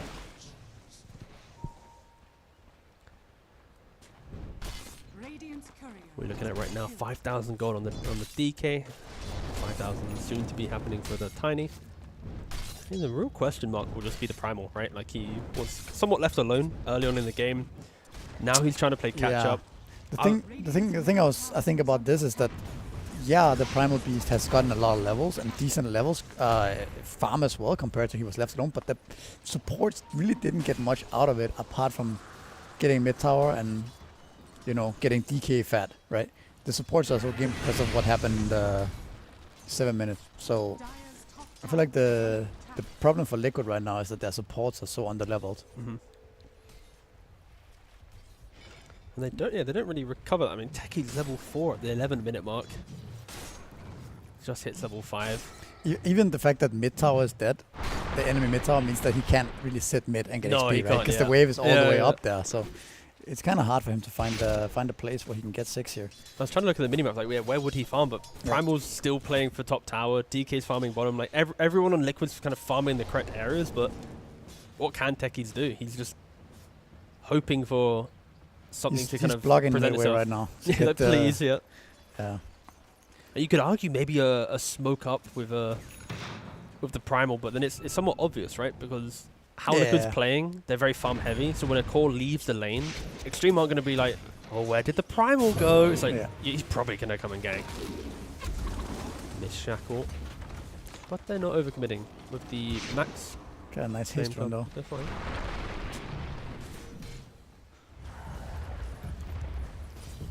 So DK has the green facet, right? Yes. Mm-hmm. And Blink Dagger actually. He had the Mage Lair queued up, but now 12-minute Blink for him. I think they can feel the pace in the game slipping away from I them. actually like this the mid pressure here by Xtreme, even though they end up not getting the tower. It's still nice to kind of threaten Liquid a bit and abuse the fact that the supports are low level. Don't just let Techie sit mid and get XP. So Dire's top tower is under attack. And XM running around on the Emissary. He does have a remnant available. So just slighting and poking down Liquid. they must have also seen the Blink Dagger there on the DK, so that's also nice information to have. Yeah, Xtreme's kind of like herding Liquid into the mid lane. Hey guys, come on. You have to stay here, but Blink jumping onto the windrunner. But there's no follow-up. There's no. That's the Blink reveal, and XM, look he's at actually this by the tier 3, he's just skipping away. Yeah, that's nice. But he was doing the same in the previous game, Yeah, right? he On the kind of was Tiny. actually. Yeah. He was like living in between the tier 3 and the tier 2, kind of like forcing the wave. In that game, he had a haste rune, which enabled him to, you know, disengage from an aggressive position. Now it's in Ember, so Exactly. can do the same. Yeah. Yeah, very cool little features there. So Furion, I guess, is also closing in on the Maelstrom. That's a pretty big timing. The farm speed should kick off quite a bit when he gets that. But now Liquid are smoking up. They have the Blade Mail on the Primal Beast once the Courier connects. The Blink Dagger on the DK. Echo Saber on the Tiny. This is their moment if they can find a kill. The 14 minute though, is it a little bit obvious for Xtreme Gaming to see this one coming, considering it is the Wisdom Rune Okay, we time? have to build up the hype for this moment, okay? Let's see. It's not obvious. Let's see. Okay. Well, okay, you are gonna get it. But how expensive is this gonna be, right? Yeah, we'll see. Ember, he's jumping on the backline. Boxy, he's going to go down. Nisha, half HP. Saber, also half HP. The start of that fight was somewhat comical as Boxy walked up to the high ground, said hello, and then Doom randomly died. Yeah. I was like, oh, the techies is here, guys. Oh, yeah, look at this guy. I wonder who's behind him. Oh, his team. But no, I would agree with you. It was somewhat predictable, right? It's the items are coming in. It's the 14-minute mark. If you play the bottom side of the map, it's Wisdom. Course, ideally, you wanna get the Blink Dagger, smoke up immediately, and make them move fast, right? But considering what happened, Ember spotted them, DK revealed himself mid. At that point, it does become kind of obvious. But looks like Xtreme Gaming are setting up for the Tormentor here. Also gonna be very good for them. Shots are pretty good. I mean, the Windrunner shot is obviously great. PT one maybe not that good yet. Might have impact later, but for now, definitely hoping for the Gale Force, and they get it. That's pretty nice to have it 15 minutes. Yeah, exceptional. Yeah. Can I get a quick check from Twitch chat? What do you think about Elder Titans and Nate? I know, of course, Fogged loves it dearly, no sarcasm intended. But basically, Glyph, your creeps do more damage. And Roshan's mana. It's the most random addition to an Elder Yeah. Titan you could ask for. That is kind of weird. But I'd like to just know, what's the vibe? I feel like just to make folks really happy, we should keep it in the game forever and never give him Why a does better Fog name. like it? It No, seems he kinda- doesn't. No, he hates it. Okay. No, he it hates also it seems kind of passionately. like, when does that actually have impact? It's in so general? minimal. Yeah. Yeah. Oh. Do you use it for defense or for pushing? Aggressive glyph to like make your creeps like take the racks. Yeah, you get ogre, you While there's, bloodlust. like- Yeah. Yeah, something like that. Okay. I think the only realistic aspect is the banner. Like, if you put a banner and everything gets DD, like that will feel quite good. But playing for a banner after a Roshan, I mean, later on in the game, like 40 minutes in, there's huge creep waves coming into Raxes and stuff like this, and there's your team fighting. but to that use can a be glyph on something. that is kind of volatile. I think you can, if you have. I think potentially. Yeah, yeah, it's very throwy innate.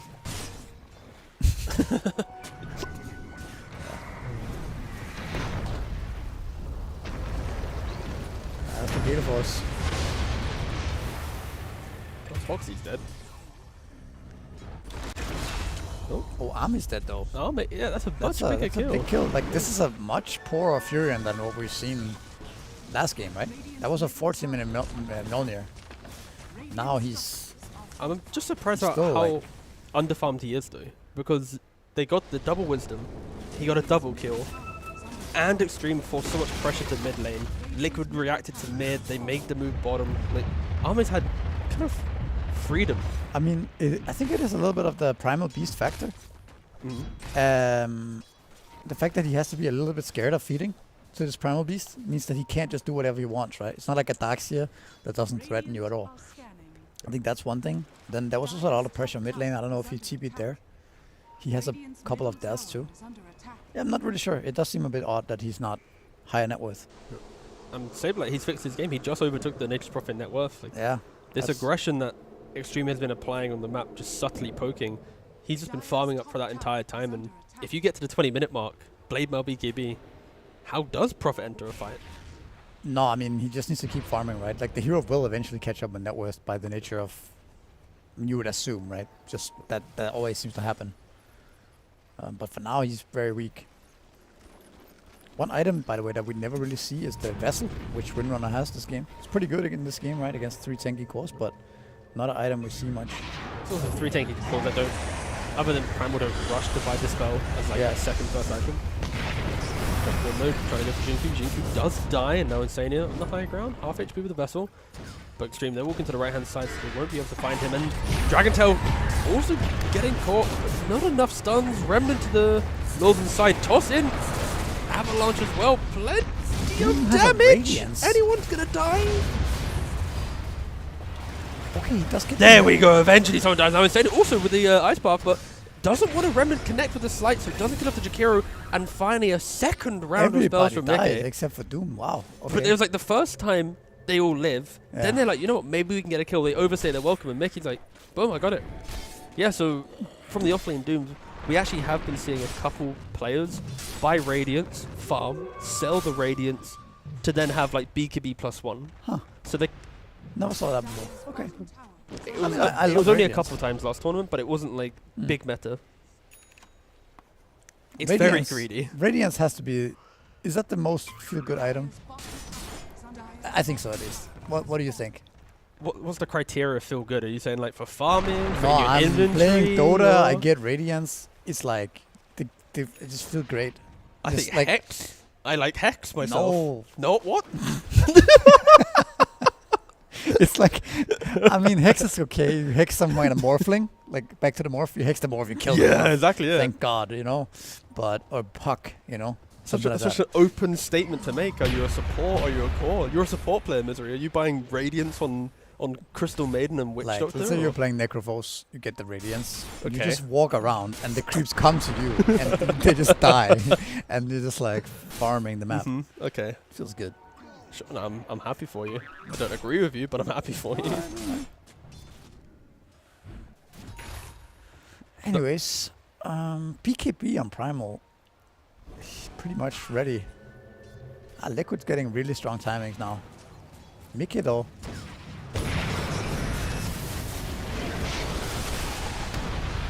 Again, Senkyu seems to be getting... he's not getting out of this one, is he? Ooh, All right, he does. all right. He does get out of... Yeah. That was a nice little TP. Oh, his career must fall though. A sacrifice has to be made. Yeah.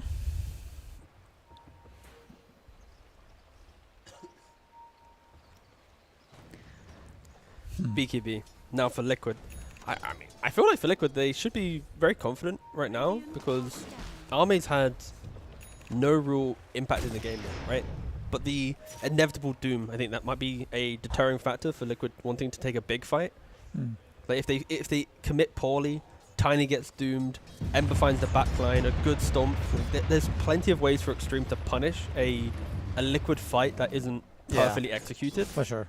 I mean, it is kind of fragile lead for Liquid right now, because if they take a bad fight, it could, like, that word lead could really swing in the other direction, right? With, like you said, the Doom, Radiance, Devour, Prophet, like...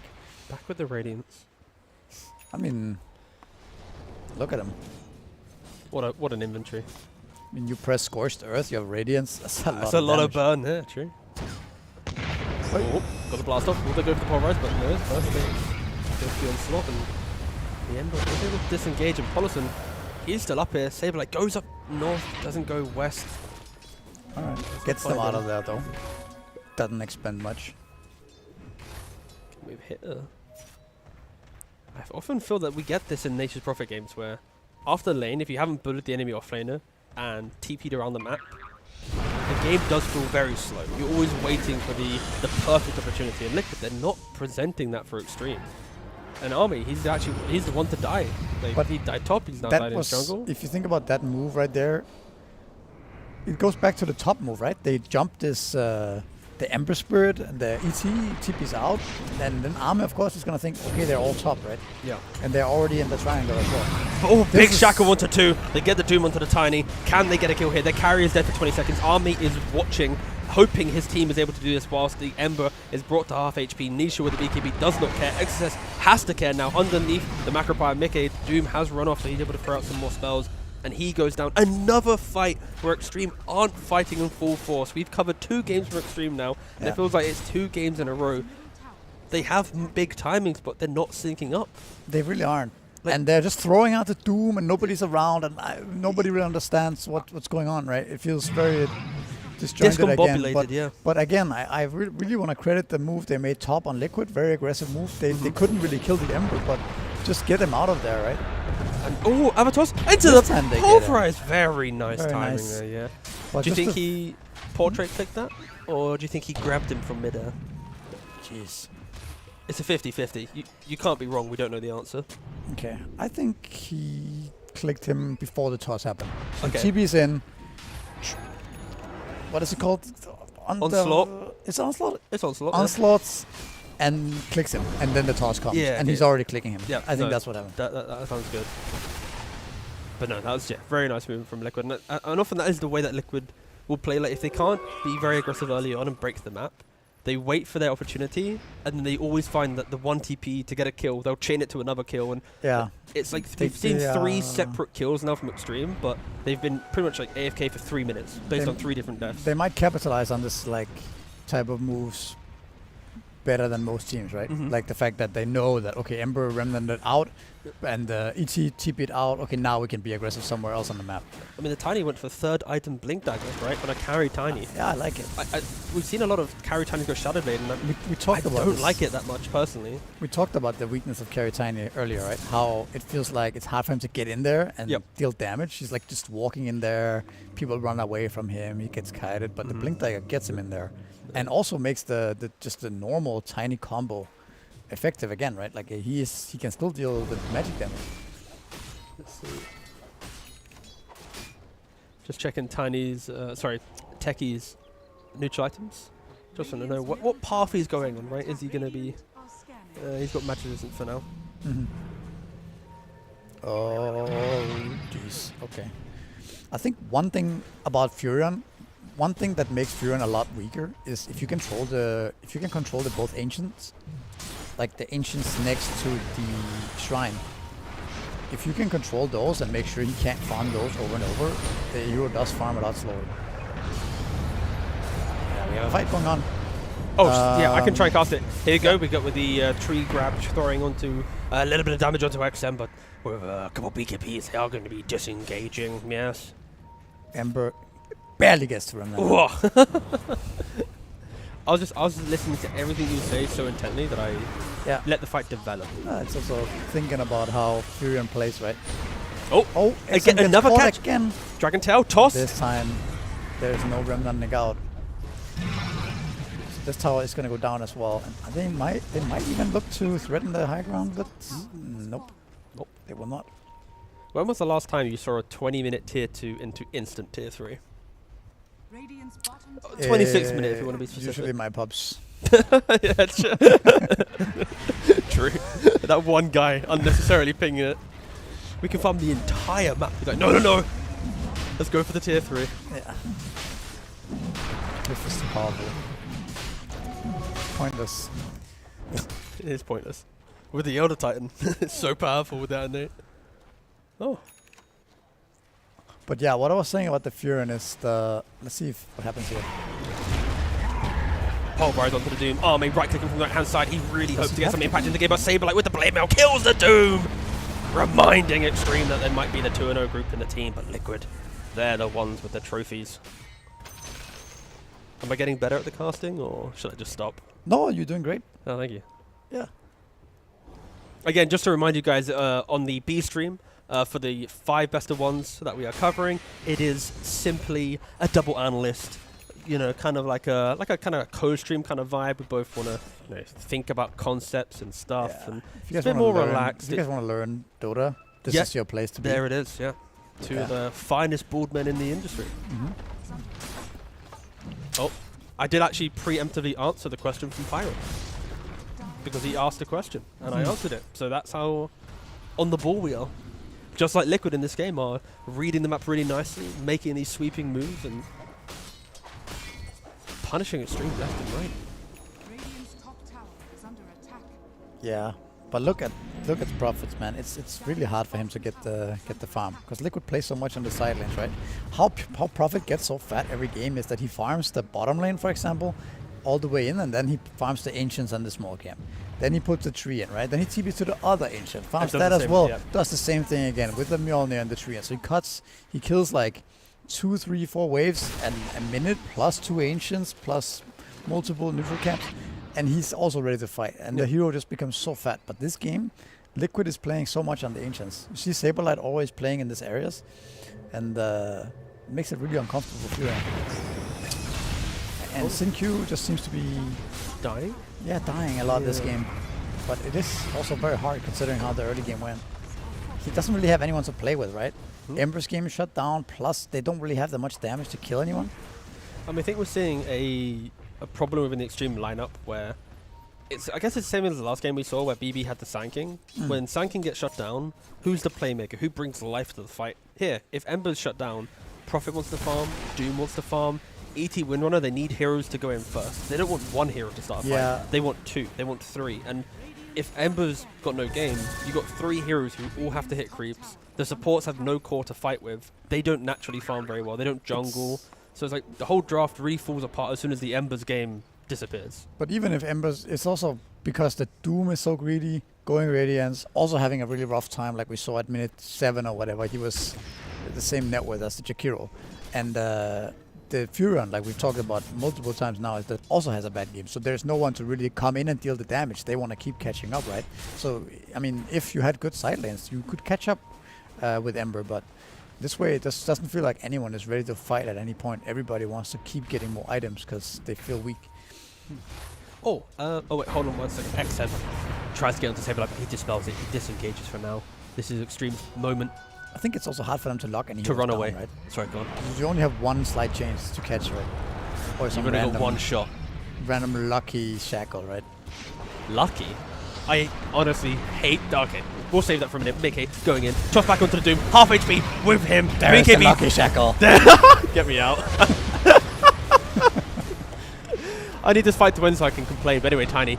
Aegis. 2 seconds left. Maybe XG do they have enough resources, to take this next fight? But they don't really. The BKB is still available.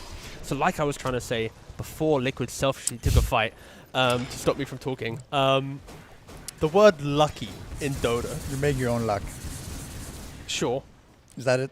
I mean, I agree. It wasn't the right word. No, I meant more sorry. like That was a trigger for me. Just to be clear, it's not you, it's me. But okay. the word, okay, I just need to get off my chest. When someone says unlucky, it's like, my friend, you showed on the wave for 30 seconds, you were showing top, you dying bottom. It's not luck, it's map play. Killing the Ember, it's map play. That's not an unlucky pick. He's out of position. Yeah, I mean, there's no such thing as a lucky shackle, realistically. Again, it wasn't the shackle, I'm sorry. No, I guess It's hundreds it's of more pubs like that got to me. the unlucky that triggers. There we go. It's like, yeah. Okay. Oh, Liquid, bouncing back. T-Governor 5, unlucky. is it that type of comment? Yeah, I mean, maybe. No, it's fine. What a pleasant game from Liquid. Like, watching this, it feels... It was good. Yeah, it was good. I like the moves they made. They made some really good moves this game.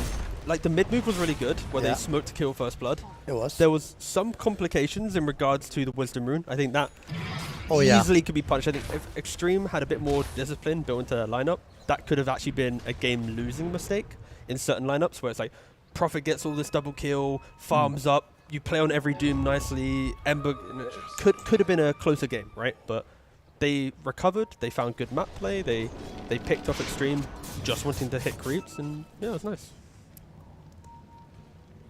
I think the DK pick also turns out to be very good, right? He's kind of dictating everything in this game after the start they gave him. The Blink Dagger timing was a bit awkward, but ever since then, just the fact that they have so much HP between their 3 cores is really problematic for Xtreme Gaming, right? I mean, I think one of the main reasons, or things that's holding Chinese Dota back at the moment, is their inability to create faster-paced games.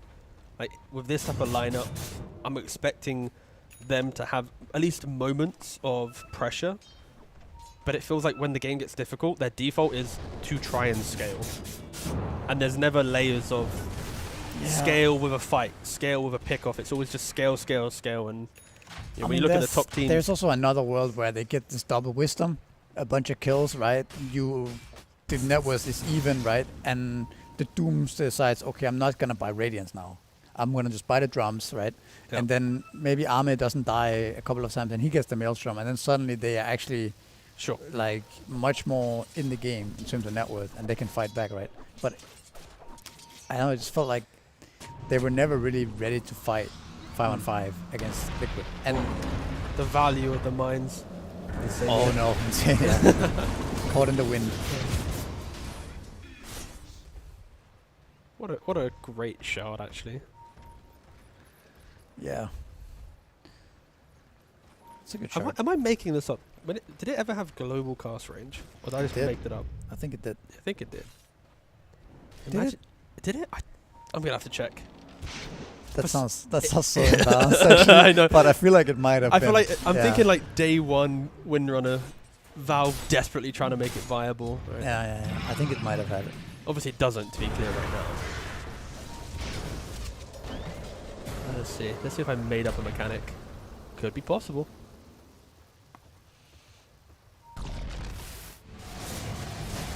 Ooh, XG, going for the Demento. Oh yeah, 7.31, February 23rd, 2022. Shard now has like 1500 cast range. Yeah.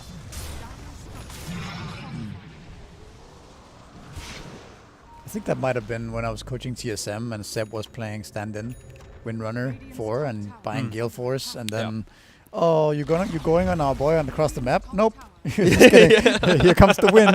It's like a stampede. Like, it was so OP. That was was it like Stockholm major kind of time? Yeah. Oh, nobody really understood how broken that was back then. Well, OG did. Yeah, after that, then everybody understood. That's the best thing with Dota. It's like there's so many mechanics always changing that like it's so fun to like. I think this was a mechanic like 5 years ago because like I always live. My Dota knowledge always like tries to live in the current patch, but it doesn't matter. I'm getting jumped again. I feel like every time we see Liquid get a pick, it's always a jump onto the Ember Spirit, kill off the Playmaker, and then slowly progress. I really like the. I think Mickey is the only guy who makes Tiny Carry look like really strong, like a ban-worthy hero for. Yeah. I think other people, they just kind of farm and they want to get 6 slots and they want to smack towers. But I feel like the early blink dagger pick up by Mickey allows this hero to be scary in the map, right? When you do enough damage, it's getting the damage, and You also want the what's it called? The agility thing. yeah, the swift link. But Doom We and have a Doom BKB on trying to the run in. PK here. He doesn't really want to commit though. Of course, he doesn't. Yeah. Oh wait, he actually did Doom something. Oh, he He doomed the doomed the DK. DK, right? but there's Oh, just fine. no damage, no lockdown really, so they can just run away. And it was a buyback on the Ember Spirit. Have we seen a single fight yet where ET stomped into a Doom, Earth Splitter, Shackle, like Nah, realistically, basically we haven't cast seen spells together? No, I don't think they have. Okay.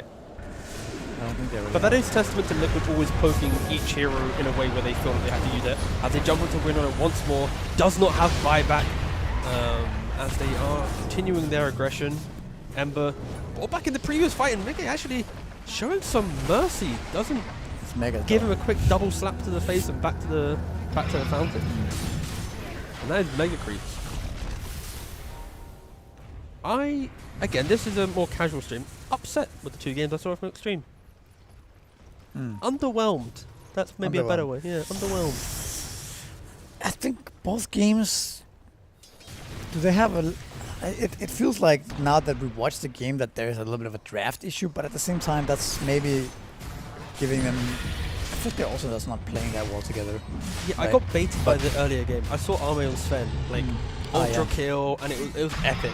And I was like, damn! I got like the the goosebumps. He was doing a lot of good stuff. That doing a game. lot of stuff. And Yeah. now the last 2 games, it's been just unfortunately for Xtreme's sake. I think different. XXS is also not really getting to shine.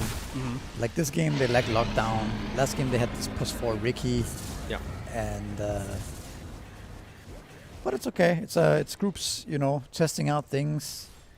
It's maybe not your A strategies, S strategies, S tier strategies. Yeah, it's S Whatever. then A then B. I mean, we have a Megas now for Liquid. I imagine they could just end the game right now with the HSDK. Yeah, they can tickle on the tier 4 and see what happens.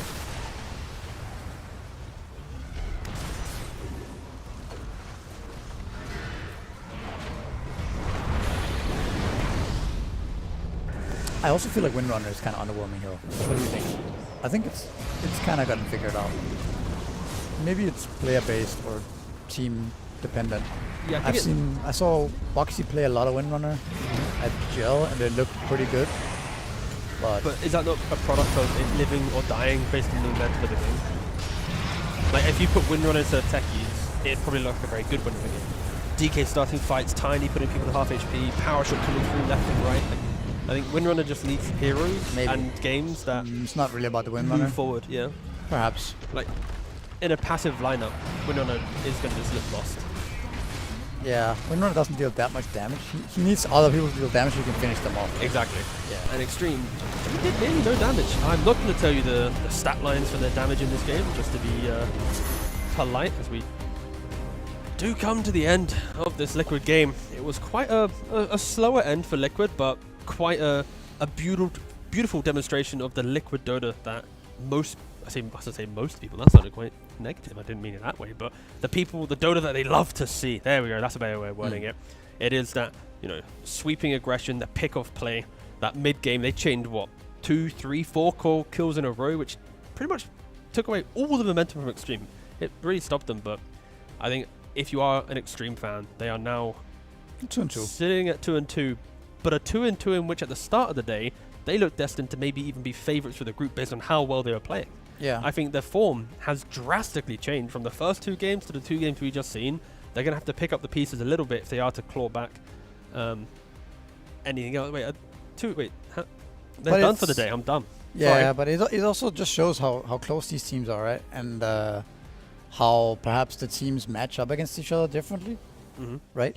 Like Extreme Gaming beat Tundra, and Tundra are, like we talked about, quite a passive team in comparison to Liquid, perhaps. And I think maybe Extreme Gaming thrives better against a team that doesn't punish you that much, allows you to farm. That was the Sven game, right?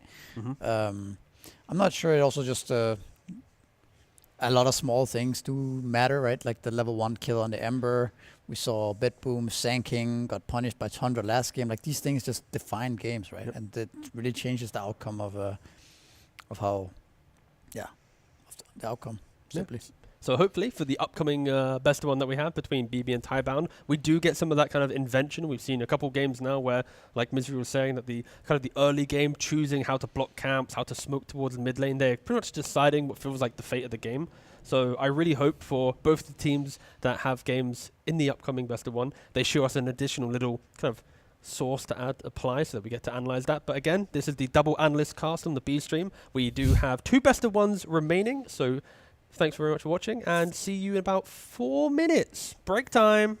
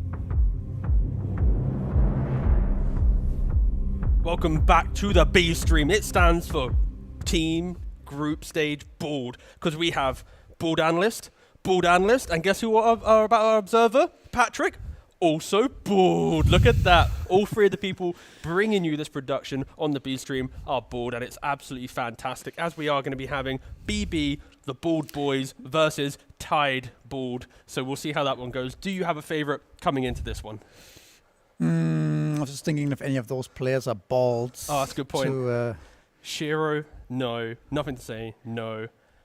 Buck, Planet White, was no. Save bald at one point? He I'm dabbled, rooting yeah. for Save. Yeah, let's go Okay. with Save. Bias. But yeah, so everybody at home, shave your head, join us on the B stream, bald energy. Yep, it is beautiful. Oh, it's so refreshing. The fact that you can wake up, have a shower, and be like, Yeah, you don't need to dye your hair. again, There's no hair. there is no hair. It's great. And then the inconvenience slightly that you have to, clean up now and again. But the fact that, your showering time, it's just so efficient. And Dota is about efficiency. Drafting is about efficiency. As we do look at the player cams, no one is bald here. It's okay. Ban-wise, Tinker, straight away. Tinker, TA, Monkey King as well. Yeah, it's pretty standard so far, I guess. Again, the Gyrocopter ban. Against Tidebound. Doesn't want to deal with that flex potential there. Just to be clear, guys, the guy we showed on stream was actually our observer. He is the actual man, beautiful human being who was providing you the visuals, who did technically miss the Arme double kill at the Wisdom Rune, but didn't miss a kill after that. Yeah, true. I said that because I knew he was still walking back to the PC, so I wouldn't hear my memes. I love you, Patrick. Alright. Cartel ban, Beast ban. Darkseid in the pool. We're gonna get another Darkseid game perhaps. Come on, no. Exciting. Maybe another Furion game as well. Yep. Okay, I feel like because it's early in the tournament, I don't mind talking about it. Do you feel the logic of bans and picks of one game not carrying over to the next game being a viable thing for the future of Dota, or is it too complicated for like the viewer to keep up with? Like, explain what you mean. Like, So every hero we see here, yeah. the next game you cannot play them, for example. Okay. So okay, let's keep it simpler. The 10 picks we see, Yeah. auto ban for game 2. I believe that's what like League of Legends now does or something along those lines. It Do you would think that has be- life for Dota, or do It you would think be fun to try one tournament. It shouldn't be like suddenly Valve just like, okay, this is drafting now. I think Yeah. that's too drastic of a move. But a tournament that has some kind of rule set like that, where a part of your draft you can't pick again, or the previous banned hero, like some kind of thing like that, actually could be cool to mix it up and bring some new heroes into the meta, right? Or into the Because I kind of feel like we're at a point where we've had captain's mode for so long that I'm not opposed to something like that existing, but finding the correct layer to it, because I think like, especially with how great our calendar is, right? The fact that we've seen TOs talk about Dota tournaments for 2-3 more years, but because we have, a week gap between each one, it would be very cool if there was a way to create a drafting dynamic that each tournament, even if there's not the same, or if we're on the same patch, for there to be like a forced mechanic to make the teams think differently. Again, there's always competitive balancing to it and stuff, but it would be interesting if there is a solution to how much Dota we have available to us, because we're seeing the same heroes get picked here. I mean, there's really nothing new to say about this. It's pretty standard still, right? Maybe some of the later picks are gonna be interesting, but I agree. I think it could be pretty interesting. But it requires, obviously, you have to play it against the same team multiple times, right? For it to be like a series thing. Sorry, say again? Sorry? It should be like a series thing, right? So you have to play the same team multiple games. Yeah, In because BO1s, or would you just... Oh no, a it'd hero be for pl- best of threes and stuff. for Yeah, sure. okay. Yeah, best of ones it wouldn't have value, but I know, for example, there was another tier that tried doing it, but I believe their take on it was a team can't play the same hero, but the other team can, I think. So it was like, I pick AA, I can't play AA again, but now the enemy has a free AA game, for example. I think that's a bit too weak of a version. It needs to be, oh, damn, Tidebound took the Terrorblade. It's now off the cards for the entire series. Actually, right? the guy in chat is saying that there's a format like that. Yeah, no, that's what I'm Fisher did. referencing. That's what I'm referencing. Oh, They okay, did okay. like an attempt of it, which was, I believe, from memory, not the perfect version, not the perfect, but like not the complete version that we saw. But Yeah. again, I think there is a world in which we get something along the lines that forces more creativity. I think players would not mind, honestly. I think Yeah. players, I think teams would, of course, they don't want it to be like that every tournament, but like Yeah. as a change of pace, I think everybody would welcome something like that if it's done correctly, obviously. Exactly, yeah. Terrorblade. Do you think Tidebound would play this as a 4 or as a offlaner? I think mainly offlane to carry is the primary flex here. Into Nature's Prophet, offlane Terrorblade doesn't really mind about the pressure that you apply. You can just, you have a Quelling Blade hero, you run around from Sprout, you can pull waves if it's difficult. I kind of like that actually. You can skill the Illus as well. The Illus are going to be so strong at just last hitting. So maybe that's the idea. And usually BetBoom just picks 2 support here. They usually picks very If I see a straightforward in a way. Windrunner, They don't. Yeah. BetBoom are not really flexing much. Okay. As you say that, they As do I pick say a that, tiny. there's a tiny, yeah. Can't believe Blast would promote Tony Airlines like that. Oh. But they are taking a little bit of time to take this next pick. Again, in regards to the early phase of the draft from both teams, they're just showcasing just strong foundations to build upon. One side, you've got the skirmishing capabilities of Tiny and Nature's Prophet, good laners as well. For Tidebound, good laners with the TB and Jakiro. You can play around the TB, you can play around the Prophet. It feels like both drafts are somewhat the same style. We're yet to see one kind of lean too far away, and with the Ringmaster just kind of further amplifying. If Tiny Ringmaster go for a smoke, you find a hero. Nature's Prophet TP on top, you're going to get kills. So now it's on Tidebound to decide how they want to navigate this. Do they want to go for like the Kunkka, the kind of the counterplay heroes, like I said in the previous draft, or do you want to go for the big fight? When they come, you TP, you kill them. Yeah, I mean, so they need a Purify Planet, I guess. They need a hero for. There's nothing to say Pangolier again. The Coddle is banned this time around, so that's not going to be it.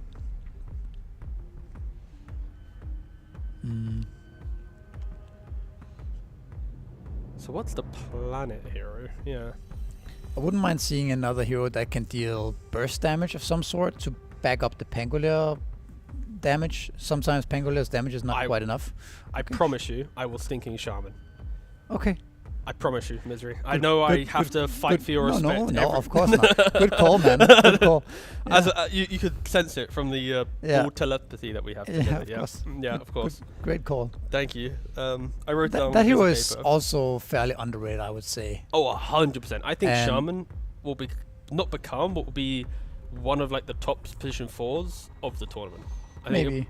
like in regards to like pick rate increase, at least. Okay. I think he's gonna have a fairly low, not low, but a decent pick rate, but a high win rate. Okay, I can respect that. I think yeah. it's not gonna be every team who picks a lot, but I think it's gonna have a high win rate. Enigma. Okay. I mean, you are picking it into Pangolier, so that guy can, of course, kill your Eidolons and cancel Black Hole eventually.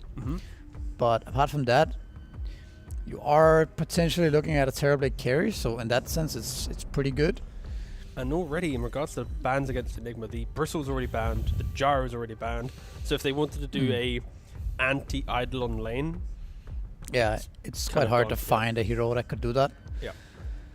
And even when you have the Enigma, you're still banning out the Morphling for the eventual scaling of Tidebound. This is where, if you are Tidebound, I mean, I don't know, not many teams do this, but you could pick an offlaner that goes against Enigma and put it in a safe lane and let Shiro play the Terrorblade and throw him into the off lane and just play Dota from There there. are 2 heroes for you, boss.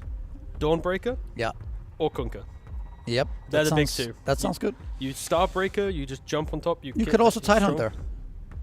Sure. Yeah. It's also To be free fair, lane, yeah. I believe. Yeah, no, I like that. But like, let's say you even wanted to put Terrorblade as the offlaner. I'd like to think that again, depends on Shiro, but a carry Dawn is not a problem. A carry Kunkka is technically not a problem. You see an enemy Nature's Prophet, like you can. I think I like those heroes too as well. More. I Yeah. think the Tide just seems a bit slower and wonky. The other two are more. I like Dawnbreaker. I know the hero's fallen out of favor with changes to ultimate, the general pacing of the game, but Yeah. Here's the Tiny has to blink in, commit. The Enigma has to blink in, commit. If you're baiting that out with a Panga or a TB and then the Dawnbreaker just fixes the problem, It's good against to me, I Furion like too, it. right? The fact that he can be defending the lane, just pushing in, things like that. But with an anti-mage ban as well, are they baiting BB to ban a Medusa here? Are they like going, hey, if you don't ban Medusa, we might pick it? Then they waste a ban on Medusa, then they get the Dawnbreaker? No, I'm joking. What does BetBoom need? They might pick Kunkka actually for GPK. They do need a mid laner, that is true. And the puck is still available though. If you want a mid puck, but the Shaman does protect you. Of course, Shaman is a classic counter to the puck due to the Blink Hex. Also with your right click facet, you can just boop. Boop. Wait, is it your innate or your facet? It's your innate, right? Which one? When you right click and hex them. It's the facet. Yeah, it's facet, right? Yeah. Chicken fingers, yeah, cool. What is innate? Chicken fingers. 15-second cooldown, 1 second. Yeah, hex. but what's the innate? Oh, the innate. Sorry, I missed. Oh, yeah. Oh, it's when that you thing. die, you get the Okay. kind of the A on this thing, where it doesn't last long enough and you die anyways. It's actually kind of nice to have a hero that kills the idea of Shaman running away and surviving as a chicken, right? Like, I feel like oftentimes if you don't have that, it becomes so annoying to kill the Shaman. Like, he has no items, but you have to kill him kind of twice. Yep. There's Okay. the puck. And they go for the puck. Yep. But could we see... Okay, now they just Oh. pick instantly. Okay, so Well, it's it's the fun of it's the- the they- Bak Timbersaw again, I guess, that we saw in earlier today. They did win that game. I was thinking one way that Tidebound could punish this puck pick was to put the Pangolier against Enigma. Like we took and terrible in the offline and then pick a counter to the puck mid, but That's a lot of moving pieces, but yeah. a little bit, but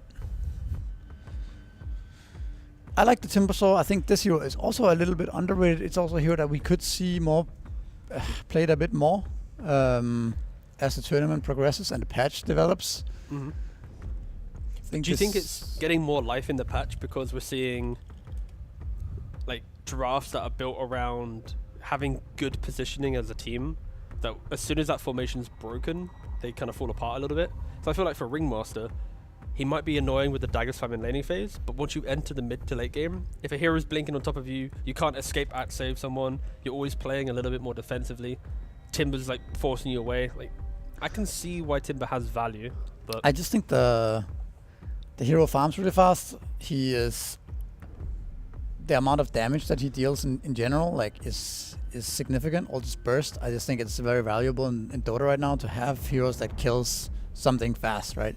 If you get one stun on the target, if you can kill it as fast as possible, like, that's ideal, right? Sometimes we see teams, like we've seen it today in multiple games, right? Teams just don't have damage, right? I don't think you really run out of damage with Timbersaw, because you can't really build items against the pure damage of Timber, right? I guess also when you go Kaya Blink. Yeah. Like you said, it's like you tank the coil now, you enable the fight, you force the Enigma to go, oh, maybe I need to black hole this Timber, so I don't want to. And yeah, it is just such an annoying damage soak in a game where you get items. The difference is, I think, Timbersaw in the old days, you need levels to be damage soak. Now you need items, because your reactive isn't as strong, so you need to get about 8,000 gold to be truly unkillable until people get Yules and Nullifiers and Dispels for your Aghanim's. But no, I think in the right hands, in the right draft, it can be very good. And Pure, he is respecting, of course, the nothing to say Pangolier that has just been dominating his previous pro games. 2 points to make. The Tiny 4 again, like we saw last game. Not last game. Saxa played earlier today. Again, we see Tiny 4. That's the first thing. And then the second thing is I'm a little bit worried for this top lane, actually. We talked about a lot of good things about Timbersaw, but he is playing against Ringmaster Furion with a position 4 Shaman. I think that could be really bad for the Timbersaw. Because like you said, ideally you don't want to put too many points in reactive armor, right? You could get really punished. Let's see how that goes. And also the Furion that we saw last game, which got bullied a bit and didn't feel comfortable getting a lot of farm. Timbersaw doesn't really pressure Furion until way later. So He should have free farm on Furia. We are seeing a slightly different move there from Tidebound. The 5-man smoke, looking towards the top side. Nothing to say, using that smoke to know no one's there, placing the observer, and maybe they bump into Pure by the tier 1 tower, but they don't go the full way up. They are yet to investigate behind the tower. Look at this long. Oh, Yeah, they smoke get breaks and yeah, they ping it out. They know he's there, but unrealistic to dive. And fly. Ooh. Again, I'm a big fan of the late smoke. I think being able to identify if someone's by a bounty rune, you don't want to lose your HP before laning phase. Laning phase is so critical for... Yeah, it's like so rough if one team is smoked and you're not, and they see you, right, and they can just set up this kill on you. It's the greatest advice I can give... But Fly might get caught here anyways, actually. Maybe he can use... No, he's getting shackled. What I was going to say was, the greatest advice I can give to anyone trying to climb a MR is if you're a support, don't use your smoke when you leave base. Just use the smoke when it's 40 seconds, 30 seconds to the bounty runes. Tell your team to play on the smoke. And now suddenly you won't have that awkward moment where half your team's half HP. It's like, it's one of like the most, the simplest things to do in a ranked game, but normally people just don't respect it that much, and it can give you the slight edge. But for now, Tidebound, they take the first blood.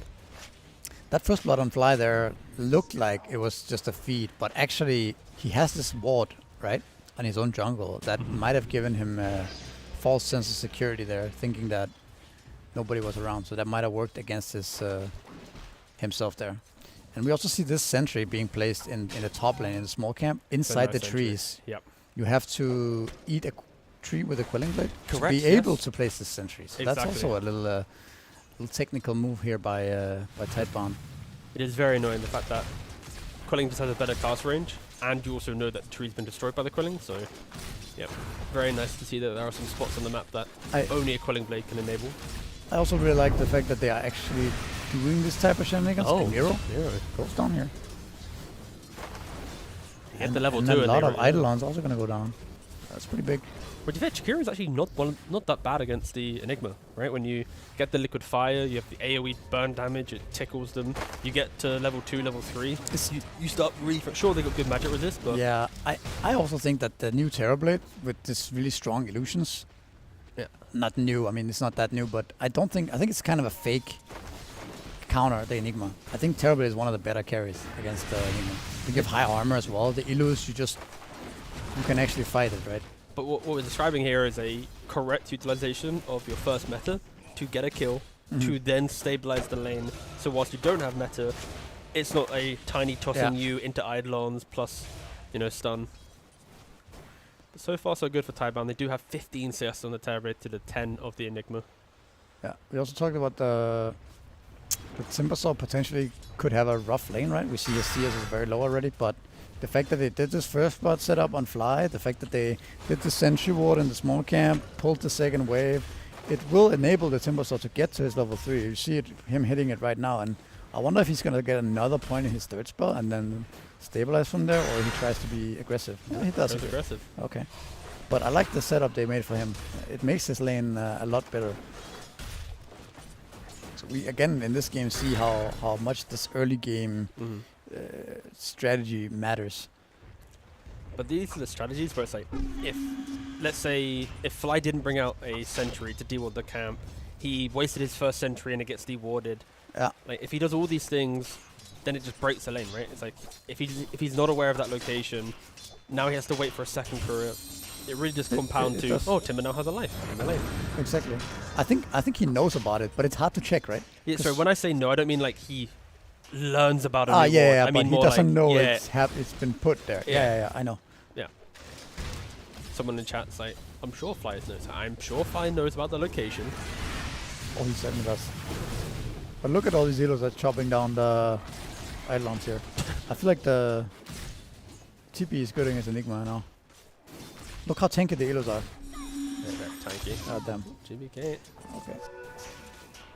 Shaman is setting up mid here, protecting the other rune. Yeah, unfortunately there for nothing to say. He didn't get the bottom water rune. If he got the bottom water rune and Shaman took the top one, that would have been devastating. But with the orb, he might even... Oh, GPK and the high five. Will he connect on the high five, though? We'll see here. Goes for the shackle. High He's five gonna still running, kill but the no one's Fingal. connected on the high five. That's Maybe. all that matters right now. Okay. No had a one lot of high sticks. fives him. Has to be the tower. If he died for that, that would have been... I mean, fair play. Yeah, That is a very cool move to make. That Wait, was, he also lives. that was good. He kind of outplayed the Planet there a little bit, right? If Planet was a little bit closer and could have shackled him on the rune, it would have been maybe more possible to get the kill there. Another meta, he was bottom, and Tiny gonna go down here. Just not getting the kills.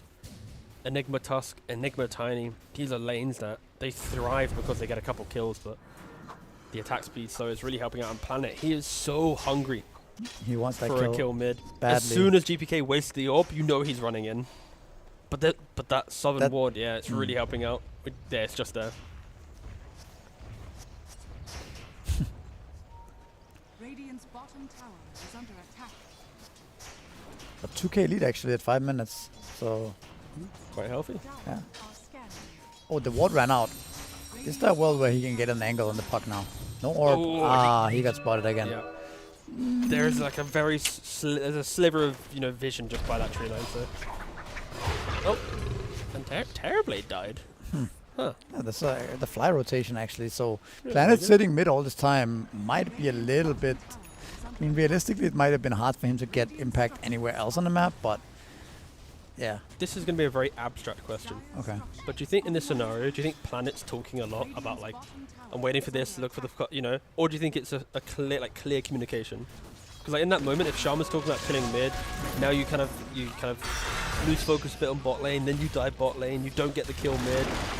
Am I making things up potentially? No, I don't think the bot lane is going to be I don't think the bot lane is going to be too distracted by that. That would be, then he has to communicate like crazily, right? But I yeah, think, no, he's not screaming at his mid. but I think you can lose focus of where the Ringmaster. ringmaster goes, right? And he went through the gate and got a kill on bot, right? Yeah. Because the shaman is not playing top anymore, and if Bak is just one-on-one-ing the Furion, last hitting every creep and things like that, he might not be having the So yeah, because often oversight. I see like in the early game we see these moves where it's like a failed move on mid then turns into someone else getting a kill at the same time. Yeah, I where know what you mean. If you TP, then maybe it's different. But that, I think there's just a little bit too much focus on trying to get this puck kill, and this puck kill is realistically not having. You don't even have hex skill at that point. So how are you gonna walk in and get a shackle? It seems so out there, right? Yeah. Like he's gonna always get the silence off on you, right? Before you can say shackle. But what if, Misery? What if? Yeah. Timber's so top net worth. What do you know? I mean, that's some good stuff. A very pressuring question. What do you? I don't know what I know. That's I don't know. I'm lost. Radiant's middle tower is under attack. Dire's top But if tower Timbersaw has this type of game, the hero is definitely Oh, very he just strong. Okay. jumped into a coil break. Nice utilization of the toss inside the coil. Now, nothing to say. He does die on the Pangolier. I don't know if he even died in the last game. At least when we looked at his scoreline, Nah, 12 I and don't 13. think I that- don't think he yeah. did. Yeah, so Top tower goes down.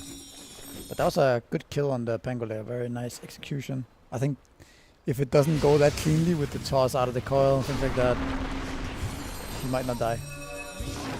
going back to the ooh, The snipe Yeah. from downtown.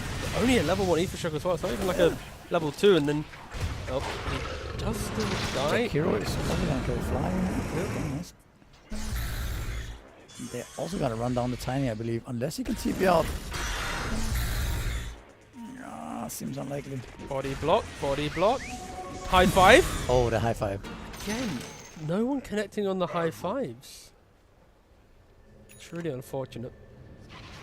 Which is nice move there from Tidebound, but then going back to the Timber being the top net worth, it does feel like it's a product of the Enigma Tiny dying in bot lane, not getting any kills.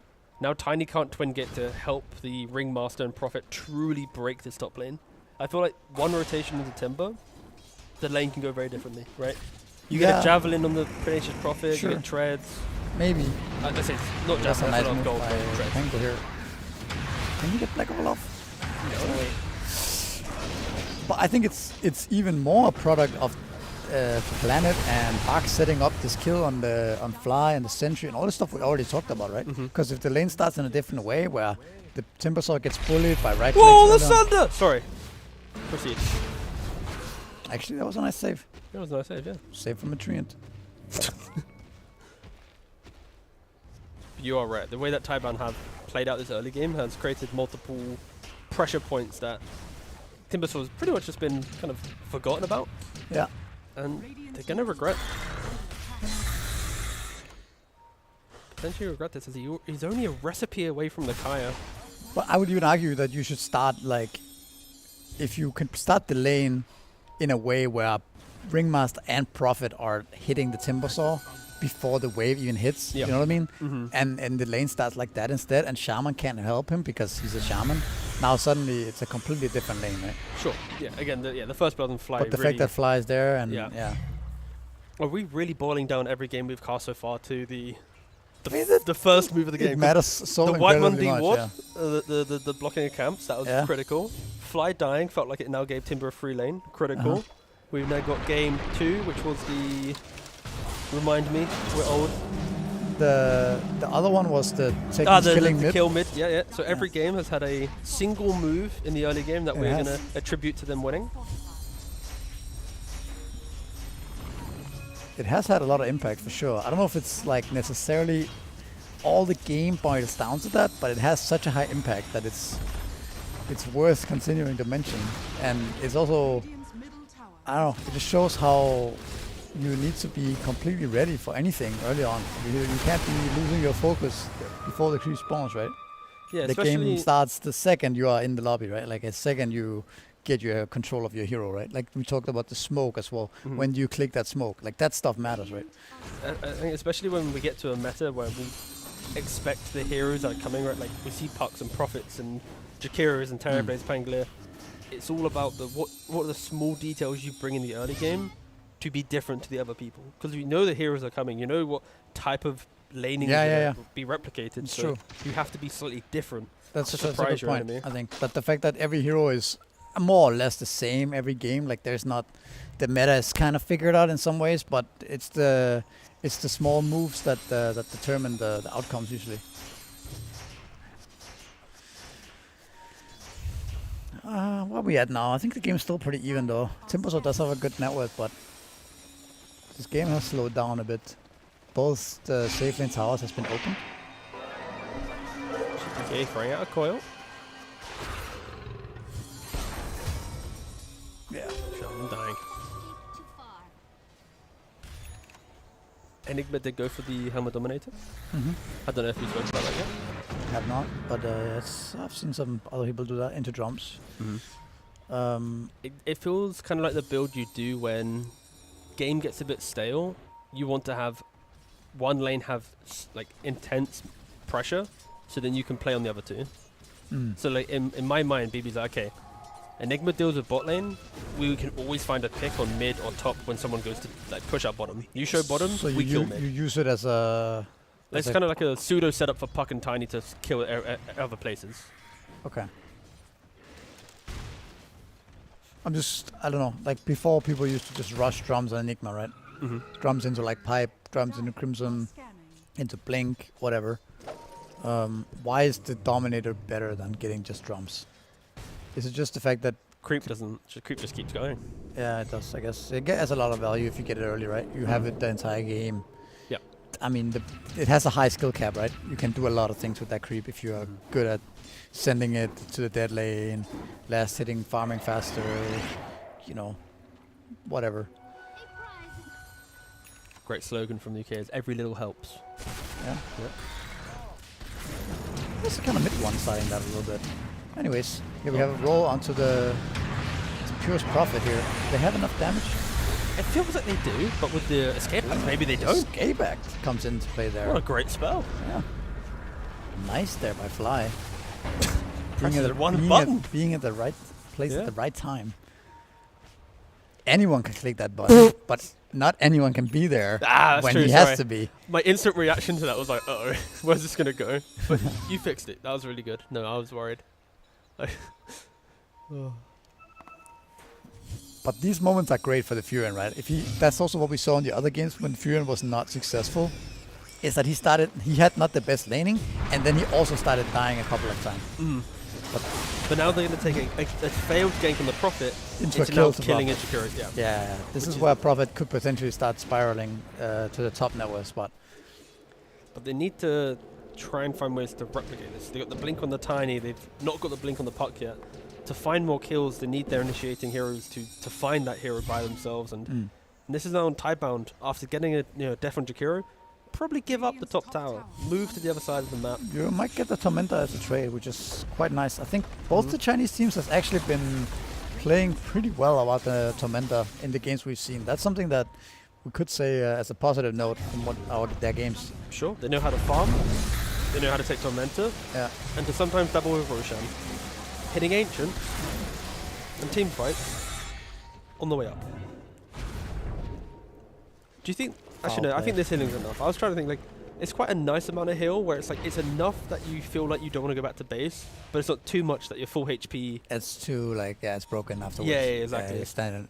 I think I would say, do you feel like it's too much heal at that point? But I think it's kind of okay. It's like, it gives you to, like, a third HP, it's quarter fine. HP. Yeah. Okay, just posing the question in case we got a little cheeky patch down the line. You never know. Developers could be listening. Or casting, who knows? I think one thing that I don't like about the new Shaman is that he doesn't have the old shot anymore. I think the old shot was kind of cool. The fact that you shackle and get some wards out so you can kill a creep wave. Sure. Have you seen the new shard in action? I've seen it once in hundreds of games I played. The new shot, isn't that just the old... No, sorry. I apologize. I combined shard with Aghanims. Sorry, my bad. What's the new Aghanims? So the new Aghanims is when you shackle someone. That's why I got confused. I've never seen that. So the new Aghanims, you shackle someone, and then around that hero, they do ether shocks. Okay. So you shackle an ally to then shock people in an AoE. You shock an ally. Yeah, so let's say we're on the same team. You're Bristleback, I'm Shaman. Oh, you can check your allies. I get additional cast range and I shackle you. You go into the fight, gooing everyone, shocking everyone. Okay, I've never seen that. Yeah, That's so yeah, cool. when you started talking about shard, I was just thinking about the new then you so see here, look. you know Patrick's been cooking. Talents. Nice. So yeah, when your Pos 4 Shaman gets to level 25, whoo! Watch out for the Aghanims. Huh. I've yet to see it in a single competitive game. Again, we haven't seen any Shaman. It is not competitively It's hard to farm on that hero, right? Yeah, I mean, you need a Blink, you want Glimmer, you want Yeah. You want to play on Hex. You're not playing on... Actually, I was just about to say, people usually max the Hex and the Shackle. Yep. But he has actually done 4 points Ether Shock this game. Which I think is pretty cool. Like, it's 8 second cooldown. Now you actually have a way of killing creep waves. Yep. I know somebody like Crit will always max the Hex, go 1 point Q, for example. But... yeah, I think that argument is maybe old patch when you did have the shard to get the wards pushed that way. It might be okay, but no, I like I like the choice of Hex when you have lots of fight and you're snowballing, Shock when you're playing a little bit slower.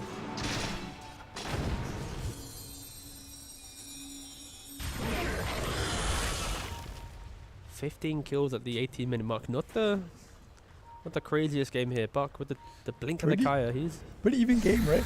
Yep. This time. Were you keeping you awake there, Missouri? Or? It's okay. You did not hide that yawn in any way, shape, or form. I did. I held it back, and then you sold me. Brother, I'm pretty sure everyone in chat heard you go, yeah, it's pretty. No. But it was... There was no yawn there. No, not at all. Anyways... Isn't this just a GPK puck game where he's just going to carry this one? Potentially. Timbersaw and Pangolier, if they have blink daggers, even the Shaman, but when you blink in, if they're not jumping the puck, 2-3 man core is always going to be on the cards to be able to get you. So you have to be very, very mindful of that. Actually, you're queuing up the shard early on puck. Is that normal? Maybe it is.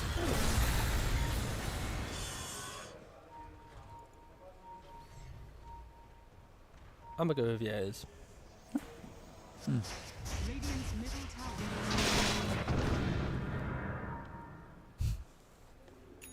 Dire are scanning. Blink dagger up for Enigma. Might see a fight on bot lane. It does look like Tidebound are angling down there as well. But they're not going to find anyone. No? Tidebound, they're hugging the mid tier 2 there. They're kind of expecting it. Even on the minimap, nothing to say. He drew. Look at mid. They go into bottom. Let's wait for a couple of seconds. Put that additional pressure. It's really nice when an enemy team smokes and you know they're smoked. Don't show on a wave. Just kind of like sit back for a second. Add that anticipation. Make them waste a bit more time. Farm the jungle camp. So when they do show, there's a waste of their time. There's a BKB up on Terrible. That's a very early BKB generally in this patch. Let's jump onto the Tiny, but They got the... Yeah, okay. Puck is coiling, but nobody's really dying. Oh! Missed black hole by Miro. Oh no. Oh god. Puck ends up going down. The Aegis is lost here. Save also dies. So not an ideal fight at all. BKB is still up on Terrible as well. There's a lot of room now for Tidebound to do whatever they want, I would say, the next minute or two. That was a symphony of fails, a little bit. Top lane Shaman, is he setting up a little bit on the Prophet here? No BKB on Prophet. I think he might go down here. The Timbersaw is catching up. There it is. Very nice setup by Planet here. And a little tip as well. Well deserved for him. Yeah, keep going. You're doing well. Yeah, thank you. Yeah, nice. Sometimes you see some fights and you have to sit back and just really replay it in your head a couple of times. So one reason why the Enigma offlane is like such a hard hero to pull off, I think, especially if you don't snowball the lane really hard, is that you buy these support items and then like the drums, the Dominator, and if you don't get this nice black hole like we just saw, now his net worth is gonna be, I think, challenged a bit. He needs to get the BKB, he needs to get armor, so he doesn't die to the terrible right clicks. He needs to get to like refresh or Xtreme core later on. Like, it's very easy to become poor on this hero playing support. Again, they catch the Prophet here. And with Black Hole cooldown, you find that chase, right? You put good half HP, but this is a Timber chain, but it doesn't really matter. You still get the kill on the Nature's Prophet. You have nothing to fear, right? When the Enigma is on cooldown, there's a support Tiny, a Ringmaster. Like, they just don't really have enough damage to bring anyone down. Yeah. And again, we see a Prophet suffering, like the other games we saw. It feels like Tidebound is just, they are conducting this game. You know, that like, even though that you could argue Puck with Aegis and whatnot could have had some moments, but it didn't really matter, right? You just weather the storm, you get a pick, and it is going to be beneficial. You're talking about the Enigma. As soon as you miss a black hole, go take another fight, keep poking. Terrorblade with his shard, he feels like he can keep playing into the map without the need of meta half the time anyways. Yeah, it's also like when you have all these disables from Pangolier, from Shaman, and Jakiro in this game, Timbersaw is like the perfect hero to have. Or like hero like Timbersaw that adds unlimited damage, right? The only thing that stops Timbersaw from dealing damage in this game is if he somehow runs out of mana, right? Or you kill him. But those things are not really happening in a game like this where he's so high in net worth. So that's why I think Timbersaw is a very underrated hero right now. He just adds so much damage to the mix, whereas BetBoom in this game, they need to hit multiple man black hole, it feels like. Or they need to somehow Ringmaster and Tiny to survive the whole fight to get multiple rounds of spells off. Or Puck needs to do that. So, but we not now entering the territory of saying that Nature's Prophet potentially could be slightly overrated. perhaps. With the heroes that are climbing in popularity, the idea of having multiple scaling cores that can put Prophet on this awkward scaling timer of you need one item advantage every single time, like, I think maybe the idea that you first pick Prophet and everybody knows it's a safe lane carry, and you can pick certain heroes against it that more or less gets a free lane. Like we saw Timbersaw. You didn't have to do that much to get the Timbersaw good lane, right? Yeah. Like realistically, all you had to do was make sure the cam was blocked and make sure the Timbersaw didn't get completely destroyed the first few waves. And he's happy. And there are other heroes the same. I think maybe like Underlord, Tidehunter, like they can get the similar type of game out of the lane. And now you're revealing your safe lane so early on in the draft. Where I'm leaning. I feel like Nature's Prophet could become the hero that teams don't first pick it, but they maybe second phase it after seeing a couple heroes, or it becomes like a high value but forgotten, and then suddenly gets last Yep. picked again. But I Exactly. also think that there are some execution elements, of course. There's the idea of picking the right hero with the Prophet in the lane, so that you make sure that you have this.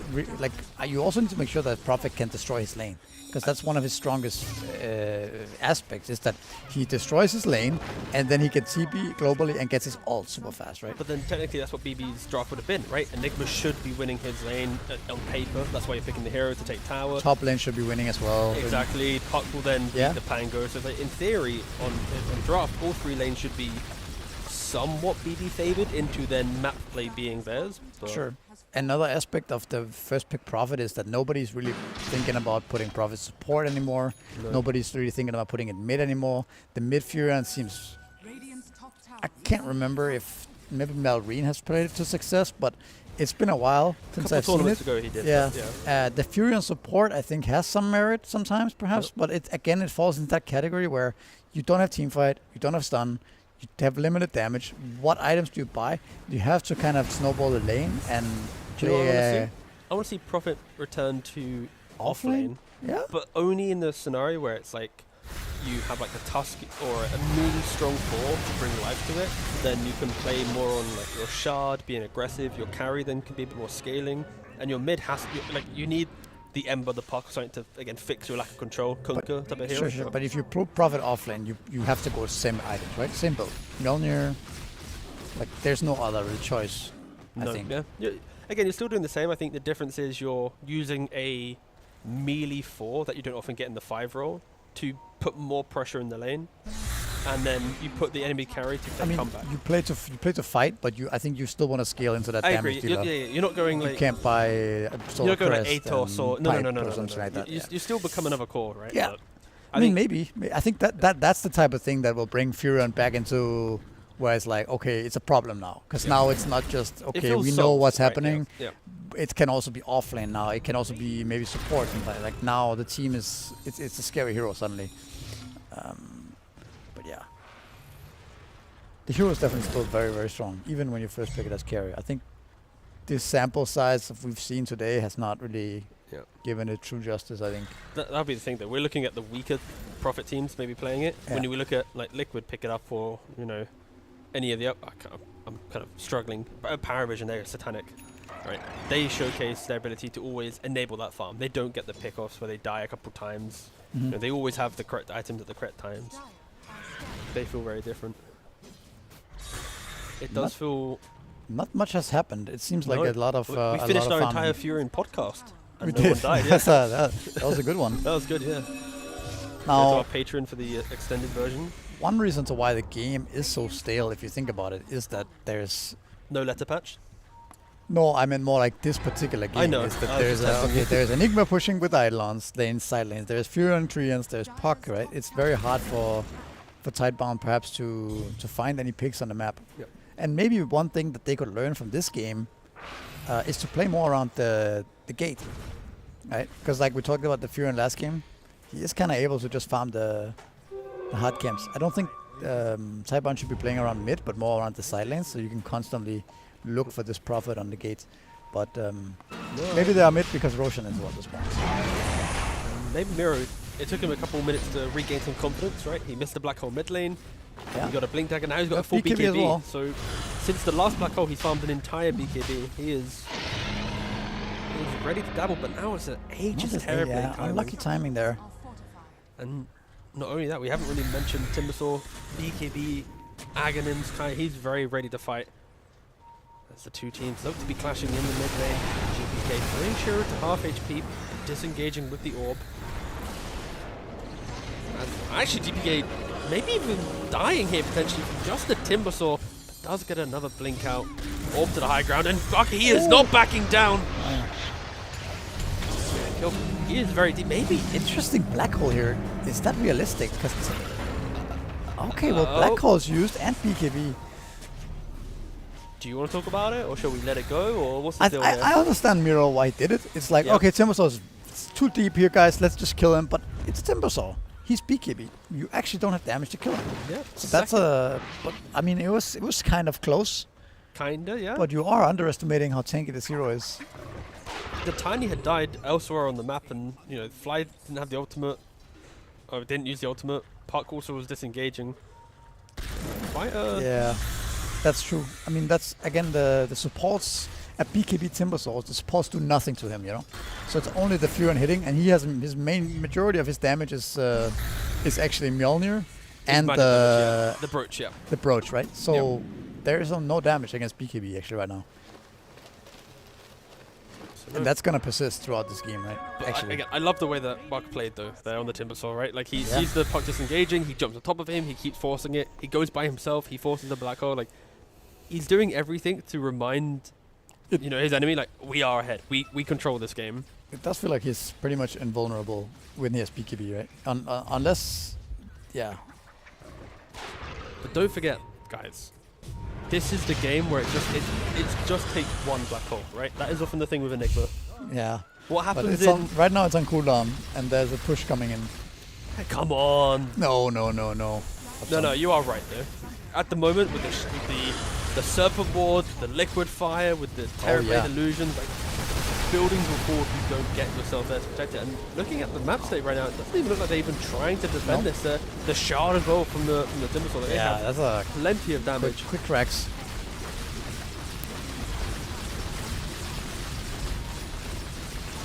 But yeah, Rexes. They're just gonna go another set of Rexes, and there's no glyph now, so maybe you start.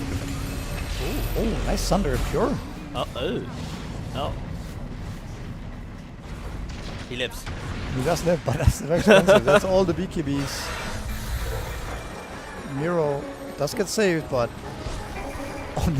can they kill him? He's in the fountain right now. He is in the fountain. He's not taking damage, and he's out. Meanwhile, the Rex is exposed. All right, now he's caught up. No BKB. Nothing to say. Jumping with the backline. Pure also didn't have the BKB. No buyback. Dead for 60 seconds. We just witnessed the Timbersaw walk into the fountain, walk out of the fountain, and now one by one they're trying to go in desperately. But Tidebound, they're just A-clicking. They're just taking mid racks, taking bottom racks, and still an agent on the Terror Blade as well. And there's a black hole now on Enigma, but no BKB because you had to waste it earlier. Or teammates. Or teammates, yes. True. No buyback as well. Yeah, and there's still an Aegis. And there's no buybacks. Yep. And there's also still an Aegis. Yep.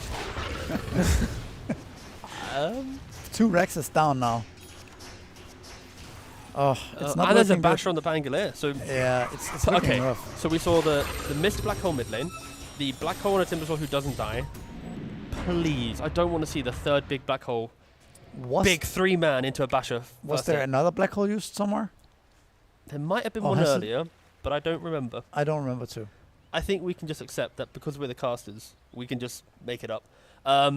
He's just missed every black hole so far. He hasn't black holed the hero, except for the Timbersaw. I mean, he did hit a Timbersaw, yeah. Okay, that's not. It's you were not trying, easy though. yeah. It's not easy. So right now, actually, I have been reminded by quite an exciting prospect.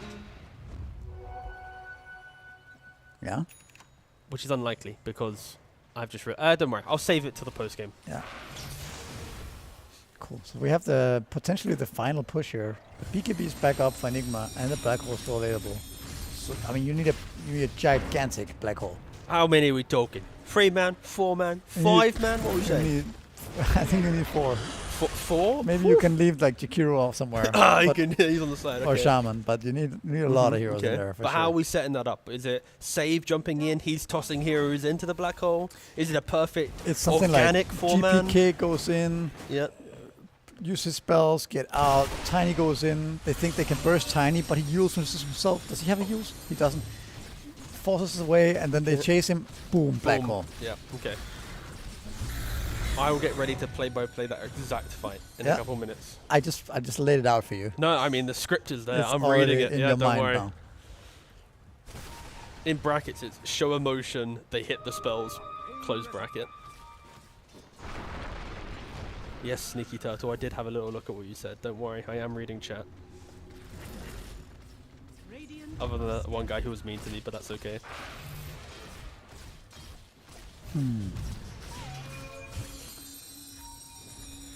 Actually, I want to talk about Ghost Scepter. I think Ghost Scepter is very high value on core heroes in games where enemies are so pressured to kill during their BKB. Like Nature's Prophet, when he BKBs, he doesn't want to buy Nullifier. So what if you, on Pango or Sure. Timber or any, maybe obviously not Terrorblade, he farms too quickly, but any non-perfectly scaling core that wants to slot it in instead of a wand, for example. Is he buying Ghost for that reason, or is he going for E-Blade on Timbersaw? Like, is that... It could be E-Blade, right? But Yeah. I'm using him buying it as a point to open up for other ideas. Sure. No, I get your point about the It's Ghost. like, That makes imagine you're sense. Doom in this game, right? Like, you throw a Doom down, but now you're out of position. You press Ghost. And now it's like, okay, you're not dying, you're chilling. Yeah, makes sense. I think the item should have a bit more life for kind of the mid-game mark. Again, a pre-nullifier, of course. Smoke up from BB. They are... Ooh, I Here can't we read. go. 18,000 gold behind Miro, yet to hit a good black hole. Can he do it? He black holes the Timbersaw! But there's a Terrorblade, maybe with a Sunder. He doesn't care. They do kill him, actually. They do kill him. Instant No, buyback from the the Timbersaw, buyback though, yeah. which does sour the moment just a little bit. They do end up killing both Fly and what looks to be Save as well. And there's only one Rax left. Can they actually defend? They have buyback on Fly. Oh no, Pure. They have no force, they have no glimmer, they have no solar, because they That's have buyback, no though. one to help him. He's all by himself. That's how you cast, right? You get really emotional. Start crying. My nature's prophet, where are you? Stuart though with the BKB on the high ground, he does kill off. Why? But that's it. He gets just a little old Jakiro, but for what? A buyback and a BKB? That's so worth it for Jakiro. Yeah, for sure.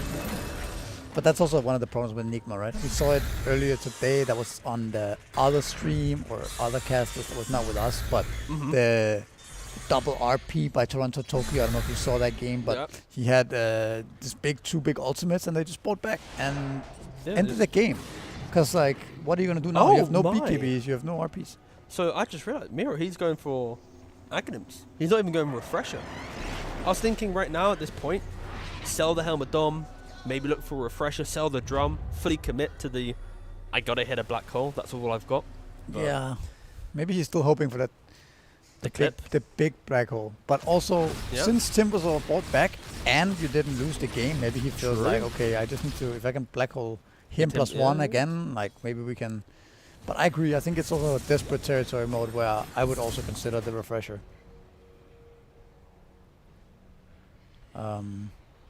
Ooh, I like the Etherlands Jakiro, And Roshan could be respawning in a couple minutes time. but that's also a kind of luxury item, right? That is very much a luxury item. But it's very good if you get It is very nice. Longer ice path. But of course, better if, force, when you better get the 100 GPM enchantment, then Oof. It's a nice enchantment. things feels good. They're all clumped up in the pit, but the black hole's on cooldown.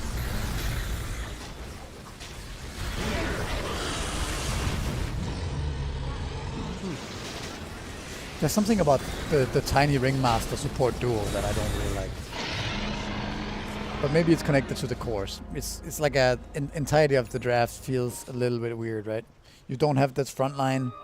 There's both Enigma, Puck, Furion. They want to play behind, right? So I think just at least on the B stream, we have been seeing a lot of drafts that are built around one hero is the life to everyone else feeling good, right? An Yeah. Ember must win mid to create aggression. Enigma must win lane to be the front line through drum and auras, and because if this was a different game, he might go for dom, drum, pipe, you know, all the auras, push his team, you know, just annoy them. But okay, let's see what happens here. Last fight potentially for BetBoom. two-man coil on the back line. Again, Timbersaw, he has the age of a mirror. Really Angular is finding his creating entry. so much space right now. Too much space. Pretty you much might zoning argue. everybody. The Raxes are almost taken out here. No glyph for Dire. And you're really not in a rush as Tidebound. All you need to do is not give a gigantic black hole to the Enigma. Oh, he tried to go for the top, but he missed it. And now save. Okay. Yeah. Save has buyback though. Here it comes. But he has the Aegis. He has the for minutes, Aegis, yeah. he has Aghanims on. That's just nothing you can do to this guy. I mean, somehow, some way, if the Enigma can find a There's no way, man. It's all We the have to Tidebound. provide the hope. We have to provide the belief. provide the hope If for the there stream. was a chance, it is nighttime. He's out of vision right now. Yes. They have the vision advantage. They're stuck in their base. Miro, he's struggled all game. Right now, Tidebound, they're diving in a little bit deeper, but nothing to say again on the Pangolier, cutting through the back lines. Will you be able to get a good black hole? The black Oh, hole! he found it! He got it! The Sorry, black I just realised. hole! Oh, but the bash! The bash! Oh, no! Oh. He cannot catch a break this game. I was so ready to scream to the end of day, yeah. but yeah, oh well. They do end up killing Nothing to Say, and maybe the Shaman, no. But Pura said no buyback, dead for 115 seconds. That's normally enough time to kill off an Ancient. I don't know if you agree with me there, one boss, but yeah. We're gonna see the GGs momentarily, I believe. Oh, well, triple kill. Think, Beautiful game though from Buck, aka Faith Beyond. For sure. What such a delightful Timbersaw game. A hero that again we don't see too often. He is one of the only players playing it, and he's putting on a bit of a statement. If anything, he's reminding other people like, guys, Timbersaw is this a hero, is guys. playable. Yeah. Yep. Do you think Amar's watching this game and Yep, I think thinking about it? He should be. Oh, and gets the kill on that puck as well. GG is called. GG. Tidebound getting another win in the group stage. Yeah, actually looking good in the last two games, I think. We Again, casted them. Don't forget, guys, this is a gauntlet format. So after the best of one group stage, your seeding puts you deeper into the gauntlet. If you come last in the groups, you have to start in that first round. It means you need to win, what, 1, 2, 3, 4 rounds, 4 best of 3s to then get to the grand finals. And if you then win the group, you get yourself straight away to the semi-finals, which means you've secured top 4. Historically, from Blast Slam 1, Blast Slam 2, it's always been the winner of the group that has then won the entire tournament. So, statistically, good odds to win the tournament if you are able to get yourself a top placement right now. But Tidebound, they are sitting at a 3-1 scoreline. They are the only team to have 3 wins right now in the group stage. And then the series we have later, after this one, Liquid versus Tundra. If Tundra are to lose to Liquid, it would mean that Tidebound would be the winners of Group B, which I don't think many people would have expected coming into today. So all on Tundra to create that. And I don't know what the ruling is between Tundra and Tidebound, because I believe Tundra beat Tidebound. So maybe if Tundra beats Liquid, then based on head-to-head, then Tundra becomes the winner. We'll confirm that before we yap about that one. But still, Tidebound currently first in the group. Tundra has to win to contest that first place. And Liquid, again, I'll be playing against Tundra after this. But in regards to the series that we've just seen, any final thoughts before we throw ourselves into another ad break? I think we run ads. I don't know. No, I think we're ready for an ad break. Again, we're making this, but they might not even run ads. I have no idea. No, but I don't think they actually enjoy do. your break. Go have a yeah. cup of tea. Bye-bye. See you later. Cheerio.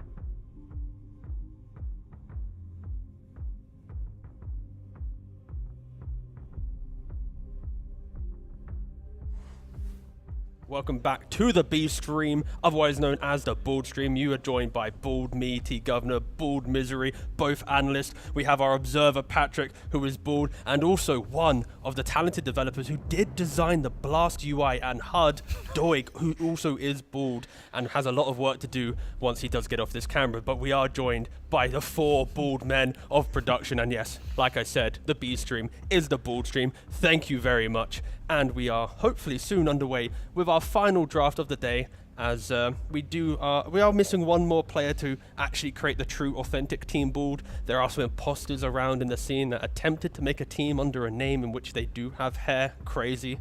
But Liquid, Tundra. We've seen a couple games now from both of the teams. We have. What's your vibe? It's always so hard to call Tundra, I would say, but I think Liquid looked pretty strong last game. I think they had some interesting ideas with the techies. I think they started the game very well. On the other hand, Tundra is just such a hard team to beat.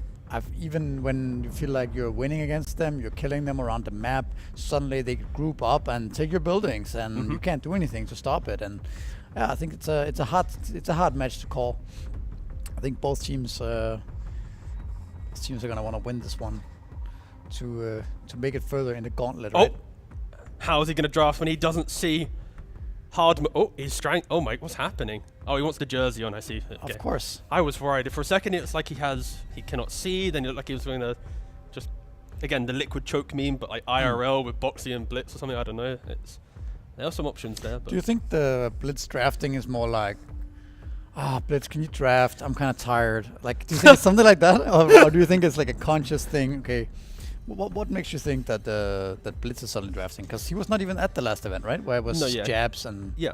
I feel like the team has such a strong identity that you could argue it doesn't really matter who drafts based on they all have the same belief. Like that's true for sure. We're not looking at the Jabs draft or the Nisha draft before, and now Blitz is like, oh my god, they're now picking Terrorblade and they're going for Lycan. It's like it's the same heroes, but I think yeah, for sure. I mean, everybody knows their heroes so well, so yeah, that's true. So I don't. And they're drafting as a unit, anyways. It's not like it's just one guy. Yeah, exactly.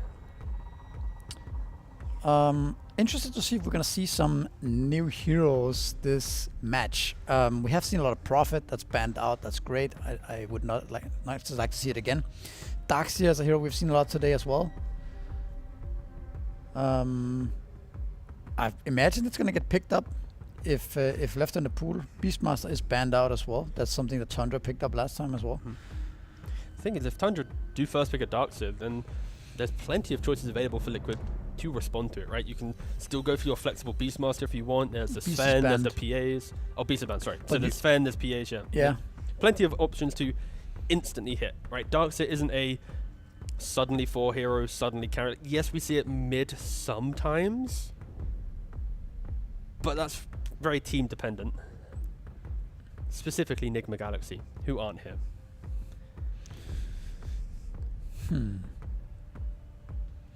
True, but if you are picking Darkseer up first pick, then and Liquid has to respond with their carry straight away, you probably will not do that. You'll probably pick a support of some sort and just hide your carry until later. But okay, they end up banning Darkseer themselves. Oh, first pick. The TA is in the pool. Yeah, I mean this hero is super OP in my opinion. I thought that for a long time. Yeah, I kind of forgot about the TA actually getting through the pool. For some reason, I kind of blindly assumed it was banned. But to be fair, there is a lot of heroes that are really strong right now. So, I mean, they did ban the Darkseer, then pick the TA. Darkseer is one of the stronger counters to the TA. Sure, the lane TA can do a little bit of pressure on the Darkseer with a good meld and a good 5, but in the game, you eat through the refraction. You always create an illusion of a somewhat stat-heavy hero, agi hero. So yeah, just good draft there from Tundra. And for Liquid, I like the idea of the Terrorblade straight away. Oh, Enigma. Okay. Yeah, I was gonna say like either having constant scaling against TA, so she can't, she can kill 1, but she cannot kill 2-3 cores. But going straight for the Enigma, why not? They can technically put it into support role if they really want to, but TA's your carry, Enigma is your 3. Get yourself a Ricky with a smoke screen or a Tusk with tag team and just kill him. I don't know, man. Does Enigma beat TA? I guess he kind of does. It depends on the supports, maybe more than anything. If TA can get takes to hit the and meld on everything, then the Eidolons can just kill. I can't remember the name of it, but there is a world where TA just beats the Enigma with the correct support. So yeah. it's not. I think if you said pre-facet, I'd be like, oh, Enigma wins that lane. But with the introduction of the facets and what you can do, it does come down to the support a lot, I think. yes, 100%.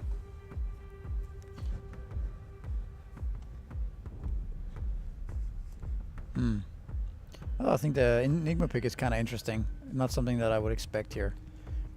As I think, I mean, like you said, you can't put it on Insania, like we have seen a few times before, but it's not perhaps what. But I don't mind it in regards to a statement of starting the draft, right? You pick your TA.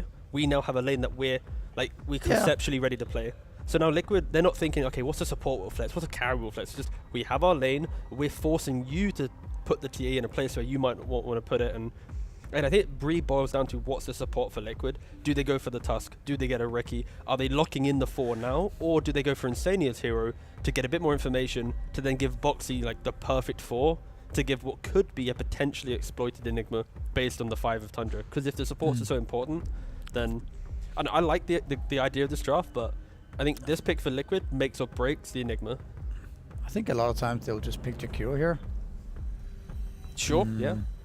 Like I said, if you pick the Insania hero here, you progress the draft then where you can't flex, of course, so maybe that's why you want to pick the Boxy hero.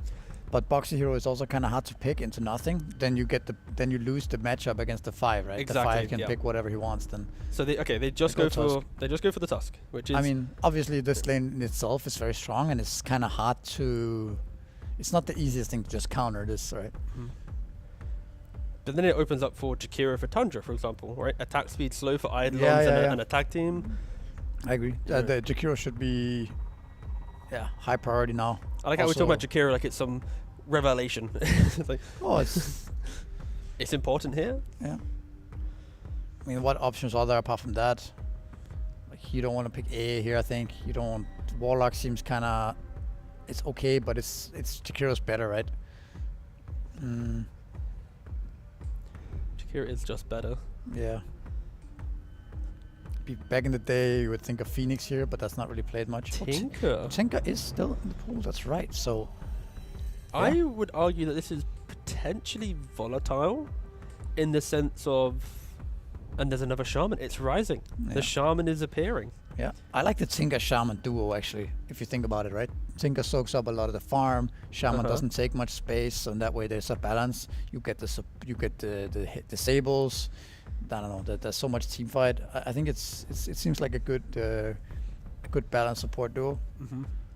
But yeah, I agree. It is a little bit weird in terms of, but maybe they don't care. Maybe they just do Tinker TA and just farm, right? Push wave, they're gonna be put fine. March down. Yeah, they don't worry too much about it. Yeah. It's very hard for Tusk to realistically kill CA with a Tinker backing Whoa! him up. Jakiro! Okay, so now Liquid says, okay, we want the Enigma 3 here. We're good with that. Yeah. I just think actually Tinker, if you think about it, it's a different approach, right? You're not necessarily killing the Eidolons with the Tinker, but it allows TA to walk up and play more aggressively because, well, if you start going in and tag teaming the TA, then you can laser him, you can put down a March, and then TA won't die, right? And then you kind of stabilize the lane that way. So Liquid's gonna pick a mid or carry or some kind of flexible pick here. What could that be? Gyro is banned, Furin is banned. Prophet's banned as well. Terrorblade's banned. Yeah. Oh, Luna. Oh, that's a Liquid classic. That's a classic for sure. Yeah. I'm kind of surprised the Zero is not picked any more than this. A little bit. He was like such a big state your thing. case, Misery. We'll get to the bottom of this. He was such a big thing. He's mixed damage, right? He's physical damage. He's magic damage. He's a pretty strong laner if paired against the right stuff with the right heroes. I don't think he got nerfed that hard, right? He still has the extra glaives. Yeah, I don't know. I think it's one of those cases, once again, that often happen in Dota where a hero gets nerfed and then people stop picking it and people kind of forget. And then no player is really willing to take up the Luna again. But here it is. Okay, so Medusa gets picked up as well for Tundra. No, I think Luna works when you have no expectation for doing anything else than shoving wave and farming like the ancient camp behind your tower, right? It's like if you can do that, you get to treads, dragon lance, or your falcon blade, BKB, or whatever the build is nowadays. I just don't know what the Luna build is at the moment.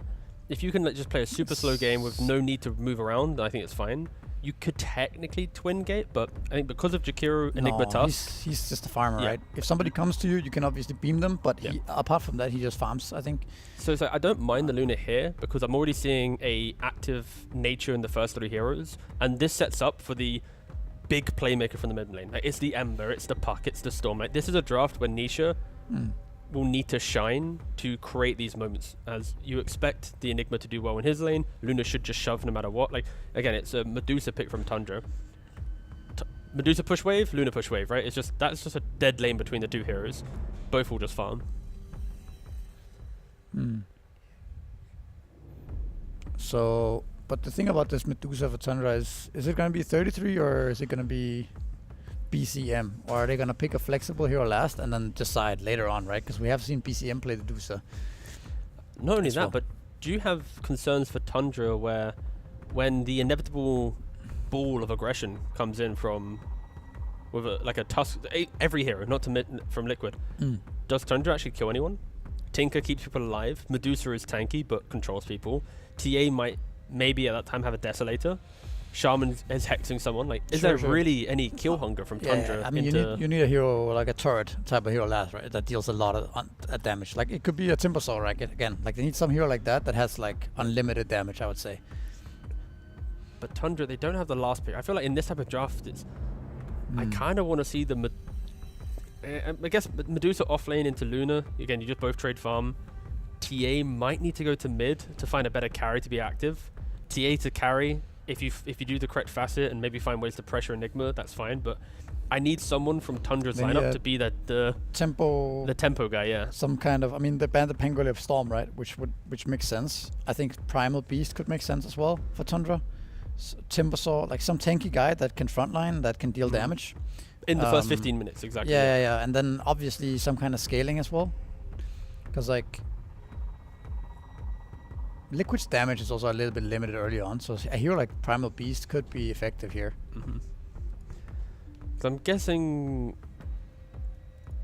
I believe Lunas go for Moon's Shield nowadays with the damage reduction on your glaive. I've had a couple Luna games that I've had a little look at from the watch tab. Band Huskar. Does that mean like a Puck or is that the TA mid and they have a new carry? Or Medusa goes carry, TA goes mid and they get a new offlane. Yeah. Or they technically have a Medusa that can go to 3 lanes, a TA that can go to 2, and an Underlord that can go to 2. I think they're literally flexing 3 lanes right now. They're flexing 3 lanes, yeah. Probably have an idea of what they want to do. Yeah. But actually, all 3 of their cores, I would think, does decently against Enigma, right? Underlord can cleave the islands down. Sure. With Tinker. The Medusa can sit there and snake them. Wait, sorry, you mean like in early game? I'm just saying, like, all 3 of Tundra's heroes can do okay against the... Sure, yeah. I think more on Firestone. I don't think Underlord early game with the right click can truly cleave him down, but... No, maybe not. Yeah. Firestorm, but like, if he's safe lane, he's gonna maybe go with... Yeah, he'll get level Vanguard 5 and his tower doesn't die, yeah. I mean, I don't even know. Underlord carry, man. Yeah. It does feel that, yeah, TA to mid, Underlord carry, Medusa offlane is where I would sit with the logic for this draft for Tundra. You think? Yeah. I think it's... Let's think, okay. Underlord off, so do some mid, TA carry. Dusa can farm freely against the Luna. TA should be able to get Deso and farm jungle stacks with no pressure mid. Now you see the Kunkka. Okay, we'll see what they pick up, but... TA mid. Yep. They're still waiting to pick up the Medusa and the Underlord, they're deciding. I think Dusa offlane. Yeah, I'd like Dusa I don't really like Dusa carry. I think it's... Yeah. Yeah. So I think the way they do this setup, and the reason why I liked this before they picked was TA from mid, reliably, even in a difficult lane, you can get to Deso Blink quite nicely. So you're not having to deal with, oh no, my TA's died a couple of times to Enigma Tusk. How do we play Dota anymore? Crystallis on the Underlord, with good positioning, shouldn't die. You just get Firestorm, you protect your tower. Enigma now never takes your tower. You always just put you that thorn in the side for the early game for Liquid. And Medusa, we said, should farm against Luna. So in theory, all of Tundra's heroes, their first 2 items, They can farm. they can farm. I It's on think- Liquid to bring more heroes now to overwhelm certain areas of the map. I think the idea of Underlord stabilizing the lane bottom the first 5 to 10 minutes, and then Tinker getting 6 and taking over, while Underlord can just clear the jungle, right? While still having his ultimate ready. So I think they make sure that they can get a lot out of the map. Like basically, if you think about it, Underlord can farm and soak up all of Radiant jungle. I guess they're Dire. So out of Dire jungle, White Monk can take the lane and the camps there if he needs to, and the camps on the right side. The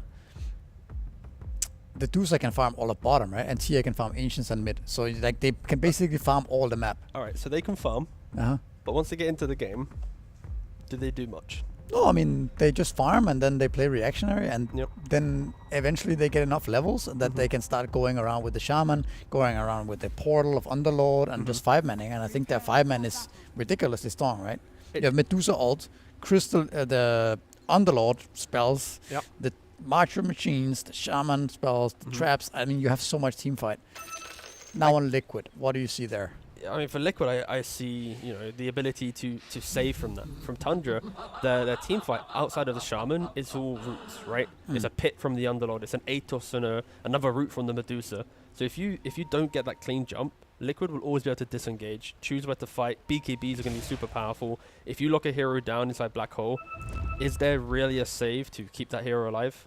To a Luna on top of you, plus the boat.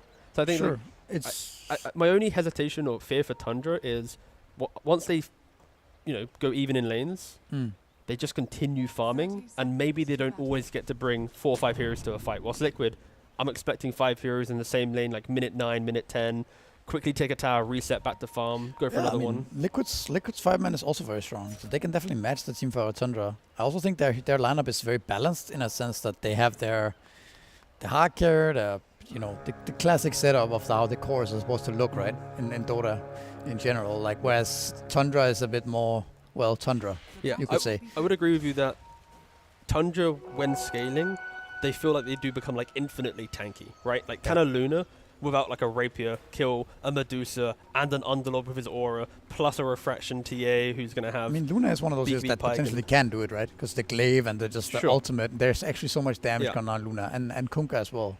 Yeah. But, I mean, if the game goes to that point, it's going to be a very interesting game. If it's going to be some 40, 50, 60-minute game, right? It's going to be insane. But that's kind of what I want from these lineups, because like the amount of things that you can do, right? Like the TA super late game, you in Aghanims, you have the teleport, use the innate for the Underlord to get bonuses when you teleport in to get more move speed and damage reduction and so I don't know. There's so many cool little niche things that you can do in this game. But 3 denies for Nisha already. Oh, sorry, for BCM.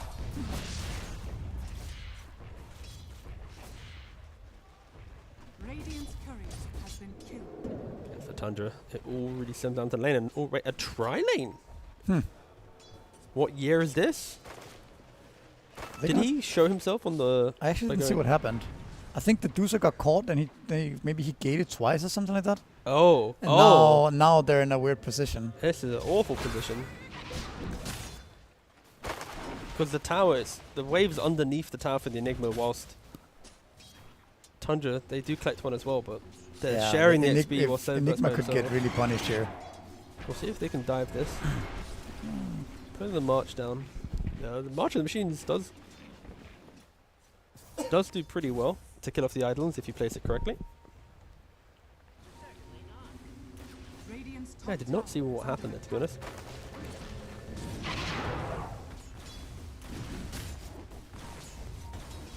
10 CS for Underlord. So yeah, Chrysalis, he ran this the Underlord carry in the previous tournament. He kind of just went for like Echo Saber, BKB, like what you'd expect from a core Underlord. You play more on having spells, right click, than like he's not going like Basher and weird crits and like Revenant's Brooch or anything. It's just be tanky, SMY, be in the middle of the fight. You get your atrophy attack, and then at the end of the fight, you just kill towers for free, pretty much. If you can get a couple kills. Again, it's very, very important, this game. I will actually, I'll ask production what each win means, so we can sound really smart when it happens. You kind of... As this... Luna, is he going to survive? Barely survives. 8 HP right there. But it's... I don't even know if it's... I mean, it is first blood, but I was going to say it's pretty bad being on that low HP down there on your tower. Especially considering they had such a good start against the Medusa, and now... There's a lot of pressure coming in.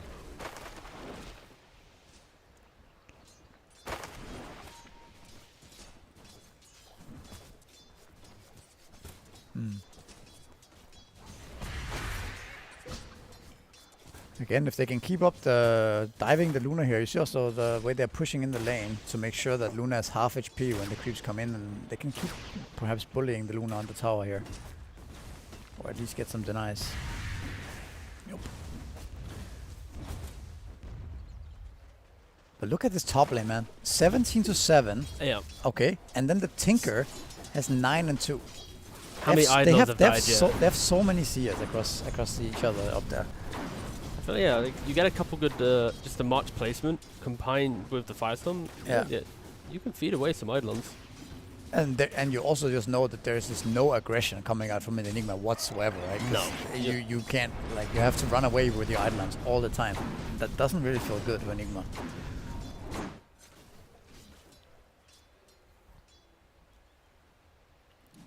Liquid are setting up to secure the runes for Tanisha here. Smooth shot, but no follow-up damage. Water rune denied top. And bottom was taken by Jakira, yep, so just punishing that a little bit, and Chris is very very deep on the Underlord. Oh, he's going mom on the Tret's mom. Wait, what? Yeah, that's the build, I guess. I did not see the Mask of Madness at the last time we played yeah, it, so he he's evolved. He did it, but I think he sells it at some point. Anyways, he might be in trouble here a little bit. It looks like it's just level 1 attack team, so I don't know if they actually have enough damage. If only Boxy was level 3. Not enough. No. And of course, Whitemar has a tango ready for his friend here. Yeah, it's very cool. The tango and a march, and off you go, back to Lin. Does feel kind of like the previous TI type draft from Liquid. Reminiscent to like... Sure, it looks like a lineup you've seen before. Yeah, exactly. In its entirety almost. Yeah. Whereas Tundra's, not so much. Not so much, no. Tundra, they are pulling ahead in all 3 lanes for the CS. And Nikkei doing pretty well.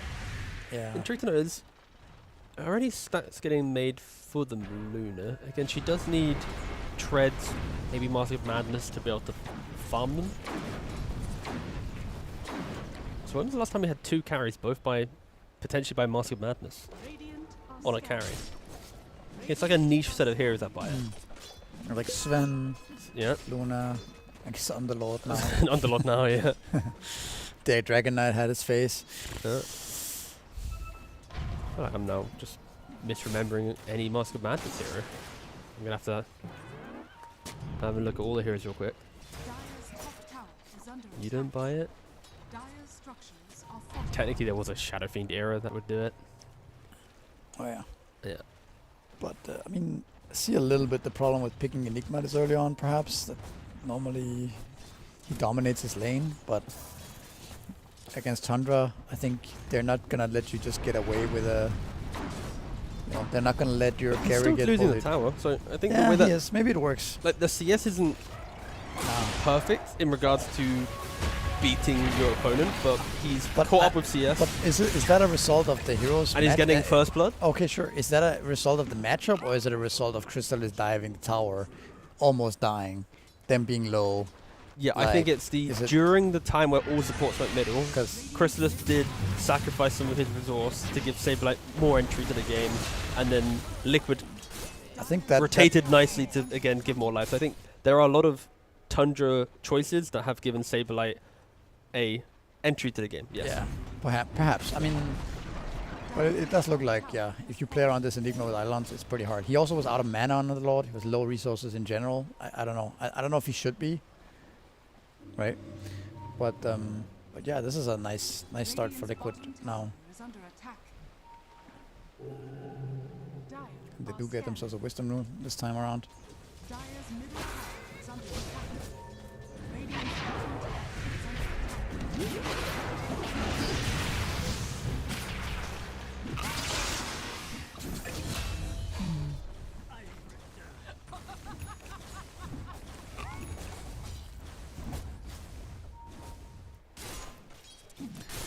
Now that you lost this tower so early on, it's a little bit problematic, right? We talked a lot in the game about that Underlord and Tinker. The whole idea of this is that they're able to hold the tower against Enigma, right? And That's keep away true. the pressure. And then we hyped it up, and then in 6.5 minutes, the tower just falls and your Underlord is in the trash can.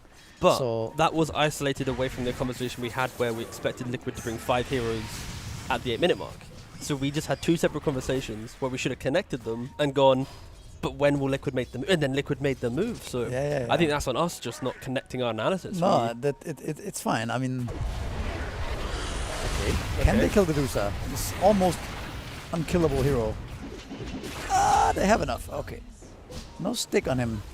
But Liquid, they're bringing just the right amount of heroes, right? Yeah, you know, they are. bring just enough to kill bottom.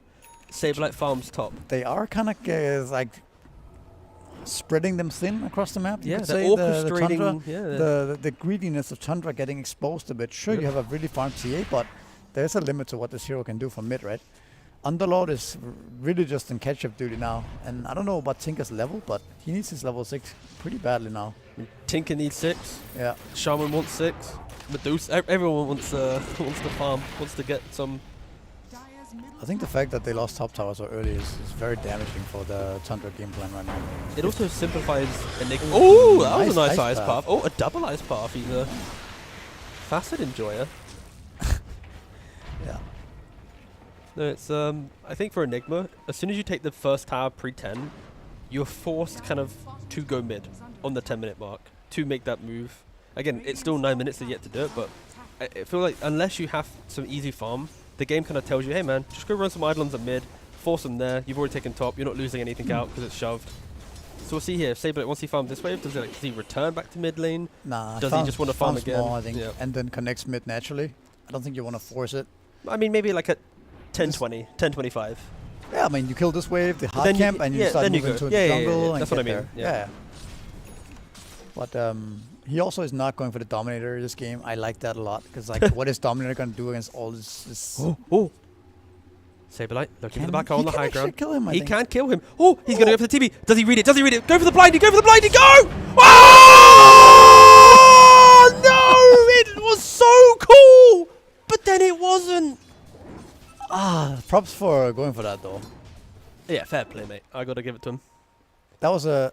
Goddamn. That would have been... Especially because, like, you know, Patrick the Observer was hiding the fog. We didn't see if the TP had finished, and then... Oh, it had finished. Oh, Oh, no. And now Liquid's no, he's gonna... dead. Wait. Are they Oh, going to wait, feed wait. 2 supports? Oh, no. This is actually very disastrous for Liquid.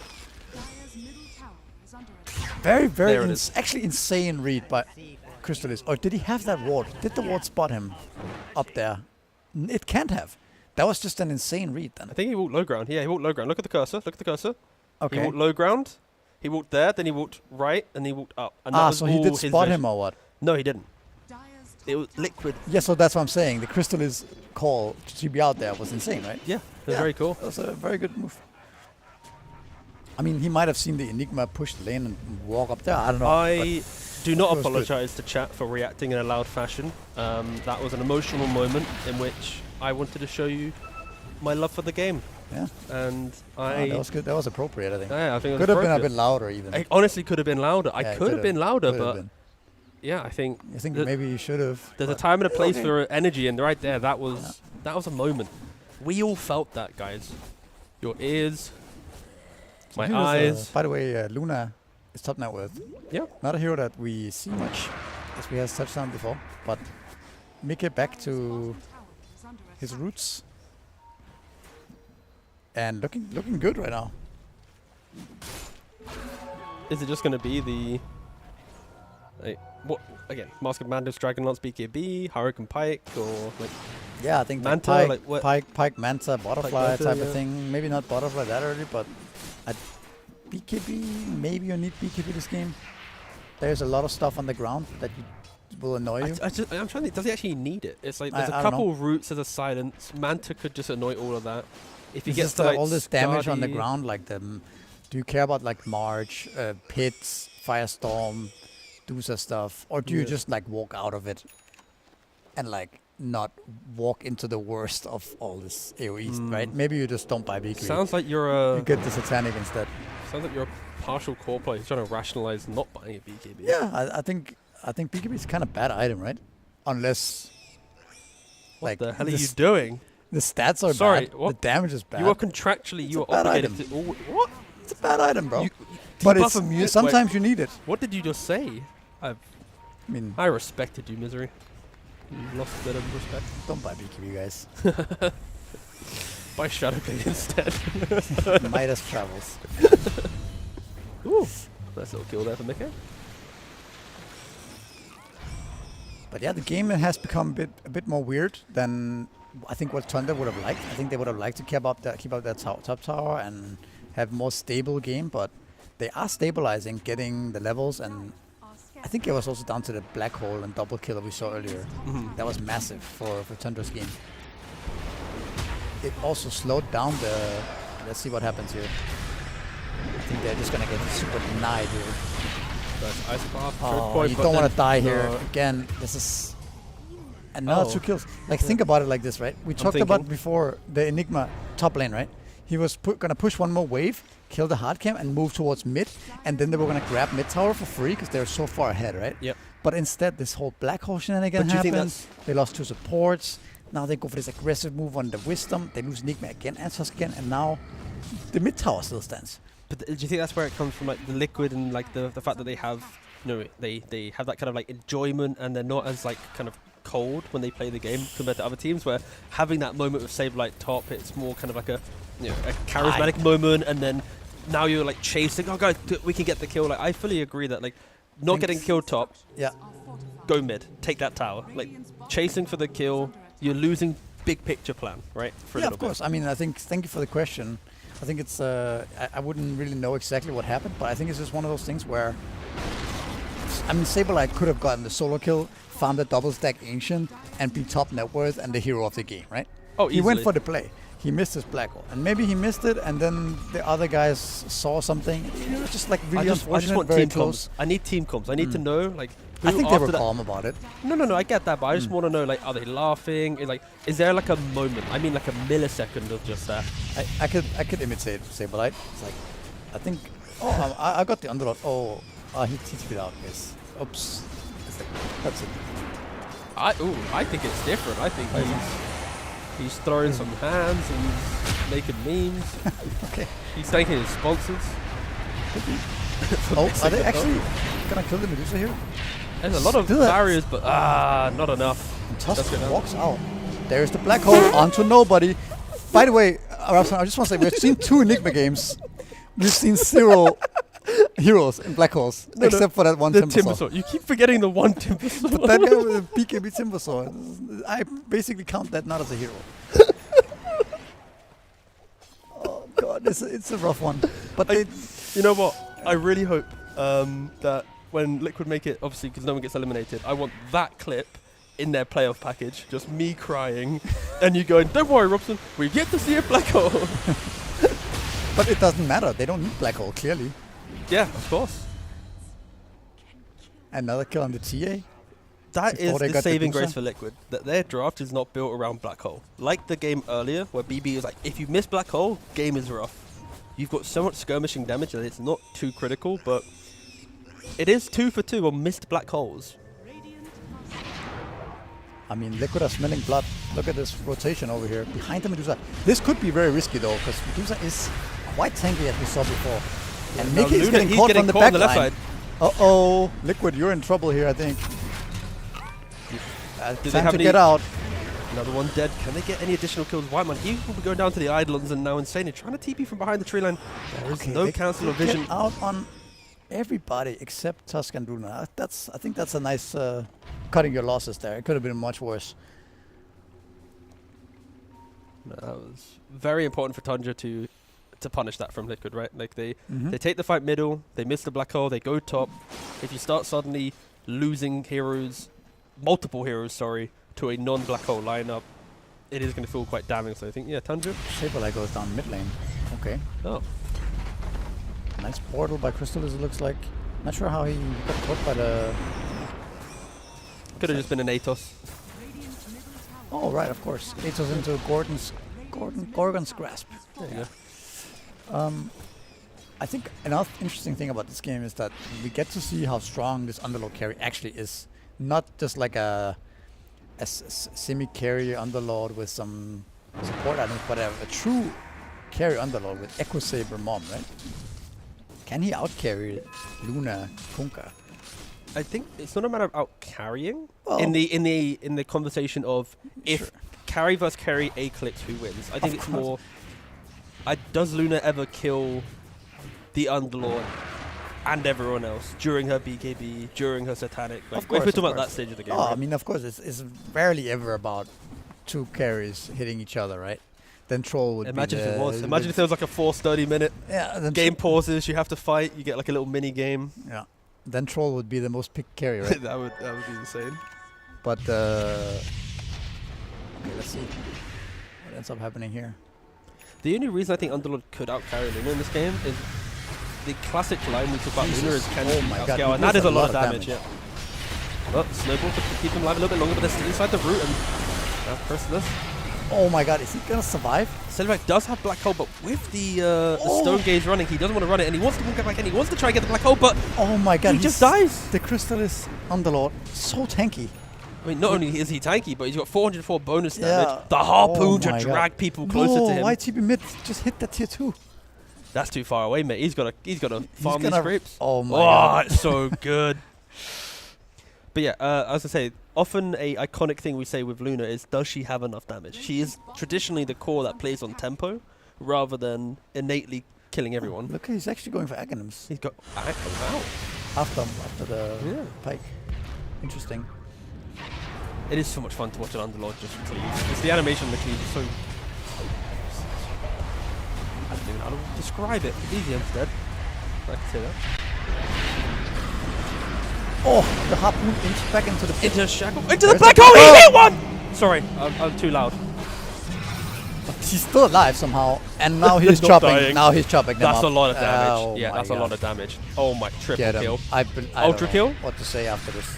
Tusk is Maybe- respawning in 8 seconds. Maybe if you get this kill at the perfect time, you could get a rampage onto the Underlord. Boat buff to keep the Kunkka alive a little bit longer for the Harpoon back into the root. Going for a right click, going for a shackle. Torrent to keep the Underlord away from him for a second. Now he's dying. He's dead. Ultra kill, Tusk, Boxy, alive. Doesn't TP. No rampage. Unlucky. Plus 500 damage, by the way. Plus 500 damage, by the way. Rap God right there as well. No, I was trying. Big Yeah. shout out to that. Yeah, thank you. But is Underlord maybe broken hero as a carry actually? He reminds me a little bit of some Beastmaster carry that just Hey, takes we- over the game. Are we doing some reactionary analysis here? Because I love it. No, I think yeah. I mean, look He at his might damage. be broken, mate. He might be broken. Look at his damage. Like guy's with, got with a- the right supporting heroes around him. Like, He's got a couple rapiers, yeah. what is that? It's broken. It's 20 minutes. Look at his damage. Yeah. Plus 420 of damage. Yeah, when Liquid die, damage go up. It is good. Jesus. Okay. Yeah, he's not going to help you. That's for sure.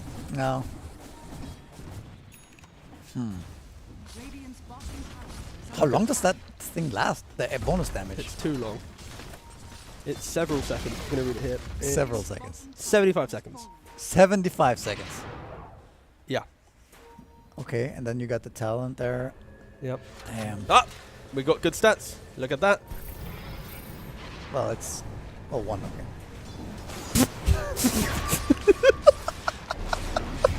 Oh my god, this is like a Sven. 1, He's like 2, he's like wait, running 3, around a 4, Sven. 5, 6, 7. 7 hit that Luna. Like, Yeah. it's basically a Sven that has permanent ult and a pit Yeah. and a firestorm and a global teleportation. Sell it to me more. It's And he good. reduces enemy damage. Yeah. Oh Sven my just god. crying. Triple kill. Beyond godlike. People, they come at Crystallis. But look at him now. No, okay, as much as I love memeing a little bit, Underlord carry in the correct draft does look really good. When he played it the one time at Valahia, I mean, it had the same result. He hits like 2-3 items. What I'm saying is it looks pretty broken. And then secondly, I'm saying I haven't seen Underlord carry fail. So there's True, no... it is two games, 2 wins from my memory. No, Now, the zero you is, think- it's gonna get picked earlier? I think because it's one of those heroes now that you just throw this guy mid. Who cares? You throw him off lane. Who cares? You throw him safe lane. It's like the new Beastmaster. But do you think he other goes any carries- lane and he just goes ham? But do you think other carries are confident that they saw it one time at Valakia? No one has tried it since. In regards, I've not seen him public play. Do you think that during this slam, another carry player will look at Chrysalis and go, you know what, I'm playing that one time? You think like your Toro is playing it during Gauntlet?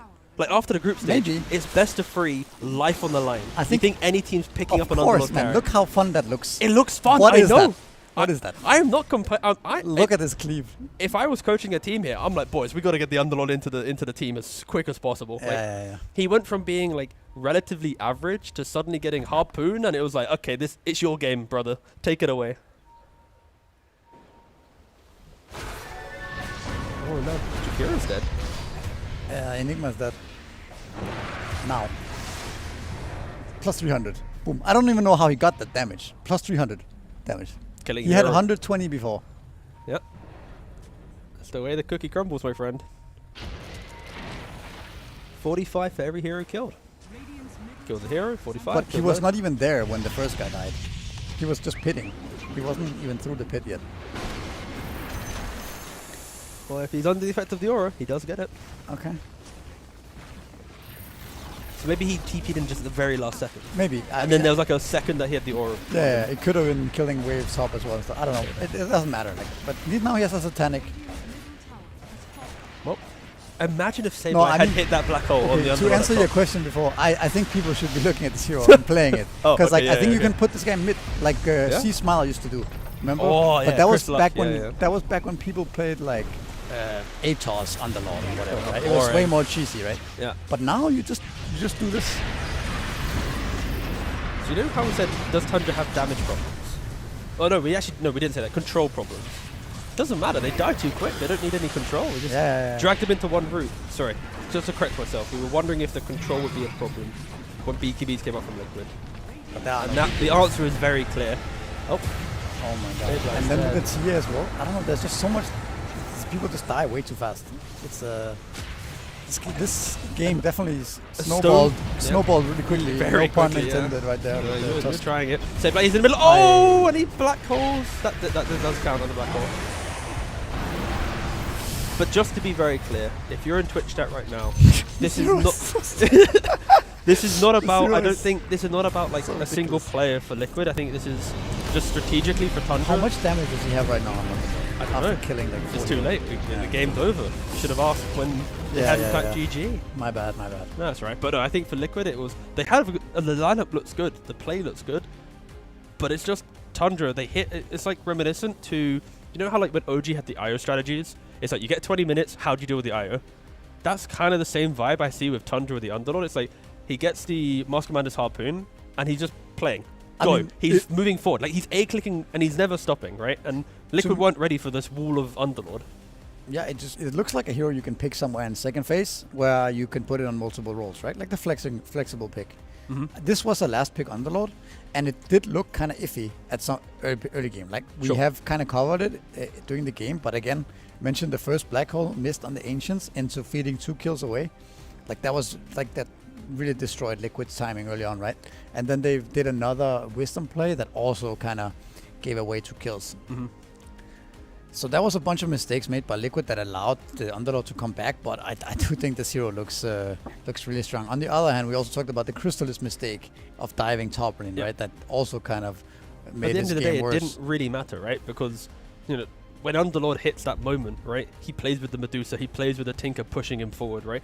We never really mentioned BZM at all in this game, but the Crystalist doing a lot of damage, right? He's playing with a Stone Gaze from additional amp. He's got the Deso to do additional amp. Like, there's so many little sleeper things that all eventually compound to him just ending the game 15-1-11. And that does mean that Tundra also gets their 3rd win of the group stage, finishing at a 3-1. And I believe I don't want to get carried away with myself because I don't want to steal the thunder from production when they show the standings, but they may be first place. They may be semi-finals bound already, but again, we will see later on if we are to show the standings, and I believe I was wrong. I've been lied to by myself and my own thoughts, so I believe this is correct. Based on what production said, I am reading the chat right now, so if I say things incorrectly, he'll quickly say I'm wrong, but if what I read from his message, that's the correct standings. Does that mean there's tiebreaker, or is that just a standings period? Because it's head-to-head, or? No, so it's Newstadel first, then after Newstadel, it is then head-to-head. So with Tidebound, they beat Liquid, BB, and Xtreme. They lost to Tundra. So Tundra should be... Yeah.